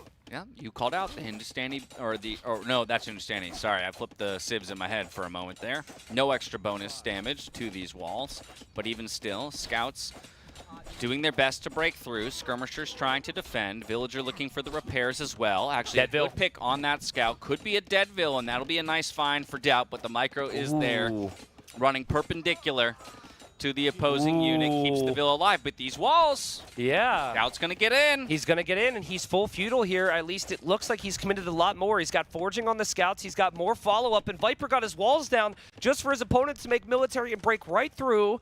And Viper needs to defend from this. That wood line, I mean, there's so many areas where Viper could lose villagers right now. Yeah, Fish should be safe for the time being. Forced off of the berries for a moment. Needs to get Skirmisher and Spearman numbers up to deal with this. We have Bloodlines now being invested into as well here for DauT. So heavy investment into the Feudal Age, but therefore demands that he finds damage as Castle is about to be reached here for the Viper. Yeah, DauT needs damage now because Camels are about to come out, and Camels could deal with this. There's not many archers. He'll kill the Skirms. He'll kill the Spears. He can get on the gold. You kill 4 or 5 villagers here, you can live with that. But if you don't get away with Vil picks, you're probably going to get outboomed by the Viper. He gets 2 here. The micro's not the craziest. He's going to get 3. It's not too bad for DauT, but Viper's here with his first camel. Yeah, you said 4 or 5, and 4 will be found in the end. Possibly a 5th as well with Maybe that a 6th. forging upgrade. This is pretty big. These scouts still left unchecked. Yes, the camel is cleaning up the archers, but I think the scouts are actually the bigger concern right now when it comes to the villager lives. Through the wall, he gets him. That's 6 kills in the Eco KD. But remember the thing I said. It's like you just kill the Vills. Now you need to be walled because you don't want Viper returning the favor. DauT, he had that aggression because that was his primary focus. Camels aren't necessarily the best rating unit ever, but DauT does have to be careful. He hasn't clicked up the Castle Age himself. Viper drops TC number 2. It does feel like to me, if Viper can get enough army to deal with what's left from DauT, Viper can reboom right back into this game. I like this, though, from DauT, right? He's still keeping his military forward, buying himself that time to protect himself back at home. If you were to let these camels run right across the map, maybe everything you gained is lost just as quickly as you gained it. Yes, these archers aren't long for the world up against the camels, but they're still buying time. And the scouts, look at the scouts. Yep. Will they find more damage? Getting chased by 1 camel. He might look to commit once again onto the gold. Hasn't found a Vil kill just yet. Loses a couple scout lives at that, but just pulling the units away. Correct. Buying time. Beautiful. Yeah, beautiful. I mean, it's not so beautiful, I suppose, to see all these red units dying, but that actually was very well executed from him. And Viper's got 6 camels that still are going to take 2 minutes to get across the map. But Viper has a civilization which has insanely cheap Vils. So he lost 6, but he now... He's going to actually surpass DauT in villagers, I think, because DauT can't produce any Vils out of that TC, and he only has 1 of them. I was going to say, but he's got 13 to make up there. Look yeah, at that. That's fair. A pretty that's fair. substantial advantage that DauT has at the moment. 1:25 from the Castle Age, going for those walls. You can see on the mini-map, he's desperately trying to get them down, and he might get them up just in time for the camels to arrive. Oh! There's a hole! Villager wall! Villager wall! Spearman wall! Oh my Keep blocking it! No! Oh, it's so painful. Because Viper's just going to nerd out with this, right? You know he's going to run around constantly. And as the great Zero Empires once said, there is always a hole. There's always a hole, and Viper finds it. The camels are in, and now they look for damage. Spearmen are on the chase. The camels are kind of bugging out. They're not finding damage. Oh, no, and now they're... Spearman wall! I think the spears die, though. Do they? Do they not? They do end up dying, but that's... Of the 6 camels, 3 are already dead. Now only 3 remain. Viper's probably like, are you kidding me? What was that? You got the perfect position to kill Vils. DauT benefits from that, obviously, and he is in Castle Age, and we have ourselves an even game. Yes, it's only 1 spear, though. Still 3 camels, 1 spear. Boy. If he just goes ahead and targets this, eliminate it, then all of those fishing ships and fish traps go down. Boy. See, this is why I don't do this, because this crap always happens. Okay. He's actually making new fish traps on the one on the left. 2 more spears arrive, but not before all the fishing ships have gone down. Well, that is a huge amount of wood that just went down the drain. A loss of eco there for DauT, and just like that, the eco has flipped at the top of the screen. Small advantage now in favor of the Viper. Yeah, and it's what Viper does with that time. It's not just the 3rd, but the 4th TC for him as we will approach that Hindustani late game. And right now, as we begin to think about that, I remember I said Kamerni to make it a bit messy. DauT did that, but now it's evened out. I'm just wondering, like, I think you need Knight, Pike, Siege all in before Imp. I think that's it. And Viper just does such a good job of taking hill positions. Again, these 3 camels killing 2 knights. And yes, are getting chased by spears. May eventually go down. We'll check back in with the POV of the Viper. He gets so much out of so little. Yeah, he's 3 weak camels. Just add eco. All right, here we go. My Vils are super cheap. Say goodbye to your fish trap. Great. Okay, we'll add more farms. Make sure there's no hole for me. Perfect. We'll go to that wood line. I mean, he's just free. In the middle of all that, he just force dropped off wood because he needed it. That's gross. What kind of... Seriously? That's what you're focusing on? So you could drop more farms? It's too good. Yeah, insanely fast, too, and insanely precise. And the other thing is he's not over-investing. Some players, when they have the opponent on the back foot, they feel the need to continue to pressure, and then the opponent is already ready for that pressure, right? He knows right now that with the Civ bonus, as we watch some beautiful DauT farms farm away, Khmer, it doesn't matter where you place them. Yeah. But, yeah, I mean, Viper knows that it's easier for him to boom right now, and I think he's thinking what we're thinking about what he makes in the late game. And while this has been incredibly messy, It is relatively even. Ooh. Relatively even game state. Look at those military numbers there, climbing for DauT. 15, 16, 17 on the field. That's the only military unit that the Viper has, and it's in DauT's base. Yeah, I mean, Viper's booming, but he's going to have another group of units coming through. Knights can kill villagers very quickly. Viper making more camels to deal with this. You would think that he'll be okay, but he is dropping TC number 5. So when you're playing, you always prioritize vills over army. That's the natural thing to do. Could be tough for Viper to get the camel, the food for the camel numbers right now. But that 5th TC is quite literally, I have no military TC. Yeah, right? true. Like, I just need to keep vills safe. You're definitely not mad about its position on the stone and the wood line, and now it will be really difficult for DauT to find any real damage inside Viper's base, except for maybe an exposed wood line somewhere. I do think, though, there is some benefit. Like, if Viper's in and out of his TCs all the time, you have the map control, your Khmer, so you can play really fast and just place your farms anywhere. I think DauT could be okay, and it's given him some time. I'd like to see, are those buildings in the middle? A lot of red dots in the middle of the Please tell me map. those are buildings in the middle. It's got to be a siege workshop. Well, it is a siege workshop. I'd like to see a barracks, too. That actually gives DauT a big opportunity here.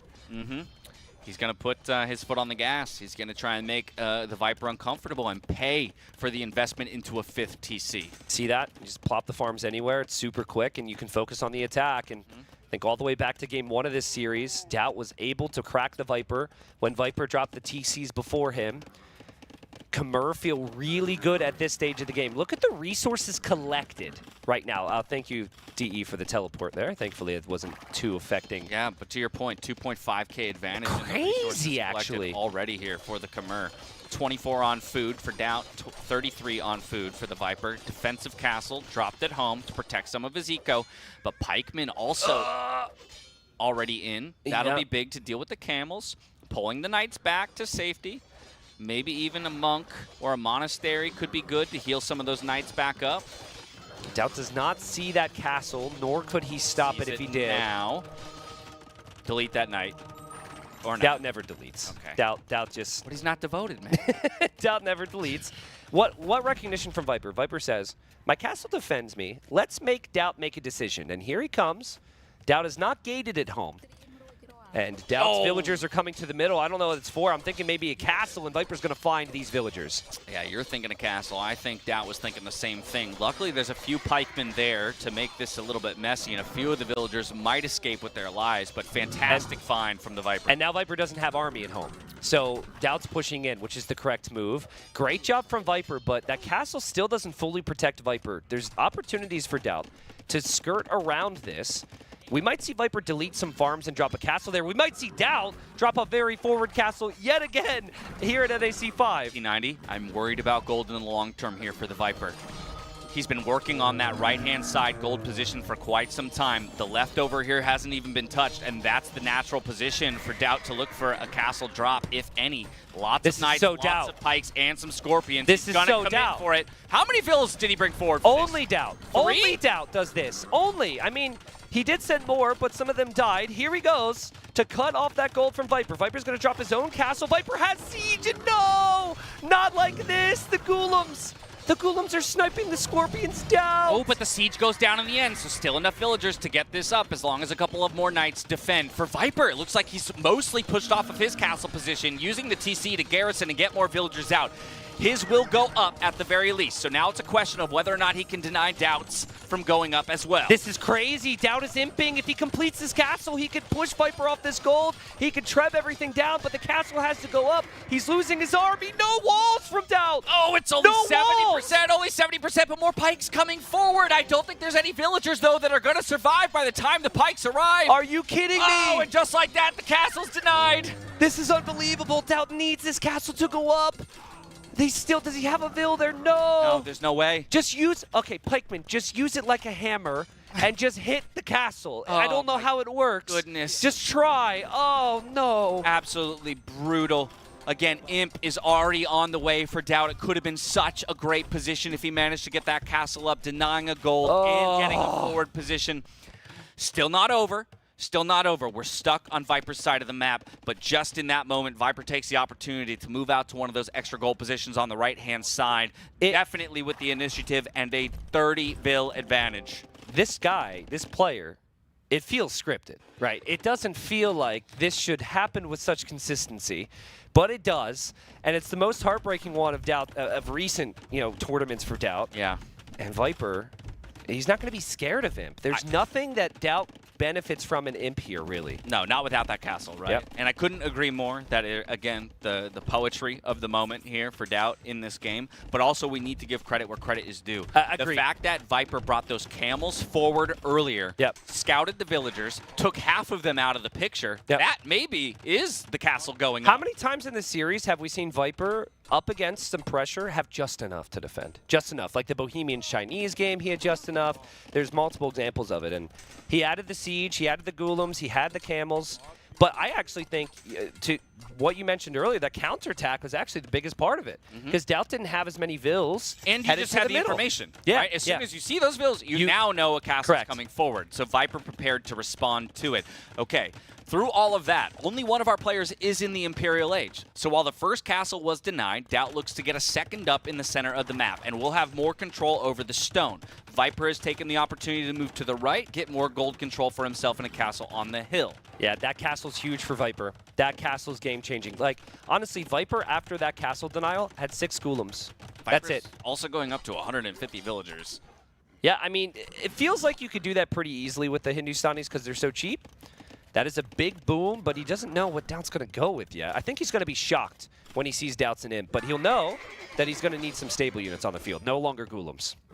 Right, cleaned up by the Knights there. Cavalier 12 seconds from completing husbandry and armor coming in as well here for DauT. Unfortunately, DauT's going to arrive only to learn that a castle position's already been established here by Viper. At least he's gone to the other side as well to get himself some more gold. Would not surprise me if Viper keeps an eye on that left-hand gold with a unit here soon, too. So DauT needs to make sure he protects that. But it feels like as Viper gets a conversion and snags relic number 2, it feels like DauT's he doesn't have the luxury of placing defensive castles.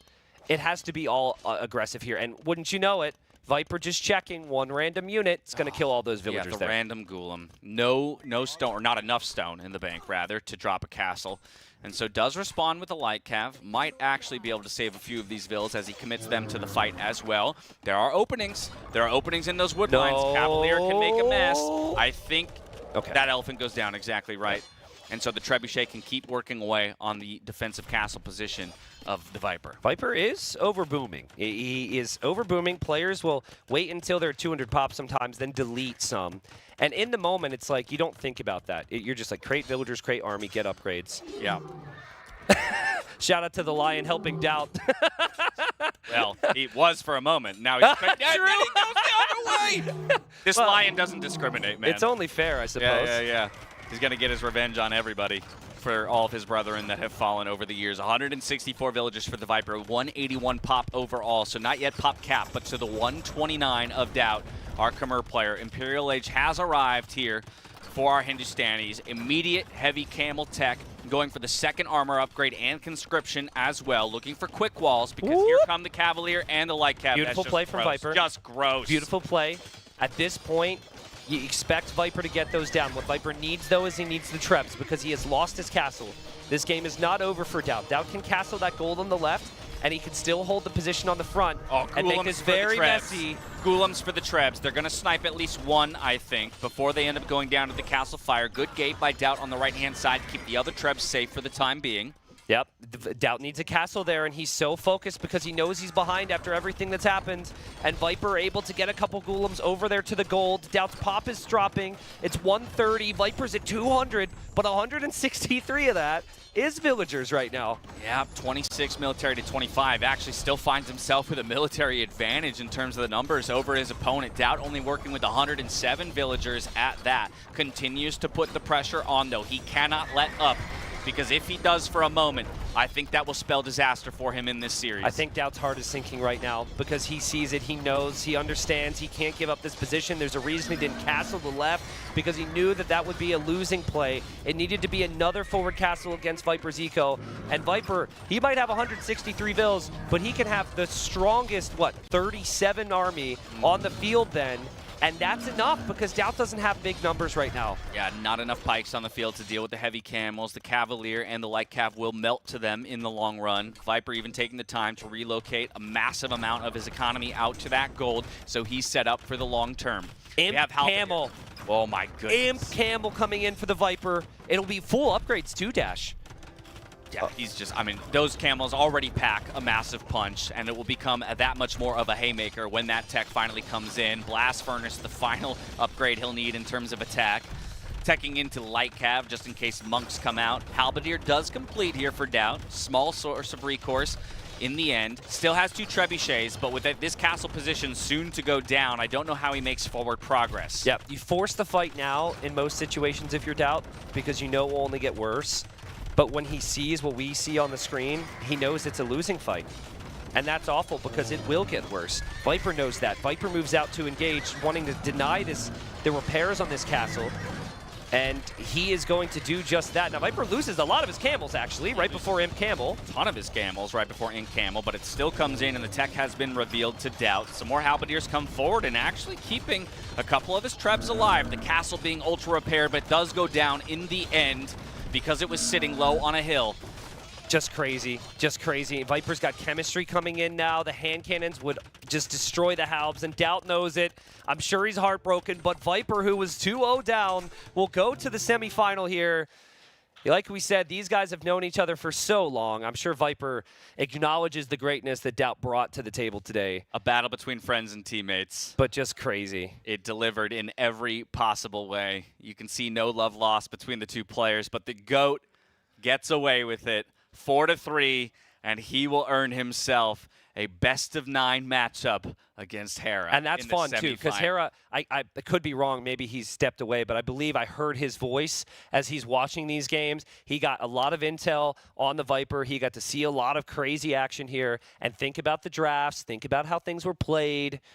And as we have the wonderful view of the back of Tato and Nilly here, where you can see they're just talking about things, but even JorDan there's like, oh, DauT. What do we say? Oh, we said family, though, and look at that. Yeah. As soon as the set's over, the family rushes in. Yeah, and it was the same, by the way. When JorDan lost, it was the same. Tato and DauT heading in there, Viper, and you can't help but appreciate this. It actually gives me a little bit of chills. Yeah. We're so grateful to have these guys. So hard fought. What a treat of a series. And also, I'm not seeing, I know DauT obviously would have wanted to win, but like I said before, if you if you lose, but you played your absolute best and your buddy wins, I think you feel a little less bad about it. So maybe we could have a double interview.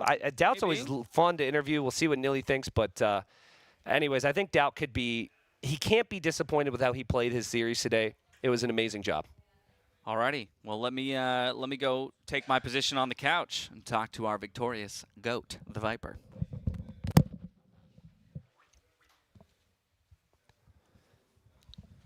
Woo! My friend, all 7 games. Yes. Do you think that was going to happen coming in today? No, but it happened. That was a tough one, both mentally and performance-wise. It was really, really tough set. I mean, I know we've spoken about this before, but I have to ask you again. We were citing all the time that this whole community considers itself a family, but in particular the GL boys, right? You guys are so familiar with each other. I can only imagine the different approach you have to take in prepping against somebody that you are so familiar with. What is that like, prepping for DauT? Yeah, so like the main thing is that me and DauT have also trained together, right? So he knows exactly how I want to play maps, and I know how he wants to play maps. It becomes really tough because you have to try and do mind games, but he already knows kind of that you have to do mind games. It's like a whole back and forth between like predicting saves, picking saves. I think he out-drafted me a little bit in 1 or 2 maps. Like he caught me off guard with his pick. But yeah, like I hate playing against teammates. I hate it. I would way rather play against all my opponents, like just make sure they're not my teammates, and I would feel comfortable. But yeah, against DauT in particular, we're very similar stylistically, so it's always tough. I'm sure we'll get into the highlights here in just a moment. But I'm kind of curious, just still on the outset, like within the draft phase, was there anything particular that was a major surprise for you, either in terms of the home maps that he drafted, any particular civs, even before we get to matchups? Not really. Like the Armenians so early was a bit surprise to me. Georgians I know he likes, but besides that, none of the picks were really like a big surprise. Okay. I was so caught off guard here. I didn't think he would go Lithuanians here. I was kind of thinking he would go Mayans. Ah. But the Lithuanians is a good matchup against Slavs. But yeah, I think I really didn't deliver in this one. This was very disappointing. And Yeah. I don't ever want to come out of a game one and feel like, damn, I did not deliver at all. And that was a bit of a mental blow to myself as well. Yeah, I mean, this is interesting, right? Because, I mean, it's maybe too much memed about, but I know you will play in the meme occasionally as well.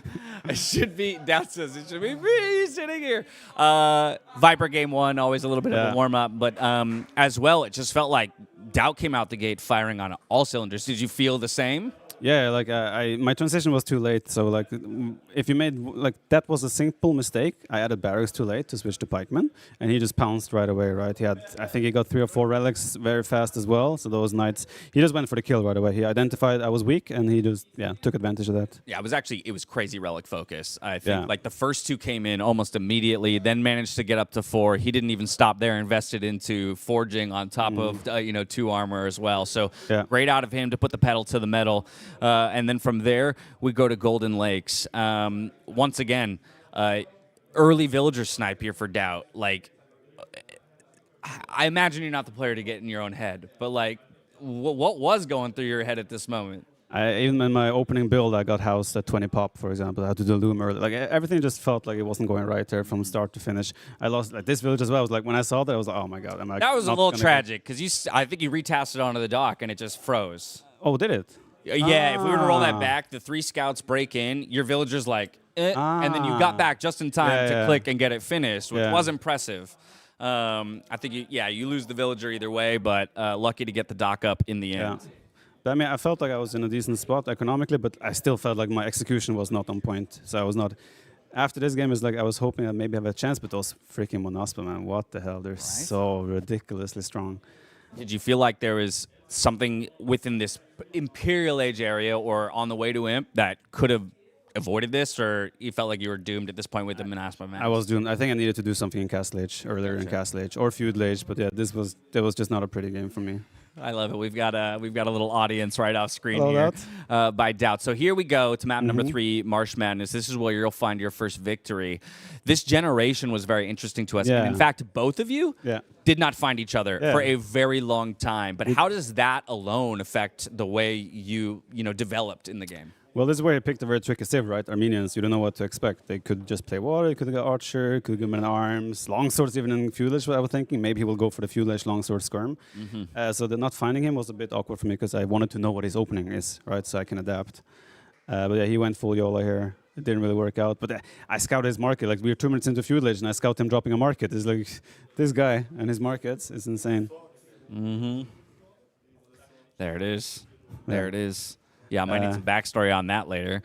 I think at this point, felt very clear that you were in control. This is the last-ditch effort to go for it. Villagers didn't do him any favors by blocking their own position, but I think regardless, you come out on top here. I was considering deleting the market or stable here just to place like a skirmisher on top of it as well, because he took so long to get the foundation down. But yeah, like I could also see the score.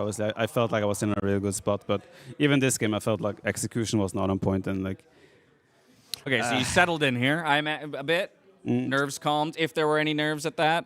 That didn't feel nerves. It's just sometimes the days are like that, right? Things just don't go your way. Maybe it's maybe it has something to do with what's it called, the stage we're at, right? I don't know, but yeah, this one was the first one where I felt like I performed okay here. In game 3 or this one? This one. Okay, interesting, because this one felt like it teetered on a knife's edge for a while, largely because of that gold position and his commitment to the castles forward. Were you surprised that he doubled down on that castle position with 2, or when you were the one winning the race to the Imperial Age? No, I think he had to do it, right? Because as the game goes on here, Chinese just doesn't have a composition to deal with Bohemians. So, I mean, that was my whole game plan, right? Try to get to Imp and stabilize there and then take it from there.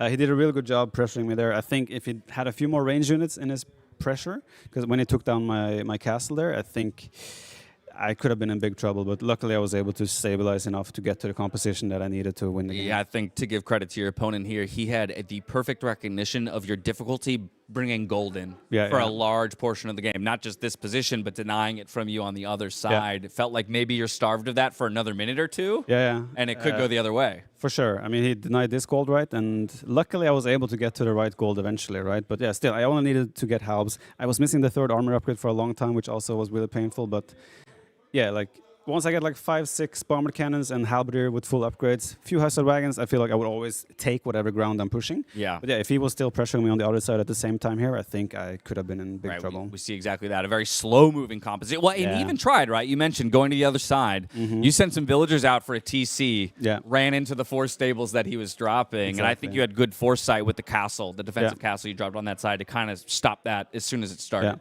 If that came like a 5 minutes earlier for him, like that he also built up a base there and started harassing from the right side, I think I could have been in big trouble. But fortunately, it came at the right time for me because he was so focused on the front, on the top side. So yeah, now once I had Hufnitze, it was like, okay, now I'm in cruise control. Then I felt calm. Yeah, so this equalizes the series. At this point, both of you still need to find a couple more wins to close it out.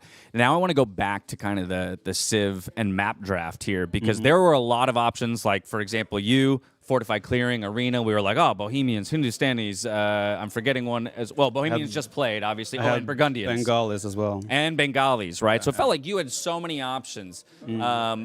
Did you feel like at this point, though, you were pretty certain about what would be played where for him? Here I was thinking he might use Khmer as well. But yeah, somehow I just knew that he was going to drop the castle behind my base because he has been playing like that. The castle drops now. When he's playing against Cumans, he always tries to get the pressure in between the town centers. So I was thinking I needed to be active on the sides to make sure I know if his castle is coming on the outside. And yeah, I was able to deal with it quite nicely. I mean, it was still super tough. Right? One mistake here and it can snowball. Really tough, but we were losing our minds at the 6th sense you had because yes, your scout was actually patrolling his stone walls at the beginning, and then you relocated it out to the left-hand side. His scout, I think, made you aware that, okay, something is for sure coming, right? And eventually you do scout out the castle. Maybe his castle needing to be more aggressive. Malay, Burgundians, I think pretty easy assumption of what's coming your way, right? With the faster up times and everything.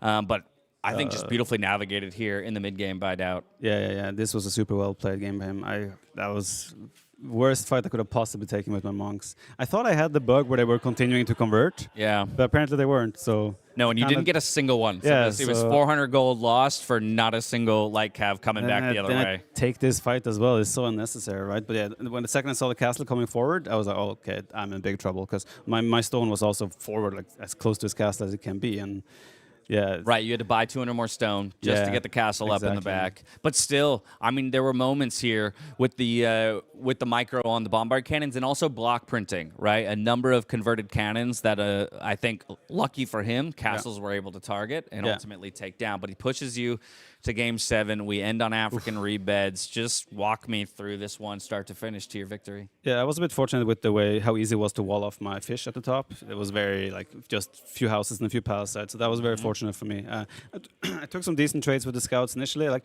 I thought that he was going full Fuelish, right? I saw his range as well, so I was like, okay, if I can trade the scout numbers, maybe it will be easier for me to hold. But I still regret so hard not just building a tower, right? I had the stone. Why don't I just build a tower so I'm safe? I don't know how many villas I lost it, but like here I realized when his scouts had 6. Yeah, his scouts had forging as well. I was like, this was really unnecessary, and this is where I felt like I'm probably quite far behind. But yeah, I was lucky here that he had the whole, and behind this I was adding town centers, so it's like I felt okay, I'm catching up on economy, and especially since I was able to get his fish, I was like, okay, I still have a good chance here. Yeah, 6 camels getting in. What is this? What is this?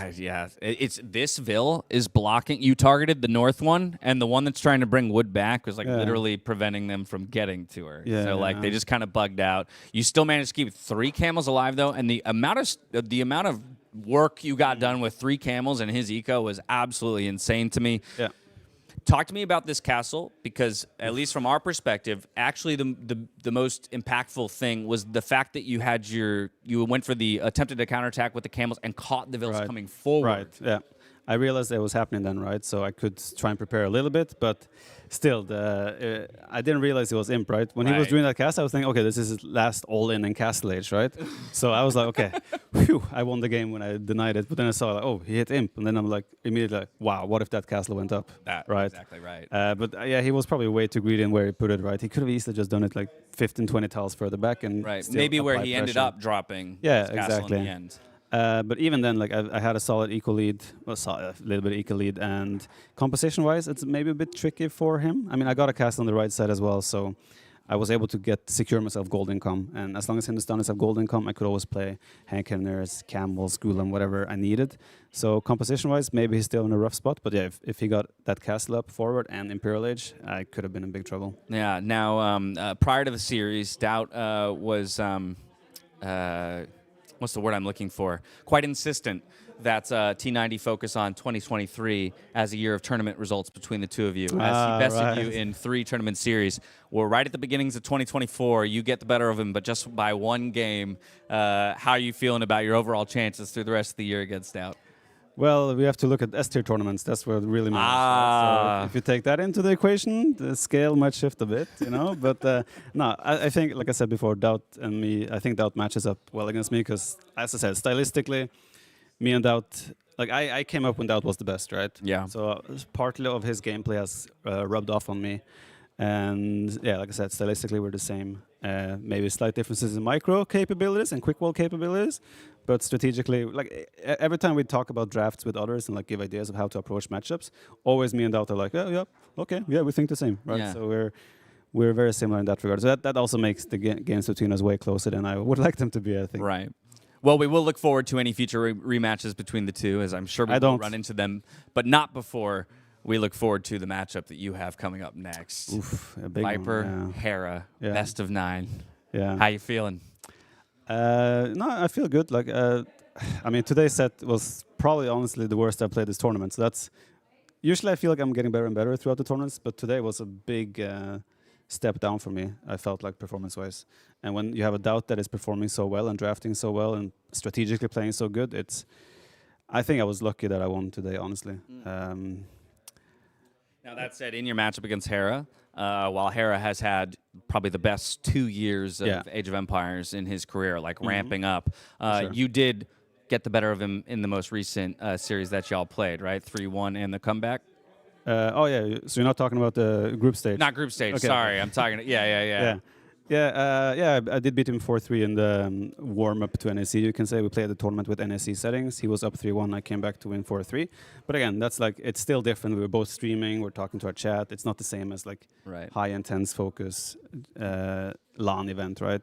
But yeah, of course, me and Hera have traded games and traded sets very often. But Hera has had the better end of the results the last few years. What do you think is the major difference between the two of you in terms of play? Is there a main identifying factor that like differentiates the two of you, or is your closeness related to the fact that you both are so high level across all areas of the game? I feel like his resilience is probably slightly higher than me, right? He's able to defend and hold so good under pressure, right, and boom up behind it. So I think he's probably better in that regard. But yeah, strategically and such, I mean, like I always feel like if I have a good day, I can beat anyone. So my goal is always have a good day, right? I still don't know exactly how I can force that, right? That's the tough part. Because also I have had tournaments where I prepared for a month, and then when I show up, I don't have a good day and I just lose. So yeah, as long as I have a good day, hopefully Hera has a good day. Hopefully it's going to be a banger of a set, and who made the best player win. Well, maybe this will be my final question to you then, because on that front, right, it feels like even more so evident at NAC 5 because of the qualifiers and the event itself.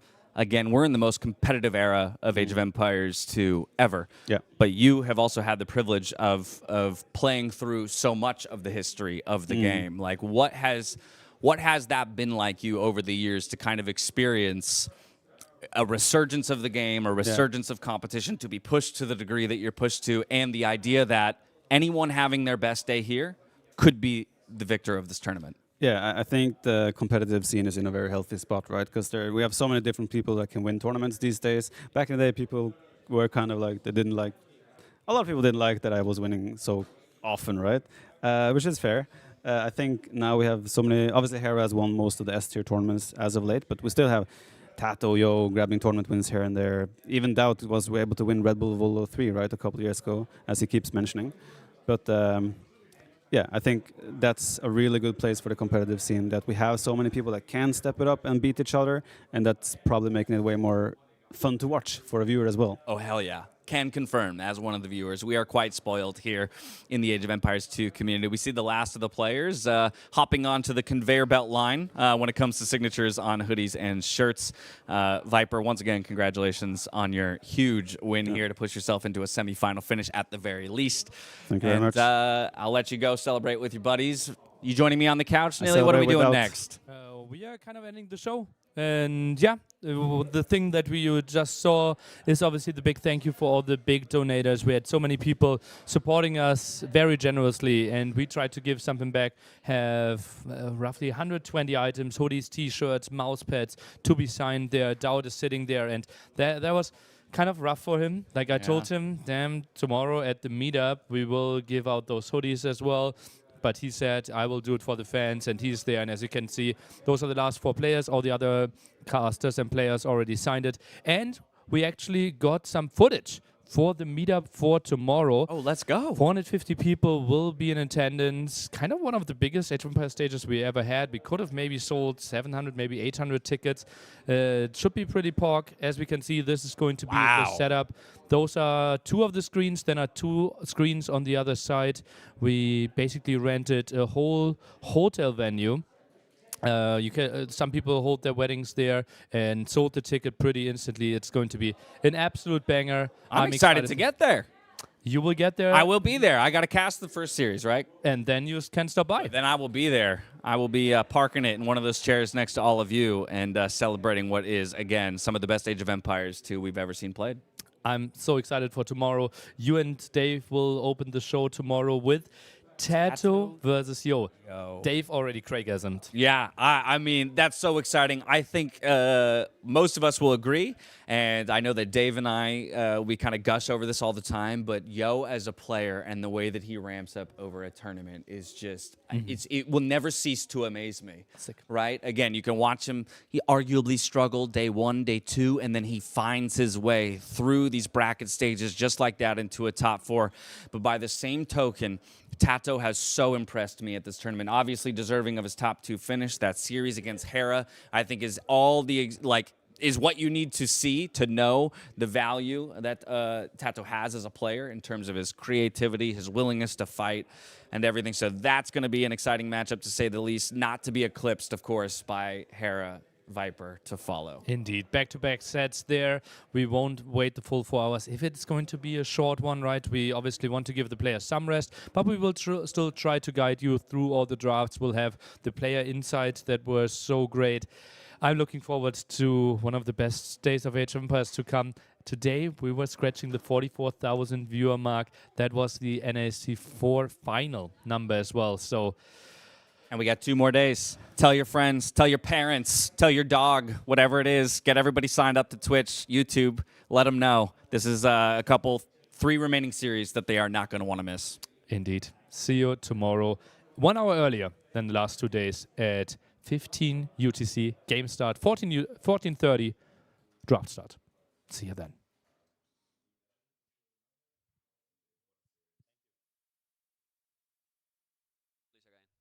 So we see exactly what Mr. Yo could see. You have to be really fast. If you are not fast, he actually was fast. And the king? The scout with the archers, you might take it. No. Need to go back, and the scouts are there. Need to kill the spears. And if you take the spears, then Mr. Yo will be fine. But he's not taking the spears yet. He's taking more damage than he should. And now with those counter skirmishes, who is going to... Morgan already there, and the archers. Mr. Yo need to go back, or he will lose a lot. For now, he's trying to commit and kill those archers. His spears are coming. It's not a bad battle for Mr. Yo. Oh, it feels like both players are losing a lot here, and didn't we just have like 20 versus 20 units, and it feels like both are bleeding quite a bit. Well, it was a very nice battle when there was army. Now is you gonna try to find it. If we get to Imperial Camel, they can take a lot of good fights, and then Vietnamese needs to add in some halberdiers. This one looks to be a good fight for JorDan to start it off. Yeah, I mean, you can feel here how the camels, even if they are fully upgraded, because they have all the upgrades that you can get in castles, except the attack cars need to be killed, or the camels will melt, but now is when the villages are going to have a problem because there's no army here to defend. Some more Habadis are coming in, even an archer, and JorDan gets the bad news at the front. CA production needs to continue, is now saving some resources, wants to squeeze in heavy CA. He was 200 population a minute ago. Let's see those Gulans. We need to see how strong those are going to be when they get face to face with the Cav artist. Obviously, it's not an old Gulans, but are they going to be able to kill? They are elite. Maybe one of the best games of the whole tournament with the Bohemians there against the Britons in one of the earlier rounds, and well, he's just showing why he likes it so much and why he picked it as a home map. He's playing amazing, absolutely amazing. He doesn't only have more army than his opponent. He also have 33 villages more. Hard to explain. Anyway, scout around. This is why JorDan is going around, right? So he's surrounding now Mr. Yo base. He didn't see yet the bar, but he's gonna spot it now. And Japanese militias attack Food. This will be a competitive castle each time. Yo will be later. He's on the way to castle JorDan. He's right now going up. Doesn't have the stone. Mr. Yo need to also use the market. Out. Archers is gonna try to break in. Look at the siege workshop. And now with those skirmishes. And Botki is gonna be able to defend. No, he's not. He's going to dive in. He's now doing the towers. I don't understand this gameplay, Nelly. Why you don't wall? You have a stone. You have wall. You can make the tower before when you wait for the viewers because they want to make them feel good and excited, Nelly. Atypical move here by JorDan. Not for so long. Mangonel there. A knight arriving. That could be the kill against the villager. Could be the kill against the skirmisher as well. And the Mangonel. Oh, this is sloppy by Mr. Yo that he wasn't walled at the front. Yeah, but gonna lose the villager and the knight will probably be down and he's gonna save the Mangonel, I believe. Yeah, he's gonna save it. He's gonna repair. Advantage for him, map control advantage as well, gets the second castle up, and Yo, he needs to transition with all those villagers. Won't be that easy, and those 3 Mangonels, they... Ooh, this is an amazing move here by JorDan. Sorry, Neely, that I interrupt you, but look at how he's taking so many villages on goal just under the tower. Damn. And those 3 Mangonels, they, I think, could threaten those fishing ships not too far away. Fire Galley won't contribute anything, and this could be costly. This is a major... Are in danger. Oh yeah, gets some fish traps first, as we mentioned earlier. Those are low in HP. One Monk, if that one dies, gets the conversion though. He get the conversion, and now those Mangonels are going to die. 1 for 1, but the other will be down. Yeah, so nice hold there by Mr. Yo. The Monk's up. Oh, but that's still quite some damage. Yeah, some hand cannoneers that I don't know if it's gonna be a no. The good thing is that he's still on the left. Those fish traps. Oh man, those fish traps are going down, and I think he's calling the GG JorDans. Therefore, I think War Galley upgrade makes a lot of sense. Okay, he's walling all, and now he's doing a stable, so probably a little bit of arena approach. On hiding! He was hiding behind it! Okay, but still, it's gonna kill now. Kill the fish or kill the galleys? What you do? Well, kill the galleys first, and then you can kill the fish afterwards. There you go. He's sticking that one, but what? Why are you going on the right? Chemistry might be one of the first clicks. What is this mod? What is this? What is this unit? What is this unit? I mean, this is a troll. This is a troll. How you let these people join your tournament? Really? I mean, seriously, this is not acceptable. This is not Age of Empires. It's Age of what? What? What is that? Like, the scouts can constantly attack those houses, right? He needs to have those to distract JorDan a bit more. And JorDan would also be like, okay, I'm attacking you here. What is happening? Where are your archers? And then just puts in some skirmishes at home. And as you can see, those skirmishes are not really strong enough to even kill a villager. He's still repairing. He got only 2 eagles. So now he's going to take probably a villager. But those archers are going to be trapped now. It might lose a lot of archers here, Nile. You might just jump for the wood line, gets 1 villager kill, but that's all the crossbows dying. And all the crossbows are going to the damn hell right now. He's trying to kill villages. He killed at least 3 villages, 4 villages, and now fish is not as big as it was, but the castle is gonna be up. Is that castle going to be up? Is that castle going to be up? Is that castle going to be up? At what price? Nearly, he's gonna lose so many villagers. Oh my god! Oh man! Check the villager count now. Eco KD. Mr. Yo is ahead now in village number. He was behind like 20. Play heavy Tatar castle age, right? We have seen like 135 villages there and try to get all the map control. get into mass cache, get into CA, later the Hazard transition. So I think till he sees the castles going down for him, he should stay in this one. Yeah, and the map is huge. I mean, you can really move. You know, you can expand. The problem is that that castle is going to be down. This is another castle. Map. Yeah, should be. Maybe he's going to make some quick wall. The dog at least is going to be up. He's going to wall JorDan. He didn't expect the militias. He need to kill it. He's not blocking, so maybe he's going to save it. Let's see the quick walls. He's going to be able... Oh. Runs away. Okay. Can he wall an open field? Let's take a POV, look. Yes. Let's take a look. Builds one palisade there, gets a second one, still being blocked. Tries to make another one happen, open ground. Wins the scout fight, goes to the right-hand side, sees the man-at-arms, wins the water. Some stuff going right for him and just lets this one die. But she did her job. She even scouted. He's coming with the knights. Those knights are +1/+1. Is it not nice to commit? I think so. There's not enough buffer, right? 3 scouts, and that's not the greatest engagement, though. Maseo takes the fight against the melee units first, but should be still a reasonable clear up. Yeah. He's killing. He's killing everything. He's taking all. Look at the... But the light guys are going to take the monks now. He's going to kill all the monks. Most likely will take them all. Nearly, this is huge because now you're gonna lose the monks and you don't have any block printing, nothing. He took everything. Look at the guy in the army number for JorDan. Right, with a double castle in the center, and that Organ count is slowly but surely coming out of control. Fortified walls he's doing JorDan. Fortified walls, so many organ guns. Halberdiers +1. This is so wild by JorDan, and I don't know what else he can with more. He's gonna take everything. It feels like it, right? Maybe some more units there. He's now going for some galleons as well. We don't have the unique tech for Armenians yet. We know that they're incredibly strong on water. Let's take a look here. This is horrible for Mr. JorDan. Love to take out this light cap. Okay, he should kill them all. Those likely following after he deals with those galleons. Still one trap on the island though. They are shooting away, and the galleons, they are doing quite a nice job. What is this game? Now chemistry, the galleons kill all. He didn't take the traps, yes, but the light guys are going to disappear. Nearly, they disappear, they are gone all. And he's still doing more bombard towers, he will bring more traps. But he's holding here, he's gonna take the castle down. What the beast, JorDan trying everything. Mr. Yo, after being down 3-0 against JorDan. He's housed. Oh, God. He's housed. He don't even have houses to build anything else. The treasures are coming. Millions of lighters are coming. And ladies and gentlemen, we have a guy that is in the semifinals. Mr. Yo winning the Viper is unaware, while Viper's looking for damage on the other side with his scouts. Here comes DauT onto the wood line. Good response here from Viper to push it away. Major punch if they find their way onto any exposed villagers. But here comes the battle. The spears there for the Lithuanians, trying to find some damage, and a great split by the Viper here. DauT's getting completely baited here. He got completely baited away. He's probably looking at some other things. But at the end of the day, I do think that, like, if this is going to be a night war, the training games with DauT, if he ever gets converted after losing a monk with devotion, he says, "What? I'm devoted. Yeah, I'm devoted." Anytime he engages, I am devoted. I am devoted as he goes in against what did monk. we say? Exposed stone, and that's exactly where Viper goes first with transition and getting the spearman produced. But at that, he's got 100 food in the bank. He's already got DauT knocking on the walls here. This is looking scary, T90. Yeah, it really is. And I love how DauT now at this point is continuing to make monks. He's bringing his monks forward.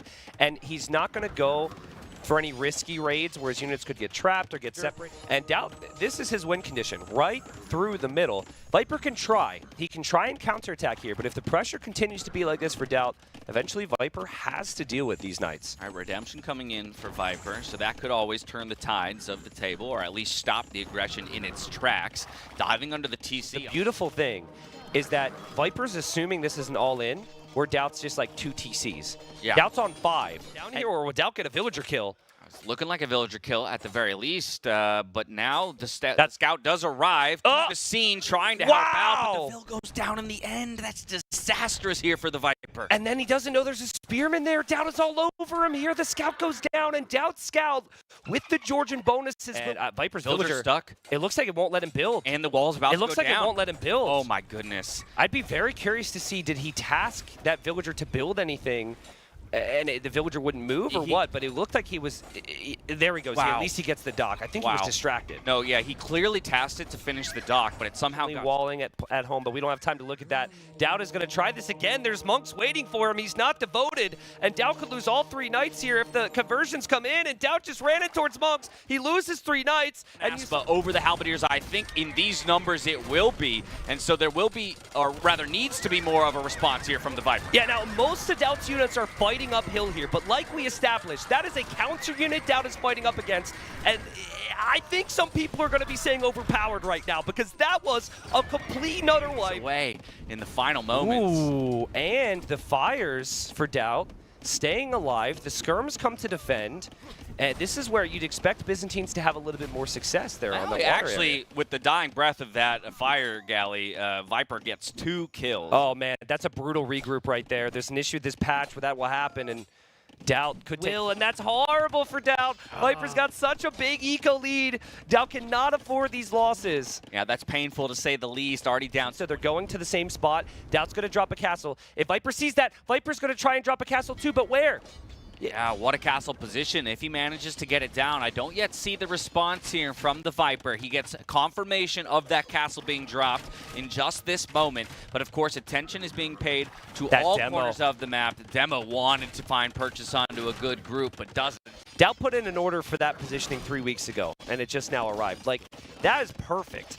I still don't know where in the world Viper's going to drop. Entire way around. Oh, that house actually denies him the position that he thought he had. Hadn't scouted it just yet. Still does manage to squeeze it in, but the delay on the build here because the villagers, they need a foreman on this job site because they are not organized. People. No. But again, to me, this speaks to DauT understanding his position in the game. Yep. He was in a losing position. Oh, baby! Beautiful micro here yet again in this game, getting some nice picks, and ultimately he'll defend from this. And we'll see the food count spike for him. I'm sure we'll see DauT's food count looking pretty healthy as well. And we will see Castle even expect the stable, like I said, to add like a knight or 2 to kill skirms. So DauT is looking to get the kill. Now that tower. Skirmishers trying to poke, and yes, they'll trade out a little bit. Might even dive under the tower. I like this. Remove some of the gold income from your opponent. Yep. And does find these archers as well. And so this is a great clear. Doesn't want to give up knights. Now Viper's converting the weakest one in the group, so he must not realize that's the case. He swaps it right at the end to find a higher health the monk. and gets the hop back into the TC. Yes, the Scorpion. Another conversion. How does he keep doing this? This is incredible. There are no more skirmishers. No more skirmishers on the field, which means those pikemen. Yes, it's only the monastery with the relics in it even at that. Not what I would have expected. But I guess it also threatens opening the walls through that house, right? Into the main eco, too. So I actually prefer this because that is like, it's closer to the area between the starting base and the external base, and it makes Viper's situation very awkward. Yeah, Viper, I don't think has the cannon is doing work on the undefended trebuchets of DauT, but we might end up back in a stalemate position, and then I favor the person who actually has gold income. Absolutely, and the cannon, I think it went down to a treb. Both players are in a horrible position with their castles. This is hilarious. I think forward and actually target those trebuchets. Loses the bombard cannon to a lucky hit, but ooh, the trebs are stacked in an awful way. Will he find the kills here? I think 2 might go down. Oh no, and Viper's still got halbs next to his units. The Hussite wagons will also tank a lot of that fire, and it becomes very tricky for DauT to get more difficult for you. Yeah, the late game comp is on the way. Hoof needs a minute and 50 seconds and counting here. We also have Blast Furnace coming in for those Halberdier. The Cavalier aren't going to like what they're running into at the moment, and all of the ranged units go down to the target fires here from the Viper. It's looking ugly at the moment for DauT. He's trying to loop around, then fires too. It's relegated to light cav. That's never a good sign when you've gotten pushed off of Cavalier and onto light cav. Yes, one Hoofnitsa goes down, but with the upgrade coming in, the headset comes off, and DauT panicking. He's bringing builds. Yeah, double market panic here. Oh, it's going down. Castle. He can't build a castle. Or sorry, he can't build a tower because he does not have the stone for one. Oh my goodness. This will not be denied. That second TC, right? Takes 100 stone. You need 125 for the tower, so no tower response here. Castle guaranteed to go up. This is a solid position. You have to drop the castle here. It's more guaranteed. Goes for the safer option. Does get it up in the end, and now is going to push forward with towers. He's got a Rambai in the queue already and a Siege Workshop up. And the Viper, he's going for one side. We're repairing a tower. The other, we're repairing a Mangonel. We're going to be stuck in this position for a while, I think, as Viper invests into yet another tower here. Yeah. But forced to garrison, rather. Super good from the DauT. difficulty of DauT's position, right? While you might make progress here, and you are making it a mess on the side of Viper, could end up in a situation where the Burgundians have the relic advantage. DauT needs to be careful here. He needs to be very careful. Spear. He's brought a spear. Does Viper see it? Yes, he does. Tries to lure it away. No pokes. We found. You saw the animation start, but not on the field here for the Viper. It's all about the conversions, though. The targets come through, and the light cav dive in. They're going to pick up a ton. I'm not sure a single conversion came through there for the Viper in the end. Yeah, Viper had no buffer there. Very frequently, you're going to see buffer.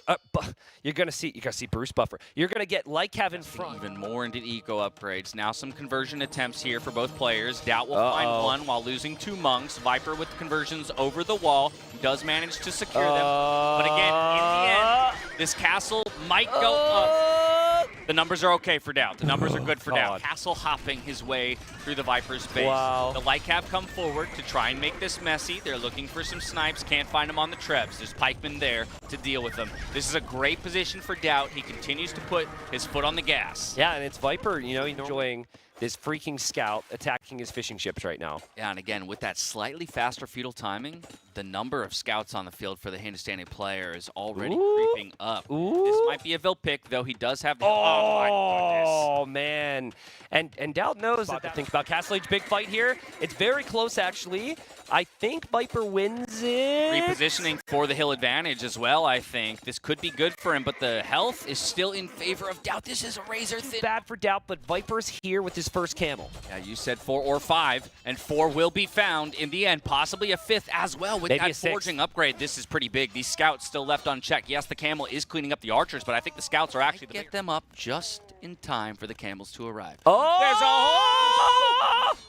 There's a Villager wall! Villager wall! Spear! Oh my goodness! Blocking it! No! On the The camels are kind of bugging out. They're not finding damage. Oh no, and now they're Spearman wall! I think the spears die though. Do they? Do they not? They do anything down, but the castle has to go up. He's losing his army. No walls from DauT. Oh, it's only No 70%, only 70%, but more pikes coming forward. I don't think there's any villagers, though, that are going to survive by the time the pikes arrive. Are you kidding me? Oh, and just like that, the Castle's denied. This is unbelievable. DauT needs this castle to go up. We'll go to the semifinal here. Like we said, these guys...